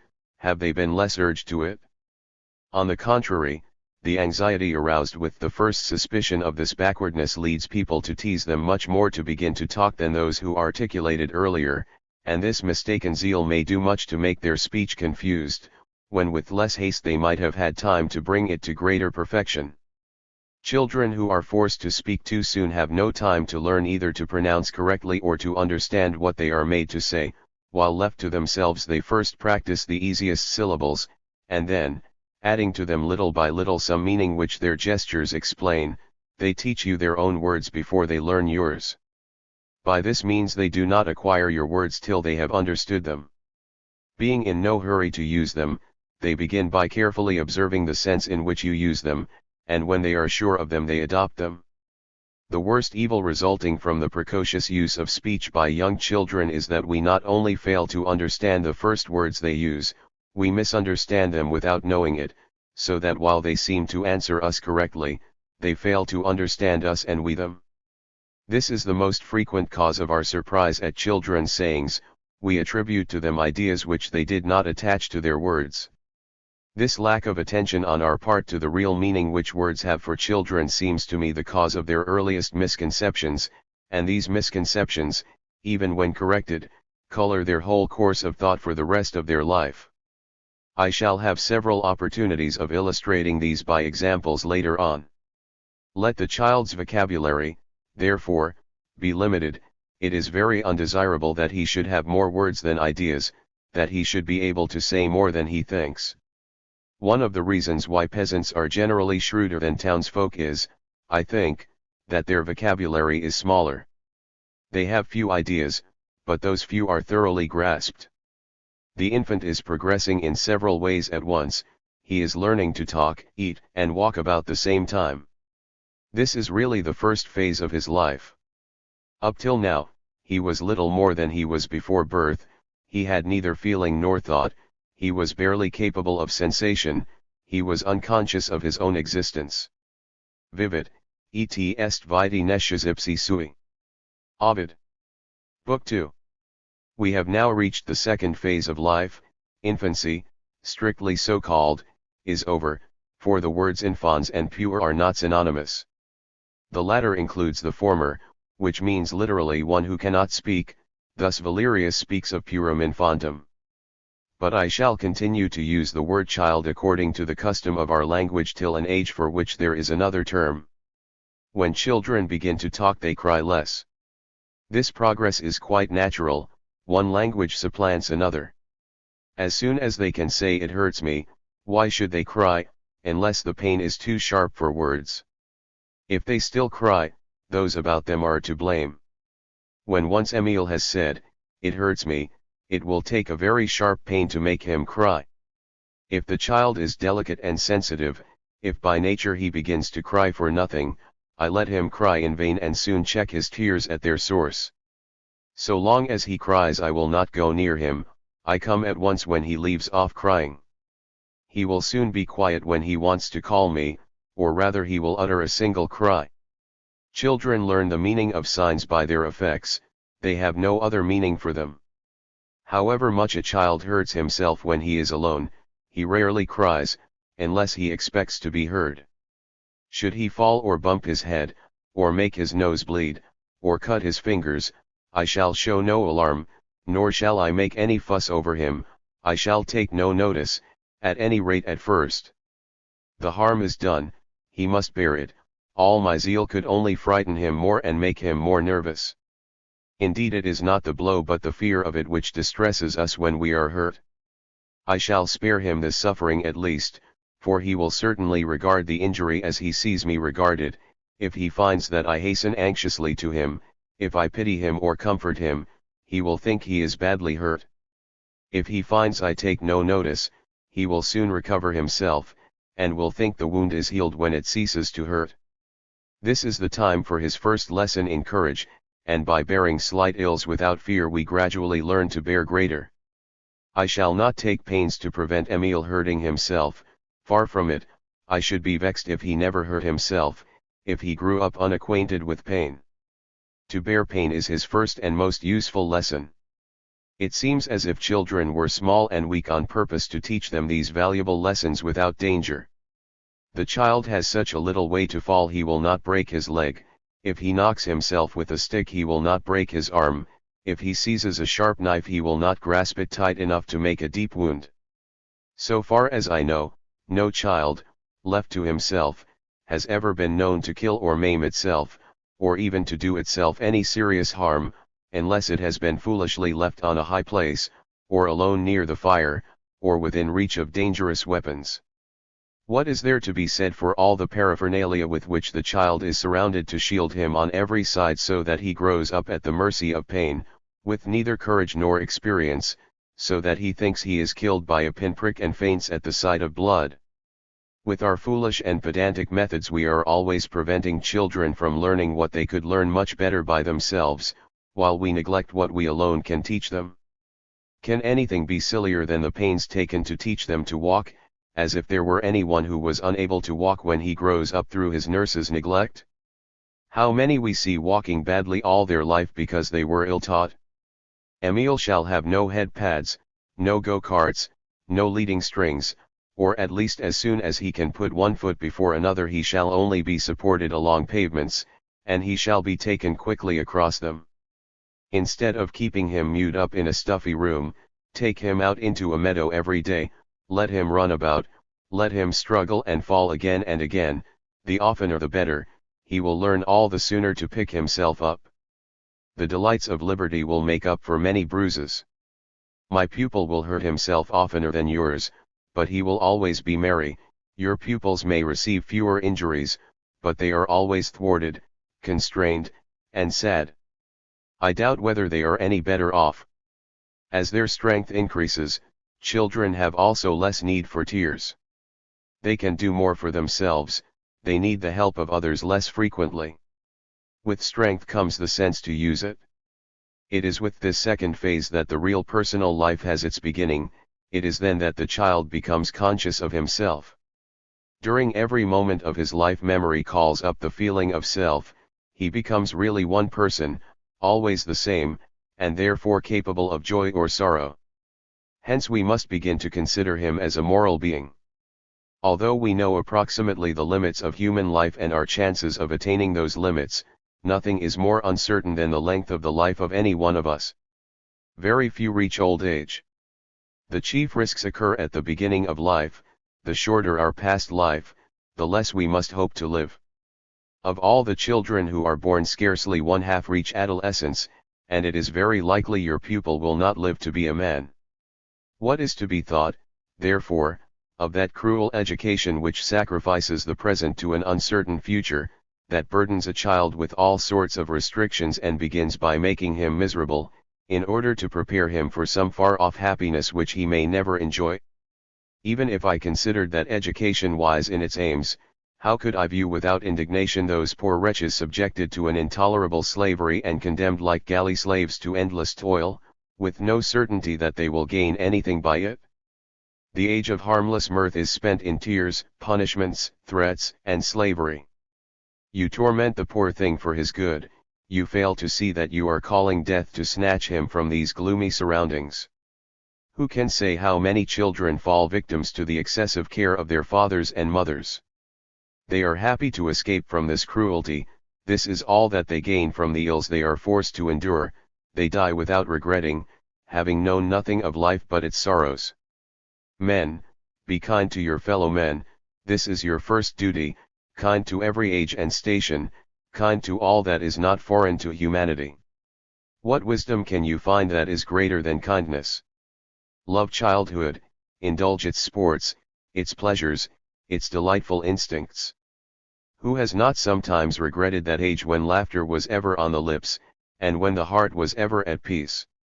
Why rob these innocents of the joys which pass so quickly, of that precious gift which they cannot abuse? Why fill with bitterness the fleeting days of early childhood, days which will no more return for them than for you? Fathers, can you tell when death will call your children to him? Do not lay up sorrow for yourselves by robbing them of the short span which nature has allotted to them. As soon as they are aware of the joy of life, let them rejoice in it, go that whenever God calls them they may not die without having tasted the joy of life. How people will cry out against me! I hear from afar the shouts of that false wisdom which is ever dragging us onwards, counting the present as nothing, and pursuing without a pause a future which flies as we pursue, that false wisdom which removes us from our place and never brings us to any other. Now is the time, you say, to correct his evil tendencies. We must increase suffering in childhood, when it is less keenly felt, to lessen it in manhood. But how do you know that you can carry out all these fine schemes? How do you know that all this fine teaching with which you overwhelm the feeble mind of the child will not do him more harm than good in the future? How do you know that you can spare him anything by the vexations you heap upon him now? Why inflict on him more ills than befit his present condition unless you are quite sure that these present ills will save him future ill?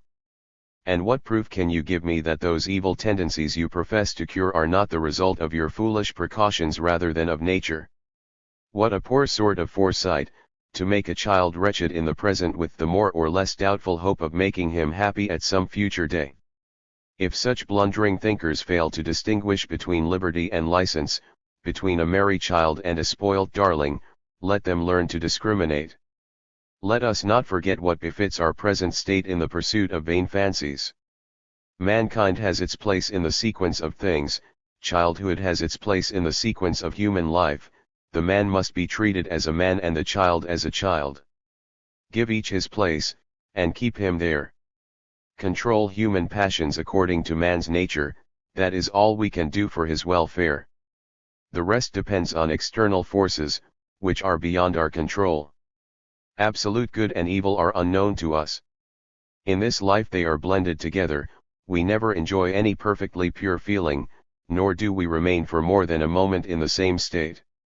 The feelings of our minds, like the changes in our bodies, are in a continual flux. Good and ill are common to all, but in varying proportions.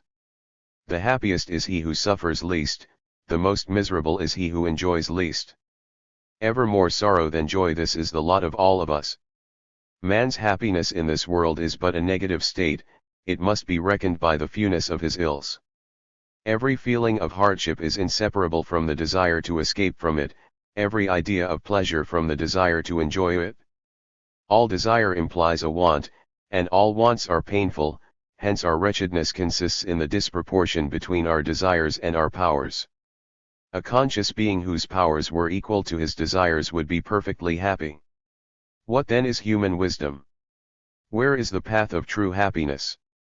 The mere limitation of our desires is not enough, for if they were less than our powers, part of our faculties would be idle, and we should not enjoy our whole being. Neither is the mere extension of our powers enough, for if our desires were also increased we should only be the more miserable.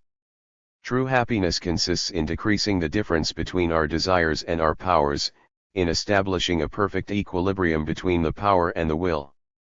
Then only, when all its forces are employed, will the soul be at rest and man will find himself in his true position. In this condition, nature, who does everything for the best, has placed him from the first. To begin with, she gives him only such desires as are necessary for self-preservation and such powers as are sufficient for their satisfaction. All the rest she has stored in his mind as a sort of reserve, to be drawn upon at need. It is only in this primitive condition that we find the equilibrium between desire and power, and then alone man is not unhappy. As soon as his potential powers of mind begin to function, imagination, more powerful than all the rest, awakes, and precedes all the rest. It is imagination which enlarges the bounds of possibility for us, whether for good or ill, and therefore stimulates and feeds desires by the hope of satisfying them. But the object which seemed within our grasp flies quicker than we can follow. When we think we have grasped it, it transforms itself and is again far ahead of us. We no longer perceive the country we have traversed, and we think nothing of it. That which lies before us becomes vaster and stretches still before us. Thus we exhaust our strength, yet never reach our goal, and the nearer we are to pleasure, the further we are from happiness. On the other hand, the more nearly a man's condition approximates to the state of nature, the less difference is there between his desires and his powers, and happiness is therefore less remote. Lacking everything, he is never less miserable, for misery consists, not in the lack of things, but in the needs which they inspire. The world of reality has its bounds, the world of imagination is boundless. As we cannot enlarge the one, let us restrict the other, for all the sufferings which really make us miserable arise from the difference between the real and the imaginary. Health, strength, and a good conscience excepted, all the good things of life are a matter of opinion. Except bodily suffering and remorse, all our woes are imaginary. You will tell me this is a commonplace, I admit it, but its practical application is no commonplace, and it is with practice only that we are now concerned. What do you mean when you say, man is weak? The term weak implies a relation of the creature to whom it is applied. An insect or a worm whose strength exceeds its needs is strong, an elephant, a lion, a conqueror, a hero, a god himself, whose needs exceed his strength is weak. The rebellious angel who fought against his own nature was weaker than the happy mortal who is living at peace according to nature. When man is content to be himself he is strong indeed, when he strives to be more than man he is weak indeed. But do not imagine that you can increase your strength by increasing your powers. Not so, if your pride increases more rapidly your strength is diminished. Let us measure the extent of our sphere and remain in its center like the spider in its web. We shall have strength sufficient for our needs, we shall have no cause to lament our weakness, for we shall never be aware of it. The other animals possess only such powers as are required for self-preservation, man alone has more. Is it not very strange that this superfluity should make him miserable? In every land a man's labor yields more than a bare living. If he were wise enough to disregard the surplus he would always have enough, for he would never have too much.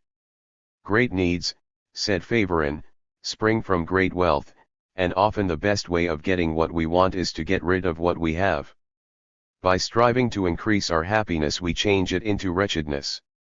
If a man were content to live, he would live happy, and he would therefore be good, for what would he have to gain by vice? If we were immortal we should all be miserable. No doubt it is hard to die, but it is sweet to think that we shall not live forever, and that a better life will put an end to the sorrows of this world. If we had the offer of immortality here below, who would accept the sorrowful gift? What resources, what hopes, what consolation would be left against the cruelties of fate and man's injustice? The ignorant man never looks before, he knows little of the value of life and does not fear to lose it. The wise man sees things of greater worth and prefers them to it. Half knowledge and sham wisdom set us thinking about death and what lies beyond it, and they thus create the worst of our ills.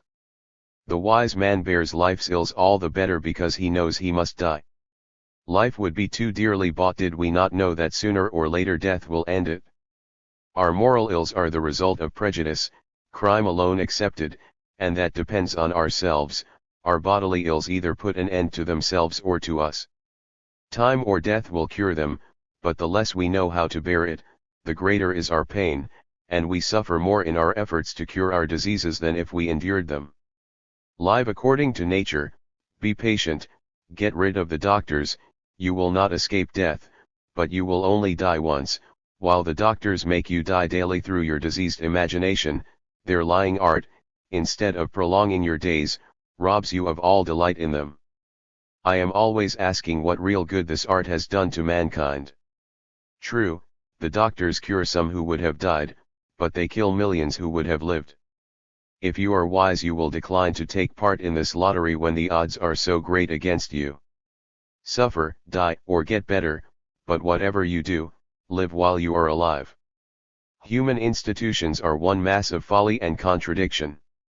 As our life loses its value we set a higher price upon it. The old regret life more than the young, they do not want to lose all they have spent in preparing for its enjoyment. At 60 it is cruel to die when one has not begun to live.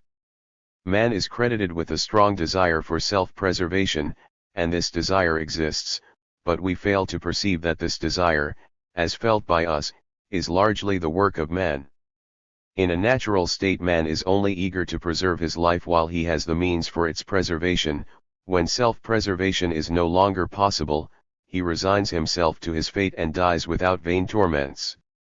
Nature teaches us the first law of resignation. Savages, like wild beasts, make very little struggle against death, and meet it almost without a murmur. When this natural law is overthrown reason establishes another, but few discern it, and man's resignation is never so complete as nature's. Prudence. Prudence which is ever bidding us look forward into the future, a future which in many cases we shall never reach. Here is the real source of all our troubles. How mad it is for so short-lived a creature as man to look forward into a future to which he rarely attains, while he neglects the present which is his. This madness is all the more fatal since it increases with years, and the old, always timid, prudent, and miserly, prefer to do without necessaries today that they may have luxuries at 100. Thus we grasp everything, we cling to everything, we are anxious about time, place, people, things, all that is and will be. We ourselves are but the least part of ourselves. We spread ourselves, so to speak, over the whole world, and all this vast expanse becomes sensitive. No wonder our woes increase when we may be wounded on every side.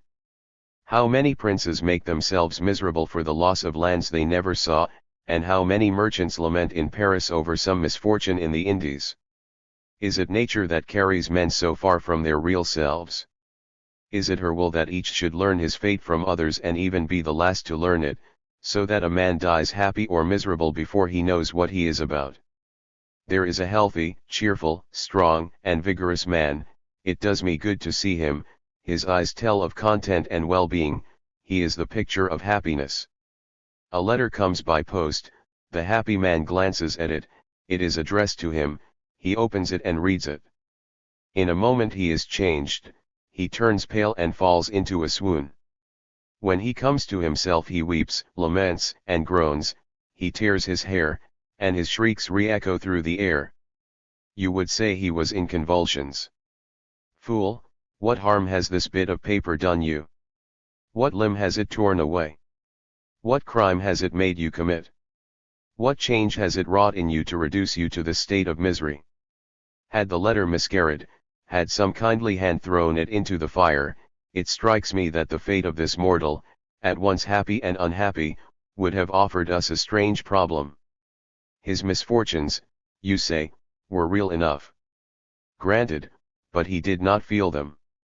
What of that? His happiness was imaginary. I admit it. Health, wealth, a contented spirit, are mere dreams.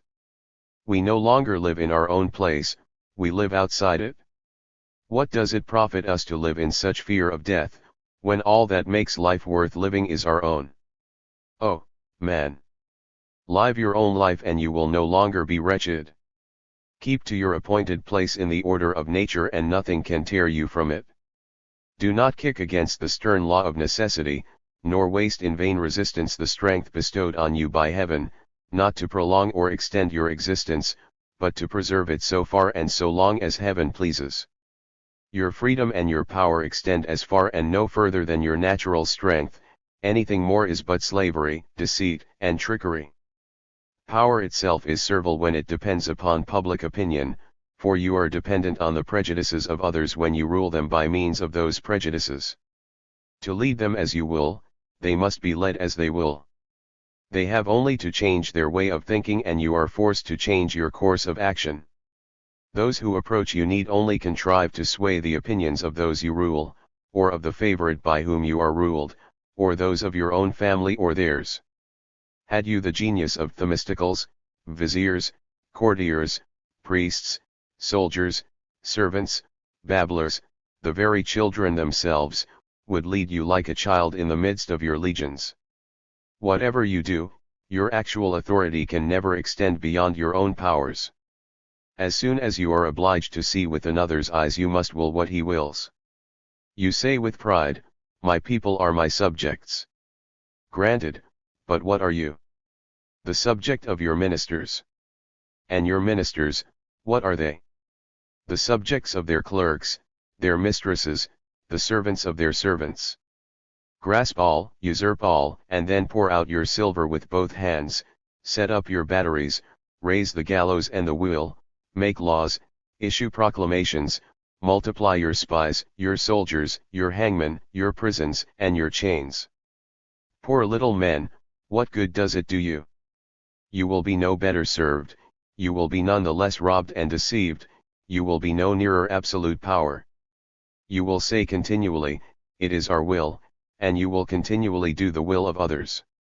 There is only one man who gets his own way, he who can get it single-handed, therefore freedom, not power, is the greatest good. That man is truly free who desires what he is able to perform, and does what he desires. This is my fundamental maxim. Apply it to childhood, and all the rules of education spring from it. Society has enfeebled man, not merely by robbing him of the right to his own strength, but still more by making his strength insufficient for his needs. This is why his desires increase in proportion to his weakness, and this is why the child is weaker than the man. If a man is strong and a child is weak, it is not because the strength of the one is absolutely greater than the strength of the other, but because the one can naturally provide for himself and the other cannot. Thus the man will have more desires and the child more caprices, a word which means, I take it, desires which are not true needs, desires which can only be satisfied with the help of others. I have already given the reason for this state of weakness. Parental affection is nature's provision against it, but parental affection may be carried to excess, it may be wanting, or it may be ill applied. Parents who live under our ordinary social conditions bring their child into these conditions too soon. By increasing his needs they do not relieve his weakness, they rather increase it. They further increase it by demanding of him what nature does not demand, by subjecting to their will what little strength he has to further his own wishes, by making slaves of themselves or of him instead of recognizing that mutual dependence which should result from his weakness or their affection. The wise man can keep his own place, but the child who does not know what his place is unable to keep it. There are 1,000 ways out of it, and it is the business of those who have charge of the child to keep him in his place, and this is no easy task. He should be neither beast nor man, but a child. He must feel his weakness, but not suffer through it. He must be dependent, but he must not obey. He must ask, not command. He is only subject to others because of his needs, and because they see better than he what he really needs, what may help or hinder his existence. No one, not even his father, has the right to bid the child do what is of no use to him. When our natural tendencies have not been interfered with by human prejudice and human institutions, the happiness alike of children and of men consists in the enjoyment of their liberty. But the child's liberty is restricted by his lack of strength. He who does as he likes is happy provided he is self-sufficing. It is so with the man who is living in a state of nature. He who does what he likes is not happy if his desires exceed his strength. It is so with a child in like conditions. Even in a state of nature, children only enjoy an imperfect liberty, like that enjoyed by men in social life. Each of us, unable to dispense with the help of others, becomes so far weak and wretched. We were meant to be men. Laws and customs thrust us back into infancy. The rich and great, the very kings themselves, are but children. They see that we are ready to relieve their misery. This makes them childishly vain, and they are quite proud of the care bestowed on them, a care which they would never get if they were grown men. These are weighty considerations, and they provide a solution for all the conflicting problems of our social system. There are two kinds of dependence: dependence on things, which is the work of nature, and dependence on men, which is the work of society. Dependence on things, being non-moral, does no injury to liberty and begets no vices. Dependence on men, being out of order, gives rise to every kind of vice, and through this master and slave become mutually depraved. If there is any cure for this social evil, it is to be found in the substitution of law for the individual, in arming the general will with a real strength beyond the power of any individual will. If the laws of nations, like the laws of nature, could never be broken by any human power, dependence on men would become dependence on things. All the advantages of a state of nature would be combined with all the advantages of social life in the commonwealth. The liberty which preserves a man from vice would be united with the morality which raises him to virtue. Keep the child dependent on things only. By this course of education you will have followed the order of nature. Let his unreasonable wishes meet with physical obstacles only, or the punishment which results from his own actions, lessons which will be recalled when the same circumstances occur again. It is enough to prevent him from wrongdoing without forbidding him to do wrong. Experience or lack of power should take the place of law. Give him, not what he wants, but what he needs. Let there be no question of obedience for him or tyranny for you. Supply the strength he lacks just so far as is required for freedom, not for power, so that he may receive your services with a sort of shame, and look forward to the time when he may dispense with them and may achieve the honor of self-help.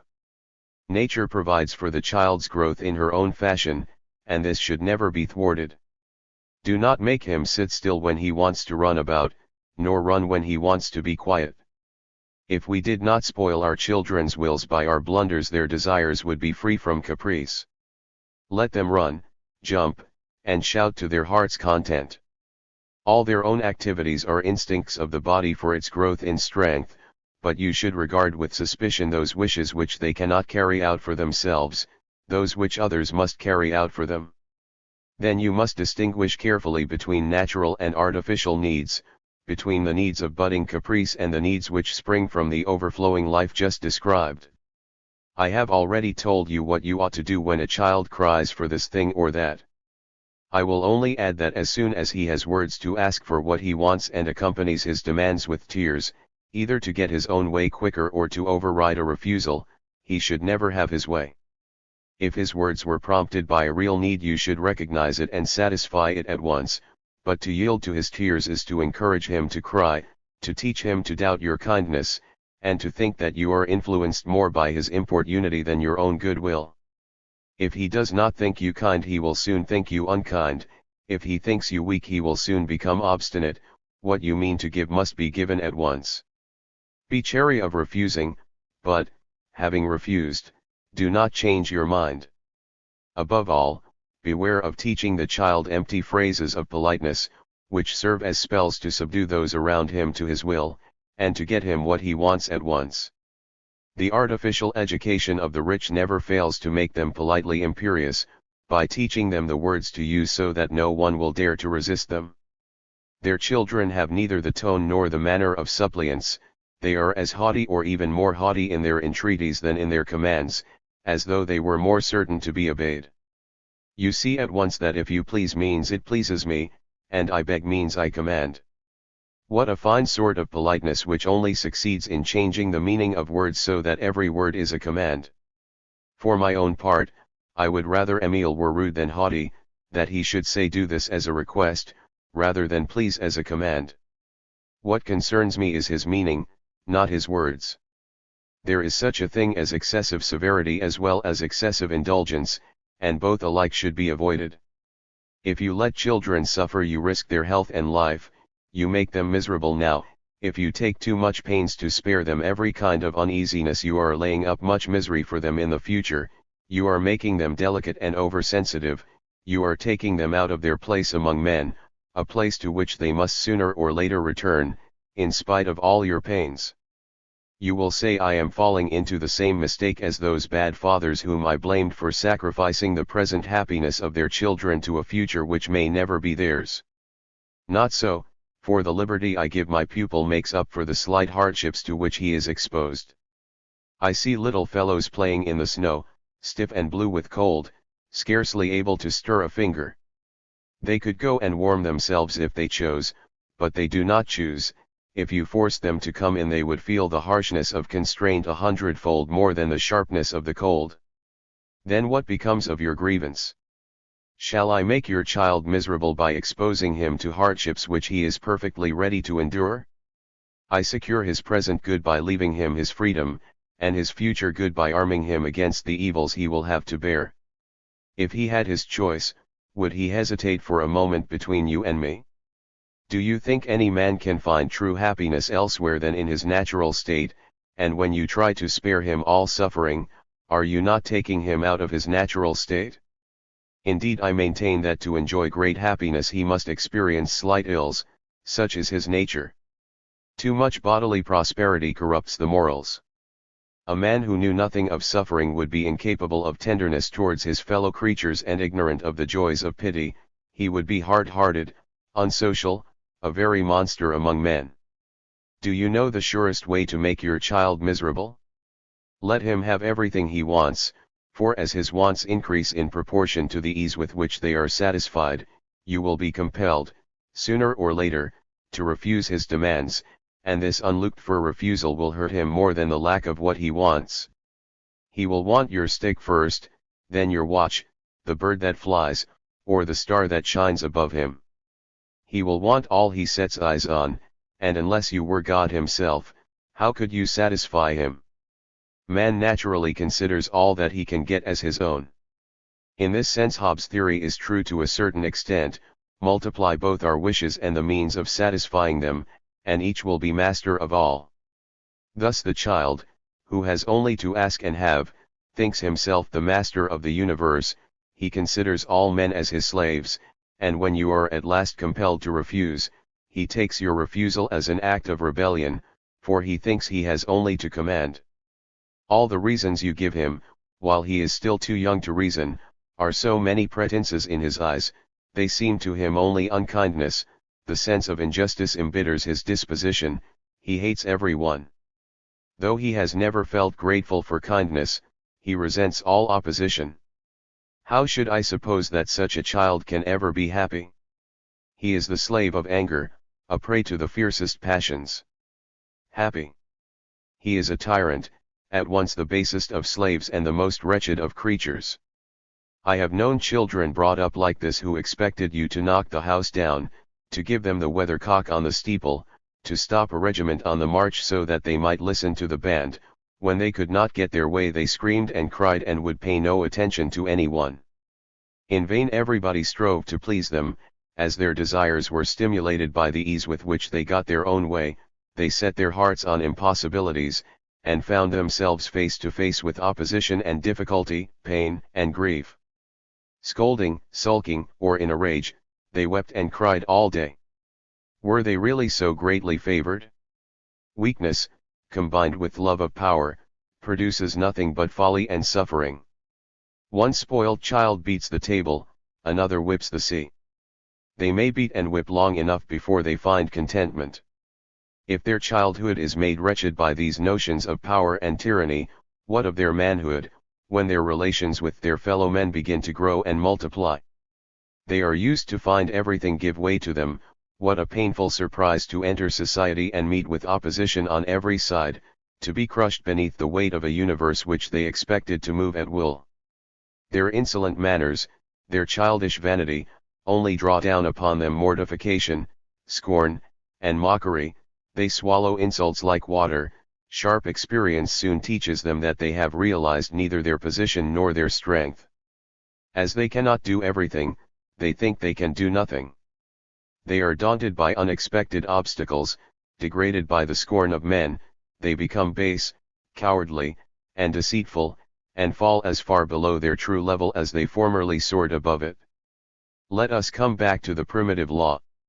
Nature has made children helpless and in need of affection. Did she make them to be obeyed and feared? Has she given them an imposing manner, a stern eye, a loud and threatening voice with which to make themselves feared? I understand how the roaring of the lion strikes terror into the other beasts, so that they tremble when they behold his terrible mane, but of all unseemly, hateful, and ridiculous sights, was there ever anything like a body of statesmen in their robes of office with their chief at their head bowing down before a swaddled babe, addressing him in pompous phrases, while he cries and slavers in reply? If we consider childhood itself, is there anything so weak and wretched as a child, anything so utterly at the mercy of those about it, so dependent on their pity, their care, and their affection? Does it not seem as if his gentle face and touching appearance were intended to interest every one on behalf of his weakness and to make them eager to help him? And what is there more offensive, more unsuitable, than the sight of a sulky or imperious child, who commands those about him, and impudently assumes the tones of a master towards those without whom he would perish? On the other hand, do you not see how children are fettered by the weakness of infancy?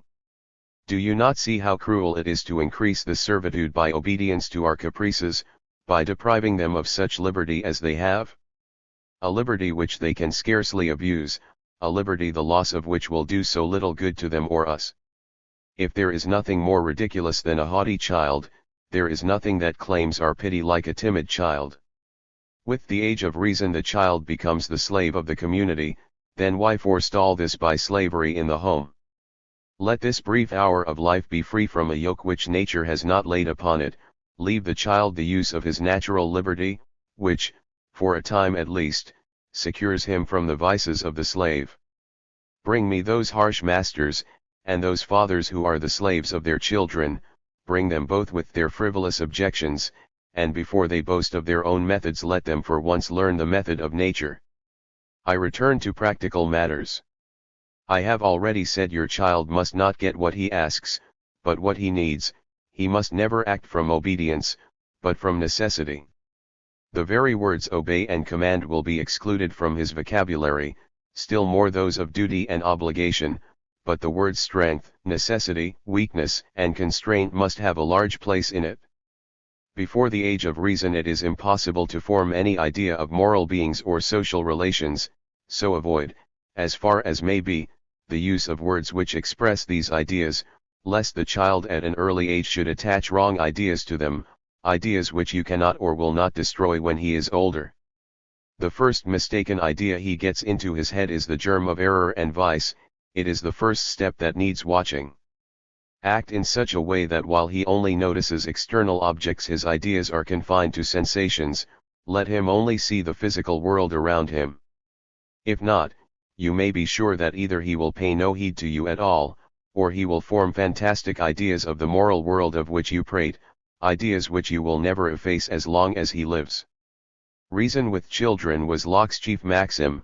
It is in the height of fashion at present, and I hardly think it is justified by its results. Those children who have been constantly reasoned with strike me as exceedingly silly. Of all man's faculties, reason, which is, so to speak, compounded of all the rest, is the last and choicest growth, and it is this you would use for the child's early training. To make a man reasonable is the coping stone of a good education, and yet you profess to train a child through his reason. You begin at the wrong end, you make the end the means. If children understood reason they would not need education, but by talking to them from their earliest age in a language they do not understand you accustom them to be satisfied with words, to question all that is said to them, to think themselves as wise as their teachers, you train them to be argumentative and rebellious, and whatever you think you gain from motives of reason, you really gain from greediness, fear, or vanity with which you are obliged to reinforce your reasoning. Most of the moral lessons which are and can be given to children may be reduced to this formula: Master, you must not do that. Child, why not? Master, because it is wrong. Child, wrong. What is wrong? Master, what is forbidden you? Child, why is it wrong to do what is forbidden? Master, you will be punished for disobedience. Child, I will do it when no one is looking. Master, we shall watch you. Child, I will hide. Master, we shall ask you what you were doing. Child, I shall tell a lie. Master, you must not tell lies. Child, why must not I tell lies? Master, because it is wrong, etc. That is the inevitable circle. Go beyond it, and the child will not understand you. What sort of use is there in such teaching? I should greatly like to know what you would substitute for this dialogue. It would have puzzled Locke himself. It is no part of a child's business to know right and wrong, to perceive the reason for a man's duties. Nature would have them children before they are men. If we try to invert this order we shall produce a forced fruit, immature and flavorless, fruit which will be rotten before it is ripe. We shall have young doctors and old children. Childhood has its own ways of seeing, thinking, and feeling. Nothing is more foolish than to try and substitute our ways, and I should no more expect judgment in a 10-year-old child than I should expect him to be 5 feet high. Indeed, what use would reason be to him at that age? It is the curb of strength, and the child does not need the curb. When you try to persuade your scholars of the duty of obedience, you add to this so-called persuasion compulsion and threats, or still worse, flattery and bribes. Attracted by selfishness or constrained by force, they pretend to be convinced by reason. They see as soon as you do that obedience is to their advantage and disobedience to their disadvantage. But as you only demand disagreeable things of them, and as it is always disagreeable to do another's will, they hide themselves so that they may do as they please, persuaded that they are doing no wrong so long as they are not found out, but ready, if found out, to own themselves in the wrong for fear of worse evils. The reason for duty is beyond their age, and there is not a man in the world who could make them really aware of it, but the fear of punishment, the hope of forgiveness, importunity, the difficulty of answering, wrings from them as many confessions as you want, and you think you have convinced them when you have only wearied or frightened them. What does it all come to? In the first place, by imposing on them a duty which they fail to recognize, you make them disinclined to submit to your tyranny, and you turn away their love. You teach them deceit, falsehood, and lying as a way to gain rewards or escape punishment. Then by accustoming them to conceal a secret motive under the cloak of an apparent one, you yourself put into their hands the means of deceiving you, of depriving you of a knowledge of their real character, of answering you and others with empty words whenever they have the chance. Laws, you say, though binding on conscience, exercise the same constraint over grown-up men. That is so, but what are these men but children spoiled by education? This is just what you should avoid. Use force with children and reasoning with men.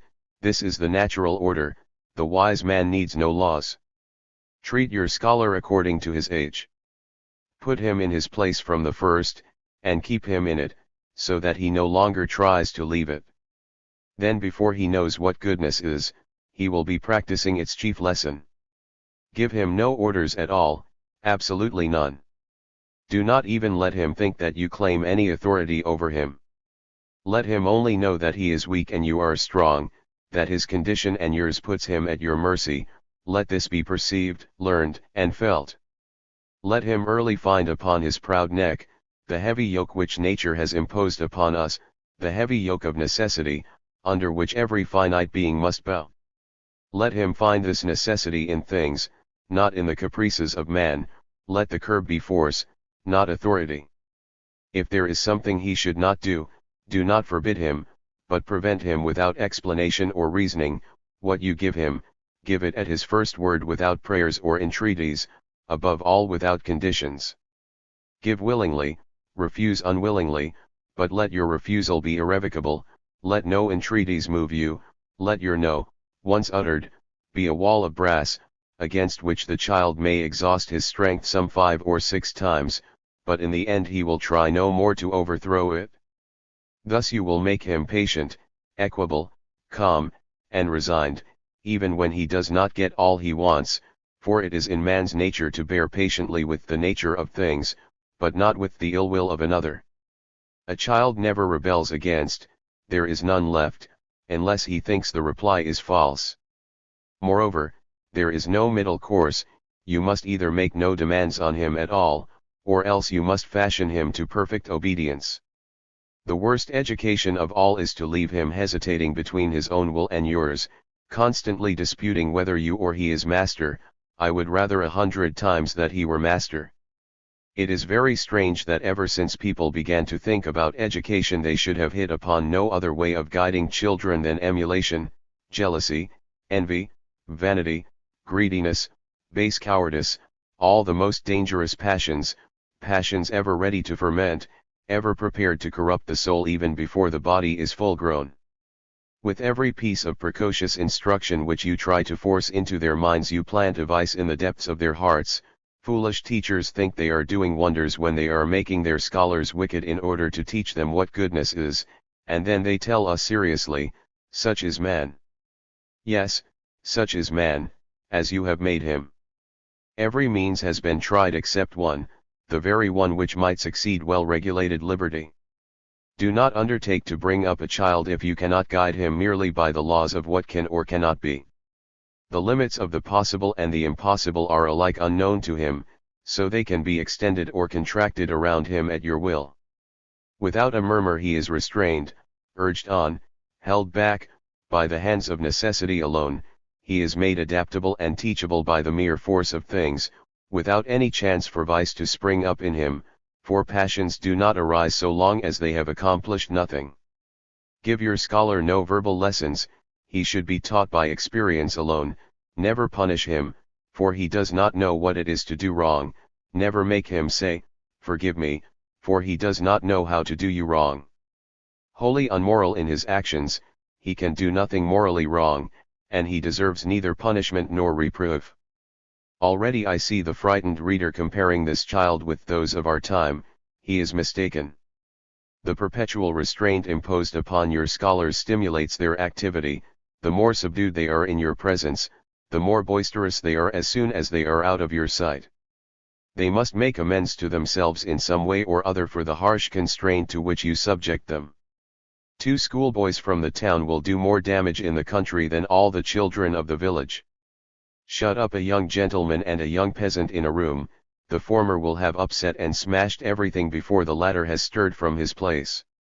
Why is that, unless that the one hastens to misuse a moment's license, while the other, always sure of freedom, does not use it rashly? And yet the village children, often flattered or constrained, are still very far from the state in which I would have them kept. Let us lay it down as an incontrovertible rule that the first impulses of nature are always right. There is no original sin in the human heart. The how and why of the entrance of every vice can be traced. The only natural passion is self-love or selfishness taken in a wider sense. This selfishness is good in itself and in relation to ourselves, and as the child has no necessary relations to other people he is naturally indifferent to them. His self-love only becomes good or bad by the use made of it and the relations established by its means. Until the time is ripe for the appearance of reason, that guide of selfishness, the main thing is that the child shall do nothing because you are watching him or listening to him, in a word, nothing because of other people, but only what nature asks of him, then he will never do wrong. I do not mean to say that he will never do any mischief, never hurt himself, never break a costly ornament if you leave it within his reach. He might do much damage without doing wrong, since wrongdoing depends on the harmful intention which will never be his. If once he meant to do harm, his whole education would be ruined, he would be almost hopelessly bad. Greed considers some things wrong which are not wrong in the eyes of reason.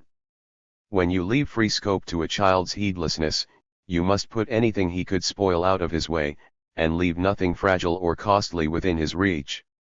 Let the room be furnished with plain and solid furniture, no mirrors, china, or useless ornaments.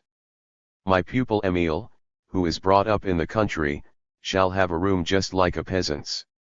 Why take such pains to adorn it when he will be so little in it? I am mistaken, however, he will ornament it for himself, and we shall soon see how.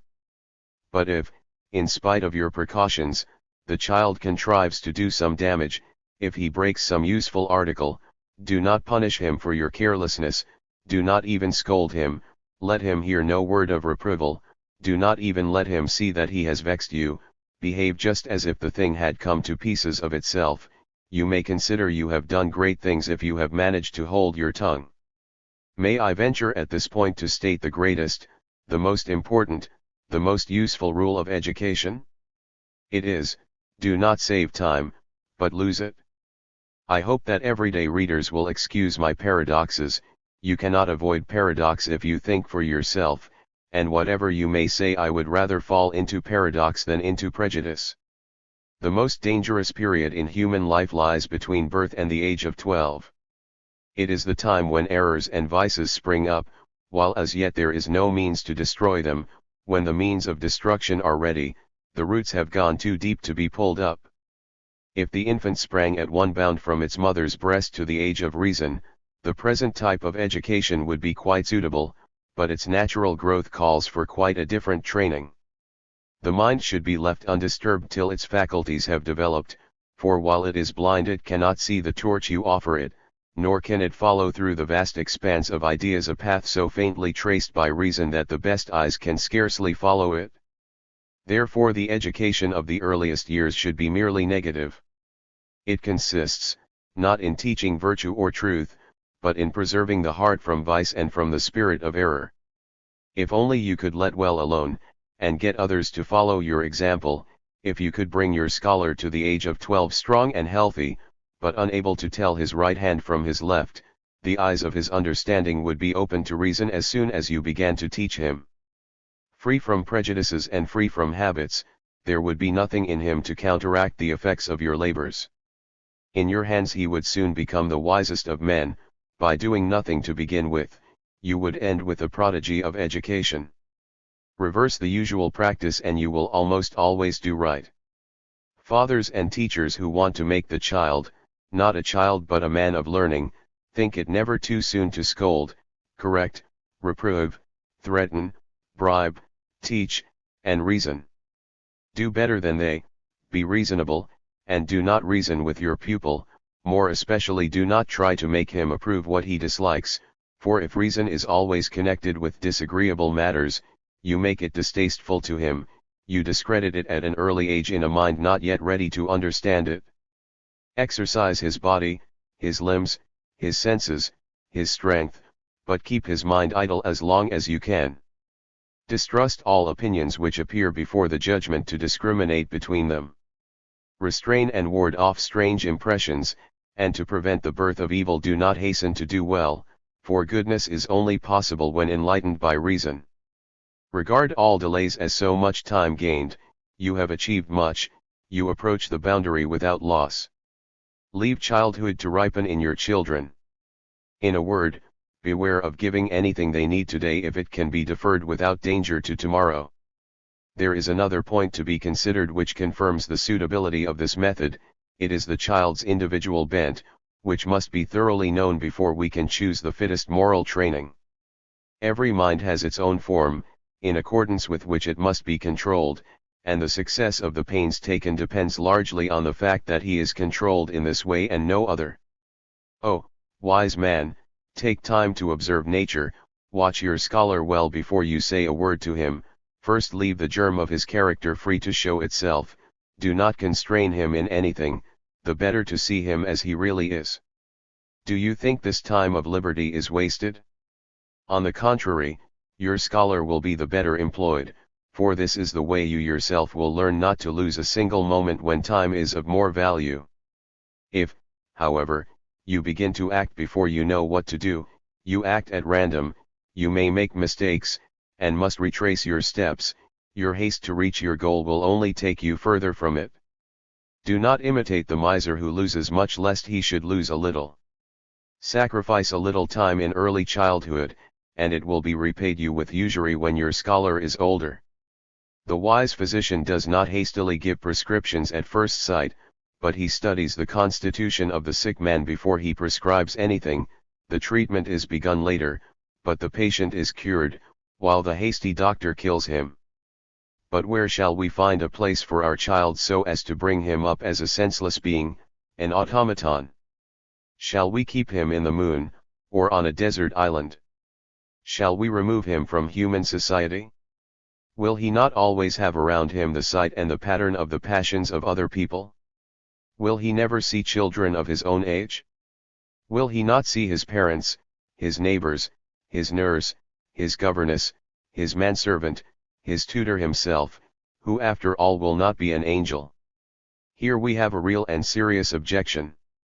But did I tell you that an education according to nature would be an easy task? Oh, men! Is it my fault that you have made all good things difficult? I admit that I am aware of these difficulties, perhaps they are insuperable, but nevertheless it is certain that we do to some extent avoid them by trying to do so. I am showing what we should try to attain. I do not say we can attain it, but I do say that whoever comes nearest to it is nearest to success. Remember, you must be a man yourself before you try to train a man. You yourself must set the pattern he shall copy. While the child is still unconscious, there is time to prepare his surroundings, so that nothing shall strike his eye but what is fit for his sight. Gain the respect of everyone, begin to win their hearts, so that they may try to please you. You will not be master of the child if you cannot control everyone about him, and this authority will never suffice unless it rests upon respect for your goodness. There is no question of squandering one's means and giving money right and left. I never knew money win love. You must neither be harsh nor niggardly, nor must you merely pity misery when you can relieve it, but in vain will you open your purse if you do not open your heart along with it. The hearts of others will always be closed to you. You must give your own time, attention, affection, your very self, for whatever you do, people always perceive that your money is not you. There are proofs of kindly interest which produce more results and are really more useful than any gift. How many of the sick and wretched have more need of comfort than of charity?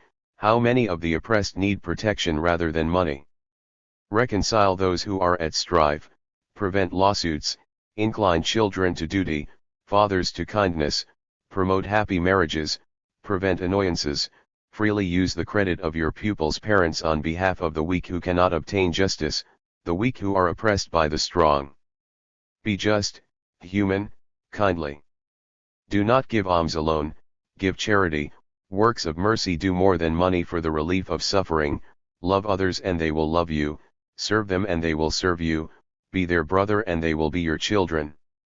This is one reason why I want to bring up Émile in the country, far from those miserable lackeys, the most degraded of men except their masters, far from the vile morals of the town, whose gilded surface makes them seductive and contagious to children, while the vices of peasants, unadorned and in their naked grossness, are more fitted to repel than to seduce, when there is no motive for imitating them.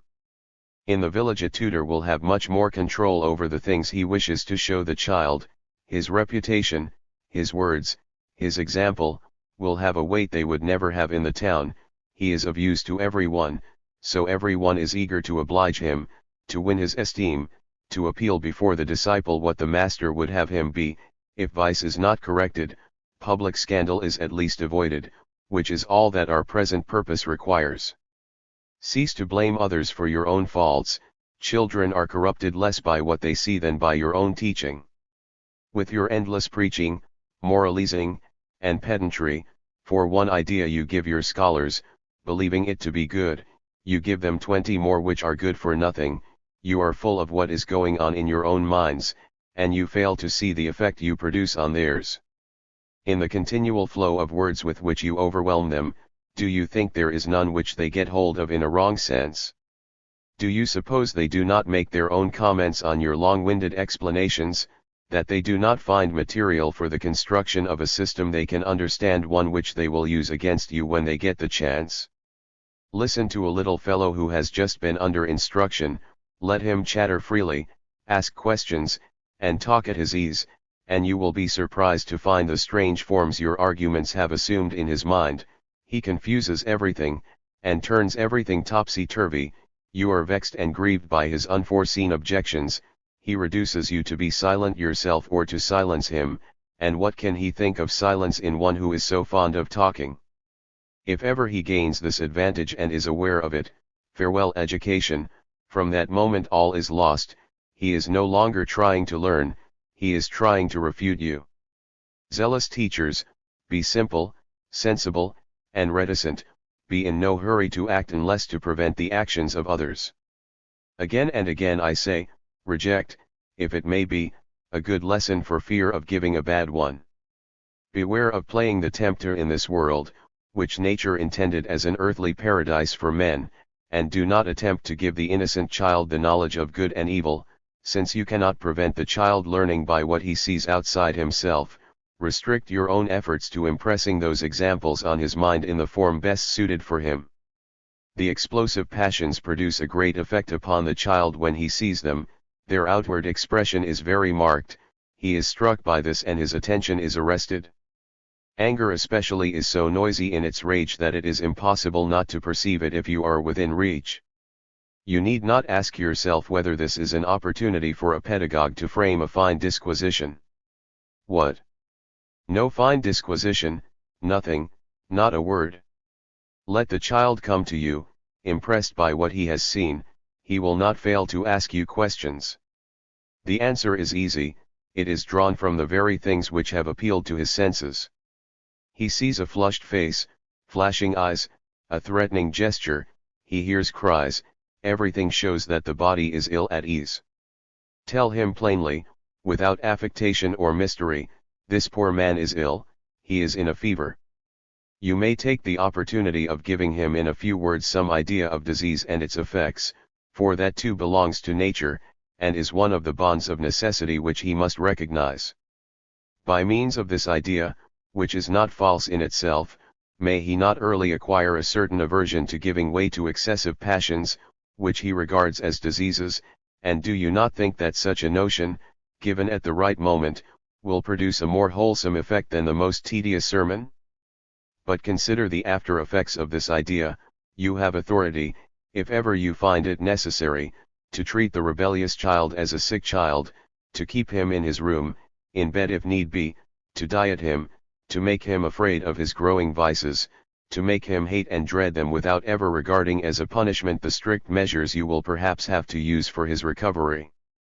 If it happens that you yourself in a moment's heat depart from the calm and self-control which you should aim at, do not try to conceal your fault, but tell him frankly, with a gentle reproach, "My dear, you have hurt me." Moreover, it is a matter of great importance that no notice should be taken in his presence of the quaint sayings which result from the simplicity of the ideas in which he is brought up, nor should they be quoted in a way he can understand.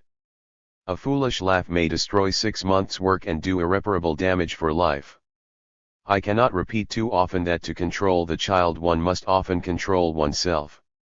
I picture my little Émile at the height of a dispute between two neighbors going up to the fiercest of them and saying in a tone of pity, "You are ill, I am very sorry for you." This speech will no doubt have its effect on the spectators and perhaps on the disputants. Without laughter, scolding, or prays I should take him away, willing or no, before he could see this result, or at least before he could think about it, and I should make haste to turn his thoughts to other things, so that he would soon forget all about it. I do not propose to enter into every detail, but only to explain general rules and to give illustrations in cases of difficulty. I think it is impossible to train a child up to the age of 12 in the midst of society, without giving him some idea of the relations between one man and another, and of the morality of human actions. It is enough to delay the development of these ideas as long as possible, and when they can no longer be avoided to limit them to present needs, so that he may neither think himself master of everything nor do harm to others without knowing or caring. There are calm and gentle characters which can be led a long way in their first innocence without any danger, but there are also stormy dispositions whose passions develop early. You must hasten to make men of them lest you should have to keep them in chains. Our first duties are to ourselves, our first feelings are centered on self, all our instincts are at first directed to our own preservation and our own welfare. Thus the first notion of justice springs not from what we owe to others, but from what is due to us.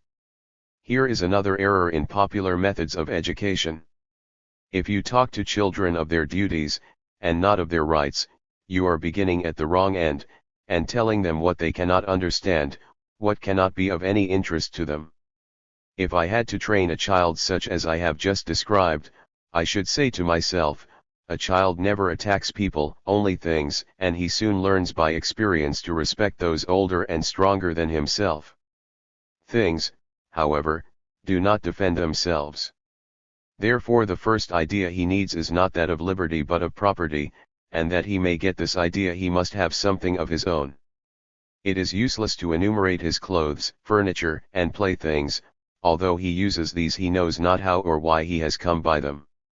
To tell him they were given him is little better, for giving implies having, so here is property before his own, and it is the principle of property that you want to teach him. Moreover, giving is a convention, and the child as yet has no idea of conventions. I hope my reader will note, in this and many other cases, how people think they have taught children thoroughly, when they have only thrust on them words which have no intelligible meaning to them. We must therefore go back to the origin of property, for that is where the first idea of it must begin. The child, living in the country, will have got some idea of field work, eyes and leisure suffice for that, and he will have both. In every age, and especially in childhood, we want to create, to copy, to produce, to give all the signs of power and activity. He will hardly have seen the gardener at work twice, sowing, planting, and growing vegetables, before he will want to garden himself. According to the principles I have already laid down, I shall not thwart him, on the contrary, I shall approve of his plan, share his hobby, and work with him, not for his pleasure but my own, at least, so he thinks. I shall be his under-gardener, and dig the ground for him till his arms are strong enough to do it. He will take possession of it by planting a bean, and this is surely a more sacred possession, and one more worthy of respect, than that of Núñez Balboa, who took possession of South America in the name of the King of Spain, by planting his banner on the coast of the Southern Sea. We water the beans every day, we watch them coming up with the greatest delight. Day by day I increase this delight by saying, "Those belong to you." To explain what that word belong means, I show him how he has given his time, his labor, and his trouble, his very self to it, that in this ground there is a part of himself which he can claim against all the world, as he could withdraw his arm from the hand of another man who wanted to keep it against his will. One fine day he hurries up with his watering can in his hand. What a scene of woe! Alas! All the beans are pulled up, the soil is dug over, you can scarcely find the place. Oh! What has become of my labor, my work, the beloved fruits of my care and effort? Who has stolen my property? Who has taken my beans? The young heart revolts, the first feeling of injustice brings its sorrow and bitterness, tears come in torrents, the unhappy child fills the air with cries and groans. I share his sorrow and anger, we look around us, we make inquiries. At last we discover that the gardener did it. We send for him. But we are greatly mistaken. The gardener, hearing our complaint, begins to complain louder than we. What, gentlemen, was it you who spoilt my work? I had sown some Maltese melons, the seed was given me as something quite out of the common, and I meant to give you a treat when they were ripe, but you have planted your miserable beans and destroyed my melons, which were coming up so nicely, and I can never get any more. You have behaved very badly to me and you have deprived yourselves of the pleasure of eating most delicious melons. Jean-Jacques.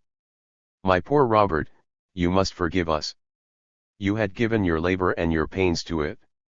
I see we were wrong to spoil your work, but we will send to Malta for some more seed for you, and we will never dig the ground again without finding out if someone else has been beforehand with us. Robert. Well, gentlemen, you need not trouble yourselves, for there is no more waste ground. I dig what my father tilled, every one does the same, and all the land you see has been occupied time out of mind. Émile. Mr. Robert, do people often lose the seed of Maltese melons? Robert. No indeed, sir, we do not often find such silly little gentlemen as you. No one meddles with his neighbor's garden, every one respects other people's work so that his own may be safe. Émile. But I have not got a garden. Robert. I don't care, if you spoil mine I won't let you walk in it, for you see I do not mean to lose my labor. Jean-Jacques. Could not we suggest an arrangement with this kind Robert? Let him give my young friend and myself a corner of his garden to cultivate, on condition that he has half the crop. Robert. You may have it free. But remember I shall dig up your beans if you touch my melons. In this attempt to show how a child may be taught certain primitive ideas we see how the notion of property goes back naturally to the right of the first occupier to the results of his work. That is plain and simple, and quite within the child's grasp. From that to the rights of property and exchange there is but a step, after which you must stop short. You also see that an explanation which I can give in writing in a couple of pages may take a year in practice, for in the course of moral ideas we cannot advance too slowly, nor plant each step too firmly. Young teacher, pray consider this example, and remember that your lessons should always be in deeds rather than words, for children soon forget what they say or what is said to them, but not what they have done nor what has been done to them. Such teaching should be given, as I have said, sooner or later, as the scholar's disposition, gentle or turbulent, requires it. The way of using it is unmistakable, but to omit no matter of importance in a difficult business let us take another example. Your ill-tempered child destroys everything he touches. Do not vex yourself, put anything he can spoil out of his reach. He breaks the things he is using, do not be in a hurry to give him more, let him feel the want of them. He breaks the windows of his room, let the wind blow upon him night and day, and do not be afraid of his catching cold, it is better to catch cold than to be reckless. Never complain of the inconvenience he causes you, but let him feel it first. At last you will have the windows mended without saying anything. He breaks them again, then change your plan, tell him dryly and without anger, the windows are mine, I took pains to have them put in, and I mean to keep them safe. Then you will shut him up in a dark place without a window. At this unexpected proceeding he cries and howls, no one heeds. Soon he gets tired and changes his tone, he laments and sighs, a servant appears, the rebel begs to be let out. Without seeking any excuse for refusing, the servant merely says, I, too, have windows to keep, and goes away. At last, when the child has been there several hours, long enough to get very tired of it, long enough to make an impression on his memory, someone suggests to him that he should offer to make terms with you, so that you may set him free and he will never break windows again. That is just what he wants. He will send and ask you to come and see him, you will come, he will suggest his plan, and you will agree to it at once, saying, that is a very good idea, it will suit us both, why didn't you think of it sooner? Then without asking for any affirmation or confirmation of his promise, you will embrace him joyfully and take him back at once to his own room, considering this agreement as sacred as if he had confirmed it by a formal oath. What idea do you think he will form from these proceedings, as to the fulfillment of a promise and its usefulness? If I am not greatly mistaken, there is not a child upon earth, unless he is utterly spoilt already, who could resist this treatment, or one who would ever dream of breaking windows again on purpose. Follow out the whole train of thought. The naughty little fellow hardly thought when he was making a hole for his beans that he was hewing out a cell in which his own knowledge would soon imprison him. We are now in the world of morals, the door to vice is open. Deceit and falsehood are born along with conventions and duties. As soon as we can do what we ought not to do, we try to hide what we ought not to have done. As soon as self-interest makes us give a promise, a greater interest may make us break it. It is merely a question of doing it with impunity. We naturally take refuge in concealment and falsehood.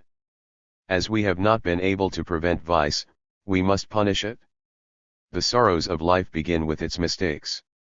I have already said enough to show that children should never receive punishment merely as such, it should always come as the natural consequence of their fault. Thus you will not exclaim against their falsehood, you will not exactly punish them for lying, but you will arrange that all the ill effects of lying, such as not being believed when we speak the truth, or being accused of what we have not done in spite of our protests, shall fall on their heads when they have told a lie. But let us explain what lying means to the child. There are two kinds of lies, one concerns an accomplished fact, the other concerns a future duty. The first occurs when we falsely deny or assert that we did or did not do something, or, to put it in general terms, when we knowingly say what is contrary to facts. The other occurs when we promise what we do not mean to perform, or, in general terms, when we profess an intention which we do not really mean to carry out. These two kinds of lie are sometimes found in combination, but their differences are my present business. He who feels the need of help from others, he who is constantly experiencing their kindness, has nothing to gain by deceiving them. It is plainly to his advantage that they should see things as they are, lest they should mistake his interests. It is therefore plain that lying with regard to actual facts is not natural to children, but lying is made necessary by the law of obedience.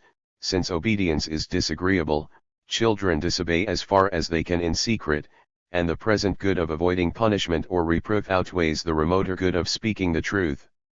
Under a free and natural education, why should your child lie? What has he to conceal from you? You do not thwart him, you do not punish him, you demand nothing from him. Why should he not tell everything to you as simply as to his little playmate? He cannot see anything more risky in the one course than in the other. The lie concerning duty is even less natural, since promises to do or refrain from doing are conventional agreements which are outside the state of nature and detract from our liberty. Moreover, all promises made by children are in themselves void. When they pledge themselves, they do not know what they are doing, for their narrow vision cannot look beyond the present. A child can hardly lie when he makes a promise, for he is only thinking how he can get out of the present difficulty. Any means which has not an immediate result is the same to him. When he promises for the future, he promises nothing, and his imagination is as yet incapable of projecting him into the future while he lives in the present. If he could escape a whipping or get a packet of sweets by promising to throw himself out of the window tomorrow, he would promise on the spot. This is why the law disregards all promises made by minors, and when fathers and teachers are stricter and demand that promises shall be kept, it is only when the promise refers to something the child ought to do even if he had made no promise. The child cannot lie when he makes a promise, for he does not know what he is doing when he makes his promise.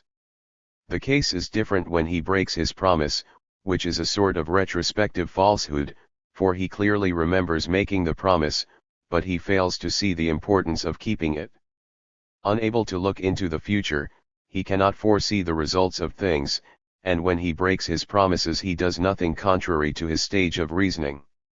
Children's lies are therefore entirely the work of their teachers, and to teach them to speak the truth is nothing less than to teach them the art of lying. In your zeal to rule, control, and teach them, you never find sufficient means at your disposal. You wish to gain fresh influence over their minds by baseless maxims, by unreasonable precepts, and you would rather they knew their lessons and told lies, than leave them ignorant and truthful. We, who only give our scholars lessons in practice, who prefer to have them good rather than clever, never demand the truth lest they should conceal it, and never claim any promise lest they should be tempted to break it. If some mischief has been done in my absence and I do not know who did it, I shall take care not to accuse Émile, nor to say, "Did you do it?" For in so doing what should I do but teach him to deny it? If his difficult temperament compels me to make some agreement with him, I will take good care that the suggestion always comes from him, never from me, that when he undertakes anything he has always a present and effective interest in fulfilling his promise, and if he ever fails this lie will bring down on him all the unpleasant consequences which he sees arising from the natural order of things, and not from his tutor's vengeance.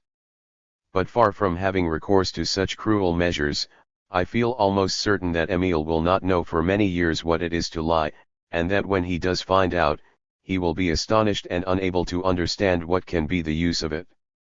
It is quite clear that the less I make his welfare dependent on the will or the opinions of others, the less is it to his interest to lie. When we are in no hurry to teach there is no hurry to demand, and we can take our time, so as to demand nothing except under fitting conditions. Then the child is training himself, in so far as he is not being spoilt.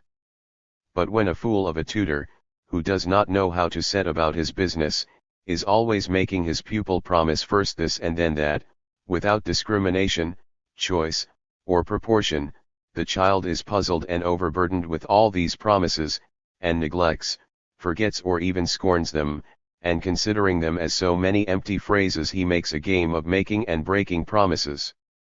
Would you have him keep his promise faithfully, be moderate in your claims upon him.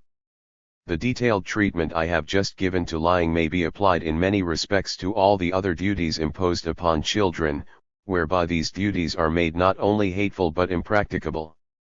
For the sake of a show of preaching virtue you make them love every vice, you instill these vices by forbidding them. Would you have them pious, you take them to church till they are sick of it, you teach them to gabble prayers until they long for the happy time when they will not have to pray to God. To teach them charity you make them give alms as if you scorned to give yourself. It is not the child, but the master, who should give, however much he loves his pupil he should be with him for this honor, he should make him think that he is too young to deserve it. Almsgiving is the deed of a man who can measure the worth of his gift and the needs of his fellow men. The child, who knows nothing of these, can have no merit in giving, he gives without charity, without kindness, he is almost ashamed to give, for, to judge by your practice and his own, he thinks it is only children who give, and that there is no need for charity when we are grown up. Observe that the only things children are set to give are things of which they do not know the value, bits of metal carried in their pockets for which they have no further use. A child would rather give 100 coins than 1 cake. But get this prodigal giver to distribute what is dear to him, his toys, his sweets, his own lunch, and we shall soon see if you have made him really generous. People try yet another way, they soon restore what he gave to the child, so that he gets used to giving everything which he knows will come back to him. I have scarcely seen generosity in children except of these two types, giving what is of no use to them, or what they expect to get back again. Arrange things, says Locke, so that experience may convince them that the most generous giver gets the biggest share. That is to make the child superficially generous but really greedy.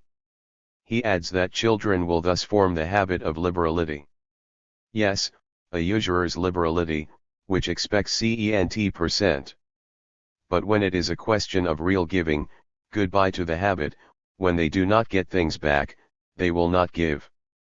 It is the habit of the mind, not of the hands, that needs watching. All the other virtues taught to children are like this, and to preach these baseless virtues you waste their youth in sorrow. What a sensible sort of education! Teachers, have done with these shams, be good and kind, let your example sink into your scholars' memories till they are old enough to take it to heart. Rather than hasten to demand deeds of charity from my pupil, I prefer to perform such deeds in his presence, even depriving him of the means of imitating me, as an honor beyond his years, for it is of the utmost importance that he should not regard a man's duties as merely those of a child. If when he sees me help the poor he asks me about it, and it is time to reply to his questions, I shall say, my dear boy, the rich only exist, through the goodwill of the poor, so they have promised to feed those who have not enough to live on, either in goods or labor. Then you promised to do this. Certainly, I am only master of the wealth that passes through my hands on the condition attached to its ownership. After this talk another than Émile would be tempted to imitate me and behave like a rich man. In such a case I should at least take care that it was done without ostentation. I would rather he robbed me of my privilege and hid himself to give. It is a fraud suitable to his age, and the only one I could forgive in him. I know that all these imitative virtues are only the virtues of a monkey, and that a good action is only morally good when it is done as such and not because of others. But at an age when the heart does not yet feel anything, you must make children copy the deeds you wish to grow into habits, until they can do them with understanding and for the love of what is good. Man imitates, as do the beasts. The love of imitating is well regulated by nature, in society it becomes a vice. The monkey imitates man, whom he fears, and not the other beasts, which he scorns. He thinks what is done by his betters must be good. Among ourselves, our harlequins imitate all that is good to degrade it and bring it into ridicule. Knowing their owner's baseness, they try to equal what is better than they are, or they strive to imitate what they admire, and their bad taste appears in their choice of models. They would rather deceive others or win applause for their own talents than become wiser or better. Imitation has its roots in our desire to escape from ourselves. If I succeed in my undertaking, Émile will certainly have no such wish. So we must dispense with any seeming good that might arise from it. Examine your rules of education, you will find them all topsy-turvy, especially in all that concerns virtue and morals. The only moral lesson which is suited for a child, the most important lesson for every time of life, is this: never hurt anybody. The very rule of well-doing, if not subordinated to this rule, is dangerous, false, and contradictory. Who is there who does no good? Everyone does some good, the wicked as well as the righteous. He makes one happy at the cost of the misery of 100, and hence spring all our misfortunes. The noblest virtues are negative, they are also the most difficult, for they make little show, and do not even make room for that pleasure so dear to the heart of man, the thought that someone is pleased with us. If there be a man who does no harm to his neighbors, what good must he have accomplished? What a bold heart, what a strong character it needs! It is not in talking about this maxim, but in trying to practice it, that we discover both its greatness and its difficulty. This will give you some slight idea of the precautions I would have you take in giving children instruction, which cannot always be refused without risk to themselves or others, or the far greater risk of the formation of bad habits, which would be difficult to correct later on. But be sure this necessity will not often arise with children who are properly brought up, for they cannot possibly become rebellious, spiteful, untruthful, or greedy, unless the seeds of these vices are sown in their hearts. What I have just said applies therefore rather to the exception than the rule. But the oftener children have the opportunity of quitting their proper condition, and contracting the vices of men, the oftener will these exceptions arise. Those who are brought up in the world must receive more precocious instruction than those who are brought up in retirement. So this solitary education would be preferable, even if it did nothing more than leave childhood time to ripen. There is quite another class of exceptions, those so gifted by nature that they rise above the level of their age. As there are men who never get beyond infancy, so there are others who are never, so to speak, children. They are men almost from birth. The difficulty is that these cases are very rare, very difficult to distinguish, while every mother, who knows that a child may be a prodigy, is convinced that her child is that one. They go further, they mistake the common signs of growth for marks of exceptional talent. Liveliness, sharp sayings, romping, amusing simplicity, these are the characteristic marks of this age, and show that the child is a child indeed.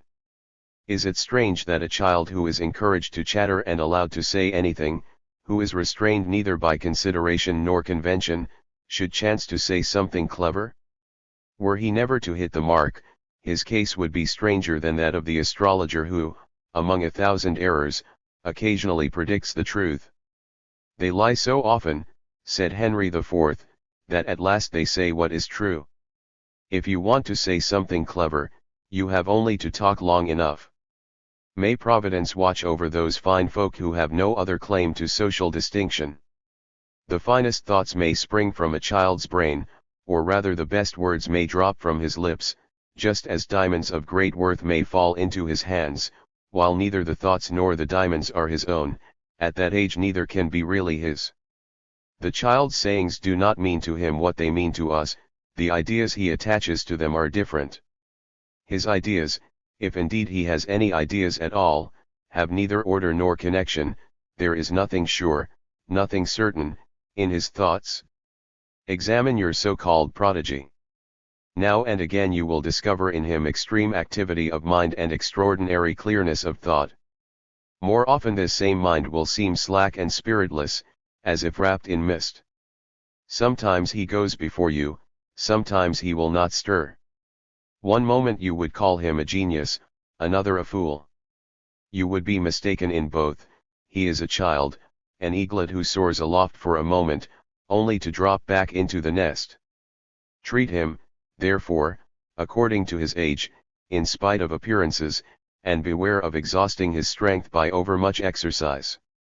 If the young brain grows warm and begins to bubble, let it work freely, but do not heat it any further, lest it lose its goodness, and when the first gases have been given off, collect and compress the rest so that in after years they may turn to life-giving heat and real energy.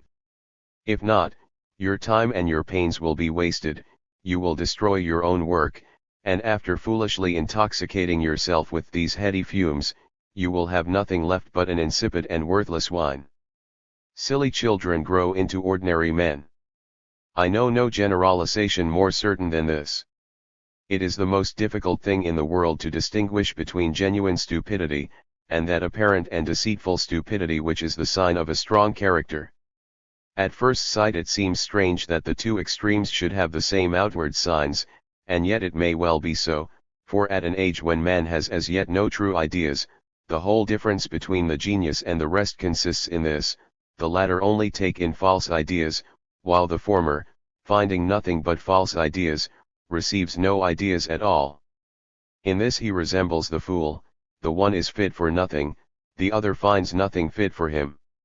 The only way of distinguishing between them depends upon chance, which may offer the genius some idea which he can understand, while the fool is always the same.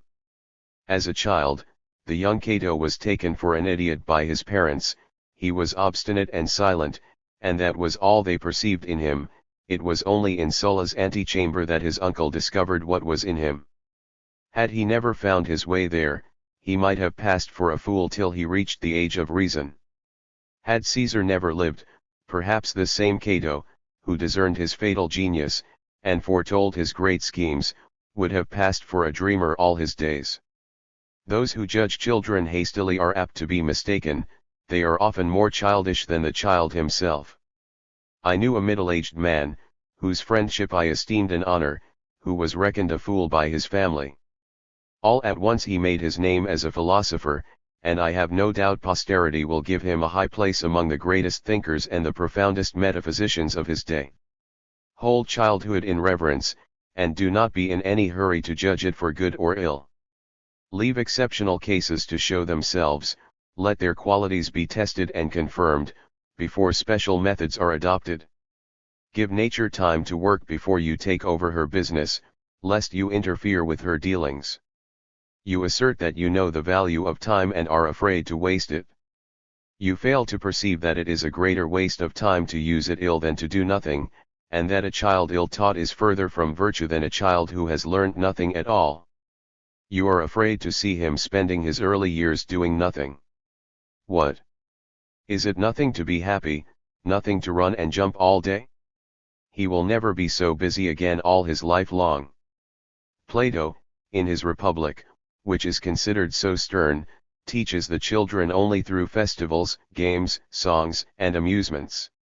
It seems as if he had accomplished his purpose when he had taught them to be happy, and Seneca, speaking of the Roman lads in olden days, says, they were always on their feet, they were never taught anything which kept them sitting.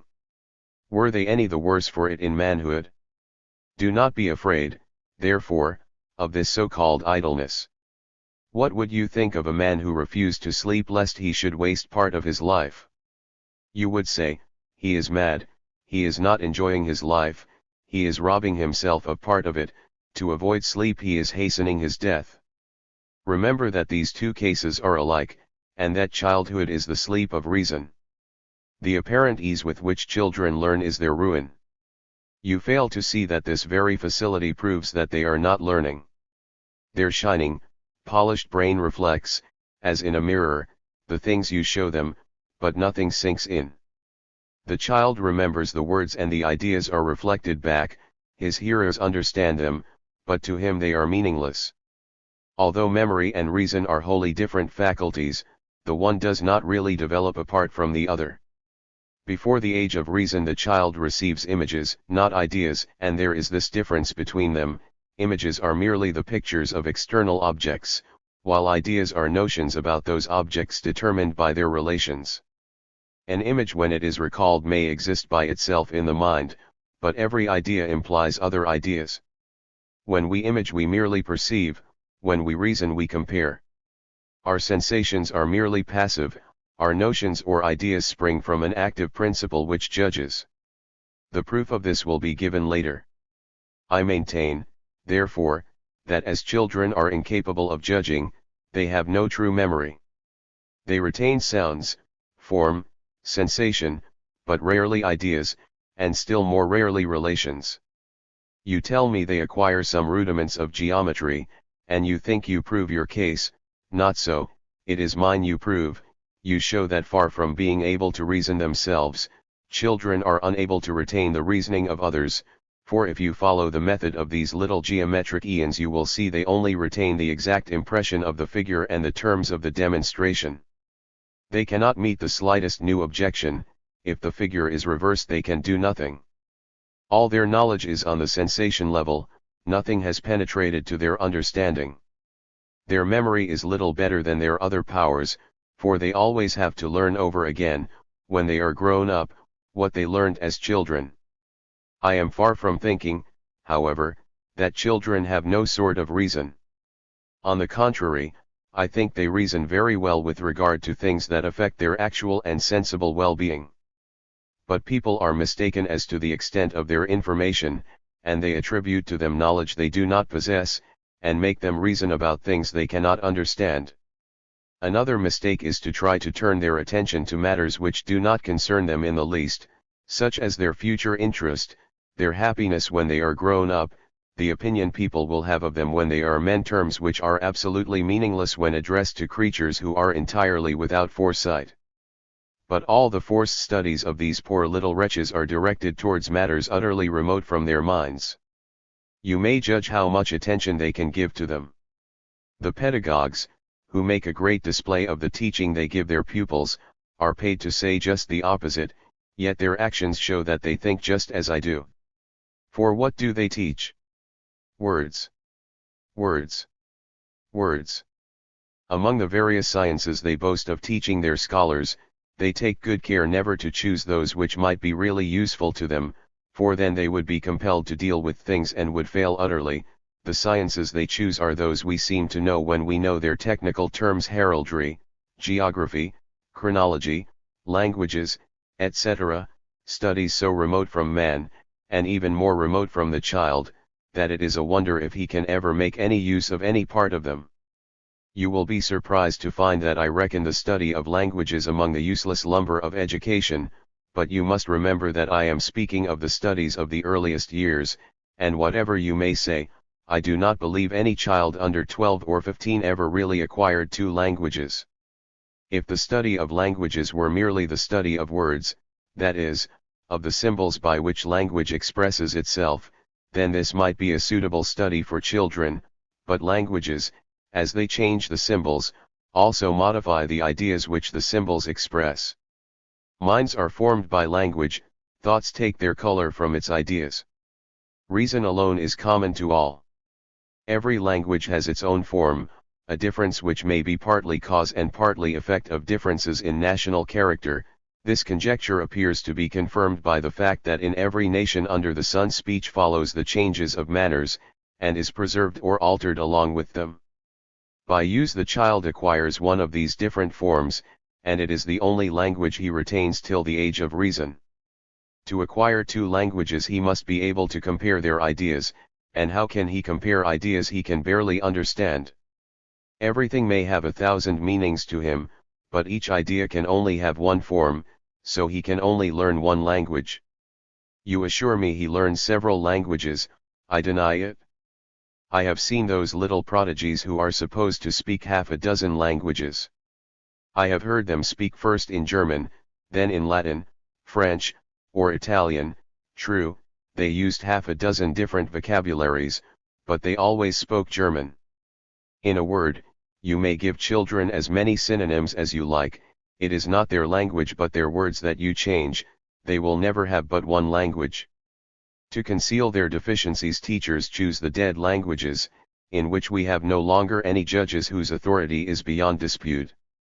The familiar use of these tongues disappeared long ago, so they are content to imitate what they find in books, and they call that talking. If the master's Greek and Latin is such poor stuff, what about the children?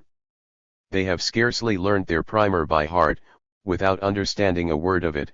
When they are set to translate a French speech into Latin words, then when they are more advanced they piece together a few phrases of Cicero for prose or a few lines of Virgil for verse. Then they think they can speak Latin, and who will contradict them? In any study whatsoever the symbols are of no value without the idea of the thing symbolized. Yet the education of the child is confined to those symbols, while no one ever succeeds in making him understand the thing signified. You think you are teaching him what the world is like, he is only learning the map, he is taught the names of towns, countries, rivers, which have no existence for him except on the paper before him. I remember seeing a geography somewhere which began with, "What is the world?" A sphere of cardboard. That is the child's geography. I maintain that after 2 years' work with the globe and cosmography, there is not a single 10-year-old child who could find his way from Paris to St. Denis by the help of the rules he has learnt. I maintain that not one of these children could find his way by the map about the paths on his father's estate without getting lost. These are the young doctors who can tell us the position of Pekin, Ispahan, Mexico, and every country in the world. You tell me the child must be employed on studies which only need eyes. That may be, but if there are any such studies, they are unknown to me.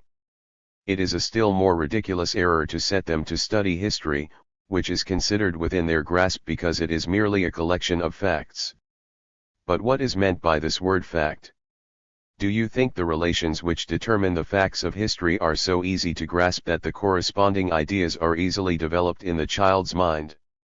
Do you think that a real knowledge of events can exist apart from the knowledge of their causes and effects, and that history has so little relation to words that the one can be learnt without the other?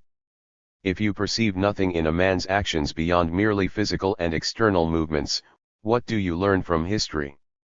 Absolutely nothing, while this study, robbed of all that makes it interesting, gives you neither pleasure nor information. If you want to judge actions by their moral bearings, try to make these moral bearings intelligible to your scholars. You will soon find out if they are old enough to learn history. Remember, reader, that he who speaks to you is neither a scholar nor a philosopher, but a plain man and a lover of truth, a man who is pledged to no one party or system, a hermit, who mixes little with other men, and has less opportunity of imbibing their prejudices, and more time to reflect on the things that strike him in his intercourse with them. My arguments are based less on theories than on facts, and I think I can find no better way to bring the facts home to you than by quoting continually some example from the observations which suggested my arguments. I had gone to spend a few days in the country with a worthy mother of a family who took great pains with her children and their education. One morning I was present while the eldest boy had his lessons. His tutor, who had taken great pains to teach him ancient history, began upon the story of Alexander and lighted on the well-known anecdote of Philip the Doctor. There is a picture of it, and the story is well worth study. The tutor, worthy man, made several reflections which I did not like with regard to Alexander's courage, but I did not argue with him lest I should lower him in the eyes of his pupil. At dinner they did not fail to get the little fellow talking, French fashion. The eager spirit of a child of his age, and the confident expectation of applause, made him say a number of silly things, and among them from time to time there were things to the point, and these made people forget the rest. At last came the story of Philip the Doctor. He told it very distinctly and prettily.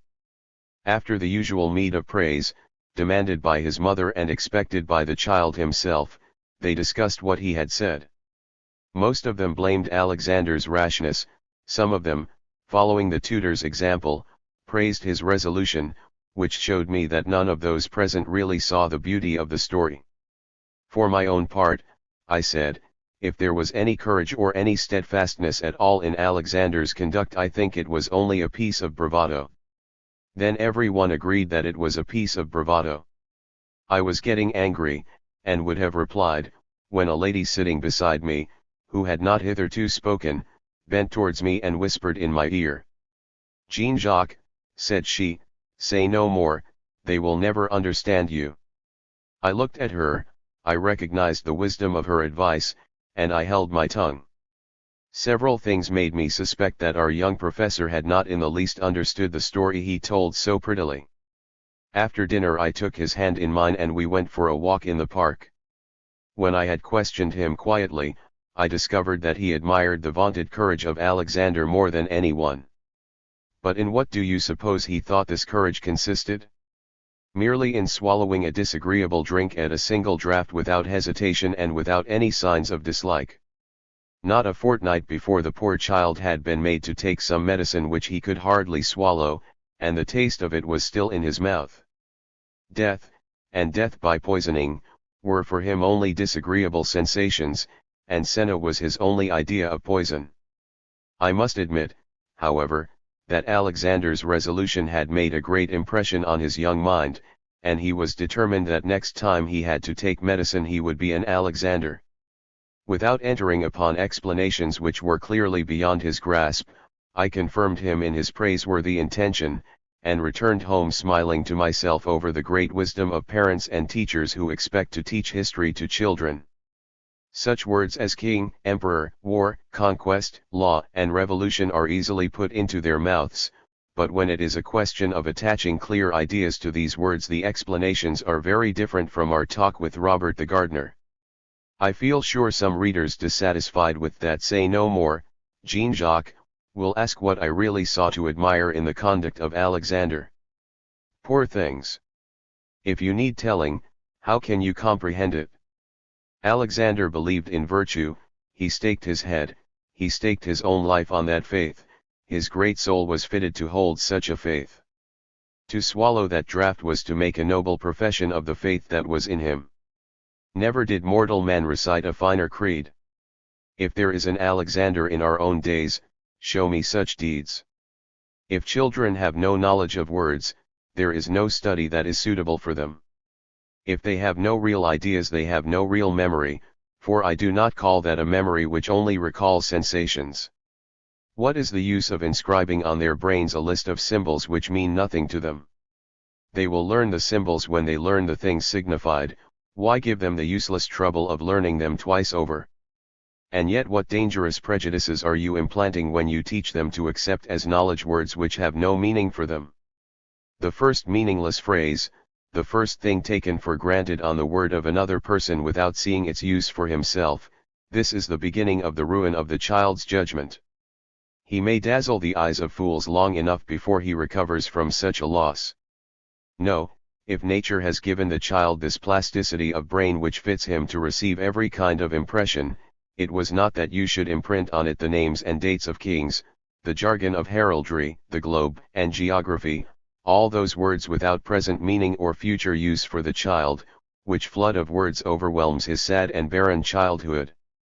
But by means of this plasticity all the ideas he can understand and use, all that concern his happiness and will some day throw light upon his duties, should be traced at an early age in indelible characters upon his brain, to guide him to live in such a way as befits his nature and his powers.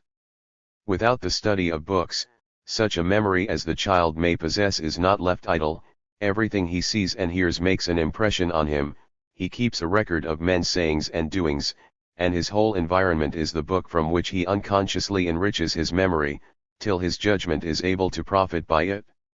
To select these objects, to take care to present him constantly with those he may know, to conceal from him those he ought not to know, this is the real way of training his early memory, and in this way you must try to provide him with a storehouse of knowledge which will serve for his education in youth and his conduct throughout life.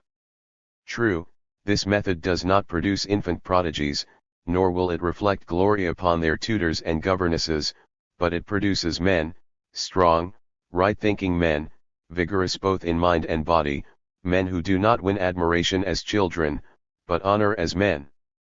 Émile will not learn anything by heart, not even fables, not even the fables of La Fontaine, simple and delightful as they are, for the words are no more the fable than the words of history are history.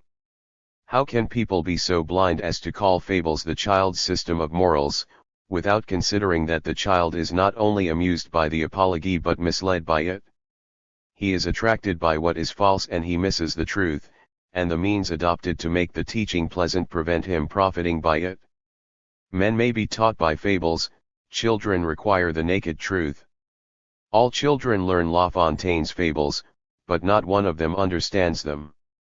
It is just as well that they do not understand, for the morality of the fables is so mixed and so unsuitable for their age that it would be more likely to incline them to vice than to virtue. More paradoxes. You exclaim. Paradoxes they may be, but let us see if there is not some truth in them.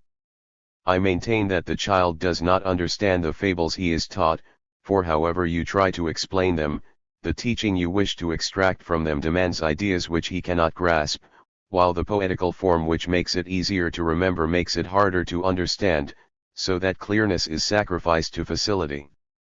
Without quoting the host of wholly unintelligible and useless fables which are taught to children because they happen to be in the same book as the others, let us keep to those which the author seems to have written specially for children. In the whole of La Fontaine's works I only know 5 or 6 fables conspicuous for childlike simplicity. I will take the first of these as an example, for it is one whose moral is most suitable for all ages, one which children get hold of with the least difficulty, which they have most pleasure in learning, one which for this very reason the author has placed at the beginning of his book. If his object were really to delight and instruct children, this fable is his masterpiece. Let us go through it and examine it briefly. The Fox and the Crow. A fable. Maître Corbeau, sur un arbre perché. Mr. What does that word really mean? What does it mean before a proper noun? What is its meaning here? What is a crow? What is un arbre perché? We do not say on a tree perched, but perched on a tree. So we must speak of poetical inversions, we must distinguish between prose and verse. Tina it dan son bec un fromage. What sort of a cheese? Swiss, Brie, or Dutch? If the child has never seen crows, what is the good of talking about them? If he has seen crows, will he believe that they can hold a cheese in their beak? Your illustrations should always be taken from nature. Maître Renard, Parlo der Alec. Another master. But the title suits the fox, who is master of all the tricks of his trade. You must explain what a fox is, and distinguish between the real fox and the conventional fox of the fables. Alec. The word is obsolete, you will have to explain it. You will say it is only used in verse. Perhaps the child will ask why people talk differently in verse. How will you answer that question? Alec, parlodeur d'un fromage. The cheese was held in his beak by a crow perched on a tree. It must indeed have smelled strong if the fox, in his thicket or his earth, could smell it. This is the way you train your pupil in that spirit of right judgment, which rejects all but reasonable arguments, and is able to distinguish between truth and falsehood in other tales. Louisant a peu près ce language. So foxes talk, do they? They talk like crows. Mind what you are about, oh, wise tutor, weigh your answer before you give it, it is more important than you suspect. Et. Bonjour, Monsieur Le Corbeau. Mr. The child sees this title laughed to scorn before he knows it is a title of honor. Those who say Monsieur du Corbeau will find their work cut out for them to explain that du. Que vous êtes joli. Que vous me semblez beau. Mere padding. The child, finding the same thing repeated twice over in different words, is learning to speak carelessly. If you say this redundance is a device of the author, a part of the fox's scheme to make his praise seem all the greater by his flow of words, that is a valid excuse for me, but not for my pupil. Sans mentir, si votre ramage. Without lying. So people do tell lies sometimes. What will the child think of you if you tell him the fox only says sans mentir because he is lying? Si rapport de votre plumage. Answered. What does that mean? Try to make the child compare qualities so different as those of song and plumage, you will see how much he understands. Vous serez le phénix de hautes de ces bois. The phoenix. What is a phoenix? All of a sudden we are floundering in the lies of antiquity, we are on the edge of mythology. The inhabitants of this wood. What figurative language! The flatterer adopts the grand style to add dignity to his speech, to make it more attractive. Will the child understand this cunning? Does he know, how could he possibly know, what is meant by grand style and simple style? A ces mots le corbeau ne sent pas de joie. To realize the full force of this proverbial expression we must have experienced very strong feeling. Et, pour monter sa belle voix. Remember that the child, to understand this line and the whole fable, must know what is meant by the crow's fine voice. Il ouvre un large bec, les tumeurs sa proie. This is a splendid line, its very sound suggests a picture. I see the great big ugly gaping beak, I hear the cheese crashing through the branches, but this kind of beauty is thrown away upon children. Le renard s'en saisit, et did, mon bon monsieur. So kindness is already folly. You certainly waste no time in teaching your children. Apprenez qu'à tout flatter. A general maxim. The child can make neither head nor tail of it. Vit au dépens de celui qui l'écoute. No child of 10 ever understood that. Ce lequin vaut bien un fromage, sans doute. This is intelligible and its meaning is very good. Yet there are few children who could compare a cheese and a lesson, few who would not prefer the cheese. You will therefore have to make them understand that this is said in mockery. What subtlety for a child! Le corbeau, hontlux et confus.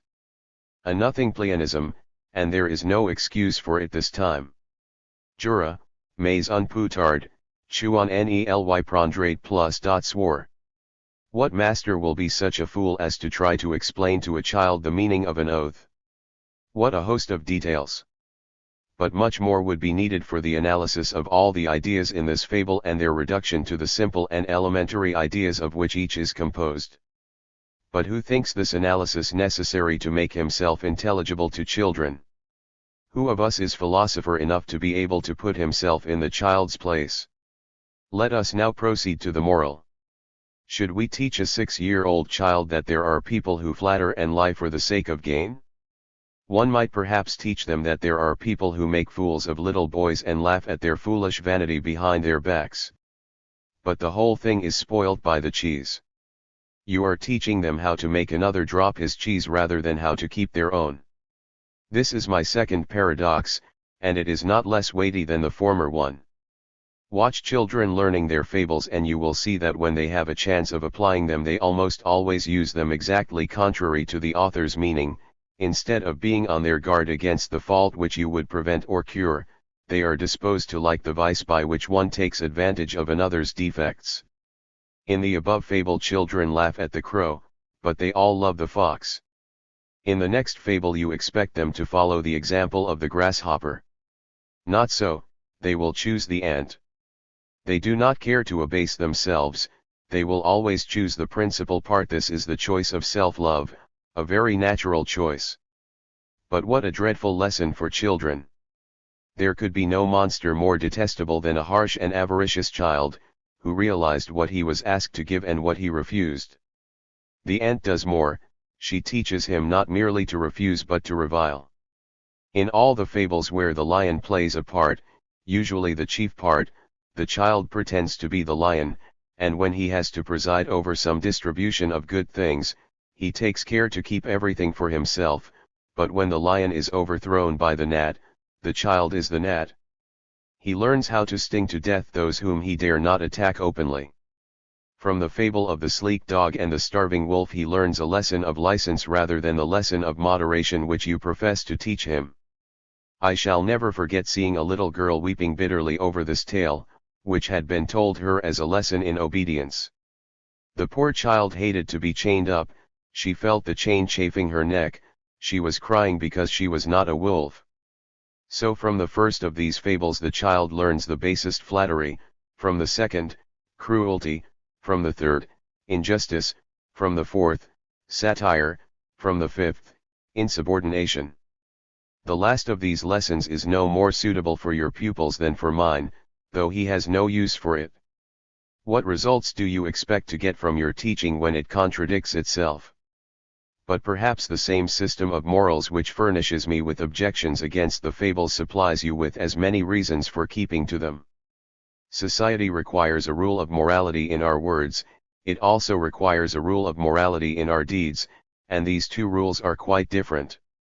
The former is contained in the Catechism and it is left there, the other is contained in La Fontaine's fables for children and his tales for mothers. The same author does for both. Let us make a bargain, M. de La Fontaine. For my own part, I undertake to make your books my favorite study, I undertake to love you, and to learn from your fables, for I hope I shall not mistake their meaning. As to my pupil, permit me to prevent him studying any one of them till you have convinced me that it is good for him to learn things 3/4 of which are unintelligible to him, and until you can convince me that in those fables he can understand he will never reverse the order and imitate the villain instead of taking warning from his dupe. When I thus get rid of children's lessons, I get rid of the chief cause of their sorrows, namely their books. Reading is the curse of childhood, yet it is almost the only occupation you can find for children. Émile, at 12 years old, will hardly know what a book is. But, you say, he must, at least, know how to read. When reading is of use to him, I admit he must learn to read, but till then he will only find it a nuisance. If children are not to be required to do anything as a matter of obedience, it follows that they will only learn what they perceive to be of real and present value, either for use or enjoyment. What other motive could they have for learning? The art of speaking to our absent friends, of hearing their words, the art of letting them know at first hand our feelings, our desires, and our longings, is an art whose usefulness can be made plain at any age. How is it that this art, so useful and pleasant in itself, has become a terror to children? Because the child is compelled to acquire it against his will, and to use it for purposes beyond his comprehension. A child has no great wish to perfect himself in the use of an instrument of torture, but make it a means to his pleasure, and soon you will not be able to keep him from it. People make a great fuss about discovering the beat way to teach children to read. They invent bureaus and cards, they turn the nursery into a printer's shop. Locke would have them taught to read by means of dice.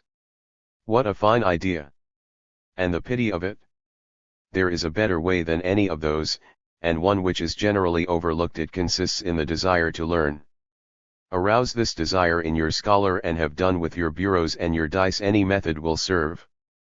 Present interest, that is the motive power, the only motive power that takes us far and safely. Sometimes Émile receives notes of invitation from his father or mother, his relations, or friends. He is invited to a dinner, a walk, a boating expedition, to see some public entertainment. These notes are short, clear, plain, and well written. Someone must read them to him, and he cannot always find anybody when wanted. No more consideration is shown to him than he himself showed to you yesterday. Time passes, the chance is lost. The note is read to him at last, but it is too late. Oh! If only he had known how to read. He receives other notes, so short, so interesting, he would like to try to read them. Sometimes he gets help, sometimes none. He does his best, and at last he makes out half the note. It is something about going tomorrow to drink cream. Where? With whom? He cannot tell how hard he tries to make out the rest. I do not think Émile will need a bureau. Shall I proceed to the teaching of writing? No, I am ashamed to toy with these trifles in a treatise on education. I will just add a few words which contain a principle of great importance. It is this: what we are in no hurry to get is usually obtained with speed and certainty. I am pretty sure Émile will learn to read and write before he is 10, just because I care very little whether he can do so before he is 15, but I would rather he never learned to read at all, than that this art should be acquired at the price of all that makes reading useful. What is the use of reading to him if he always hates it? Id imprimis cavere portabit, anni studia, qui amori nondum potest, aderit, et amoritudinem semel perceptum entium ultra roots annos reformit et. Quintal. The more I urge my method of letting well alone, the more objections I perceive against it. If your pupil learns nothing from you, he will learn from others. If you do not instill truth, he will learn falsehoods. The prejudices you fear to teach him he will acquire from those about him. They will find their way through every one of his senses. They will either corrupt his reason before it is fully developed, or his mind will become torpid through inaction, and will become engrossed in material things. If we do not form the habit of thinking as children, we shall lose the power of thinking for the rest of our life. I fancy I could easily answer that objection, but why should I answer every objection? If my method itself answers your objections, it is good; if not, it is good for nothing. I continue my explanation. If, in accordance with the plan I have sketched, you follow rules which are just the opposite of the established practice, if instead of taking your scholar far afield, instead of wandering with him in distant places, in far-off lands, in remote centuries, in the ends of the earth, and in the very heavens themselves, you try to keep him to himself, to his own concerns, you will then find him able to perceive, to remember, and even to reason. This is nature's order. As the sentient being becomes active, his discernment develops along with his strength. Not till his strength is in excess of what is needed for self-preservation, is the speculative faculty developed, the faculty adapted for using this superfluous strength for other purposes. Would you cultivate your pupil's intelligence, cultivate the strength it is meant to control. Give his body constant exercise, make it strong and healthy, in order to make him good and wise. Let him work, let him do things, let him run and shout, let him be always on the go. Make a man of him in strength, and he will soon be a man in reason. Of course, by this method you will make him stupid if you are always giving him directions, always saying come here, go there, stop, do this, don't do that. If your head always guides his hands, his own mind will become useless. But remember the conditions we laid down. If you are a mere pedant, it is not worth your while to read my book. It is a lamentable mistake to imagine that bodily activity hinders the working of the mind, as if these two kinds of activity ought not to advance hand in hand, and as if the one were not intended to act as guide to the other. There are two classes of men who are constantly engaged in bodily activity, peasants and savages, and certainly neither of these pays the least attention to the cultivation of the mind. Peasants are rough, coarse, and clumsy. Savages are noted, not only for their keen senses, but for great subtlety of mind. Speaking generally, there is nothing duller than a peasant or sharper than a savage. What is the cause of this difference? The peasant has always done as he was told, what his father did before him, what he himself has always done. He is the creature of habit, he spends his life almost like an automaton on the same tasks. Habit and obedience have taken the place of reason. The case of the savage is very different. He is tied to no one place, he has no prescribed task, no superior to obey, he knows no law but his own will, he is therefore forced to reason at every step he takes. He can neither move nor walk without considering the consequences. Thus the more his body is exercised, the more alert is his mind, his strength and his reason increase together, and each helps to develop the other. Oh, learned tutor, let us see which of our two scholars is most like the savage and which is most like the peasant. Your scholar is subject to a power which is continually giving him instruction, he acts only at the word of command, he dare not eat when he is hungry, nor laugh when he is merry, nor weep when he is sad, nor offer one hand rather than the other, nor stir a foot unless he is told to do it. Before long he will not venture to breathe without orders. What would you have him think about, when you do all the thinking for him? He rests securely on your foresight, why should he think for himself? He knows you have undertaken to take care of him, to secure his welfare, and he feels himself freed from this responsibility. His judgment relies on yours, what you have not forbidden that he does, knowing that he runs no risk. Why should he learn the signs of rain? He knows you watch the clouds for him. Why should he time his walk? He knows there is no fear of your letting him miss his dinner hour. He eats till you tell him to stop, he stops when you tell him to do so, he does not attend to the teaching of his own stomach, but yours. In vain do you make his body soft by inaction, his understanding does not become subtle. Far from it, you complete your task of discrediting reason in his eyes, by making him use such reasoning power as he has on the things which seem of least importance to him. As he never finds his reason any use to him, he decides at last that it is useless. If he reasons badly he will be found fault with, nothing worse will happen to him, and he has been found fault with so often that he pays no attention to it, such a common danger no longer alarms him. Yet you will find he has a mind. He is quick enough to chatter with the women in the way I spoke of further back, but if he is in danger, if he must come to a decision in difficult circumstances, you will find him 100-fold more stupid and silly than the son of the roughest laborer. As for my pupil, or rather nature's pupil, he has been trained from the outset to be as self-reliant as possible, he has not formed the habit of constantly seeking help from others, still less of displaying his stores of learning. On the other hand, he exercises discrimination and forethought, he reasons about everything that concerns himself. He does not chatter, he acts. Not a word does he know of what is going on in the world at large, but he knows very thoroughly what affects himself. As he is always stirring he is compelled to notice many things, to recognize many effects, he soon acquires a good deal of experience. Nature, not man, is his schoolmaster, and he learns all the quicker because he is not aware that he has any lesson to learn. So mind and body work together. He is always carrying out his own ideas, not those of other people, and thus he unites thought and action. As he grows in health and strength he grows in wisdom and discernment. This is the way to attain later on to what is generally considered incompatible, though most great men have achieved it, strength of body and strength of mind, the reason of the philosopher and the vigor of the athlete. Young teacher, I am setting before you a difficult task, the art of controlling without precepts, and doing everything without doing anything at all. This art is, I confess, beyond your years, it is not calculated to display your talents nor to make your value known to your scholars' parents, but it is the only road to success. You will never succeed in making wise men if you do not first make little imps of mischief. This was the education of the Spartans, they were not taught to stick to their books, they were set to steal their dinners. Were they any the worse for it in after life?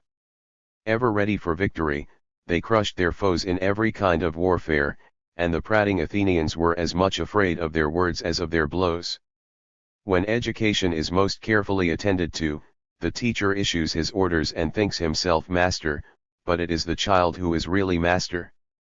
He uses the tasks you set him to obtain what he wants from you, and he can always make you pay for an hour's industry by a week's complaisance. You must always be making bargains with him. These bargains, suggested in your fashion, but carried out in his, always follow the direction of his own fancies, especially when you are foolish enough to make the condition some advantage he is almost sure to obtain, whether he fulfills his part of the bargain or not. The child is usually much quicker to read the master's thoughts than the master to read the child's feelings.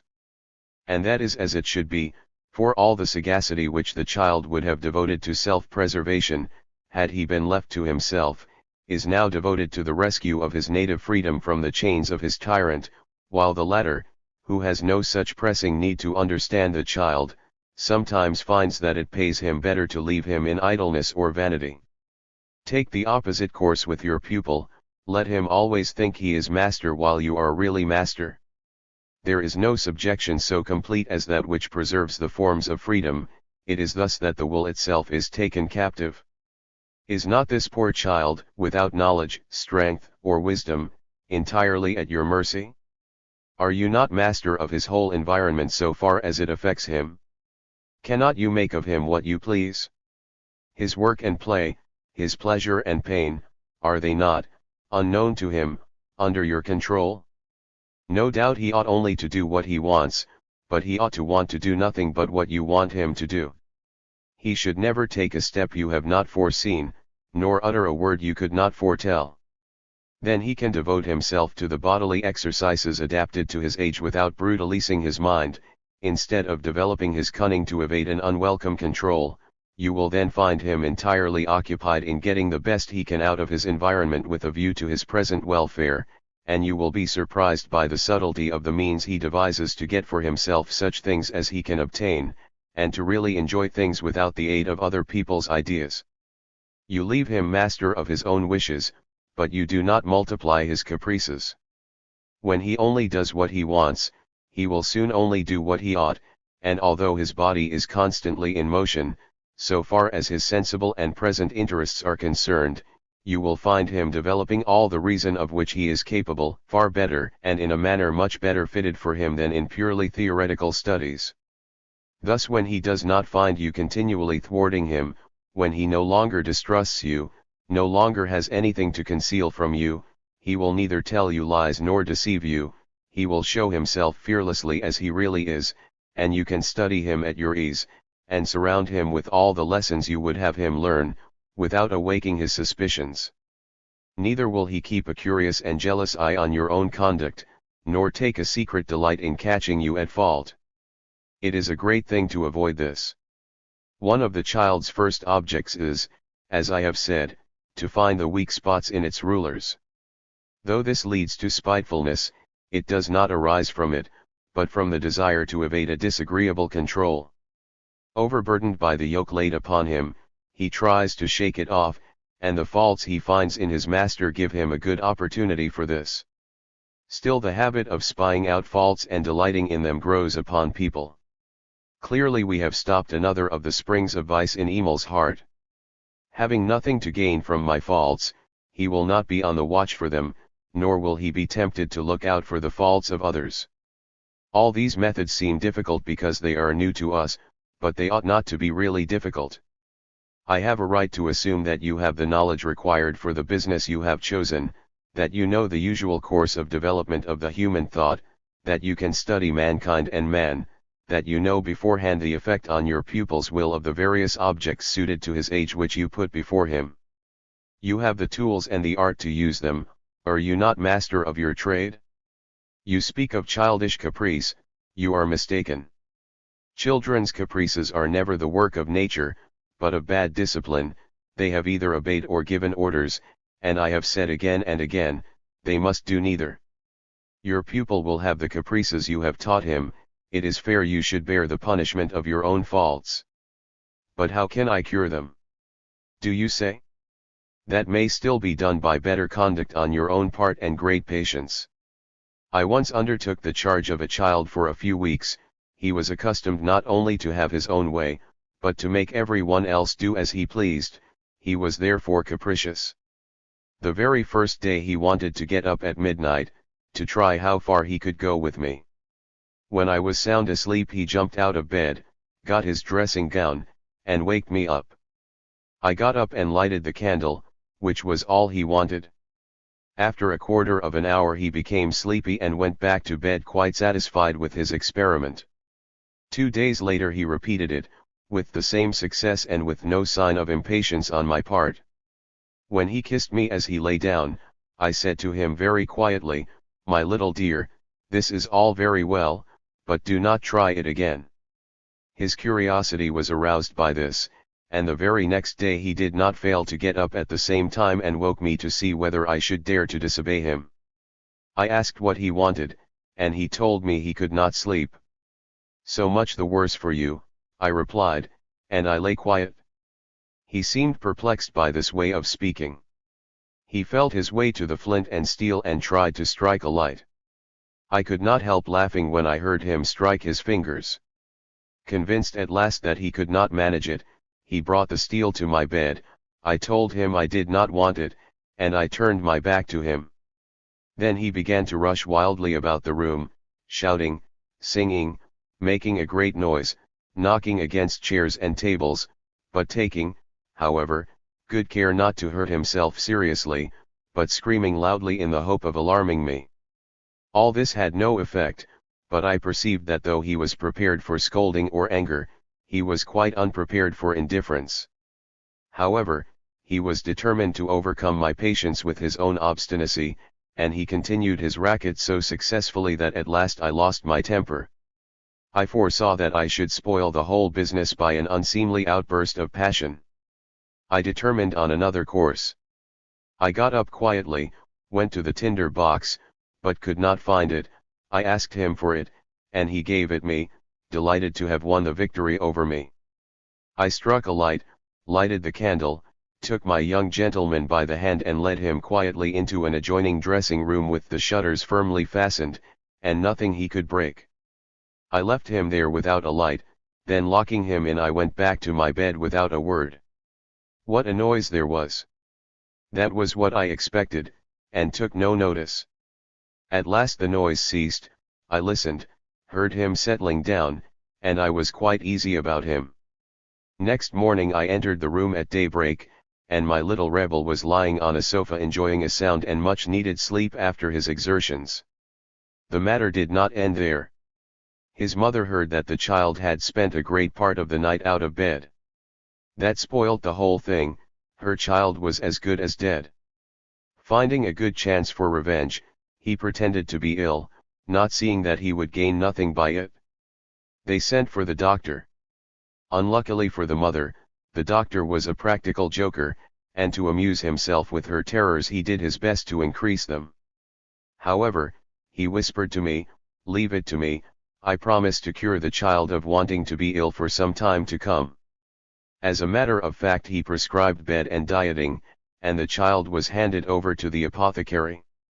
I sighed to see the mother cheated on every hand except by me, whom she hated because I did not deceive her. After pretty severe reproaches, she told me her son was delicate, that he was the sole heir of the family, his life must be preserved at all costs, and she would not have him contradicted. In that I thoroughly agreed with her, but what she meant by contradicting was not obeying him in everything. I saw I should have to treat the mother as I had treated the son. "Madam," I said coldly, "I do not know how to educate the heir to a fortune, and what is more, I do not mean to study that art. You can take that as settled." I was wanted for some days longer, and the father smoothed things over.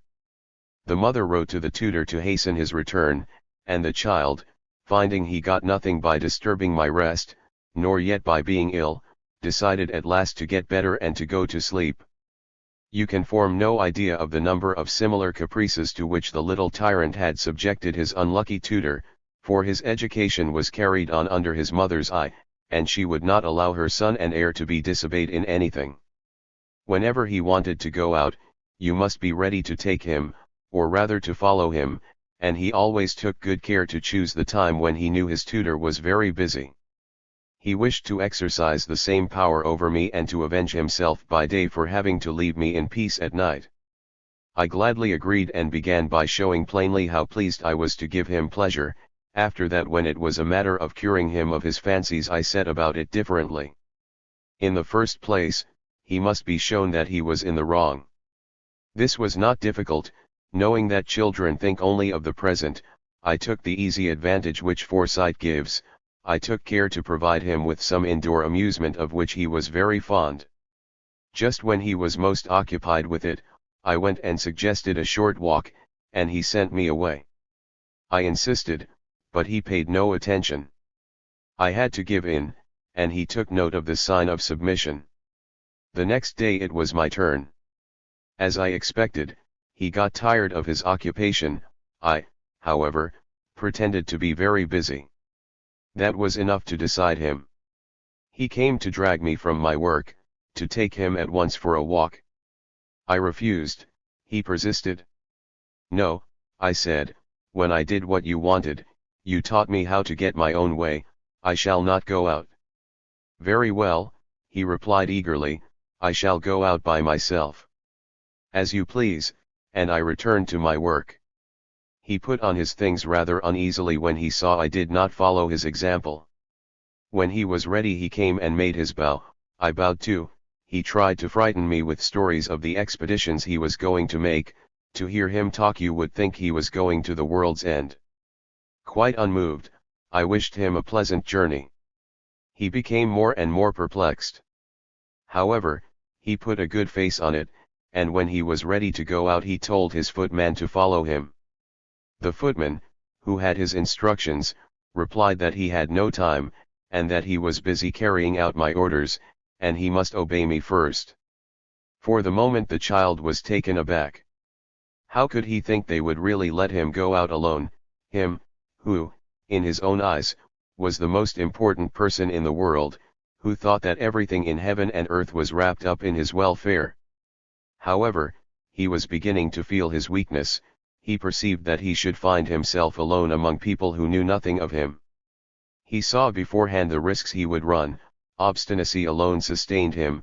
Very slowly and unwillingly he went downstairs. At last he went out into the street, consoling himself a little for the harm that might happen to himself, in the hope that I should be held responsible for it.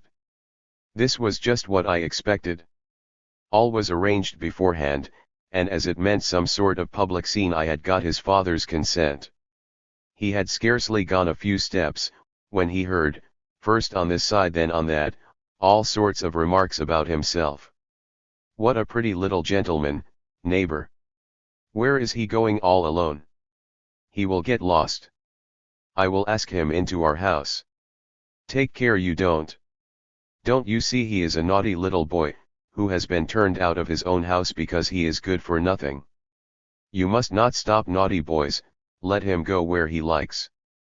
Well, well, the good God take care of him. I should be sorry if anything happened to him." A little further on he met some young urchins of about his own age who teased him and made fun of him. The further he got the more difficulties he found. Alone and unprotected he was at the mercy of everybody, and he found to his great surprise that his shoulder knot and his gold lace commanded no respect. However, I had got a friend of mine, who was a stranger to him, to keep an eye on him.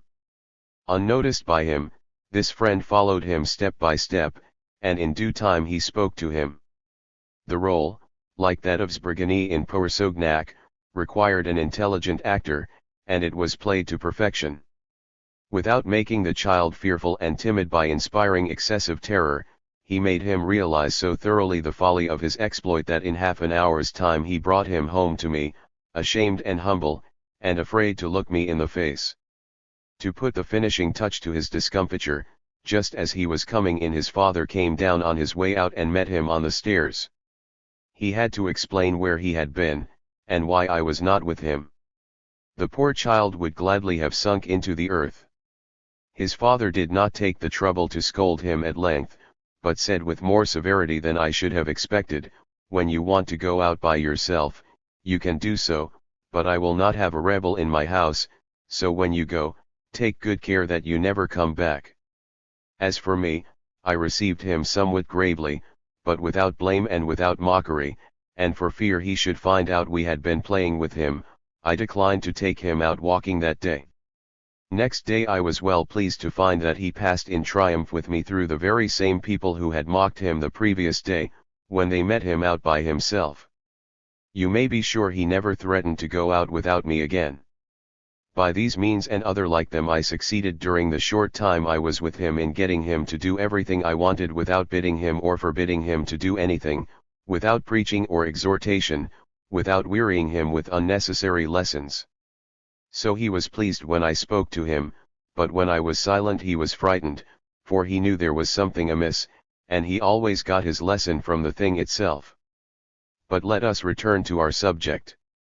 The body is strengthened by this constant exercise under the guidance of nature herself, and far from brutalizing the mind, this exercise develops in it the only kind of reason of which young children are capable, the kind of reason most necessary at every age.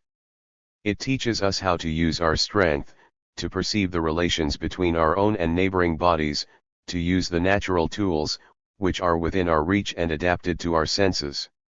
Is there anything sillier than a child brought up indoors under his mother's eye, who, in his ignorance of weight and resistance, tries to uproot a tall tree or pick up a rock?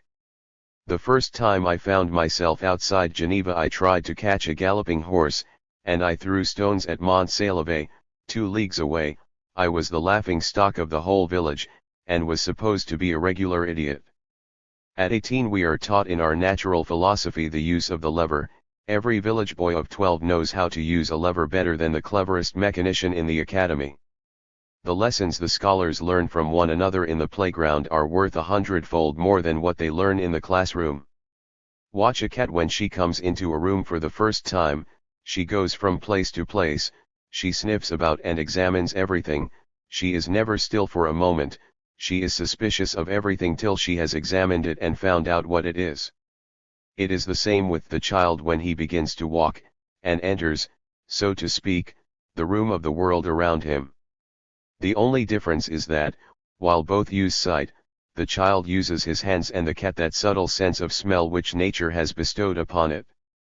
It is this instinct, rightly or wrongly educated, which makes children skillful or clumsy, quick or slow, wise or foolish. Man's primary natural goals are, therefore, to measure himself against his environment, to discover in every object he sees those sensible qualities which may concern himself, so his first study is a kind of experimental physics for his own preservation. He is turned away from this and sent to speculative studies before he has found his proper place in the world. While his delicate and flexible limbs can adjust themselves to the bodies upon which they are intended to act, while his senses are keen and as yet free from illusions, then is the time to exercise both limbs and senses in their proper business. It is the time to learn to perceive the physical relations between ourselves and things. Since everything that comes into the human mind enters through the gates of sense, man's first reason is a reason of sense experience. It is this that serves as a foundation for the reason of the intelligence. Our first teachers in natural philosophy are our feet, hands, and eyes.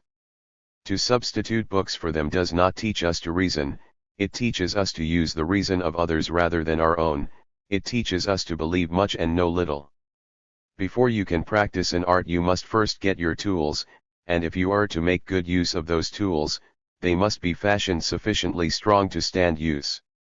To learn to think we must therefore exercise our limbs, our senses, and our bodily organs, which are the tools of the intellect, and to get the best use out of these tools, the body which supplies us with them must be strong and healthy. Not only is it quite a mistake that true reason is developed apart from the body, but it is a good bodily constitution which makes the workings of the mind easy and correct. While I am showing how the child's long period of leisure should be spent, I am entering into details which may seem absurd. You will say, this is a strange sort of education, and it is subject to your own criticism, for it only teaches what no one needs to learn. Why spend your time in teaching what will come of itself without care or trouble? Is there any child of 12 who is ignorant of all you wish to teach your pupil, while he also knows what his master has taught him? Gentlemen, you are mistaken. I am teaching my pupil an art, the acquirement of which demands much time and trouble, an art which your scholars certainly do not possess.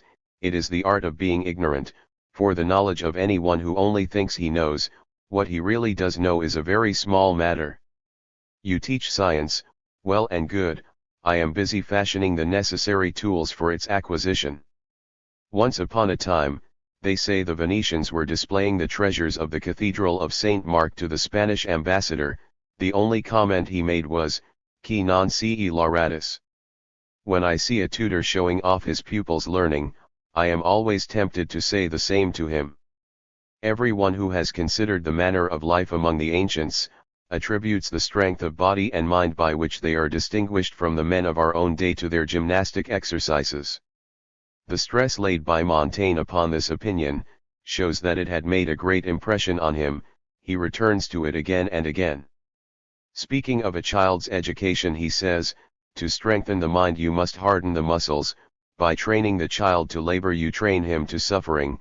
He must be broken into the hardships of gymnastic exercises to prepare him for the hardships of dislocations, colics, and other bodily ills." The philosopher Locke, the worthy Rollin, the learned Fleury, the pedant de Crouzes, differing as they do so widely from one another, are agreed in this one matter of sufficient bodily exercise for children. This is the wisest of their precepts, and the one which is certain to be neglected. I have already dwelt sufficiently on its importance, and as better reasons and more sensible rules cannot be found than those in Locke's book, I will content myself with referring to it, after taking the liberty of adding a few remarks of my own.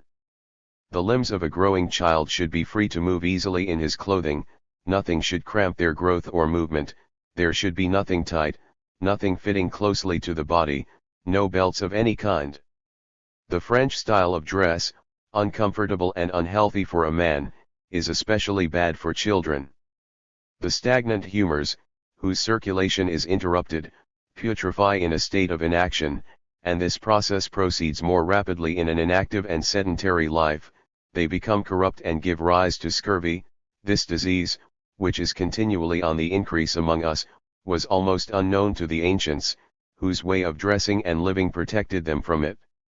The hussar's dress, far from correcting this fault, increases it, and compresses the whole of the child's body, by way of dispensing with a few bands. The best plan is to keep children in frocks as long as possible and then to provide them with loose clothing, without trying to define the shape, which is only another way of deforming it. Their defects of body and mind may all be traced to the same source, the desire to make men of them before their time. There are bright colors and dull. Children like the bright colors best, and they suit them better too. I see no reason why such natural suitability should not be taken into consideration, but as soon as they prefer a material because it is rich, their hearts are already given over to luxury, to every caprice of fashion, and this taste is certainly not their own. It is impossible to say how much education is influenced by this choice of clothes, and the motives for this choice. Not only do short-sighted mothers offer ornaments as rewards to their children, but there are foolish tutors who threaten to make their pupils wear the plainest and coarsest clothes as a punishment. If you do not do your lessons better, if you do not take more care of your clothes, you shall be dressed like that little peasant boy. This is like saying to them, "Understand that clothes make the man." Is it to be wondered at that our young people profit by such wise teaching, that they care for nothing but dress, and that they only judge of merit by its outside? If I had to bring such a spoilt child to his senses, I would take care that his smartest clothes were the most uncomfortable, that he was always cramped, constrained, and embarrassed in every way. Freedom and mirth should flee before his splendor. If he wanted to take part in the games of children more simply dressed, they should cease their play and run away. Before long I should make him so tired and sick of his magnificence, such a slave to his gold-laced coat, that it would become the plague of his life, and he would be less afraid to behold the darkest dungeon than to see the preparations for his adornment. Before the child is enslaved by our prejudices, his first wish is always to be free and comfortable. The plainest and most comfortable clothes, those which leave him most liberty, are what he always likes best. There are habits of body suited for an active life and others for a sedentary life. The latter leaves the humors an equable and uniform course, and the body should be protected from changes in temperature. The former is constantly passing from action to rest, from heat to cold, and the body should be inured to these changes. Hence people, engaged in sedentary pursuits indoors, should always be warmly dressed, to keep their bodies as nearly as possible at the same temperature at all times and seasons. Those, however, who come and go in sun, wind, and rain, who take much exercise, and spend most of their time out of doors, should always be lightly clad, so as to get used to the changes in the air and to every degree of temperature without suffering inconvenience. I would advise both never to change their clothes with the changing seasons, and that would be the invariable habit of my pupil Émile. By this I do not mean that he should wear his winter clothes in summer like many people of sedentary habits, but that he should wear his summer clothes in winter like hard-working folk. Sir Isaac Newton always did this, and he lived to be 80. Émile should wear little or nothing on his head all the year round. The ancient Egyptians always went bareheaded. The Persians used to wear heavy tiaras and still wear large turbans, which according to Chardin are required by their climate. I have remarked elsewhere on the difference observed by Herodotus on a battlefield between the skulls of the Persians and those of the Egyptians. Since it is desirable that the bones of the skull should grow harder and more substantial, less fragile and porous, not only to protect the brain against injuries but against colds, fever, and every influence of the air, you should therefore accustom your children to go bareheaded winter and summer, day and night. If you make them wear a nightcap to keep their hair clean and tidy, let it be thin and transparent like the nets with which the Basques cover their hair. I am aware that most mothers will be more impressed by Chardin's observations than my arguments, and will think that all climates are the climate of Persia, but I did not choose a European pupil to turn him into an Asiatic. Children are generally too much wrapped up, particularly in infancy. They should be accustomed to cold rather than heat. Great cold never does them any harm, if they are exposed to it soon enough, but their skin is still too soft and tender and leaves too free a course for perspiration, so that they are inevitably exhausted by excessive heat. It has been observed that infant mortality is greatest in August. Moreover, it seems certain from a comparison of northern and southern races that we become stronger by bearing extreme cold rather than excessive heat. But as the child's body grows bigger and his muscles get stronger, train him gradually to bear the rays of the sun. Little by little you will harden him till he can face the burning heat of the tropics without danger. Locke, in the midst of the manly and sensible advice he gives us, falls into inconsistencies one would hardly expect in such a careful thinker. The same man who would have children take an ice-cold bath summer and winter, will not let them drink cold water when they are hot, or lie on damp grass. But he would never have their shoes watertight, and why should they let in more water when the child is hot than when he is cold, and may we not draw the same inference with regard to the feet and body that he draws with regard to the hands and feet and the body and face? If he would have a man all face, why blame me if I would have him all feet? To prevent children drinking when they are hot, he says they should be trained to eat a piece of bread first. It is a strange thing to make a child eat because he is thirsty. I would as soon give him a drink when he is hungry. You will never convince me that our first instincts are so ill-regulated that we cannot satisfy them without endangering our lives. Were that so, the man would have perished over and over again before he had learned how to keep himself alive. Whenever Émile is thirsty, let him have a drink, and let him drink fresh water just as it is, not even taking the chill off it in the depths of winter and when he is bathed in perspiration. The only precaution I advise is to take care what sort of water you give him. If the water comes from a river, give it him just as it is. If it is spring water, let it stand a little exposed to the air before he drinks it. In warm weather rivers are warm. It is not so with springs, whose water has not been in contact with the air. You must wait till the temperature of the water is the same as that of the air. In winter, On the other hand, spring water is safer than river water. It is, however, unusual and unnatural to perspire greatly in winter, especially in the open air, for the cold air constantly strikes the skin and drives the perspiration inwards, and prevents the pores opening enough to give it passage. Now I do not intend Émile to take his exercise by the fireside in winter, but in the open air and among the ice. If he only gets warm with making and throwing snowballs, let him drink when he is thirsty, and go on with his game after drinking, and you need not be afraid of any ill effects. And if any other exercise makes him perspire, let him drink cold water even in winter provided he is thirsty. Only take care to take him to get the water some little distance away. In such cold as I am supposing, he would have cooled down sufficiently when he got there to be able to drink without danger. Above all, take care to conceal these precautions from him. I would rather he were ill now and then, than always thinking about his health. Since children take such violent exercise, they need a great deal of sleep. The one makes up for the other, and this shows that both are necessary. Night is the time set apart by nature for rest. It is an established fact that sleep is quieter and calmer when the sun is below the horizon, and that our senses are less calm when the air is warmed by the rays of the sun. So it is certainly the healthiest plan to rise with the sun and go to bed with the sun. Hence in our country man and all the other animals with him want more sleep in winter than in summer. But town life is so complex, so unnatural, so subject to chances and changes, that it is not wise to accustom a man to such uniformity that he cannot do without it. No doubt he must submit to rules, but the chief rule is this: be able to break the rule if necessary. So do not be so foolish as to soften your pupil by letting him always sleep his sleep out. Leave him at first to the law of nature without any hindrance, but never forget that under our conditions he must rise above this law. He must be able to go to bed late and rise early, be awakened suddenly, or sit up all night without ill effects. Begin early and proceed gently, a step at a time, and the constitution adapts itself to the very conditions which would destroy it if they were imposed for the first time on the grown man. In the next place, he must be accustomed to sleep in an uncomfortable bed, which is the best way to find no bed uncomfortable.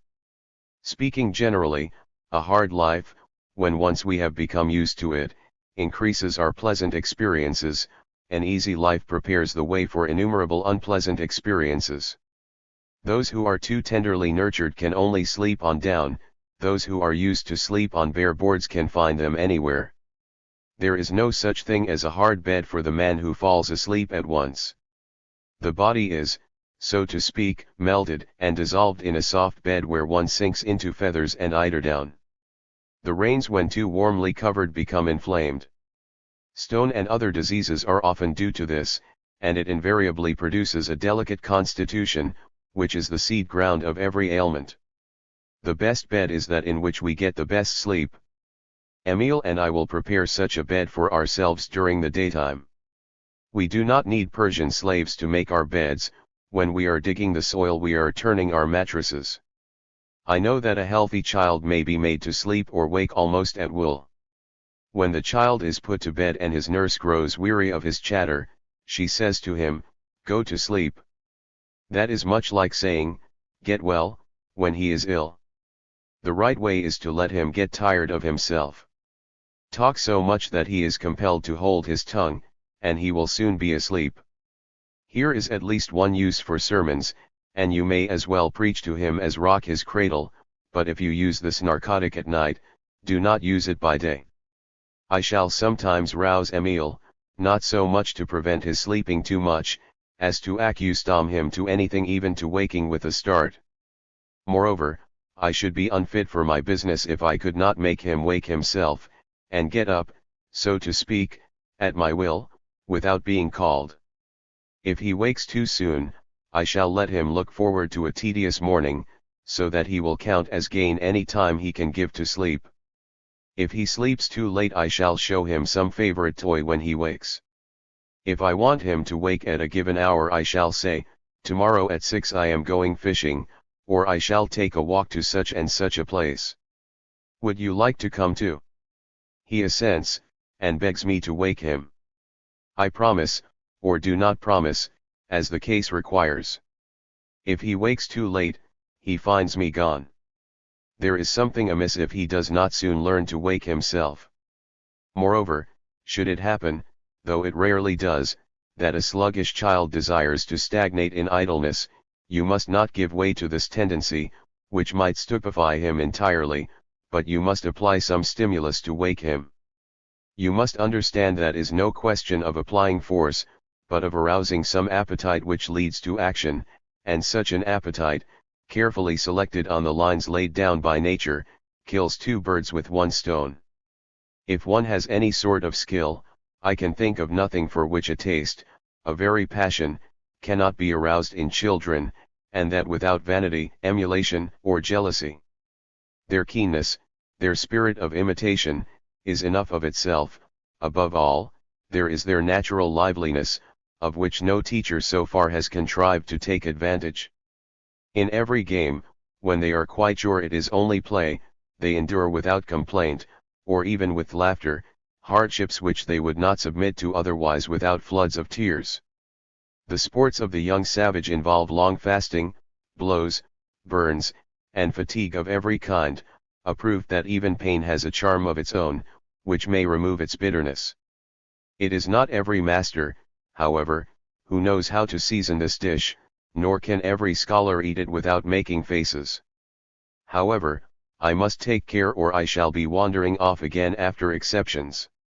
It is not to be endured that man should become the slave of pain, disease, accident, the perils of life, or even death itself. The more familiar he becomes with these ideas, the sooner he will be cured of that oversensitiveness which adds to the pain by impatience in bearing it, the sooner he becomes used to the sufferings which may overtake him, the sooner he shall, as Montaigne has put it, rob those pains of the sting of unfamiliarity, and so make his soul strong and invulnerable. His body will be the coat of mail which stops all the darts which might otherwise find a vital part. Even the approach of death, which is not death itself, will scarcely be felt as such. He will not die, he will be, so to speak, alive or dead and nothing more. Montaigne might say of him as he did of a certain king of Morocco, no man ever prolonged his life so far into death. A child serves his apprenticeship in courage and endurance as well as in other virtues, but you cannot teach children these virtues by name alone, they must learn them unconsciously through experience. But speaking of death, what steps shall I take with regard to my pupil and the smallpox? Shall he be inoculated in infancy, or shall I wait till he takes it in the natural course of things? The former plan is more in accordance with our practice, for it preserves his life at a time when it is of greater value, at the cost of some danger when his life is of less worth, if indeed we can use the word danger with regard to inoculation when properly performed. But the other plan is more in accordance with our general principles, to leave nature to take the precautions she delights in, precautions she abandons whenever man interferes. The natural man is always ready, let nature inoculate him herself, she will choose the fitting occasion better than we. Do not think I am finding fault with inoculation, for my reasons for exempting my pupil from it do not in the least apply to yours. Your training does not prepare them to escape catching smallpox as soon as they are exposed to infection. If you let them take it anyhow, they will probably die. I perceive that in different lands the resistance to inoculation is in proportion to the need for it, and the reason is plain. So I scarcely condescend to discuss this question with regard to Émile. He will be inoculated or not according to time, place, and circumstances. It is almost a matter of indifference, as far as he is concerned. If it gives him smallpox, there will be the advantage of knowing what to expect, knowing what the disease is, that is a good thing, but if he catches it naturally it will have kept him out of the doctor's hands, which is better. An exclusive education, which merely tends to keep those who have received it apart from the mass of mankind, always selects such teaching as is costly rather than cheap, even when the latter is of more use.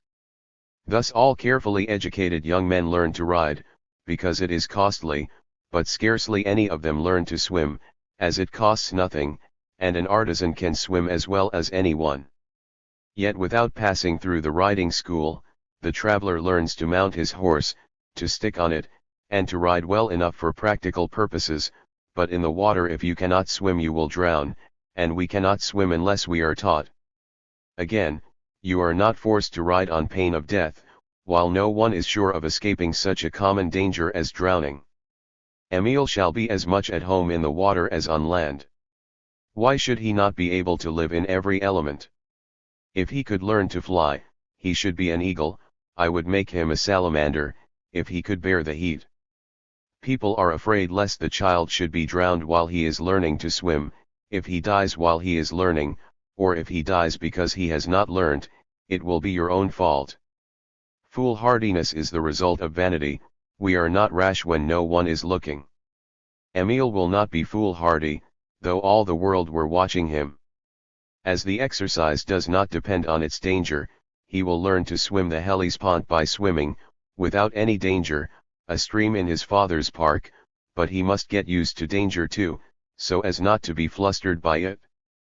This is an essential part of the apprenticeship I spoke of just now. Moreover, I shall take care to proportion the danger to his strength, and I shall always share it myself, so that I need scarcely fear any imprudence if I take as much care for his life as for my own. A child is smaller than a man, he has not the man's strength or reason, but he sees and hears as well or nearly as well, his sense of taste is very good, though he is less fastidious, and he distinguishes sense as clearly though less sensuously. The senses are the first of our faculties to mature, they are those most frequently overlooked or neglected. To train the senses it is not enough merely to use them, we must learn to judge by their means, to learn to feel, so to speak, for we cannot touch, see, or hear, except as we have been taught. There is a mere natural and mechanical use of the senses which strengthens the body without improving the judgment. It is all very well to swim, run, jump, whip a top, throw stones, but have we nothing but arms and legs? Have we not eyes and ears as well, and are not these organs necessary for the use of the rest? Do not merely exercise the strength, exercise all the senses by which it is guided, make the best use of every one of them, and check the results of one by the other. Measure, count, weigh, compare. Do not use force till you have estimated the resistance, let the estimation of the effect always precede the application of the means. Get the child interested in avoiding insufficient or superfluous efforts. If in this way you train him to calculate the effects of all his movements, and to correct his mistakes by experience, is it not clear that the more he does the wiser he will become?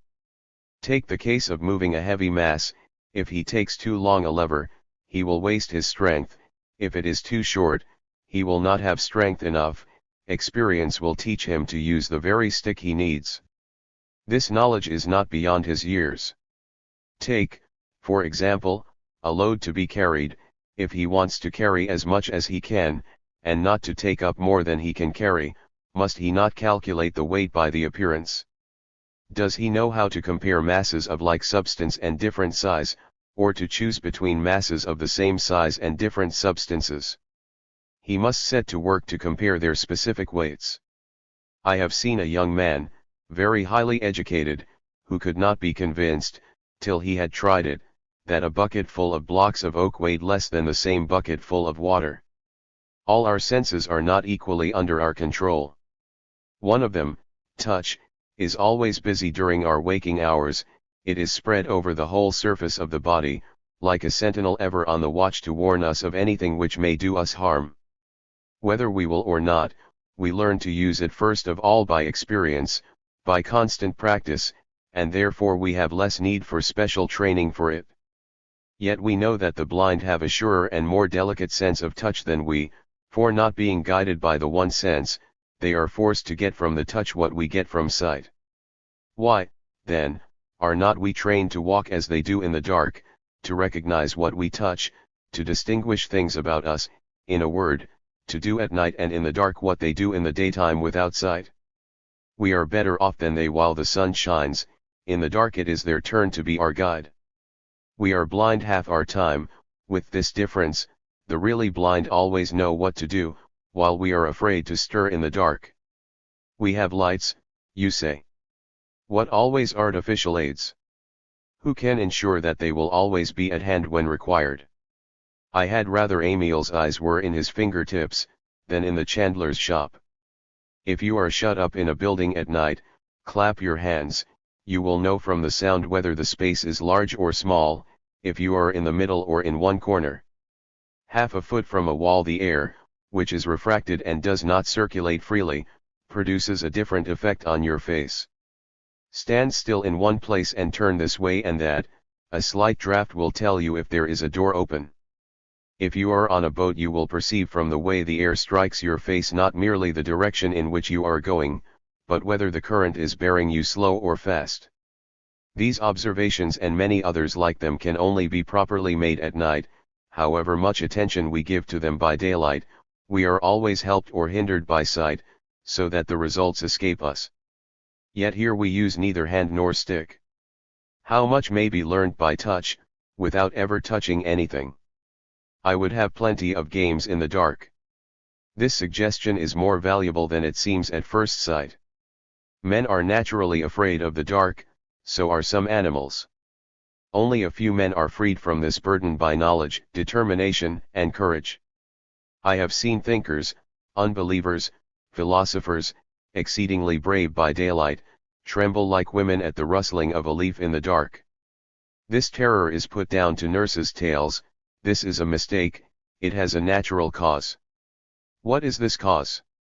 What makes the deaf suspicious and the lower classes superstitious? Ignorance of the things about us, and of what is taking place around us. When under special conditions we cannot form a fair idea of distance, when we can only judge things by the size of the angle or rather of the image formed in our eyes, we cannot avoid being deceived as to the size of these objects. Everyone knows by experience how when we are traveling at night we take a bush near at hand for a great tree at a distance, and vice versa. In the same way, if the objects were of a shape unknown to us, so that we could not tell their size in that way, we should be equally mistaken with regard to it. If a fly flew quickly past a few inches from our eyes, we should think it was a distant bird. A horse standing still at a distance from us in the midst of open country, in a position somewhat like that of a sheep, would be taken for a large sheep, so long as we did not perceive that it was a horse, but as soon as we recognize what it is, it seems as large as a horse, and we at once correct our former judgment. Whenever one finds oneself in unknown places at night where we cannot judge of distance, and where we cannot recognize objects by their shape on account of the darkness, we are in constant danger of forming mistaken judgments as to the objects which present themselves to our notice. Hence that terror, that kind of inward fear experienced by most people on dark nights. This is foundation for the supposed appearances of specters, or gigantic and terrible forms which so many people profess to have seen.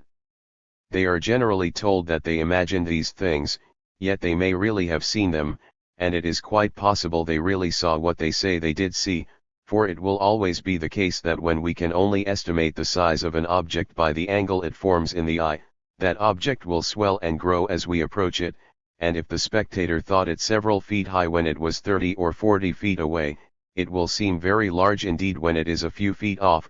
This must indeed astonish and alarm the spectator until he touches it and perceives what it is, for as soon as he perceives what it is, the object which seemed so gigantic will suddenly shrink and assume its real size, but if we run away or are afraid to approach, we shall certainly form no other idea of the thing than the image formed in the eye, and we shall have really seen a gigantic figure of alarming size and shape. There is, therefore, a natural ground for the tendency to see ghosts, and these appearances are not merely the creation of the imagination, as the men of science would have us think. Buffon, Nat. Hist. In the text I have tried to show that they are always partly the creation of the imagination, and with regard to the cause explained in this quotation, it is clear that the habit of walking by night should teach us to distinguish those appearances which similarity of form and diversity of distance lend to the objects seen in the dark. For if the air is light enough for us to see the outlines, there must be more air between us and them when they are further off, so that we ought to see them less distinctly when further off, which should be enough, when we are used to it, to prevent the error described by M. Buffon. Accustomed to perceive things from a distance and to calculate their effects, how can I help supposing, when I cannot see, that there are hosts of creatures and all sorts of movements all about me which may do me harm, and against which I cannot protect myself? In vain do I know I am safe where I am never so sure of it as when I can actually see it, so that I have always a cause for fear which did not exist in broad daylight. I know, indeed, that a foreign body can scarcely act upon me without some slight sound, and how intently I listen. At the least sound which I cannot explain, the desire of self-preservation makes me picture everything that would put me on my guard, and therefore everything most calculated to alarm me. I am just as uneasy if I hear no sound, for I might be taken unawares without a sound. I must picture things as they were before, as they ought to be. I must see what I do not see. Thus driven to exercise my imagination, it soon becomes my master, and what I did to reassure myself only alarms me more. I hear a noise, it is a robber; I hear nothing, it is a ghost. The watchfulness inspired by the instinct of self-preservation only makes me more afraid. Everything that ought to reassure me exists only for my reason, and the voice of instinct is louder than that of reason. What is the good of thinking there is nothing to be afraid of, since in that case there is nothing we can do? The cause indicates the cure. In everything habit overpowers imagination, it is only aroused by what is new. It is no longer imagination, but memory which is concerned with what we see every day, and that is the reason of the maxim, ob assuetis non fit passio, for it is only at the flame of imagination that the passions are kindled. Therefore do not argue with anyone whom you want to cure of the fear of darkness. Take him often into dark places and be assured this practice will be of more avail than all the arguments of philosophy. The tiler on the roof does not know what it is to be dizzy, and those who are used to the dark will not be afraid. There is another advantage to be gained from our games in the dark. But if these games are to be a success, I cannot speak too strongly of the need for gaiety. Nothing is so gloomy as the dark. Do not shut your child up in a dungeon.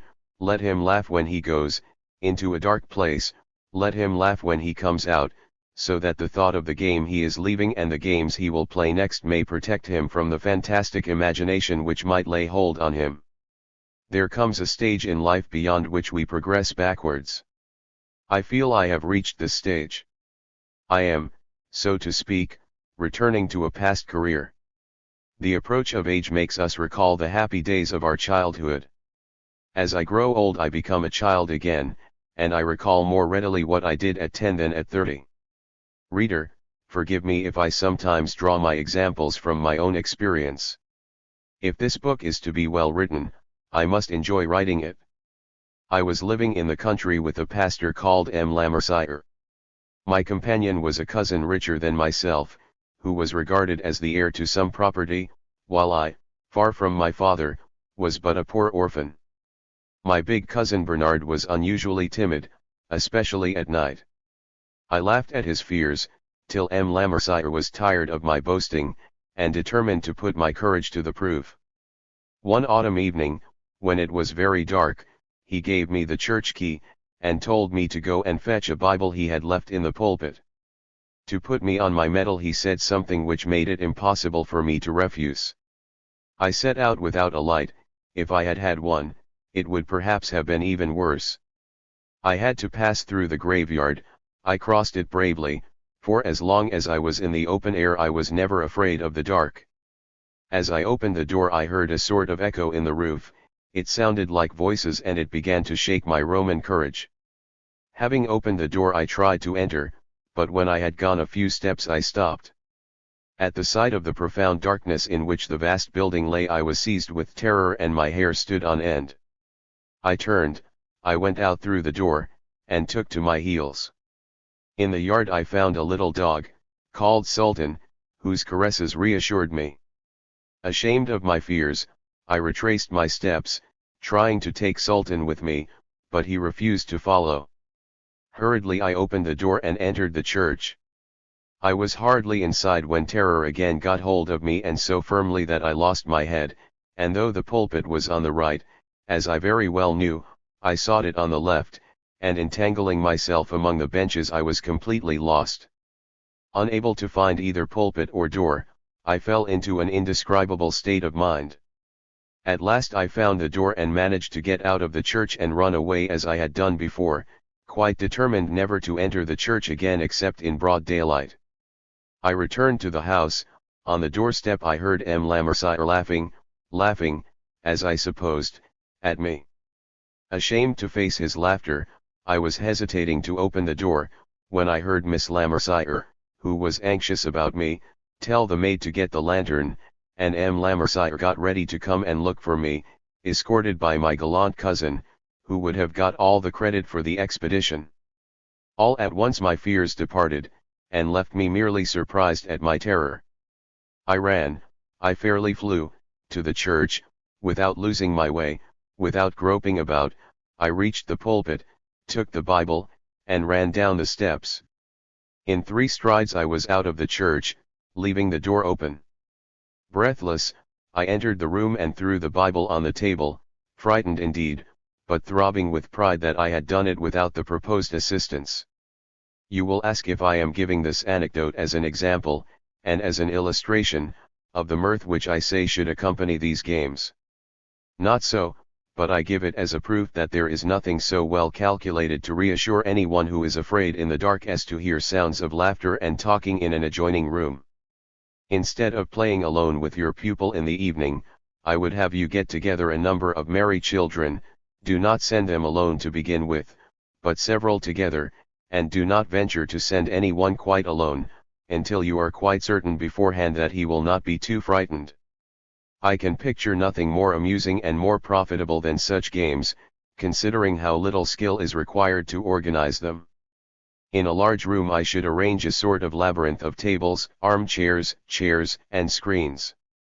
In the inextricable windings of this labyrinth I should place some 8 or 10 sham boxes, and one real box almost exactly like them, but well filled with sweets. I should describe clearly and briefly the place where the right box would be found. I should give instructions sufficient to enable people more attentive and less excitable than children to find it. Then, having made the little competitors draw lots, I should send first one and then another till the right box was found. I should increase the difficulty of the task in proportion to their skill. Picture to yourself a youthful Hercules returning, box in hand, quite proud of his expedition. The box is placed on the table and opened with great ceremony. I can hear the bursts of laughter and the shouts of the merry party when, instead of the looked-for sweets, he finds, neatly arranged on moss or cotton wool, a beetle, a snail, a bit of coal, a few acorns, a turnip, or some such thing. Another time in a newly whitewashed room, a toy or some small article of furniture would be hung on the wall and the children would have to fetch it without touching the wall. When the child who fetches it comes back, if he has failed ever so little to fulfill the conditions, a dab of white on the brim of his cap, the tip of his shoe, the flap of his coat or his sleeve, will betray his lack of skill. This is enough, or more than enough, to show the spirit of these games. Do not read my book if you expect me to tell you everything. What great advantages would be possessed by a man so educated, when compared with others. His feet are accustomed to tread firmly in the dark, and his hands to touch lightly. They will guide him safely in the thickest darkness. His imagination is busy with the evening games of his childhood, and will find it difficult to turn towards objects of alarm. If he thinks he hears laughter, it will be the laughter of his former playfellows, not of frenzied spirits. If he thinks there is a host of people, it will not be the witches' Sabbath, but the party in his tutor's study. Night only recalls these cheerful memories, and it will never alarm him. It will inspire delight rather than fear. He will be ready for a military expedition at any hour, with or without his troop. He will enter the camp of Saul, he will find his way, he will reach the king's tent without waking anyone, and he will return unobserved. Are the steeds of Rhesus to be stolen, you may trust him. You will scarcely find a Ulysses among men educated in any other fashion. I have known people who tried to train the children not to fear the dark by startling them. This is a very bad plan, its effects are just the opposite of those desired, and it only makes children more timid.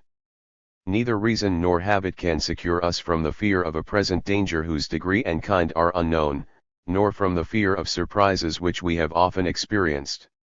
Yet how will you make sure that you can preserve your pupil from such accidents? I consider this the best advice to give him beforehand.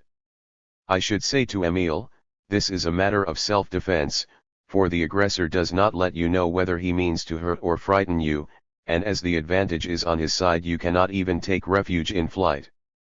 Therefore seize boldly anything, whether man or beast, which takes you unawares in the dark. Grasp it, squeeze it with all your might, if it struggles, strike, and do not spare your blows, and whatever he may say or do, do not let him go till you know just who he is. The event will probably prove that you had little to be afraid of, but this way of treating practical jokers would naturally prevent their trying it again. Although touch is the sense oftenest used, its discrimination remains, as I have already pointed out, coarser and more imperfect than that of any other sense, because we always use sight along with it, the eye perceives the thing first, and the mind almost always judges without the hand. On the other hand, discrimination by touch is the surest just because of its limitations, for extending only as far as our hands can reach, it corrects the hasty judgments of the other senses, which pounce upon objects scarcely perceived, while what we learn by touch is learned thoroughly. Moreover, touch, when required, unites the force of our muscles to the action of the nerves. We associate by simultaneous sensations our ideas of temperature, size, and shape, to those of weight and density.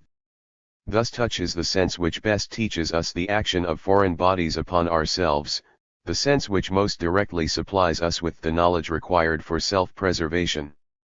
As the trained touch takes the place of sight, why should it not, to some extent, take the place of hearing, since sounds set up, in sonorous bodies, vibrations perceptible by touch? By placing the hand on the body of a cello one can distinguish without the use of eye or ear, merely by the way in which the wood vibrates and trembles, whether the sound given out is sharp or flat, whether it is drawn from the treble string or the bass. If our touch were trained to note these differences, no doubt we might in time become so sensitive as to hear a whole tune by means of our fingers. But if we admit this, it is clear that one could easily speak to the deaf by means of music, for tone and measure are no less capable of regular combination than voice and articulation, so that they might be used as the elements of speech. There are exercises by which the sense of touch is blunted and deadened, and others which sharpen it and make it delicate and discriminating. The former, which employ much movement and force for the continued impression of hard bodies, make the skin hard and thick, and deprive it of its natural sensitiveness. The latter are those which give variety to this feeling, by slight and repeated contact, so that the mind is attentive to constantly recurring impressions, and readily learns to discern their variations. This difference is clear in the use of musical instruments. The harsh and painful touch of the cello, bass viol, and even of the violin, hardens the fingertips, although it gives flexibility to the fingers. The soft and smooth touch of the harpsichord makes the fingers both flexible and sensitive. In this respect the harpsichord is to be preferred. The skin protects the rest of the body, so it is very important to harden it to the effects of the air that it may be able to bear its changes. With regard to this I may say I would not have the hand roughened by too servile application to the same kind of work, nor should the skin of the hand become hardened so as to lose its delicate sense of touch which keeps the body informed of what is going on, and by the kind of contact sometimes makes us shudder in different ways even in the dark. Why should my pupil be always compelled to wear the skin of an ox under his foot? What harm would come of it if his own skin could serve him at need as a sole? It is clear that a delicate skin could never be of any use in this way, and may often do harm. The Genoese, aroused at midnight by their enemies in the depth of winter, seized their guns rather than their shoes. Who can tell whether the town would have escaped capture if its citizens had not been able to go barefoot? Let a man be always forearmed against the unforeseen. Let Émile run about barefoot all the year round, upstairs, downstairs, and in the garden. Far from scolding him, I shall follow his example, only I shall be careful to remove any broken glass. I shall soon proceed to speak of work and manual occupations. Meanwhile, let him learn to perform every exercise which encourages agility of body, let him learn to hold himself easily and steadily in any position, let him practice jumping and leaping, climbing trees and walls. Let him always find his balance, and let his every movement and gesture be regulated by the laws of weight, long before he learns to explain them by the science of statics. By the way his foot is planted on the ground, and his body supported on his leg, he ought to know if he is holding himself well or ill. An easy carriage is always graceful, and the steadiest positions are the most elegant. If I were a dancing master I would refuse to play the monkey tricks of Marcel, which are only fit for the stage where they are performed, but instead of keeping my pupil busy with fancy steps, I would take him to the foot of a cliff. There I would show him how to hold himself, how to carry his body and head, how to place first a foot then a hand, to follow lightly the steep, toilsome, and rugged paths, to leap from point to point, either up or down. He should emulate the mountain goat, not the ballet dancer. As touch confines its operations to the man's immediate surroundings, so sight extends its range beyond them. It is this which makes it misleading. Man sees half his horizon at a glance. In the midst of this host of simultaneous impressions and the thoughts excited by them, how can he fail now and then to make mistakes? Thus sight is the least reliable of our senses, just because it has the widest range. It functions long before our other senses, and its work is too hasty and on too large a scale to be corrected by the rest. Moreover, the very illusions of perspective are necessary if we are to arrive at a knowledge of space and compare one part of space with another. Without false appearances we should never see anything at a distance. Without the gradations of size and tone we could not judge of distance, or rather distance would have no existence for us. If two trees, one of which was 100 paces from us and the other 10, looked equally large and distinct, we should think they were side by side. If we perceived the real dimensions of things, we should know nothing of space, everything would seem close to our eyes. The angle formed between any objects and our eye is the only means by which our sight estimates their size and distance, and as this angle is the simple effect of complex causes, the judgment we form does not distinguish between the several causes. We are compelled to be inaccurate. For how can I tell, by sight alone, whether the angle at which an object appears to me smaller than another, indicates that it is really smaller or that it is further off? Here we must just reverse our former plan. Instead of simplifying the sensation, always reinforce it and verify it by means of another sense. Subject the eye to the hand, and, so to speak, restrain the precipitation of the former sense by the slower and more reasoned pace of the latter. For want of this sort of practice our sight measurements are very imperfect. We cannot correctly, and at a glance, estimate height, length, breadth, and distance, and the fact that engineers, surveyors, architects, masons, and painters are generally quicker to see and better able to estimate distances correctly, proves that the fault is not in our eyes, but in our use of them. Their occupations give them the training we lack, and they check the equivocal results of the angle of vision by its accompanying experiences, which determine the relations of the two causes of this angle for their eyes. Children will always do anything that keeps them moving freely. There are countless ways of rousing their interest in measuring, perceiving, and estimating distance. There is a very tall cherry tree. How shall we gather the cherries? Will the ladder in the barn be big enough? There is a wide stream. How shall we get to the other side? Would one of the wooden planks in the yard reach from bank to bank? From our windows we want to fish in the moat. How many yards of line are required? I want to make a swing between two trees. Will 2 fathoms of cord be enough? They tell me our room in the new house will be 25 feet square. Do you think it will be big enough for us? Will it be larger than this? We are very hungry. Here are 2 villages. Which can we get to first for our dinner?